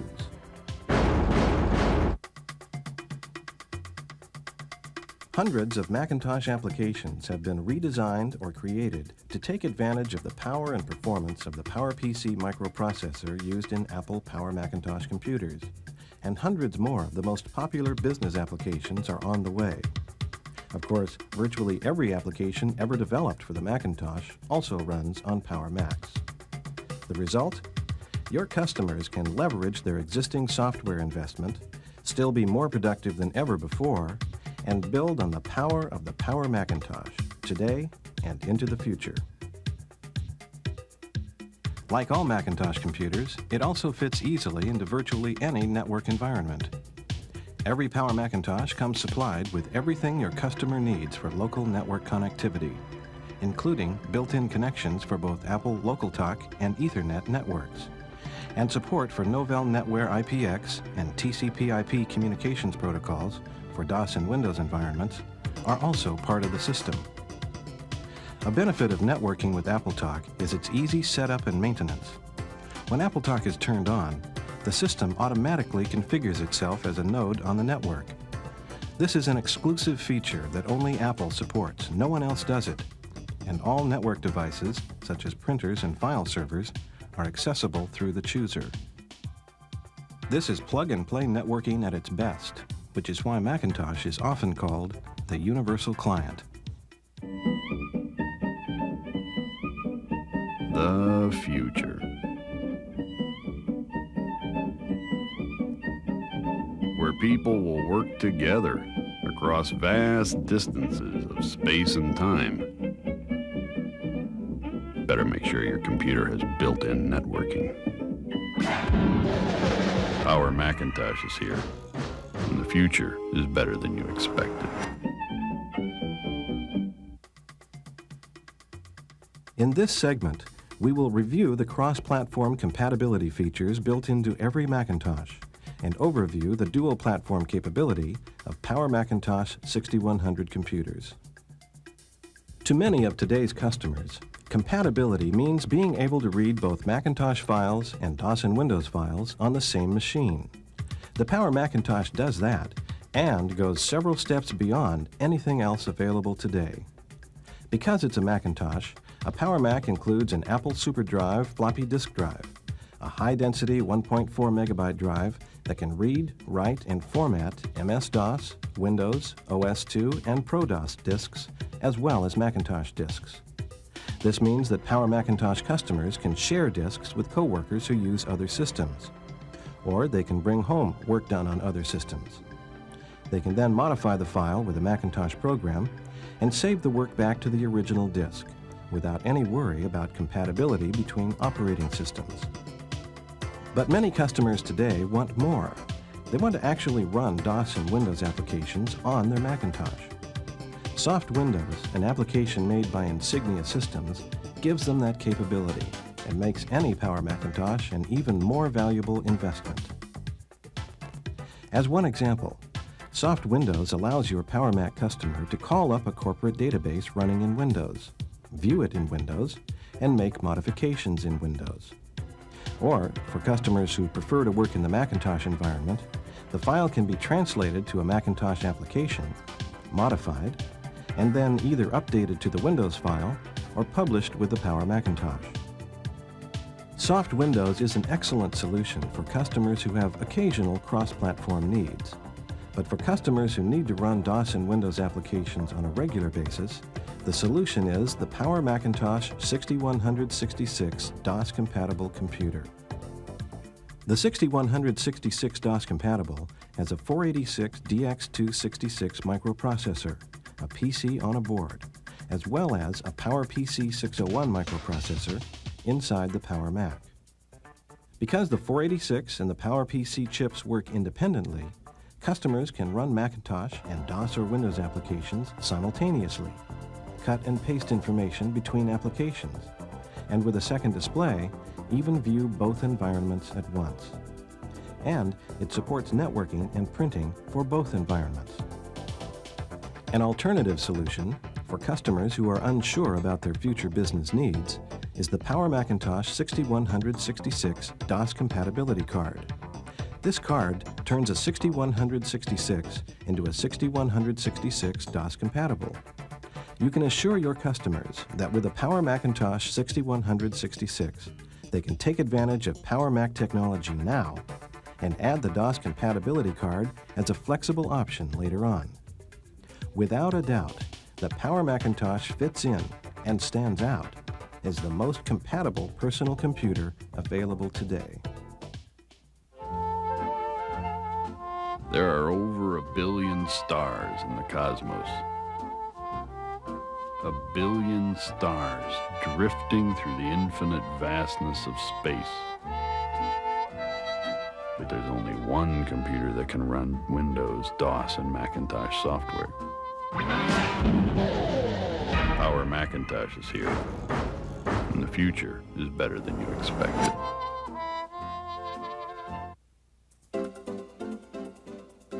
In this segment, we will highlight the most important features of each of the current line of Power Macintosh computers. For additional information, please refer to your product brochures, price lists, and data sheets. The most affordable member of Apple's Power Macintosh line is the Power Macintosh 6166. Its microprocessor is a PowerPC 601. These chips were speed bumped in January of 1995, so that with a 66 megahertz clock speed, the current 6100s deliver performance that's up to 30% higher than previous models of the 6100. It has a built-in floating point math coprocessor, a 32K cache, and a 256K level 2 cache. Taken together, these features increase overall performance. Standard RAM is 8 megabytes, expandable to 72 megabytes for future growth, making this low-cost Power Macintosh computer an excellent long-term investment. Also standard are a 350 megabyte hard drive and an Apple SuperDrive. The system has one expansion slot, 8 built-in ports for a wide range of peripherals, and a SCSI interface for adding up to 6 external plug-and-play peripherals. An internal CD-ROM drive is optional. It also comes with built-in support for speech recognition, for text-to-speech capabilities, and for Geoport telecommunications, which integrates computer and phone services. You may wish to refer to an earlier segment in this training to review the GeoPort capabilities. For networking, both local talk and Ethernet ports are built in. Like all Power Macintosh computers, it includes a built-in serial port for an external modem, a monitor display port, and 16-bit stereo sound input and output. The 6166 also supports DOS and Windows applications when using Insignia's Soft Windows software or when the DOS compatibility card is installed. The optional AV card provides an easy connection to video cameras, recorders, and televisions for video capture and output.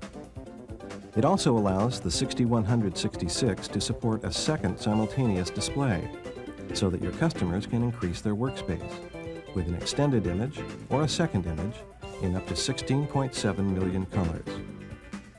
The Power Macintosh 6166 is an affordable gateway to Power Macintosh technology and the future of personal computing. But if your customers' needs also include instant and frequent access to the DOS and Windows environment, the Power Macintosh 6166 DOS-compatible computer should be the choice. The DOS-compatible has all the capabilities of the 6166, as well as dual microprocessors, a 66 MHz PowerPC 601 with a 32-bit data bus, and a 486 DX266 with a 32-bit data bus. MS-DOS 6.22 and Windows 3.1 are preloaded, in addition to the latest Macintosh operating system, System 7.5. It comes with 16 megabytes of RAM standard, which can be shared by the Power Macintosh and the DOS compatibility card and allocated via a software control panel. System memory is expandable to 72 megabytes for the Macintosh operating system and up to 32 megabytes for DOS and Windows environments. Adding RAM to the 486 card greatly improves DOS and Windows performance. Because the two microprocessors work independently, customers can run Macintosh and DOS or Windows applications and services simultaneously. They can share folders and disks and copy and paste information between environments, even over a network.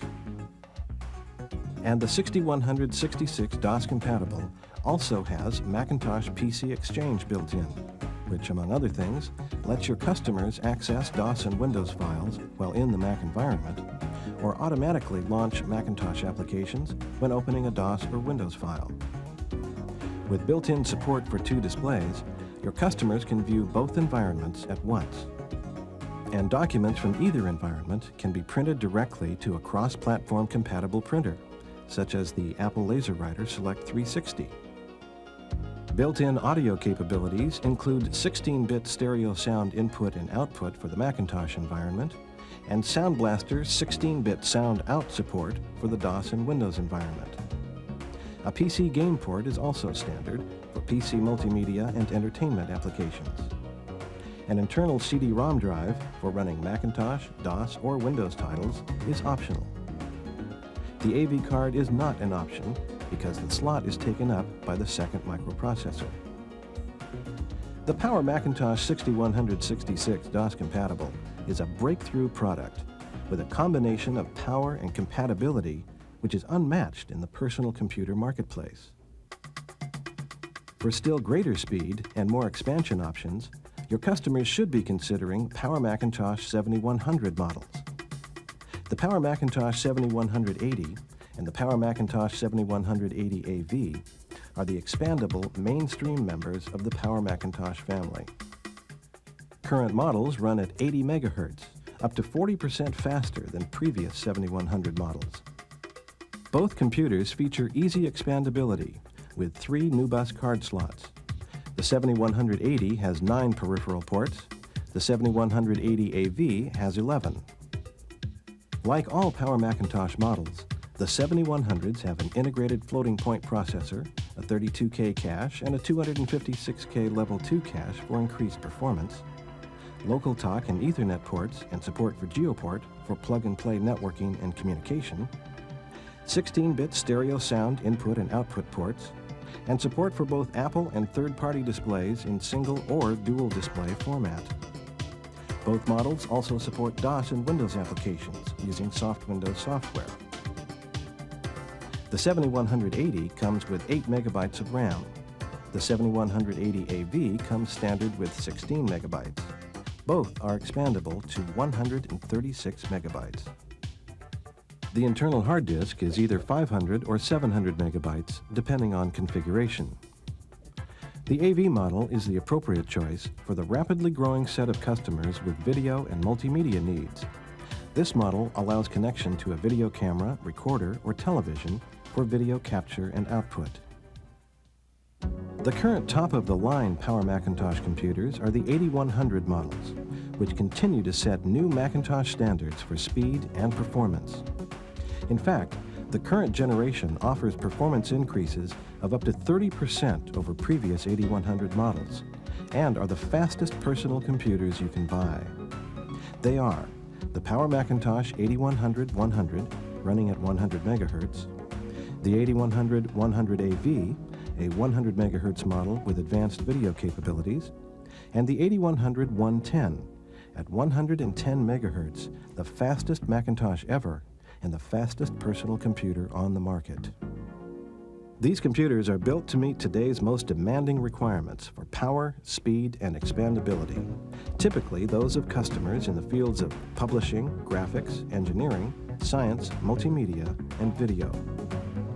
All three models have the power, compatibility, and networking characteristics featured across the entire Power Macintosh line, such as the performance-enhancing floating-point processor 32K cache and 256K Level 2 cache, the ability to run DOS and Windows applications using soft Windows software from Insignia Systems, local talk and Ethernet ports for plug-and-play networking, support for speech recognition, for text-to-speech capabilities, and for GeoPort telecommunications, 16-bit stereo sound input and output, and support for most Apple and third-party displays, and 16.7 million colors on displays as large as 21 inches. Power Macintosh 8100 computers have either 8 or 16 megabytes of system memory, depending on configuration, which is expandable to 264 megabytes. And, depending on configuration, the internal hard drive is 700 megabytes, 1 gigabyte, or 2 gigabytes. Support is included for an additional 3.5-inch hard disk drive or removable media device, and for a 5.25-inch half-height device, such as the optional internal CD-ROM. With all this, and breathtaking speed, the 8100s have brought power and performance never before seen to personal computing. Here's a quick review of the Power Macintosh product line. The Power Macintosh 6166, running at 66 megahertz, is an affordable gateway to PowerPC and Power Macintosh technology and the future of personal computing. The 6166 DOS compatible is Apple's most compatible personal computer with dual microprocessors, a PowerPC 601 running at 66 megahertz, and an independent 486 DX266 chip for true cross-platform compatibility. The 7100 series offers a faster processor, 2 additional expansion ports, more memory expansion, support for larger monitors, and built-in support for a dual display. Both models run at 80 megahertz, and the 7180 AV adds advanced video capabilities. The 8100 series offers even faster processors, more internal storage capacity, more memory expansion, a dual SCSI bus, and higher color depth built in. The 8100-100 and its companion 8100-100 AV both run at 100 megahertz, with the AV models including advanced video in and out. And the 110 megahertz Power Macintosh 8100-110 is the fastest Macintosh personal computer ever, and the fastest personal computer on the market. Power Macintosh is here. The future is better than you expected. We are truly excited about the rapid acceptance and preference your customers have already shown for the Power Macintosh product line.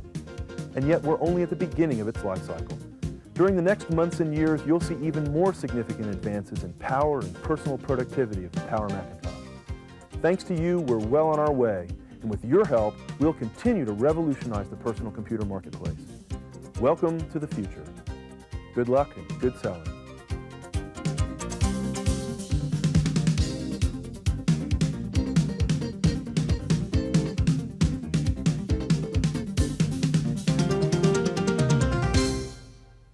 Products. A comprehensive launch package has been assembled. The package includes everything you need to know to make your customers say wow, including videos, a launch guide, and a sales resource guide. But as you know, a successful launch depends on you. So I encourage you to carefully watch the videos and review the print materials. We're confident that the increased traffic in your department will result in higher volumes and income. I wish you great selling with the Apple product line, and I look forward to hearing many success stories. Hello, and welcome to Apple Training. Our goal is to empower you with the information you need to assist your guests with their purchase decision. Today we will cover the Apple brand story and introduce you to iMac. We have provided you with extensive information in the iMac iBook Sales Resource Guide that includes product information, frequently asked questions, and exciting demos that can help you show your customers what makes the Macintosh a great computer for the whole family.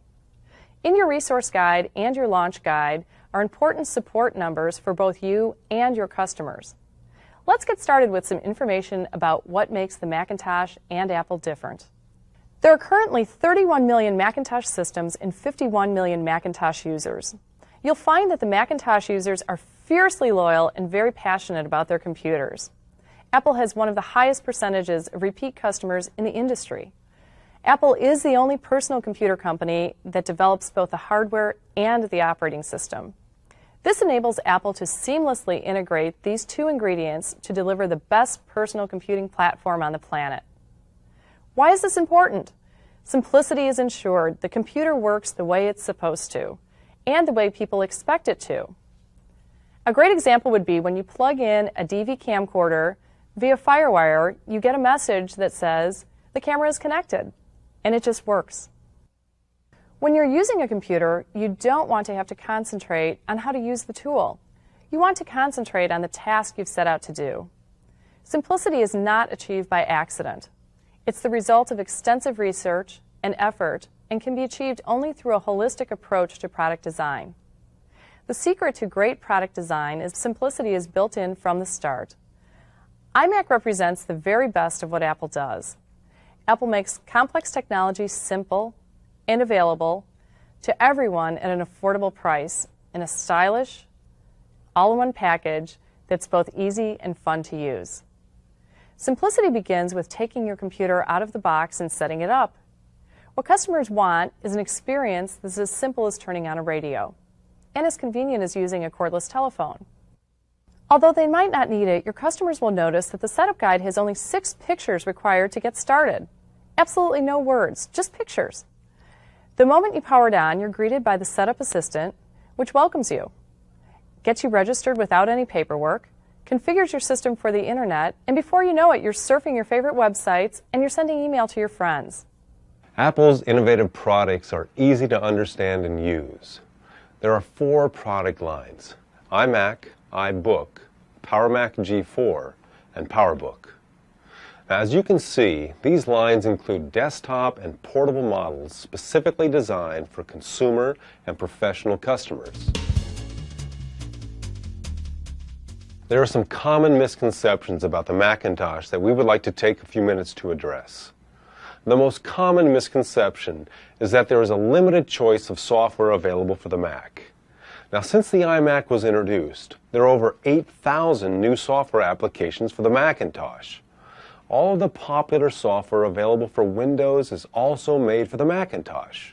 A few examples are Microsoft Office, Quicken, WordPerfect, Lotus Notes, and of course all the great games like Myth, Quake Arena, and Pod Racer.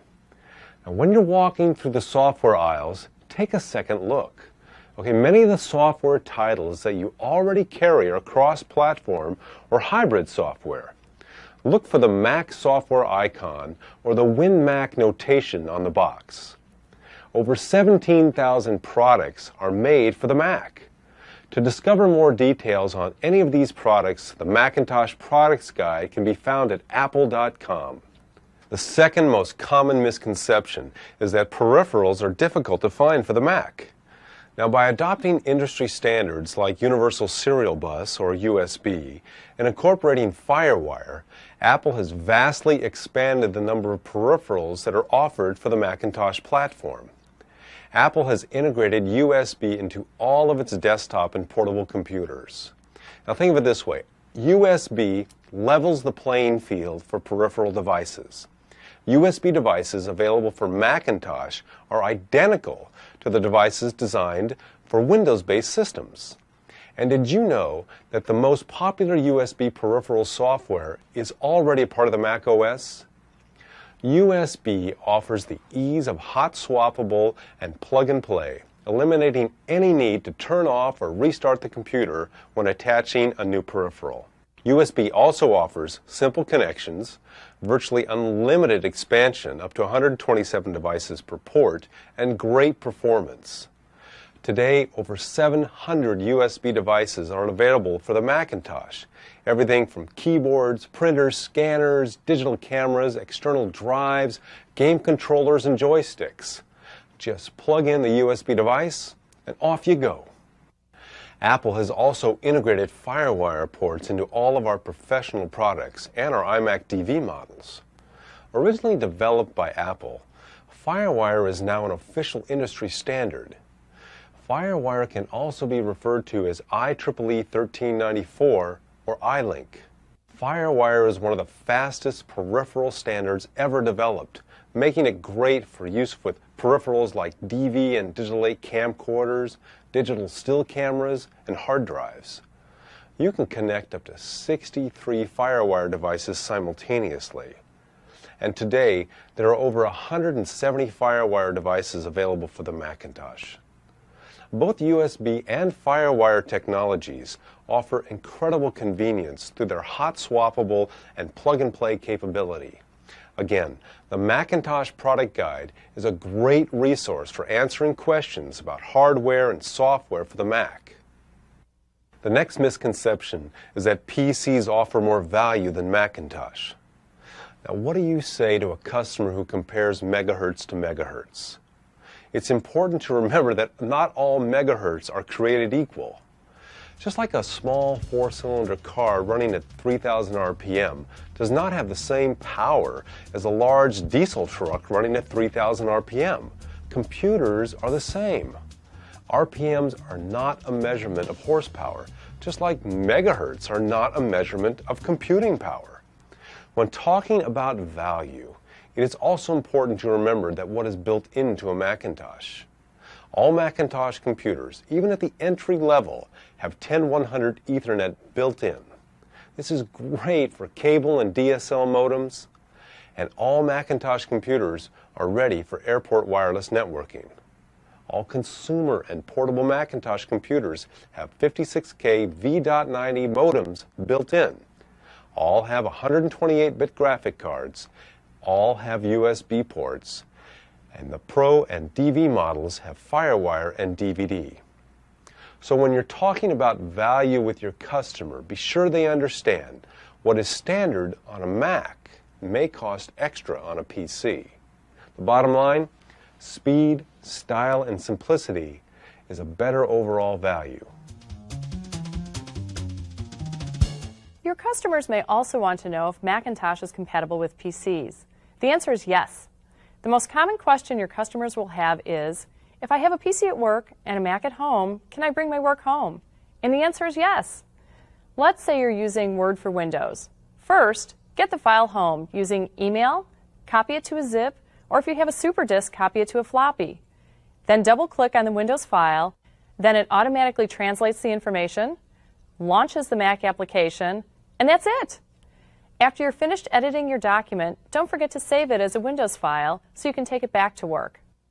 AppleWorks, which is included with each iMac and iBook, includes 15 of the most common translators. Also available is a software application called MacLink Plus by DataViz. It's approximately $90 and it has over 900 translators. To run Windows applications on a Macintosh, Virtual PC by Connectix is emulation software which costs about $120. Occasionally, customers who have a large investment in Windows software and games will find Virtual PC to be a great solution for them. So next time a customer asks you if the Macintosh is compatible with Windows, you can confidently answer yes.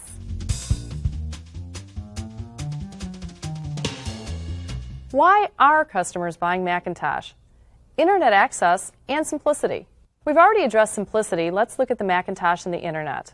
First, there are a variety of ways you can access the Internet from a Macintosh.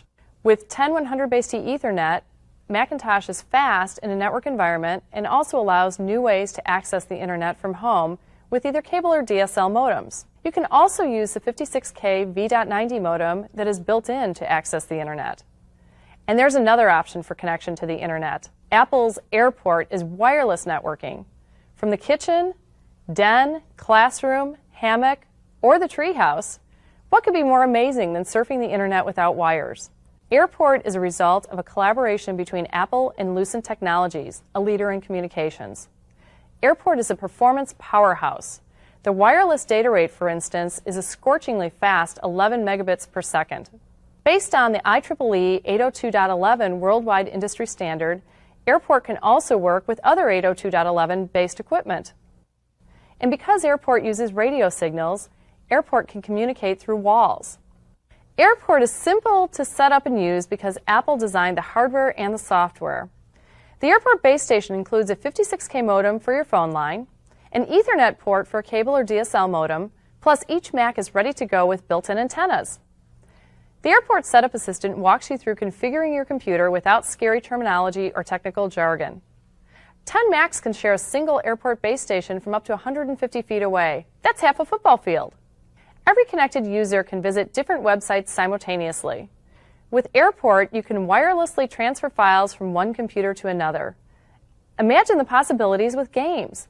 Not only can you play multiplayer games with family members around the house, you can even play with friends across the street. Airport is affordable. The Airport card has a suggested retail price of $99, and the Airport base station has a suggested retail price of $299. The Macintosh operating system, Mac OS 9, is your Internet co-pilot. Mac OS 9 is designed to make web surfing quicker, safer, and infinitely more rewarding. Mac OS 9 has many great features that will help your customers take full advantage of the power of their Macintosh and the Internet. Let's look at Sherlock. Sherlock enables your customers to use common words and uses multiple search engines simultaneously.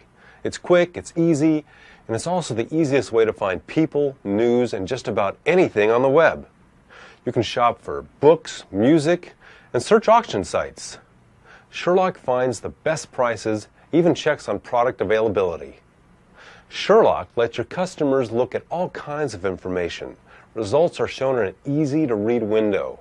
Users just double-click on the result and immediately their browser goes to the page that has the information they're looking for.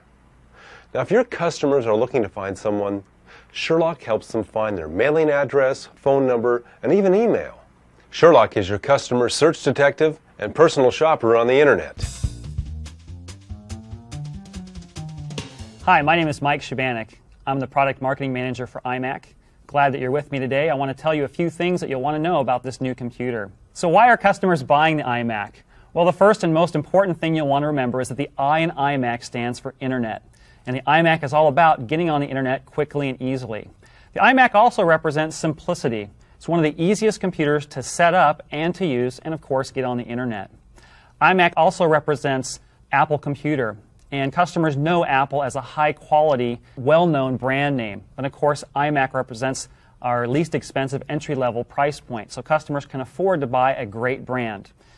iMac also represents making movies. And in fact, the iMac DV models have features built in that let customers take video from their camcorder and create professional-looking movies at home.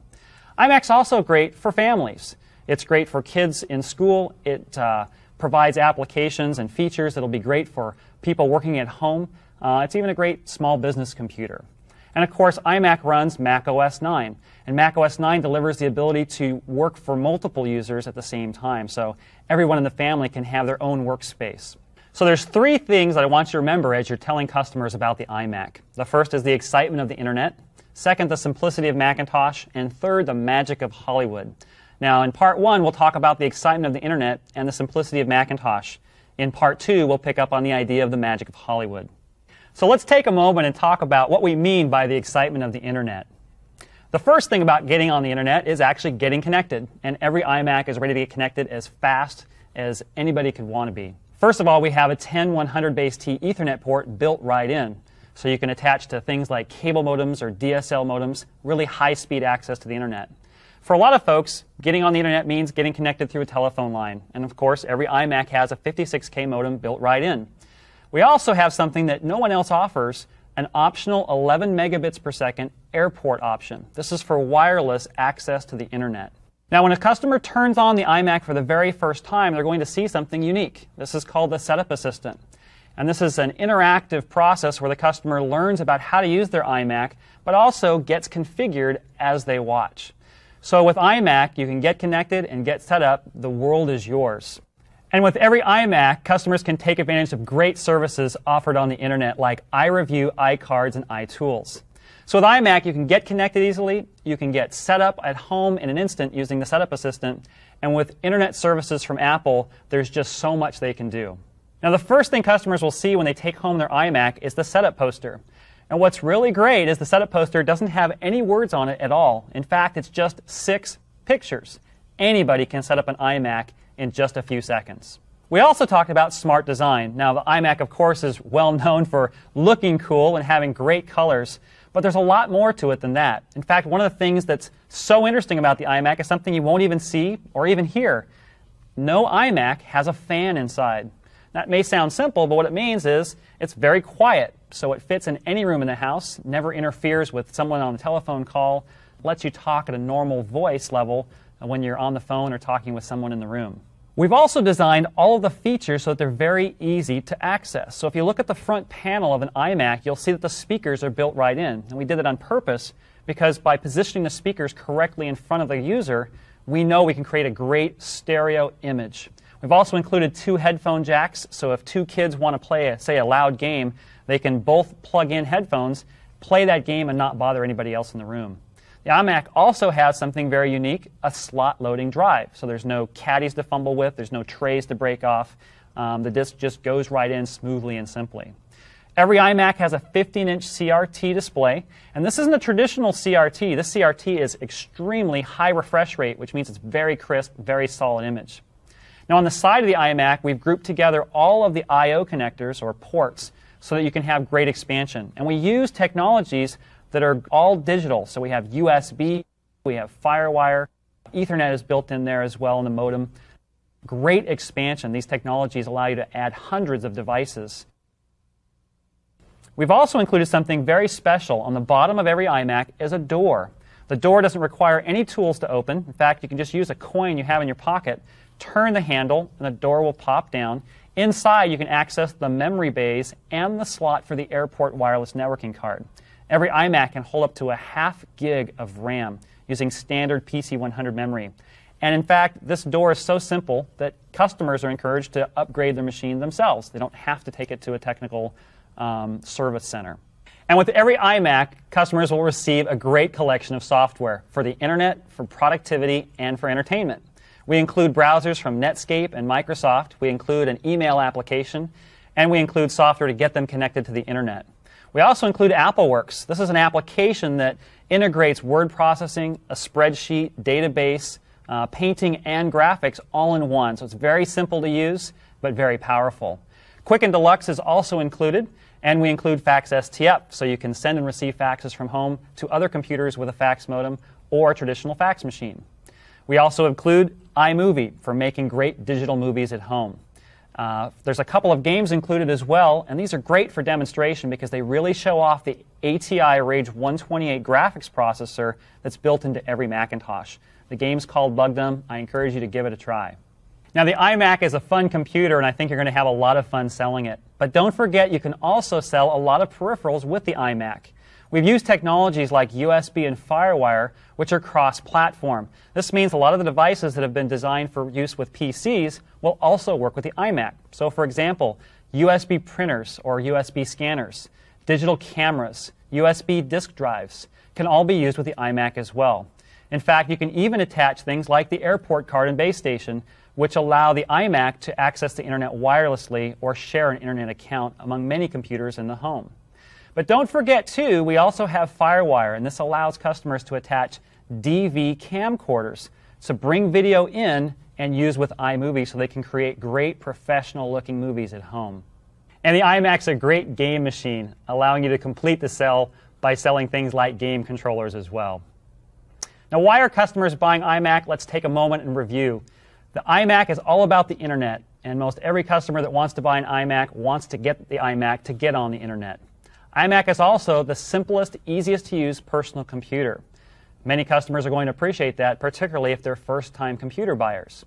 The iMac is also from Apple, representing a high-quality, well-known name brand, but offering a product that they can afford at a very low price.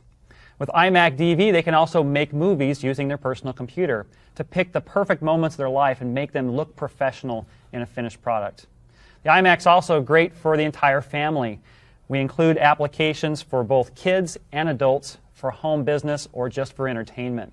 And the iMac includes Mac OS 9, which allows multiple users to use the same machine, yet maintain their own personal space and their own personal preferences. Now, the three things I want you to focus on as you speak with customers about the iMac, let's go over them again: the excitement of the internet, the magic of Hollywood, and the simplicity of Macintosh. I think you're going to have a great time selling iMac. I think you now have the tools you need to sell it effectively. So good luck and good selling.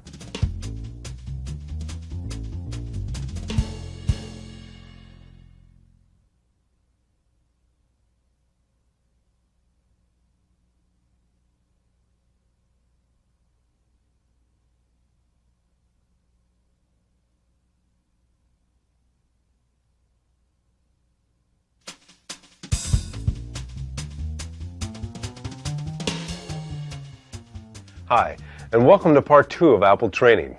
Last time we were together, we discussed the Apple branding story, some common misconceptions about the Macintosh, and began the iMac stories. Now, if you missed this, make sure you take the time to view the first tape. It will give you some great information that will enable you to better serve your customers.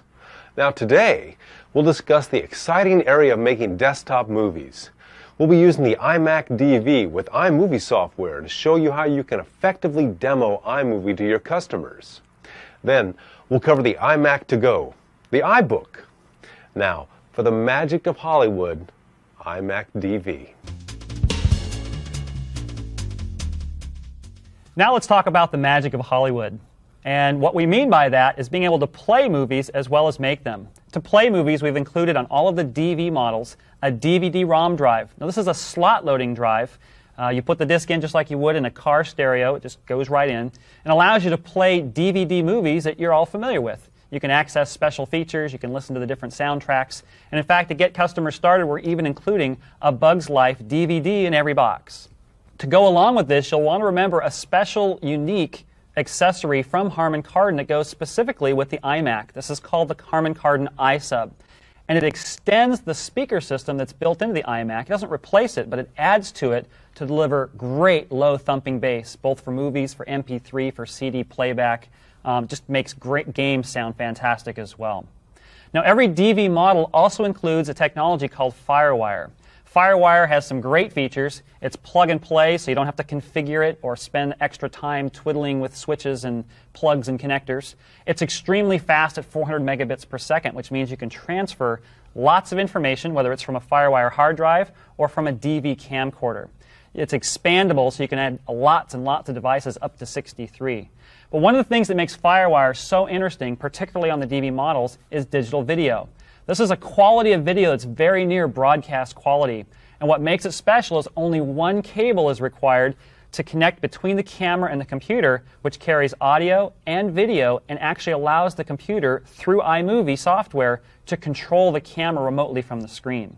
Now, a lot of companies provide different types of these digital video features in their products, but what makes iMac special is how seamlessly and how simply it brings all of them together.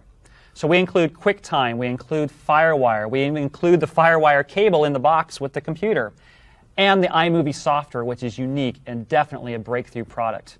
iMovie allows you to create your own classics, to write, to direct, to produce your own professional quality movies.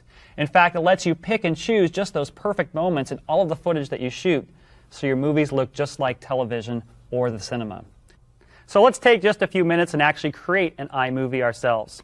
Now what I've got here is an iMac DV with FireWire built in, a FireWire camcorder cable which is included with the iMac DV, and a DV camcorder. The first thing I want to do is launch iMovie. The icon is on the desktop, so it's very easy for anyone to find. And I'll plug in the FireWire cable to the camcorder. iMovie will automatically sense that the camera is connected, and in fact, I've already placed the tape inside where I've previously shot footage.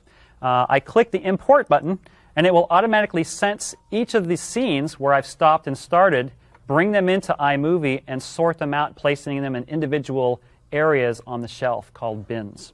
Now in this case, I've got 6 clips that I've recorded. This is Wiggles getting his bath, and it was filmed, of course, by a terrific family with all the kids and mom and dad involved. I'm going to pick out the scenes that I want to use in particular and throw the other scenes away that may not be so interesting. So I'll start with scene number 3, just dragging and dropping it from the shelf down into the timeline. I'll pick out scene number 4, pick out another scene, and follow it with the final scene here. So what I've done is I've actually rearranged the movie into the appropriate order. Now at the beginning of a movie, I'd like to have a title. So I will click on the title button, and I'll be allowed to pick from a variety of different title styles. In this case, I'll pick a centered large title. And the title of my movie will be Wiggles Gets a Bath. I can type the name right here. When I've got it all set, I just drag the image of the title and place it in the timeline where I'd like it to appear. In this case, at the beginning of the movie. Now, iMovie will actually render or create brand new digital video quality scenes of that title. What's great about iMovie is it will render that while I'm working on other things, so I never have to slow down. I'm going to put some scrolling credits at the end, so I'll pick that out of the list here. There's rolling credits. And I've already typed in some of the text previously. In this case, I'll preview it on the big screen here so we can see what that's going to look like. I think it looks really great. It looks just like a professional movie. When I've got what I want, I drag it to the back of my movie, and now I have the titles at the beginning and the scrolling credits at the end. So I want to focus now on the content of my movie, and I'm going to edit a particular scene that I know runs a little bit long. So I'll select scene number 6, and in this case, Sarah is spraying the camera woman, Mom, and we want to take that portion of the film out of our movie. So I'll stop the playhead about the point at which I want to end the scene. I'll click underneath and drag to select the latter portion of the scene that I no longer want. In the Edit menu, I can choose Cut to remove that footage from my movie, and I've made a simple splice or edit to the film. One of the things that makes movies so much fun are the soundtracks, and so I've placed an audio CD in the iMac, and iMovie is able to read that CD and allow me to take one of those tracks of music and lay it underneath my movie video as it were a soundtrack. So I think I've selected track number 8 as an appropriate soundtrack for this movie. So I'll click the music button, select track number 8, and then drag it to the timeline. And you'll notice the timeline changes automatically, showing me the 3 different tracks that I have for a movie. The video track, the sound effects track, and the music track. And you can see here on the screen that iMovie is now importing digitally the audio from a traditional music CD. It takes just a moment, and it will show up in the timeline on the bottom. Now the soundtrack is a little bit longer than my movie. So what I'll need to do is trim the soundtrack a bit. I'll choose the right-hand side of it and drag to the left and match it up with the edge or the end of my video collection. In fact, iMovie is even able to help me bring the music up and then lower it down at the end. So I'll choose Fade In, so it fades in correctly at the beginning of the music and fades out at the end. So I've edited my text, I've created titles, and I've added a soundtrack. One of the other things that makes the iMovie movies so professional looking are transitions. So I'll click the transition button, and this will allow me to choose from many different professional looking effects moving from scene to scene. I'm going to choose one called a radial and we will preview it on this clip here where we're watching the dog. Let's take a look at that one. You can see it looks somewhat like a clock turning around the screen. To put that effect in, I just drag the effect's name and put it in between the two scenes where I want the effect to take place. And again, iMovie is able to render that on the fly while I'm working on other things. So I've pretty much put my movie together. To view the movie, I just move the playhead back to the beginning in the monitor window and press play. And now we can enjoy our movie with all of our titles, sound effects, and professional transitions. You can see iMovie is very simple and a lot of fun to use. I know you're going to have a great time showing this to your customers.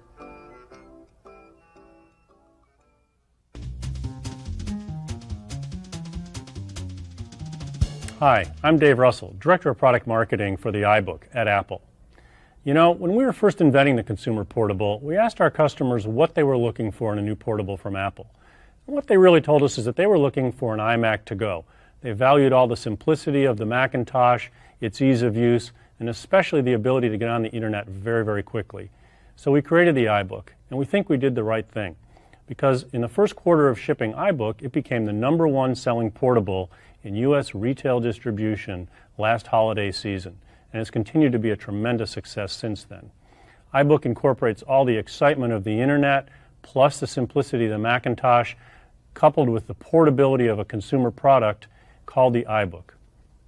Let's talk about who buys the iBook. We found that more than 3/4 of the people buying the iBook are using it in the home or for a home-based business. And we find that better than 50% of those people report that this is the very first portable they've ever had in the home. That's important. And more than 15% of these people, it's the very first computer they've ever owned. It's important for you and it's important for us to be able to bring new customers into the Apple fold. And the iBook is doing just that. It's fantastic.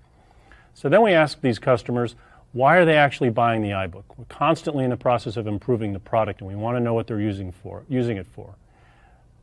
Not surprisingly, 90% of the people or more are buying the iBook to access the internet. That's just great because 2/3 of them report that they've set up their iBook, taken it out of the box, gotten on the web, and are surfing in less than 30 minutes. That's just fantastic for a new user. Let's talk about the product a little bit. You know, iBook really is a feast for the senses. It's just a gorgeous machine. A couple of different colors here on the special edition, graphite and ice. Also, the product comes in 2 other colors, tangerine and blueberry. All have been fantastically successful. You'll notice that the product has a handle because we think portables should be portable. The colored material here is actually rubber. Why is that? Not just for the aesthetic beauty of it, but also because it adds some durability. We know this product is going to be beat up a little bit. It's going to be set down hard. So this part of the product here, being rubber, is up to 4 times thicker than a normal notebook, kind of like a 5-mile-an-hour bumper on your car.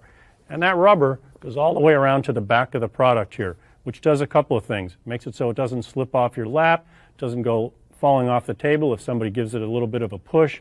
Really, really sweet product. The handle itself is one of the most rugged aspects in the entire product because inside every one of those is reinforced magnesium rod so that you can really abuse this product that way and it's not going to fail you. Let's talk a little bit about what comes in the machine. On every iBook, there's a 56K modem built in for surfing the web through dial-up phone lines. Also, 10 100 megabit per second RJ45 Ethernet connector built into every one for high-speed networking or connection of a cable or DSL modem if you so prefer. Next to that is a USB connector bundled with every iBook. That's great for connecting a printer or a scanner, digital camera, rotating media like a zip drive or a super drive, any of those peripherals. Next to that is 16-bit stereo headphone out, so you can connect headphones or powered speakers. On the other side of the product is what we call the power ring. That's where the power adapter plugs in. And we thought different about this product. We even thought different about the power adapter. It's great to have a portable that fits nicely in your backpack or your briefcase. Then you usually stick a power adapter in there and you've got a lot of cables and a lot of other mess. Not as portable as we'd like it to be. So this is sort of like a nice little spool yo-yo, just sort of winds up if you want to. And when you plug the power adapter into the iBook here, the power ring around there glows green when the battery is fully charged or amber while it's charging. It takes about 2 hours to charge an iBook battery from completely drained to 100% charged. So as beautiful as the iBook is on the outside, the real performance story is on the inside. The iBook Special Edition is powered by a 366 MHz PowerPC G3 processor. The Blueberry and Tangerine models are powered by 300 MHz PowerPC G3s. All iBooks get up to 6 hours of battery life. That is just unprecedented in the industry. What that means is you can take the iBook with you to school or wherever you are, and the battery will stay charged during the day, allowing you to do all of your work on a single charge. Recharge it when you get home at night. That's fantastic. You'll also notice the display. Crisp, brilliant, 12.1-inch TFT active matrix display. It's very important for playing high-speed games or surfing the web, pulling down moving images, etc. With that kind of a display, those images will remain crisp and bright and they won't blur while you're watching them. As long as you have a TFT display, you really should be driving it with a high-speed graphics controller. So the iBook comes complete with the ATI Rage Mobility graphics controller with 4 megabytes of video memory dedicated to displaying graphics on screen. Every iBook model comes complete with 64 megabytes of SD-RAM built in, expandable to a maximum of 320 megabytes, enough horsepower to do anything you need. Every model also comes with a 6 gigabyte hard drive and a 24x speed CD-ROM drive. As I've talked about the ports earlier, 10100 megabit per second fast Ethernet is built into every one of them, modem if that's the way you prefer to surf the web, and also you'll notice a couple of things on the side of the display here. Those are a pair of antennas built into every iBook. iBook comes airport ready for the optional 11 megabit per second wireless networking card. Simply a $99 option allows you to keep this machine completely untethered. No AC adapter plugged in, no phone line plugged into the wall to trip over. You can be up to 150 feet away from an airport base station and still be surfing the web or wirelessly doing your internet with the airport. Let's talk about iBook expansion for just a minute. We knew that the two most popular upgrade options for the iBook would be the airport wireless networking card and adding more memory to the machine. Very, very simple. We also knew users would want to be able to do that in the comfort of their own home. So we made both of those options user upgradable. I'm going to take you through that real quickly. One note, however, if a customer is looking for memory to upgrade their iBook, what they really want to buy is an 1.25" SO-DIMM PC100 memory stick for the iBook. Industry standard, available lots of places. Now I'm going to show you how to put an airport card in and where the memory goes inside the machine. It's very simple to do this. Simply withdraw these two tabs on the keyboard, which then flops up. Withdraw the keyboard, revealing this area where the airport card goes. Underneath that is where the memory goes. Simply remove these two Phillips head screws with a screwdriver, put the memory in underneath that plate. If you forget how to do that, there's a little label underneath the keyboard of every iBook that shows you exactly where the memory goes and how to install the airport wireless networking card. So let's do that right now. Very simple, very easy, compact little unit. Simply pull back the little wire bail, lift out the antenna cable, plug that antenna cable into the airport card. Then slide the airport card into its little slot, just like that. Reinsert the little wire bail, pop the keyboard back in place, put the little tabs back down. You're ready to surf wirelessly. Let's talk about iBook software for just a moment. Every iBook comes bundled with all the software you're going to need to get up and running right out of the box. It has internet software, productivity applications, and entertainment software bundled on the hard drive, pre-configured, ready to go. In terms of the internet, there's a browser from Microsoft called Internet Explorer and an email package called Outlook Express. From Apple comes AppleWorks, a fantastic productivity application with a word processor, presentation package, etc. built in. And there's also a couple of games for your entertainment. Take the excitement of the internet, wrap it up with the simplicity of the Macintosh, put it in a portable package called the iBook, you've got an iMac to go. Good luck and good selling.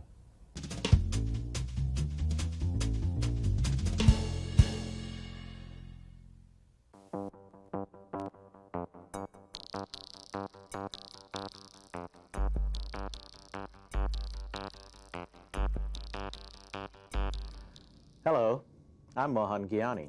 As you know, AT&T Wireless has always been committed to advancing the benefits of wireless technology to make America's schools, neighborhoods, and communities safer. That commitment to safety also includes educating our employees and customers about the responsible use of phones in cars. Recently, we have launched a new national campaign called Driving Wireless Safety. This campaign expands existing efforts to educate our customers and bring our responsible use message to the driving public. You will see our new Arrive Safely logo on all our collateral and print advertising, as well as hear it as a tagline on our radio and on-hold messages. Driving Wireless Safety campaign demonstrates our ongoing commitment to educate drivers about the safe and responsible use of phones while driving. I'm asking you to help us to further this effort by reviewing options for responsible use with our customers at the time of sales. These options are listed in the new Driving Wireless Safety brochure and in the previous versions of the Safety, Your Most Important Call brochure that are displayed in all stores and kiosks. It is especially important for new customers to understand their options for handling calls on the road and what we offer to help them manage their phone use safely and responsibly. That's why your help is essential to our success in helping customers get the most out of wireless and arrive safely. Thank you in advance for your assistance in helping to make all of us safer on the roads.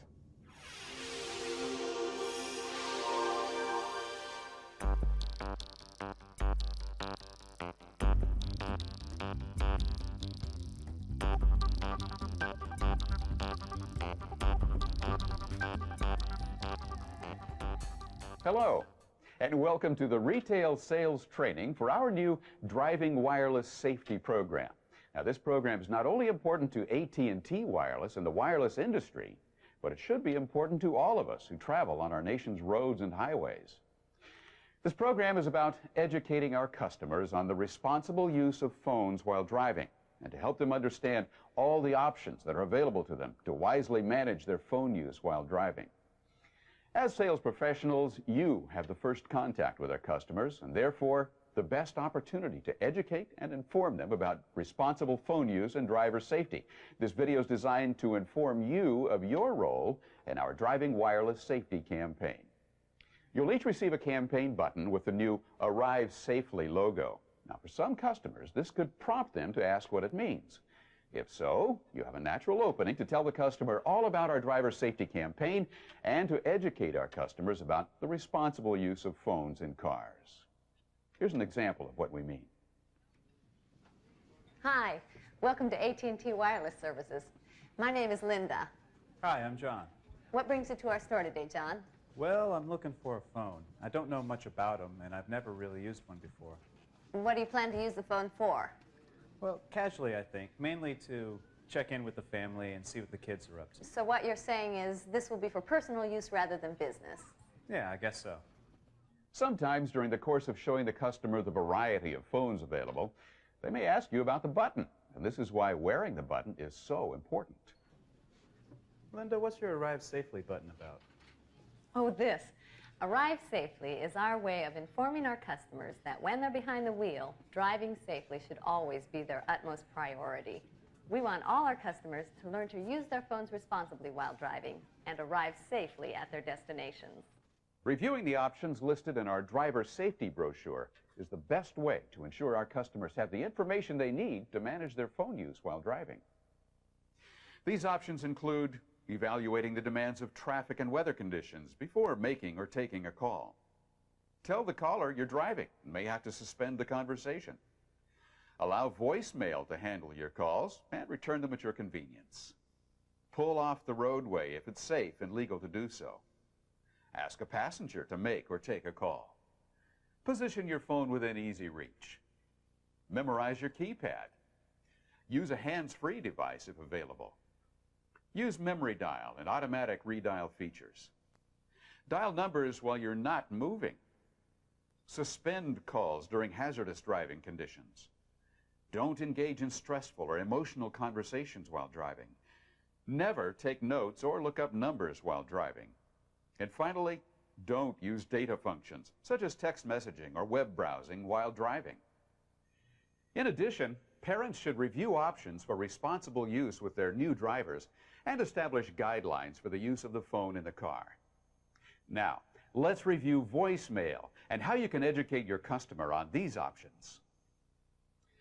Voicemail is one of the most convenient services your customers can add. Explain how voicemail can take calls for them while they're driving, allowing them to return the calls at their convenience. This service is just as handy whether you're driving or not. What do you mean? Well, let's say that you're expecting an important phone call and your battery's out of power or you're out of the service range or on another call. Voicemail will pick up your call and store it so you can retrieve it later and return the call at your convenience. I see. So it's like having an answering machine everywhere you go. Yes, you can access your voicemail box just by dialing your number and accessing your voicemail with a code that you assign. Let me show you how it works. Voice messages can be left as soon as you activate your phone, so it's important that you set up your voicemail box and personal greeting right away. To personalize your password and greeting, first, dial your wireless number from your wireless phone or any touch-tone phone. When you hear the voicemail system greeting, press pound to interrupt the greeting. The system will ask for a temporary password. Please enter 1111.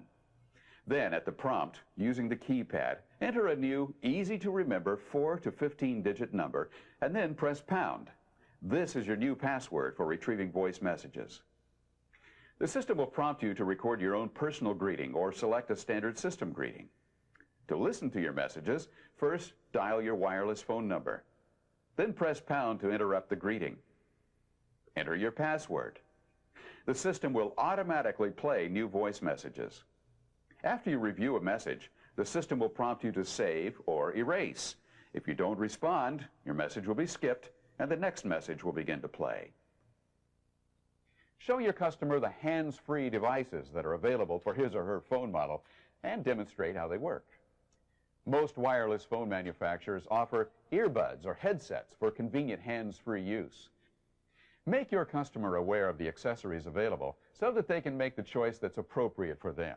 Now, some new phones may include earbuds. If so, demonstrate how the earbud works to allow hands-free use. However, please note that some states do not allow the use of hands-free devices while driving, and some communities require the use of hands-free devices. So please remind your customer to check the laws of the state or municipality before using the phone while driving. Memory Dial offers customers the ease of a phone directory of frequently called phone numbers, saving the caller from having to memorize or look up these numbers. Auto Redial is an extremely convenient feature for those who get a busy signal when making a call, allowing the push of one button to redial the number. Missed calls and last number dialed features allow the customer to dial the number displayed by merely pushing the send button. Show the customer how to store and retrieve numbers and use automatic redial and speed dial features. Please remind your customer to lock the keypad to prevent unintended calls to 911 and other numbers. Unintended calls to 911 tie up emergency lines that are needed for real emergencies. For example, when the emergency 9 hotkey option is activated, the phone will dial 911 when the 9 key is depressed for 3 seconds. Sometimes unintended calls are made when the 9 key or other speed dial keys are depressed in a pocket, a briefcase, or a purse. Customers should select the emergency 9 hotkey function with caution and always lock the keypad using the key guard or lock function. When closing the sale, be sure to include our driving wireless safety brochure with each customer's purchase, because the brochure includes additional safety suggestions that should be reviewed with your customer before he or she leaves the store. We've got everything now. Everything is in the bag. Please review your safety brochure along with your owner's manual. They both have very important information you will need to properly and safely operate your wireless phone. You have my card and my phone number. Please call if you have any questions or concerns. Okay, thanks. No, thank you. And remember, arrive safely. Now, we've provided you with some tools to use during your sales presentation. The Arrive Safely button to help initiate a conversation about driver safety. The brochure provided options for responsible use, and this training video shows you how to demonstrate these options for your customers. You're now better informed about driver safety, options for responsible use of phones while driving, and the importance of your role in informing and educating our customers. Thanks for giving us your undivided attention for the past few minutes and for helping us to educate our customers about their options for responsible use while driving. Now, it may take a few moments of your time, but helping to make our roads and highways safer is a pretty good reward. Thank you again. And remember to arrive safely.